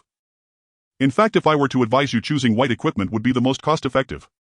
I only charge 5 merit points for each piece. As for you newcomers, equipment updates come quickly, so there's no need to pursue high quality. The giant was quite honest, even recommending a cheaper set to Lin Chu and his companion. Well, think about it. After hearing the giant's suggestion, Zhu Long pulled Lin Chu aside. Feel free, but please do not touch anything in the room, some things are quite dangerous. The giant was easy to talk to. After a reminder, he resumed swinging his forging hammer. In the corner of the forging room, Zhu Long whispered, I can use the white set, that way we can save a lot of merit points. That's enough, it won't come to that. Lin Chu halted Zhu Long's thoughts, as equipment was just that, equipment. He approached the giant again and asked, excuse me, may I use this forging room? Since having someone forge for him was too expensive, he could entirely forge it himself. After all, it only required 11 free skill points to become a high-level blacksmith, and crafting second-tier weapons would be a breeze. Upon hearing this, the giant looked at Lin Chu with interest. Is that so? You want to forge it yourself? Haha, commendable courage. There is a forging room inside suitable for your use. It only requires 1 merit point per day. However, being a blacksmith is quite difficult, so you must be mentally prepared. Thank you for the reminder. After thanking the giant, Lin Chu called out to Zhu Long, who was still standing in a daze at the entrance, let's go rent a forging room. Oh. Seeing that Lin Chu did not seem to be joking, Zhu Long hurriedly followed. Although he had developed some resistance to Lin Chu's abilities, he could not withstand the shock Lin Chu had given him this time. He simply could not believe the scene of Lin Chu forging armor with a hammer. It felt so out of place. To him, Lin Chu should be. With this thought, Ji Ming Zhu found himself in a daze. When acting as artillery from the rear, Lin Chu was an elegant and reliable mage. When fighting monsters up front, Lin Chu was a spirited swordsman. When cooking, Lin Chu was a gentle and virtuous chef. When identifying items, Lin Chu was an erudite scholar. When providing buffs, Lin Chu was a caring and perceptive support. So many talents, countless in number. Lin Chu not only possessed 100 skills but also had 1,000 faces. While an ordinary person could gain admiration for excelling in just one area, Lin Chu achieved success in every aspect, deeply captivating himself. He had never fully grasped Lin Chu. Just when he thought he understood enough, he would always discover new surprises. To meet Lin Chu was truly fortunate. Zhu Long silently thought this, smiling as he stepped into the forging room. Lin Chu, already adjusting the equipment, looked at Zhu Long still standing at the door and said, what are you dawdling for? Hurry up and come in. Coming. Is there anything I can help with? After casually closing the stone door, Zhu Long picked up the materials Lin Chu had just scattered everywhere and finally arrived at the furnace. Lin Chu pointed to some scrap paper nearby and said there must be something. Describe the equipment you want to me. If it's inconvenient you can also draw it out. At the very least you can select a set from the book The Most Popular Armor Styles of the Borderlands in the Last 10 Years nearby. Following Lin Chu's gaze, Zhu Long picked up a thick book and casually flipped through a couple of pages. It was filled with already public armor styles and their component designs. Zhu Long hesitated for a moment. Let's talk about my armor later, let's first forge your mage set. Are you joking with me? Lin Chu looked up at the sky in exasperation. Most of the materials for my mage set are fabric and beast skin corresponding to the sewing profession, so you have nothing to worry about. Now it's time to forge armor specifically for you, choose one. He was actually prioritizing his own equipment. Looking at Lin Chu, who was wielding a giant hammer, Zhu Long felt warmth in his heart. After cautiously choosing for half an hour, Ji Mingzhu finally settled on a relatively simple piece of armor. Although he believed in Lin Chu's abilities, this way it would at least make things easier for Lin Chu. Alright, you handle the simpler tasks and just follow my instructions later. After scrutinizing the pages of the book, Lin Chu immediately lit the fire to start working. With the support of high-level blacksmithing, even without having touched the forging table before, Lin Chu still felt at ease. The orange-red flames burned vigorously, casting a rosy glow on Lin Chu's face as the hammer struck down, sending sparks flying. The tedious and intricate forging process lasted a full day before a complete set of equipment was finally forged. When the equipment was taking shape, he added a little bit of mithril and tossed it into water to cool it, releasing a faint blue glow amidst the thick white mist. Indeed, using high-level blacksmithing to forge a second-tier set could still achieve a blue quality. After putting down the forging hammer, a profound sense of fatigue washed over him. It should be noted that this refining process had lasted a whole day, and in order to prevent unnecessary accidents due to interruptions, Lin Chu hadn't even eaten. No, I can't hold on anymore, get me some food. Lying on a chair nearby, Lin Chu was so exhausted that he didn't even want to move a finger. The food is ready. By the later stages of forging, Zhu Long was basically unable to help much. Seeing that Lin Chu had no time to eat, he had gone out early to buy meals. I'm too tired to move, can you feed me a couple of bites? Feed me. Hearing this, Zhu Long almost spilled the food. Lin Chu raised an eyebrow. What? After I worked hard all day I can't even have a meal? Of course not. If Lin Chu was unconcerned, why should I be so pretentious? Zhu Long steeled himself and opened the cooking gear packaging. Open your mouth. While chewing on the tender beast meat he mumbled, it's actually quite tasty. As long as it suits your taste. Zhu Long looked at Lin Chu, who was lying on the chair waiting to be fed, and his heart almost melted. In just 7 days the distance between them had already closed to this degree. Could it be that I really have a chance? Zhu Long's thoughts began to drift, but Lin Chu was becoming increasingly dissatisfied with the food. After regaining a bit of strength, Lin Chu snatched the plate away. Irritated with the way you're feeding me, I fear that one meal would take a day to finish. This guy is so clumsy, I really shouldn't have let him serve me. Mia is much more considerate. Sigh. Finishing off the remaining food in a hurry, Lin Chu turned his gaze to the set he had forged himself. This was the result of a day's hard work. I wonder what level it can reach. Moonlight Heavy Armor LV. 20 Quality Blue Rare Defense 70 Strength 5. Battle Skill Thorn. When receiving physical damage, inflict 10 of attack power as damage to the target with a cap of 500. Moonlight Bracers LV. 20 Quality Blue Rare Defense 20 Strength 5. Battle Skill Empower. Increases two-handed sword attack power by 10 with a cap of 500. Set effect Blessing of the Moon. Activating it grants an increase in all attributes. The reason humanity can defeat monsters and become masters of the Borderlands relies on their powerful intelligence. With special potions, powerful sets, various battle skills and magic, it is these that allow humans to have the capital to confront and even crush monsters of the same rank. With this set of equipment it is enough to double the combat ability of Zhu Long. Alright, let's take this set of equipment to that giant blacksmith for evaluation. Lin Chu pushed open the door, signaling Zhu Long to pick up the equipment and follow. Though the attributes of this equipment were clear at a glance, Lin Chu still wanted to see how it measured up against similar items. The blacksmith had likely encountered many level 20 blue items and could provide a reasonable evaluation. In the forging room, the giant craftsman was still swinging his massive hammer as if he had never left. Seeing Lin Chu and Zhu Long emerge with the freshly forged armor, a look of astonishment appeared on his usually expressionless face for the first time. The giant put down his hammer and said, "You have succeeded." Lin Chu nodded, saying, "Yes, I would like you to evaluate the quality of this equipment." I am also quite interested." The giant slowly stood up, took the equipment from Zhu Long and began to examine it closely. The materials are solid with hardly any major flaws. After inspecting it several times, the giant finally stated his conclusion: "It is a passable piece, rare even among the blue equipment I have seen. Thank you for your feedback." After expressing gratitude for the giant's opinion, Lin Chu pulled Zhu Long to leave. Looking at their retreating figures, the giant slowly spoke, "I have a small piece of advice." "Oh." Lin Chu turned back, a hint of confusion on his face. The giant spoke firmly, "You learned your forging skills through skill points, didn't you?" Lin Chu nodded. Having just descended less than a month ago relying solely on his talent, he could not achieve the craftsmanship of a finished product, thus the giant's confident tone was quite normal. You have great forging talent. Skill points will only make you a competent blacksmith, but they cannot make you an excellent one. To forge weapons of purple or even golden quality relying solely on points is insufficient. Take your time to reflect. Your inheritance is worth investing more time in. I understand. The giant's counsel came from genuine concern, and Lin Chu naturally felt grateful. As for whether or not to specifically develop this direction, it would depend on fate. Watching Lin Chu's receding figure, the giant sighed helplessly. An ordinary blacksmith's inheritance often yields equipment of green quality. The fact that Lin Chu can forge blue rare quality items proves that his inheritance is not simple and should at least be at the master level. If this inheritance were given to a local from the borderlands, they would likely be ecstatic. Even if given to him, it would be of great benefit. Unfortunately, he is a clueless newcomer. The giant shook his head and continued hammering the glowing red iron block before him. The memories of the goddess of the moon and stars are an inexhaustible repository of knowledge for Lin Chu. As long as he desires, he can choose from many paths like legendary alchemist, legendary chef, legendary appraiser. The profession of blacksmith does not particularly capture Lin Chu's attention. After all, the furnace is so hot and the hammer is heavy. If he had to choose, Lin Chu would undoubtedly opt to become a chef. Not only can he create delicious food, but he can also indulge in some sneaky tasting. It is simply the dream profession. Unfortunately, the giant does not know Lin Chu has such an outrageous inheritance, otherwise he would not feel so regretful. Meanwhile, Lin Chu and Zhu Long had returned to their temporary lodgings. Due to the large flow of people in the gathering place, the accommodations here were all in the form of inns, allowing for easy check-in. Moreover, the housing here is free, but meals cost extra. Because of this, there are no superior or inferior rooms. The beautiful 2-day holiday has swiftly passed halfway. With the need to forge their equipment tomorrow, it seems unlikely they will have much free time. Lying on the hard bed, Lin Chu fell into a deep sleep burdened with fatigue. Unlike the exhausted Lin Chu, Zhu Long had not expended much energy today, and because of this he still had the vigor to admire his new armor. Hee humming a strange little tune, Zhu Long carefully wiped down his full set of armor named Moonlight under the soft yellow candlelight. Even though it was freshly forged equipment, Zhu Long still tirelessly polished it over and over again, tracing the vivid patterns on it while occasionally letting out unintelligible chuckles. After completing the daily maintenance according to the armor maintenance manual collected from an unknown source, Zhu Long could no longer contain his desire to show off and took a photo to post in the system group. Zhu Long photo 5. Ning has come again.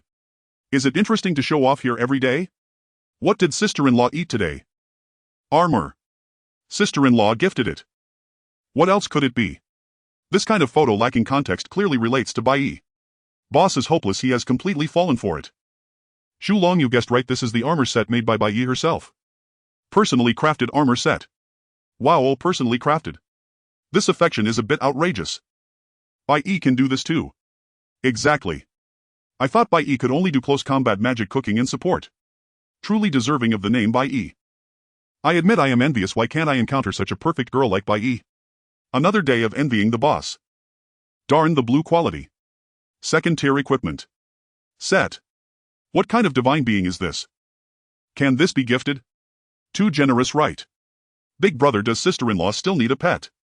I think I can. A token of love has been given. Aren't you two together yet? Boss, soft rice is quite delicious, let's just go with it. I've never seen such a perfect woman in my life, you must secure her. Boss, if you keep this up we might have to take you down offline. Please just get together already, I beg you not to make me kneel down and plead. Zhu Long sigh, actually I came to ask about this today. How can I put this? You wouldn't understand. Bai Yi treats me like I treat you, do you get it? So it seems. Bai Yi sees you as a brother and dotes on you. Poor elder brother. In the rain-soaked night, the elder brother, his arms severed, clutched his head and wept bitterly. Have you truly never loved me, not even for a fleeting moment? Bai Yi's eyes held 3 parts cold detachment, 3 parts mockery, and 4 parts careless indifference. Know your place. You are nothing more than a pet I keep for idle amusement. Pain, unbearable pain. And stop drifting in thought, hurry and devise a solution for me. Aren't you all fond of calling yourselves masters of love? What good is that really? To be frank, elder brother, you truly are rather inept, though I mean it only in comparison to Bai Yi, and indeed. Though you are already exceptionally accomplished, you remain utterly unworthy of Master Bai Yi. And exactly. Elder brother, take it lightly, consider today's gift. This suit of armor is priceless to current players. Would 10,000 loons even suffice to acquire it? Impossible to repay, utterly impossible. And elder brother, perhaps you should simply accept your role as Master Bai Yi's loyal subordinate. With time, affection may blossom. And when Bai Yi realizes no man across the borderlands is worthy of her, she will naturally turn her gaze toward you. Huff, Encandle Dragon shut down the system, then stared blankly at the armor huddled in the corner, exhaling deeply. As the group had said, he truly lacked the standing to pursue Lin Chu right now. He had once believed that as his strength grew, the day would come when he could stand resolutely before Lin Chu, shielding her, and finally speak those 2 words aloud, unashamed and unafraid. Yet during that same period of growth Lin Chu surged ahead faster, stronger, towering beyond his reach. And so he had made his decision. From now on he would stand ever at Lin Chu's side, not as her equal but as her guardian. What he could not claim no one else would possess. And he would become her devoted protector. Lin Chu was the unattainable ceiling above him, yet against all other players he had never flinched. And don't blame me for selfishness, Ni's fingers traced the cold unyielding plates of armor. His expression was inscrutable. I only wish to shield you from harm and knock knock knock. And Lin Chu stirred from deep slumber, blinking her eyes open with effort. It was morning. Please enter. And rubbing her eyes, Lin Chu weakly activated telekinesis to open the door remotely. And creak. And the wooden door groaned softly as Candle Dragon stepped in bearing breakfast. It's late, time to rise and eat. And still dazed and half asleep, Lin Chu murmured faintly, squinting, then slowly pushed herself upright. Her hair tumbled in disarray, her sleepwear hung loosely open, revealing broad swaths of pale tender skin along her waist. Had Ji Mingzhu glanced even once, he might have glimpsed the truth. Lin Chu was in fact a man. That realization, coupled with his recent inner turmoil, might well have driven him to dash his head against Tofu. Yet Candle Dragon, ever the man of principle, deliberately lowered his gaze, refusing to look. Only after Lin Chu finished washing and dressing did he begin to stare entranced at her profile. Lin Chu midbite felt his undisguised gaze upon her, and unease fluttered within her chest. And what was wrong with Candle Dragon today? Why was he staring so intently? Granted, she did possess a certain delicate beauty, but surely he hadn't sunk so low as to lose all discernment, and since Candle Dragon had never broached the subject of her gender, Lin Chu had long since classified him among those, like Shou San, who had already seen through her disguise. Truly, Candle Dragon's intuition had been uncannily precise. Had he revealed even a hint of his feelings, he would likely have faced a tempest of fury. Sensing Lin Chu's discomfort, Candle Dragon swiftly averted his eyes, relieving her greatly as she continued eating. And by the way, I'll be forging a new set of gear today. I won't be leaving the premises. Is there anything I can assist with? Candle Dragon asked immediately. And Lin Chu shook her head. It's all tailoring work, you couldn't manage it. And Candle Dragon bowed his head, murmuring softly, disappointment lacing his voice. And then you're free today, why not stroll about, relax your mind? Hearing Lin Chu's suggestion, Candle Dragon forced a faint smile. And never mind that he'd just returned from 5 days' travel outside the city, and for him being with her was pure joy. That phrase remained unspoken. Nodding obediently, Candle Dragon gathered the empty tray and departed. 13th Deadwood Encampment teamed not only with members of the Hunt Tree faction but also with numerous awakened transcendent beings resting en route. Proximity to the Deadwood Tree rendered the encampment perilous yet richly rewarding. It was paradise for the strong, hell for the weak. Hunt Tree members held exalted status here, so when Candle Dragon entered a tavern, whispers about him rose naturally. And that man, is he from the Hunt Tree? Remarkably young and gifted, and what a striking youth. I wonder if I might share a drink with him. Can't even walk straight when another man appears. Didn't last night satisfy you enough? Oh my, just idle chatter. Don't take it seriously. Ni in the tavern's shadowed corner, a man clad in black light armor observed the crowd's focal point, thoughtful. Ji Mingzhu, he's here too, and of course. Wherever Lin Chu is, he follows. Encountering him here is hardly surprising, and the armored man was Go when newly arrived. Ji Mingzhu was Candle Dragon's true name. As a future legendary realm expert, Go Wen remembered him vividly. And having aligned with the Blood Demon faction, Go Wen had received a special mission, one requiring a dungeon delve. A single person could descend, or two. An untouched virgin dungeon brimmed with resources far exceeding what one individual could claim. Thus Go Wen set his sights on Lin Chu, formidable in power, impeccable in character, truly the ideal comrade. According to memories from his past life, Lin Chu was currently undergoing trials at 13th Deadwood Encampment and forging her most devoted follower, Ji Mingzhu. Why call Ji Mingzhu her loyal lackey? Because he worshipped Lin Chu obsessively, yet knew himself unworthy. Thus any man drawing near her provoked his fierce hostility. In his previous life, merely trading with Lin Chu several times had drawn Ji Mingzhu's repeated harassment utterly unhinged. And seeing Ji Mingzhu here confirmed he'd found the right place. Recalling unpleasant memories, Go Wen swirled his wine cup, a cryptic smile playing upon his lips. And he absolutely must stir up some trouble for him. Go Wen approached Ji Mingzhu and raised his hand. Ji Mingzhu. Startled from reverie, Ji Mingzhu snapped back to attention, yet upon recognizing Go Wen's face, quiet confusion flickered in his eyes. May I ask who you are? Nge Wen replied, I am Black Blade. I seek Lin Chu, could you escort me to her? At the familiar name, Ji Mingzhu's pupils contracted sharply. Na man who knows Lin Chu? Nan, he knows me. Did Lin Chu speak of me? Ji Mingzhu's thoughts churned wildly, leaving him momentarily speechless, yet he quickly steadied himself. My alias is Candle Dragon. Though I know not your connection to Lin Chu, I cannot bring you to her without her explicit consent. Only 5 days and he's already like this. Compared to the impassive master he'd later become, he was still raw volatile. Go Wen remained unruffled. No problem, I'll send her a message now. Given our rapport, she'll approve instantly. Go Wen opened the system interface and drafted the message right before Ji Mingzhu's eyes. And vibrating softly, the reply came in a second. In perfect timing, Lin Chu happened to be idle. Truly fortune smiled upon him. Simultaneously a notification appeared in Ji Ningju's system. By Lin Chu special attention, he's one of us, just bring him an NIV loan. Wanted to see this expression, the jealousy etched across your face. How delightfully satisfying. Watching Ji Ningju's composure waver, Guwen roared inwardly with laughter. And how adept he was at creating his own misery. Since he's one of us, Ji Ningju rose his tone cool and official, then follow me and thank you for guiding the way. They walked side by side, each cloaked in hidden intent. Nji Mingju stole a glance at Guwen, then resumed leading the way with calm precision. This fellow bore the refined looks of a scholar, evidently popular among women, and radiated palpable strength. Hard to gauge, Nji Yuan trailed behind, a sly grin stretching wide across his lips. To handle Ji Ningju as he was now, a single subtle seed would suffice to settle scores from the last life. After all, his feelings for Lin Chu were rooted in reverence and profound respect. Yet each time this man punished him, outsiders instantly twisted his devotion into something base. He was utterly faithful to his master, yet this man dared question his sincerity. Unforgivable. There was a knock at the door. Lin Chu, the guest has arrived. Oh, please come in. Pushing open the wooden door revealed Lin Chu in plain garb, seated on the bed weaving a garment, a cloak lay draped at her back, giving her the mien of a gentle and virtuous beauty. Guwen, having not seen Lin Chu for some time, found himself momentarily dazed, though he quickly composed himself. Absent for over 10 days, Lin Chu had grown only more resplendent. Divine assimilation was indeed overpowering.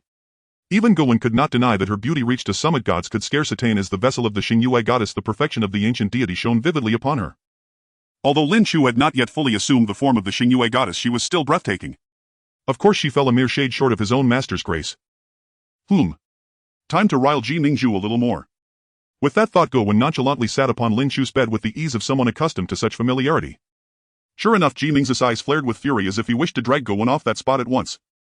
That seat was one he himself dared not take. How dare that brat? Both men concealed their micro-expressions well, and since Lin Chu never bothered to read the room, she failed to notice the odd tension that had settled over the chamber. The last time Guwen's Felina-sealing prison key had surprised Lin Chu so delightfully, her impression of him remained favorable.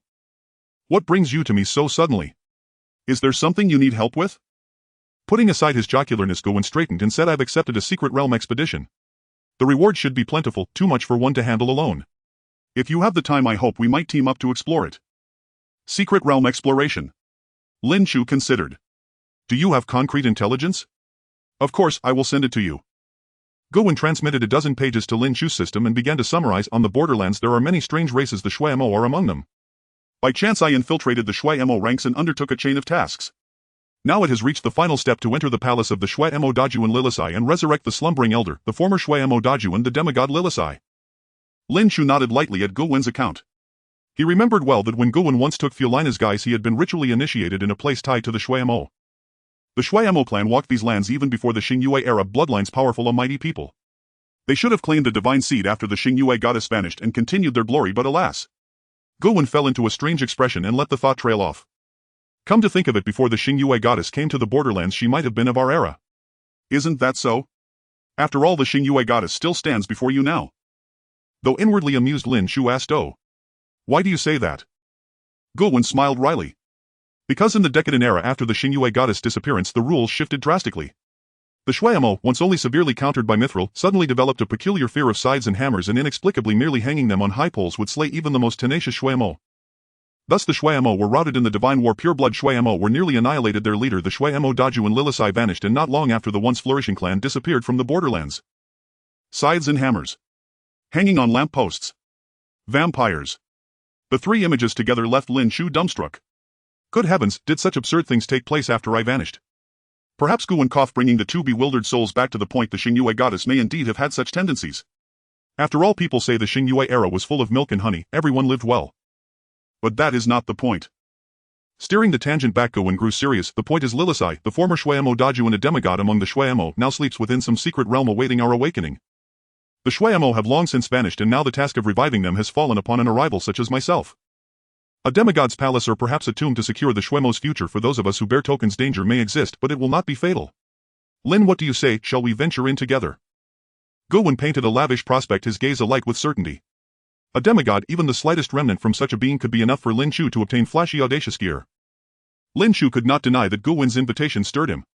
After all his toil, he had at best procured blue-grade equipment. A secret realm expedition might yield legendary golden gear.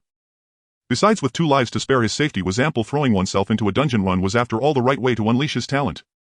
Having also received from Zhang Imin a sculpture of the Shui Mo Daju and Lilisai, he was determined that this secret realm must be visited in any case. Yes, I'm very interested. Lin Chu tossed his half-woven garment aside. When do we depart? At dawn tomorrow. I hold the token and can enter the realm at any time, but the sooner the better.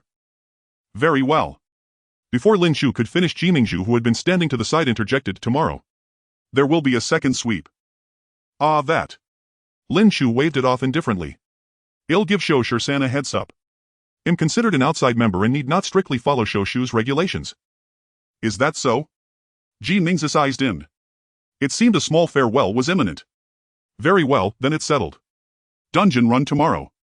With matters decided, Lin Chu changed and hurried out to request leave. After his departure, the room's atmosphere grew even stranger. Meeting Ji Ming's dangerous stare, Guwen casually picked up a piece of fruit and bit into it. Stop staring like that. If Lin Chu saw you, she might think you fancied me. Ji Mingzhu replied firmly, you and Lin Chu are not at that stage. And so it began. Guwen was utterly at a loss at Ji Ming's overt hostility.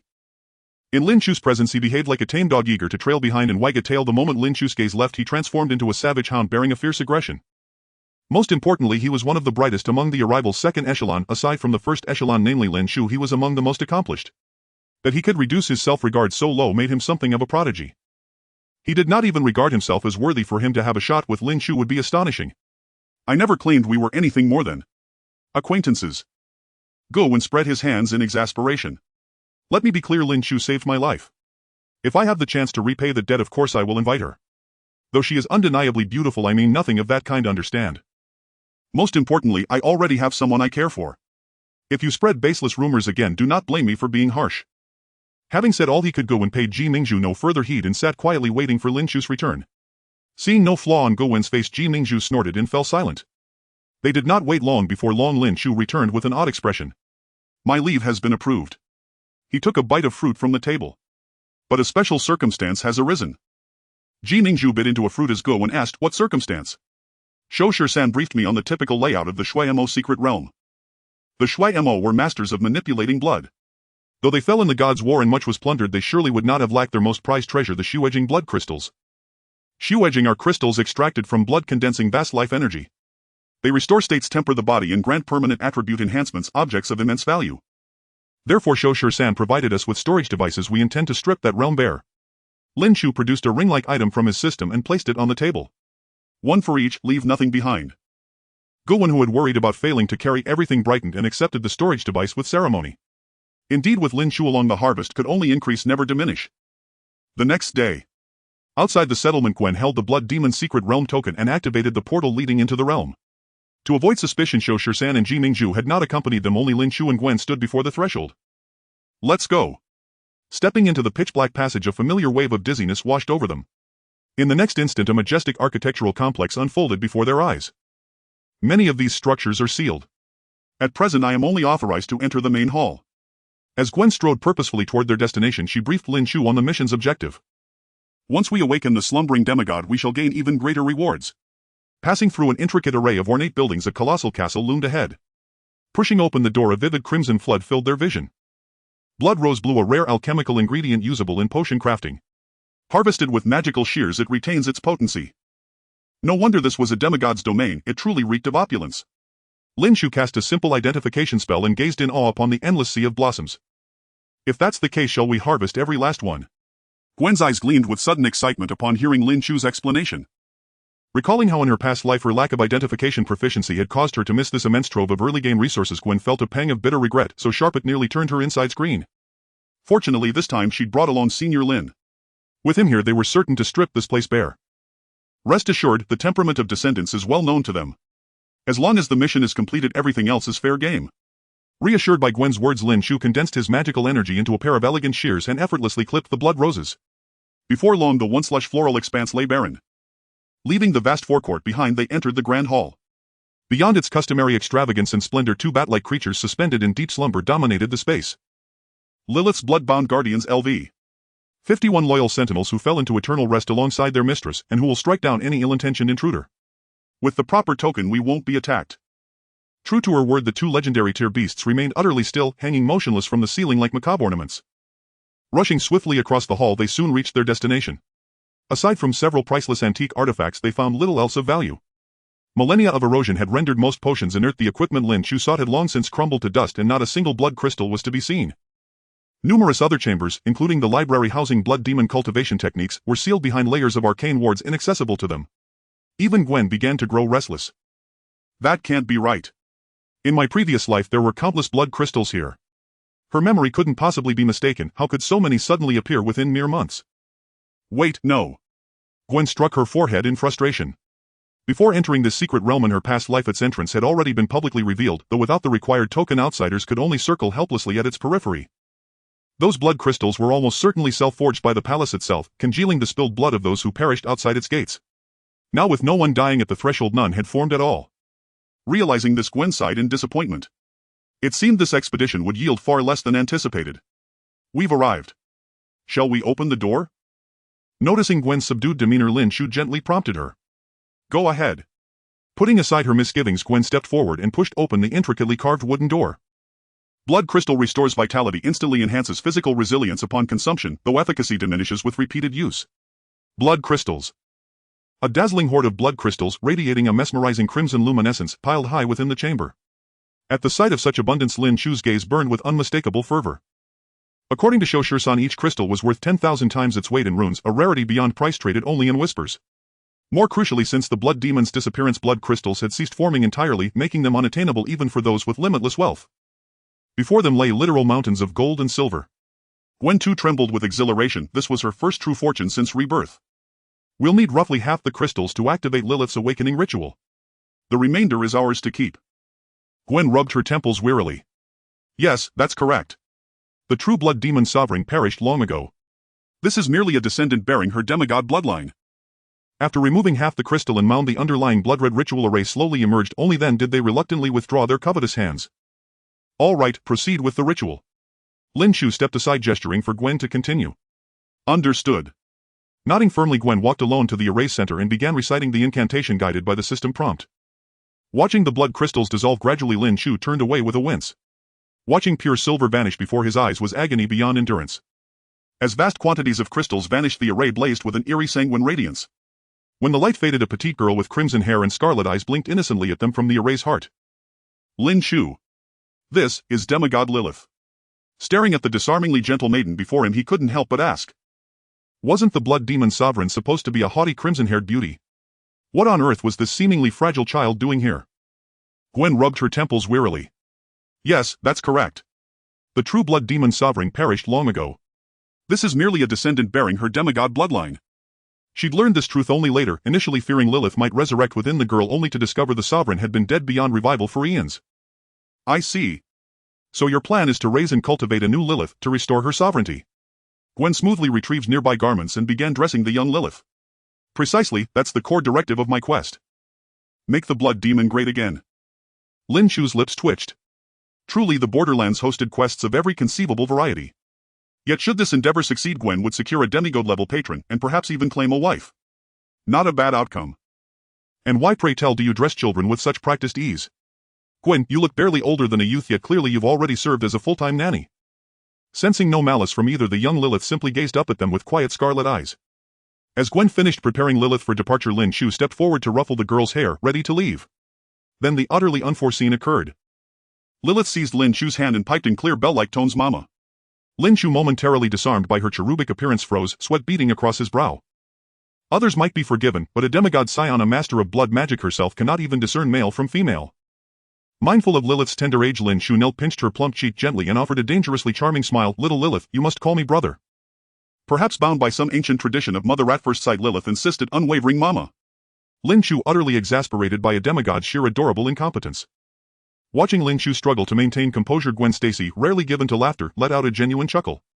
Lin Chu lifted little Lilas and thrust her right before Gwen's face, grumbling, "Say something or I'll snatch away your future spouse's legs for good." Before Gwen could utter a word, little Lilas, eager to stir chaos, shouted, "Daddy." This time neither Lin Chu nor Gwen could hold back their expressions. If the teacher overheard that, Lin Chu would be ruined. Without prompting, Gwen's expression instantly tightened with alarm. After considerable effort, the two finally corrected Lilas's misconception. "Wah! Brother is so scary. Sister is much nicer." Clinging tightly to Lin Chu, Lilas whined softly while whispering grievances about Gwen. True enough, though Lilas no longer called her mother, she stubbornly insisted on sister, as if irrevocably convinced Lin Chu was female and utterly refusing to change. I am. Ah. Never mind. Call me whatever you like, I'm too tired to argue anymore. Lin Chu sighed, helplessly cradling Lilas in her arms. Childcare was exhausting, even Gwen's face bore clear traces of fatigue. We've rescued her. Anything else? Oh, actually yes. Lin Chu suddenly remembered retrieving the statue of Lilas the Bloodlord from her system space. This small statue appears capable of unlocking a special chamber, shall we search for it? Gwen couldn't suppress a flicker of astonishment upon seeing the statue in Lin Chu's hand. She hadn't expected Lin Chu's fortune to be so extraordinary, acquiring an artifact linked to a demigod this early. Very well. Let's test each sealed chamber one by one.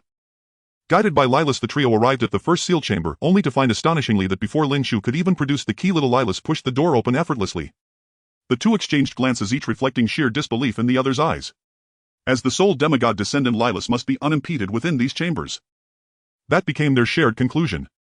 After all, these sealed chambers housed treasures beyond measure. Gazing upon the ornately carved wooden door now standing wide open, their excitement surged anew. The first chamber appeared to be a fitting room, dozens of exquisitely crafted ensembles lay scattered throughout, so lavish they seemed limitless, leaving both women salivating. Senior Lin, please identify this. Okay. Lin Chu casually picked up a garment and immediately cast an identification spell. Blood Noble's robe, purple epic, a crimson robe embroidered with golden thread, worn as armor by nobles who serve the Bloodlord Lilas. Defense 100, intelligence 30, agility 40. And combat technique, Crimson Sonata. Upon slaying an enemy, all attributes increase by 1, stacking up to 20, maximum lasting 30 minutes. And required level 25. And Blood Noble's boots. Dozens of purple epic grade garments filled the chamber, its worth alone was incalculable. Alas, reality proved less generous. Aside from only 3 complete purple epic Blood Noble sets, most garments were merely rare tier, ostentatiously beautiful yet lacking meaningful stats. After selecting the finest few pieces, the two turned their attention toward the next chamber. With Lilas's assistance, countless Bloodmage tomes were transferred into their storage rings. Gwen pledged that Lin Chu could borrow and study them anytime she wished. Yet Lin Chu had yet to fully grasp her own inherited cultivation lineage. She hardly had time to delve into Bloodmage arts. They unlocked 3 chambers consecutively, all filled with books of various kinds. Just as momentum carried them forward, the final chamber refused Lilas entry. It was the sole chamber that barred her. The former Bloodlord herself denied access. I have a hunch, the key we found must be meant for this door. Lin Chu withdrew the statue.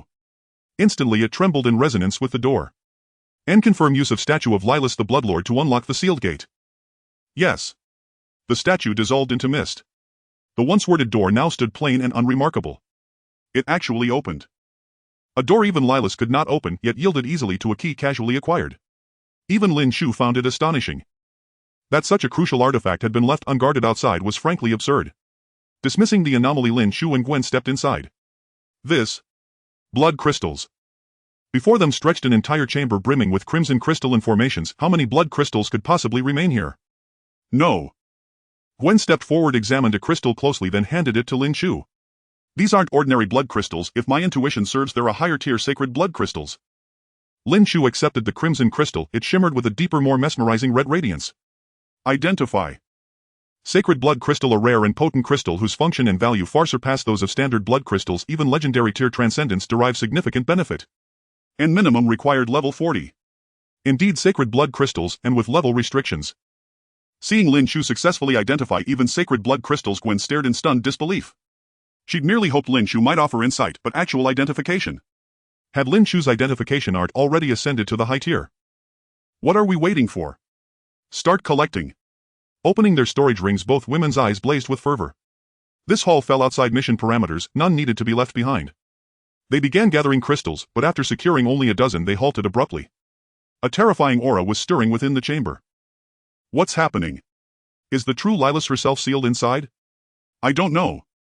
Shielding Lilas behind them, they prepared to flee instantly. Fine treasures meant nothing without life to enjoy them. A translucent crimson figure slowly rose from the mound of sacred blood crystals, speaking weakly. Wait. Though its voice held no menace, its oppressive presence was unmistakably real. The surrounding air thickened like viscous mud, rendering movement utterly impossible.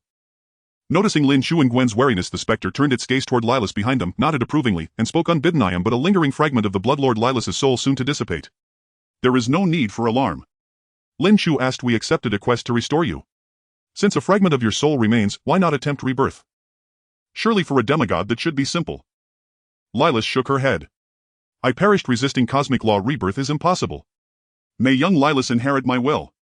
As if recalling the age of divine wars, she added wistfully, in this era of decline, though I know not why cosmic law bears such malice toward our bloodmage lineage, their fall is undeniable. Yet hope persists even in ruin. Through serendipity I obtained a golden tree seed. Wait, golden tree seed. Gwen's expression shifted subtly as though recalling something profound, while Lin Chu, still holding little Lilas, listened idly. Ha! What? You say the bloodmages were indirectly extinguished by you? I had no choice. Lilas continued. Yes, the very seed of the golden tree now ruling the lands between. Ha! I can sense that the current golden tree has greatly weakened. Truly fortune favors me. Edlin codified chaotic laws under the golden tree's authority, naming them the golden laws, yet with this golden tree seed I possess the power reserved solely for the three pillars to rewrite those laws. A trace of unmistakable pride laced Lilas's tone as she spoke. Lilas, I continued, my final gift to the Shui Emo clan is a golden tree seed with the potential to become a three-pillar god. These sacred blood crystals are the very resources to nurture the golden tree seed and thus cannot be taken away from here. In other words, the Shui Emo have once again become that mysterious, mighty, and tenacious race. I believe that under little Lilas's guidance and with your aid the Shui Emo clan will surely shine again. Lin Chu, to reforge the Shui Emo's glory is our solemn duty. Go, and if little Lilasai can be raised into a demigod, that alone would be a success. Lilasai laughed softly. You arrivals are such peculiar folk, yet often you reap unforeseen rewards. She was for all intents already a corpse, believing was the only choice left to her. After a brief exchange the two finally lowered their guard, though chiefly because they could not possibly resist. Lilasai continued, my final gift to the Shui Emo clan is a golden tree seed with the potential to become a three-pillar god. These sacred blood crystals are the very resources to nurture the golden tree seed and thus cannot be taken away from here. However, activating the golden tree seed will be up to you. At that moment not only Lin Chu but even the reincarnated Gowen could not conceal their astonishment. Power at the three-pillar god level. The greatest force in the Borderlands. I let that slip through my fingers in my last life. Damn it. How unlucky was I in that previous life? If I had possessed this, would I still have suffered in the Borderlands? I could have come and gone through the divine realm with ease. Bringing Lin Chu into the secret realm was unquestionably the best decision I have ever made in this life. Meanwhile, Lilas's spectral form began to melt the sacred blood crystals to ripen the golden tree seed. If successful, the Shui Emo faction would gain a rule-changing behemoth, a supreme force beneath the three-pillar gods.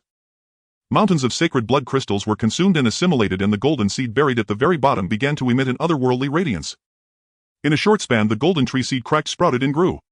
Before them rose a miniature golden tree of nearly 2 meters, as if sculpted from pure gold. Lin Chu cast an appraisal technique upon it. Blood Saint Tree Divine, a sacred tree cultivated by the Shui Emo clan across 1,000 years, possessing a wondrous ability to alter rules. Long-term proximity gradually increases all attributes of those nearby. Hearing Lin Chu's appraisal, Gowen was likewise stunned. Truly a pillar god-level existence, an utterly world-defying marvel. Not only can it modify rules, it can subtly transform everything around it. What does all attributes increase mean? Even a beast could be raised around the sacred tree for millennia and emerge as a legendary monster. Lin Chu could not help but marvel. No wonder, this is the culmination of the Shui Emo clan's millennia of accumulation, a true world shaker. Lilasai smiled proudly. Of course it is. The sacred tree nurtured with my life, causing such astonishment among these juniors, made the slumbering Lilasai beam with pride. After all, these two could be counted as my final witnesses. But how did you, little one, know the tree's function? She had intended to explain it herself, yet Lin Chu had appraised it at once. This child was no simpleton. Lilas's question jolted Gowen into awareness. Indeed, the sacred tree is a divine artifact. How could Lin Chu possibly appraise it so readily? Lin Chu was somewhat puzzled himself. By right, advanced appraisal should only identify items of rank 4 or below. Such a sacred tree should have been impossible to appraise. Lilasai shook her head. It seems you share an inseparable bond with the golden tree, which is why you could identify the sacred tree so easily. Pity that I have fallen, otherwise I might have offered you some guidance. Appraisal depends not only on rank but also on the individual. Sighing, Lilasai approached the sacred tree she had devoted her life to and said with bittersweet fondness, I had hoped the day the sacred tree was born it would gain awareness like Adeline, part human, part tree. I was mistaken. The Shui Emo specialize in blood, their knowledge of the spirit is scant. I had expected they might not grant the sacred tree a soul. Nevertheless, if you have the chance, strive to perfect it. A pillar god level tool and a pillar god are not of the same caliber. Stroking the golden tree's bark, Lilas's form faded ever more, as if at any moment she might dissolve completely. Very well, my time is short. Turning back, the faint visage still bore a trace of her former exquisite beauty. That you entered this chamber proves your strength and fortune. I have here a purple epic quality blood noble class transfer book. Who among you wishes for it? Such a legacy item was the best reward she could now bestow. Moreover, high-quality class transfer books are precisely the treasures these arrivals chase. Perhaps it would spur them to do more for the Shui Emo clan. Gowen shook his head. Ill pass, my profession is an epic quality black blade assassin. Lin Chu likewise shrugged, my profession is fine, I have no desire to change. Watching them decline, Lilisai could only smile resignedly. She never expected the Blood Noble class transfer book to fall into a state where no one wanted it. It seems you each have your own fortunes, I will not insist. Placing the transfer book beside the sacred tree, Lilisai dissolved into scarlet motes that drifted apart. A demigod who had spanned 1,000 years finally vanished today. Sister, my heart feels so heavy. Little Lilisai stared blindly at the dispersing motes, great tears rolling down her cheeks. That is because your true mother has just passed away. Wiping Lilisa's tears, Lin Chu comforted softly. Lilisai was a great demigod, little Lilisai should learn from her. Little Lilisai clenched her small hand. I heard mother's wish, I will make this tree gain a soul. Yes, little Lilisai, you must do your best.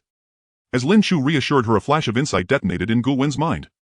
Manola wasn't that the golden tree seed personified. In his previous life he merely fulfilled tasks for the Shui Mo but never joined their ranks, yet he knew the Shui Mo treasured a sacred tree. The sacred blood, Manola, was indeed the Shui Mo's most formidable force. Combined with the tree's property of boosting all nearby attributes, it's no wonder Lin Chu and the others were easily drawn. Such an outrageous all-attribute buff explains everything. This golden tree sapling is the future Manola. In its present frailty I could destroy it with ease. Without Manola to meddle, I would unquestionably be the teacher's best choice. A wicked thought rose in Guwen's heart and quickly grew beyond restraint. While Guwen stared at the sacred tree with an odd expression, Lin Chu was still comforting the newborn little Lilisai. Sister, if I truly make the sacred tree gain a soul, will you teach me how to nurture it? Of course. Then Lilisai will have an obedient little brother. Right, if I decide to develop within the Shui Mo faction, I can influence Manola's growth direction. Hearing Lin Chu, Guwen came to a sudden realization. In truth, Guwen's mind was not capable of self-destructive schemes. His agitation was only triggered by memories of Farina. With that thought, Guwen stepped before the golden tree, a strange expression settling over his face. Minora. Minora. In my past life you humiliated me time and again, now at last you've fallen into my hands. If you dare cast another covetous glance at our master, I'll break both your legs. No. Gwen's eyes suddenly lit up. The holy tree was asexual, guided properly. Minora could even differentiate into a female form. Now let's see how you'll compete with me for our master's favor. As Lilith's ultimate trump card, the Blood Holy Tree had already bound itself to the Blood Demon clan, transforming into a unique artifact. Neither Lin Chu nor Gwen could remove it. Yet there was cause for celebration. The holy tree had taken deep root within the Blood Demon sanctuary. Once Xiao Lilith made contact with it, she gained full command over the entire realm. Thus the sanctuary had stabilized, becoming the exclusive domain of the three of them. Here the Blood Demon clan would find its genesis, and one day its sacred heart. Even Gwen was stunned into silence. While countless other descendants still toiled tirelessly within various factions, he had already ascended as a sovereign lord, with his own sovereign territory. Had such a haven existed in his past life, he would never have been hunted without respite, neither skyward nor earthward offering refuge, nor captured at last by the Church of the Undergod. Lin Chu truly was the darling of the gods. Her fortune-blessing aura was nothing short of preposterous. After steadying his breath, Gwen hurried to seal the Blood Demon sanctuary, completely barring all outsiders. Lin Chu likewise took Lilith's hand to assist. His proficiency as a mid-tier formation cultivator enabled him to mend minor breaches effortlessly. As for major ones, the sanctuary possessed innate self-repair mechanisms requiring only an energy source. After repairing several breaches caused by centuries of neglect, the sanctuary was now virtually undetectable. Curiously, Gwen displayed uncanny aptitude in locating these flaws. Moreover, he kept lingering beside the holy tree, muttering incessantly, not even allowing Lilith or Lin Chu near, all under the pretense of prenatal cultivation. Having lent aid for 2 days, and grown weary of the scenery, Lin Chu began contemplating departure. Though the sanctuary conferred universal stat enhancements, the holy tree remained too immature to yield more than negligible gains, far outstripped by conventional monster slaying and leveling. Furthermore, Lilith required deep slumber to complete her ascension. Indeed, the path laid by a demigod was absurdly effortless, merely sleep and ascend. Deprived of Lilith's presence, Lin Chu found himself adrift, no longer able to retreat into video games as in his former life, and two grown men staring blankly at each other held little charm. Understanding Lin Chu's intent, Gwen readily consented, though he too bore numerous quests. Only the sudden emergence of Lilith and the holy tree had temporarily anchored him. With the holy tree dormant for now and Lilith immersed in slumber, it was high time to resume cultivation. Since both their auras had long been etched into the holy tree's consciousness, they could return any time, so parting held no sorrow. 2 days later, Lin Chu reappeared at the periphery of Deadland 13. To level efficiently, Jiming Ju was among the few reliable allies. Standing amid dense jungle, Lin Chu sent him a message. Bai Lin Chu just finished the sanctuary expedition. I'm now outside the gathering ground. Where are you? The reply arrived instantly. Zhulong Jiming Ju, I'm hunting monsters outside the gathering ground. Coordinates are. Oh, lightning fast response, Lin Chu murmured, then set off toward the coordinates displayed on his interface. Meanwhile, Jiming Ju felt the jungle's brutality for the first time without Lin Chu. First, without their primary damage dealer, even tier 1 beasts could no longer be slain instantly, requiring dozens of seconds per kill. Second, without Lin Chu's reconnaissance he relied solely on Shoshu's beast intelligence reports, costly and unreliable since beasts wandered freely. Over those 2 days Jimingju suffered repeated setbacks in this regard. Third, rest became arduous, meals plummeted in quality and sleep demanded one eye open one eye closed. Countless other inconveniences piled up, too many to enumerate. By day's end Jimingju felt like a stranger to himself. Yet Lin Chu's absence was not wholly detrimental. Under genuine threat of death Jimingju advanced at astonishing speed, unleashing the true potential of his violet-tier epic talent. He could proudly declare today's self could best 2 of his former selves. Still these gains paled beside Lin Chu's return, worth discarding entirely. Upon receiving Lin Chu's message Jimingju abandoned his hunt immediately, releasing the half-butchered wild boar he'd been carving. The blood-drenched boar trembled, glancing back at Jimingju with every step, only bolting away at full speed once certain no further mockery awaited. This was one of Jimingju's awakened talent's low-tier beasts. Upon sensing his aura lost all will to resist, submitting passively to slaughter. Pacing excitedly in place Jimingju suddenly noticed vast splotches of blood staining his clothes. Unacceptable, if Lin Chu saw him looking so bedraggled his standing in her eyes would surely plummet. Jimingju believed his striking good looks played a pivotal role in winning Lin Chu's favor. Though Lin Chu excelled in all 10 disciplines, becoming her teammate required modest skill, yet remaining perpetually by her side demanded mastery of at least one. His desperate stand against the cultists had surely earned him immense credit in Lin Chu's estimation, and paired with his exceptional appearance he wasn't a prince, but perhaps a gallant battle-scarred heartthrob. Hastily he sought a nearby stream to cleanse himself. Lin Chu followed Jimingju's coordinates at a leisurely pace. As she walked alongside a quiet brook, a familiar figure shimmered in its waters. Wasn't that Jimingju? Assuming shared masculinity, Lin Chu approached naturally to greet him. Jimingju, I'm back. At those words Jimingju, who'd been bathing, jolted violently and whirled toward the voice. There just beyond the stream's edge stood Lin Chu in a crimson robe, smiling and waving. In just 2 days' absence Jimingju inexplicably sensed Lin Chu had grown even more radiant. Perhaps the noble attire lent elegance, transforming Lin Chu into a blood demon aristocrat stepped from an ancient painting, graceful yet hauntingly captivating, her luminous smile capable of ensnaring souls beyond escape. That Lin Chu wore men's clothing escaped Jimingju's notice entirely. Fine gear was rare and cross-gender apparel hardly uncommon. If anything, the masculine cut lent Lin Chu's delicate features a dashing edge, making her all the more arresting. Jimingju stared transfixed, but Lin Chu felt no discomfort. After all, she'd just acquired extraordinary new equipment, so such awestruck admiration seemed only fitting. She waved playfully at the dazed Jimingju and laughed. 2 days apart, and you don't recognize me anymore. Her words snapped him from his reverie. He started to rise, then recoiled abruptly, stammering, No, I'd never mistake you even in new attire. But I'm still bathing, awkward right now. Wait for me outside, please. Seeing Jimingju's flustered state, Lin Chu withdrew, puzzled. To him, shared masculinity rendered bathing trivial, nothing to hide. Unaware that Jimingju perceived her as female and thus dared not expose anything improper, Lin Chu casually settled onto a low-hanging branch to wait. As is widely known, men bathe swiftly. So Lin Chu waited only briefly before Jimingju emerged from the thicket, dressed in simple clean attire. His gaze locked instantly upon Lin Chu, perched on the branch swinging her legs idly. Truly, Lin Chu's ethereal beauty, paired with an air of untroubled serenity, was irresistible to nearly anyone. And as Jimingju's first love, she was amplified by the invincible lens of infatuation, relentlessly breaching his emotional defenses. Fortunately, Jimingju was no slave to base impulse. He wrested himself free from that perilous trance and offered Lin Chu a warm smile. Welcome back. Finished bathing. Hearing Jimingju's voice, Lin Chu sprang down from the branch.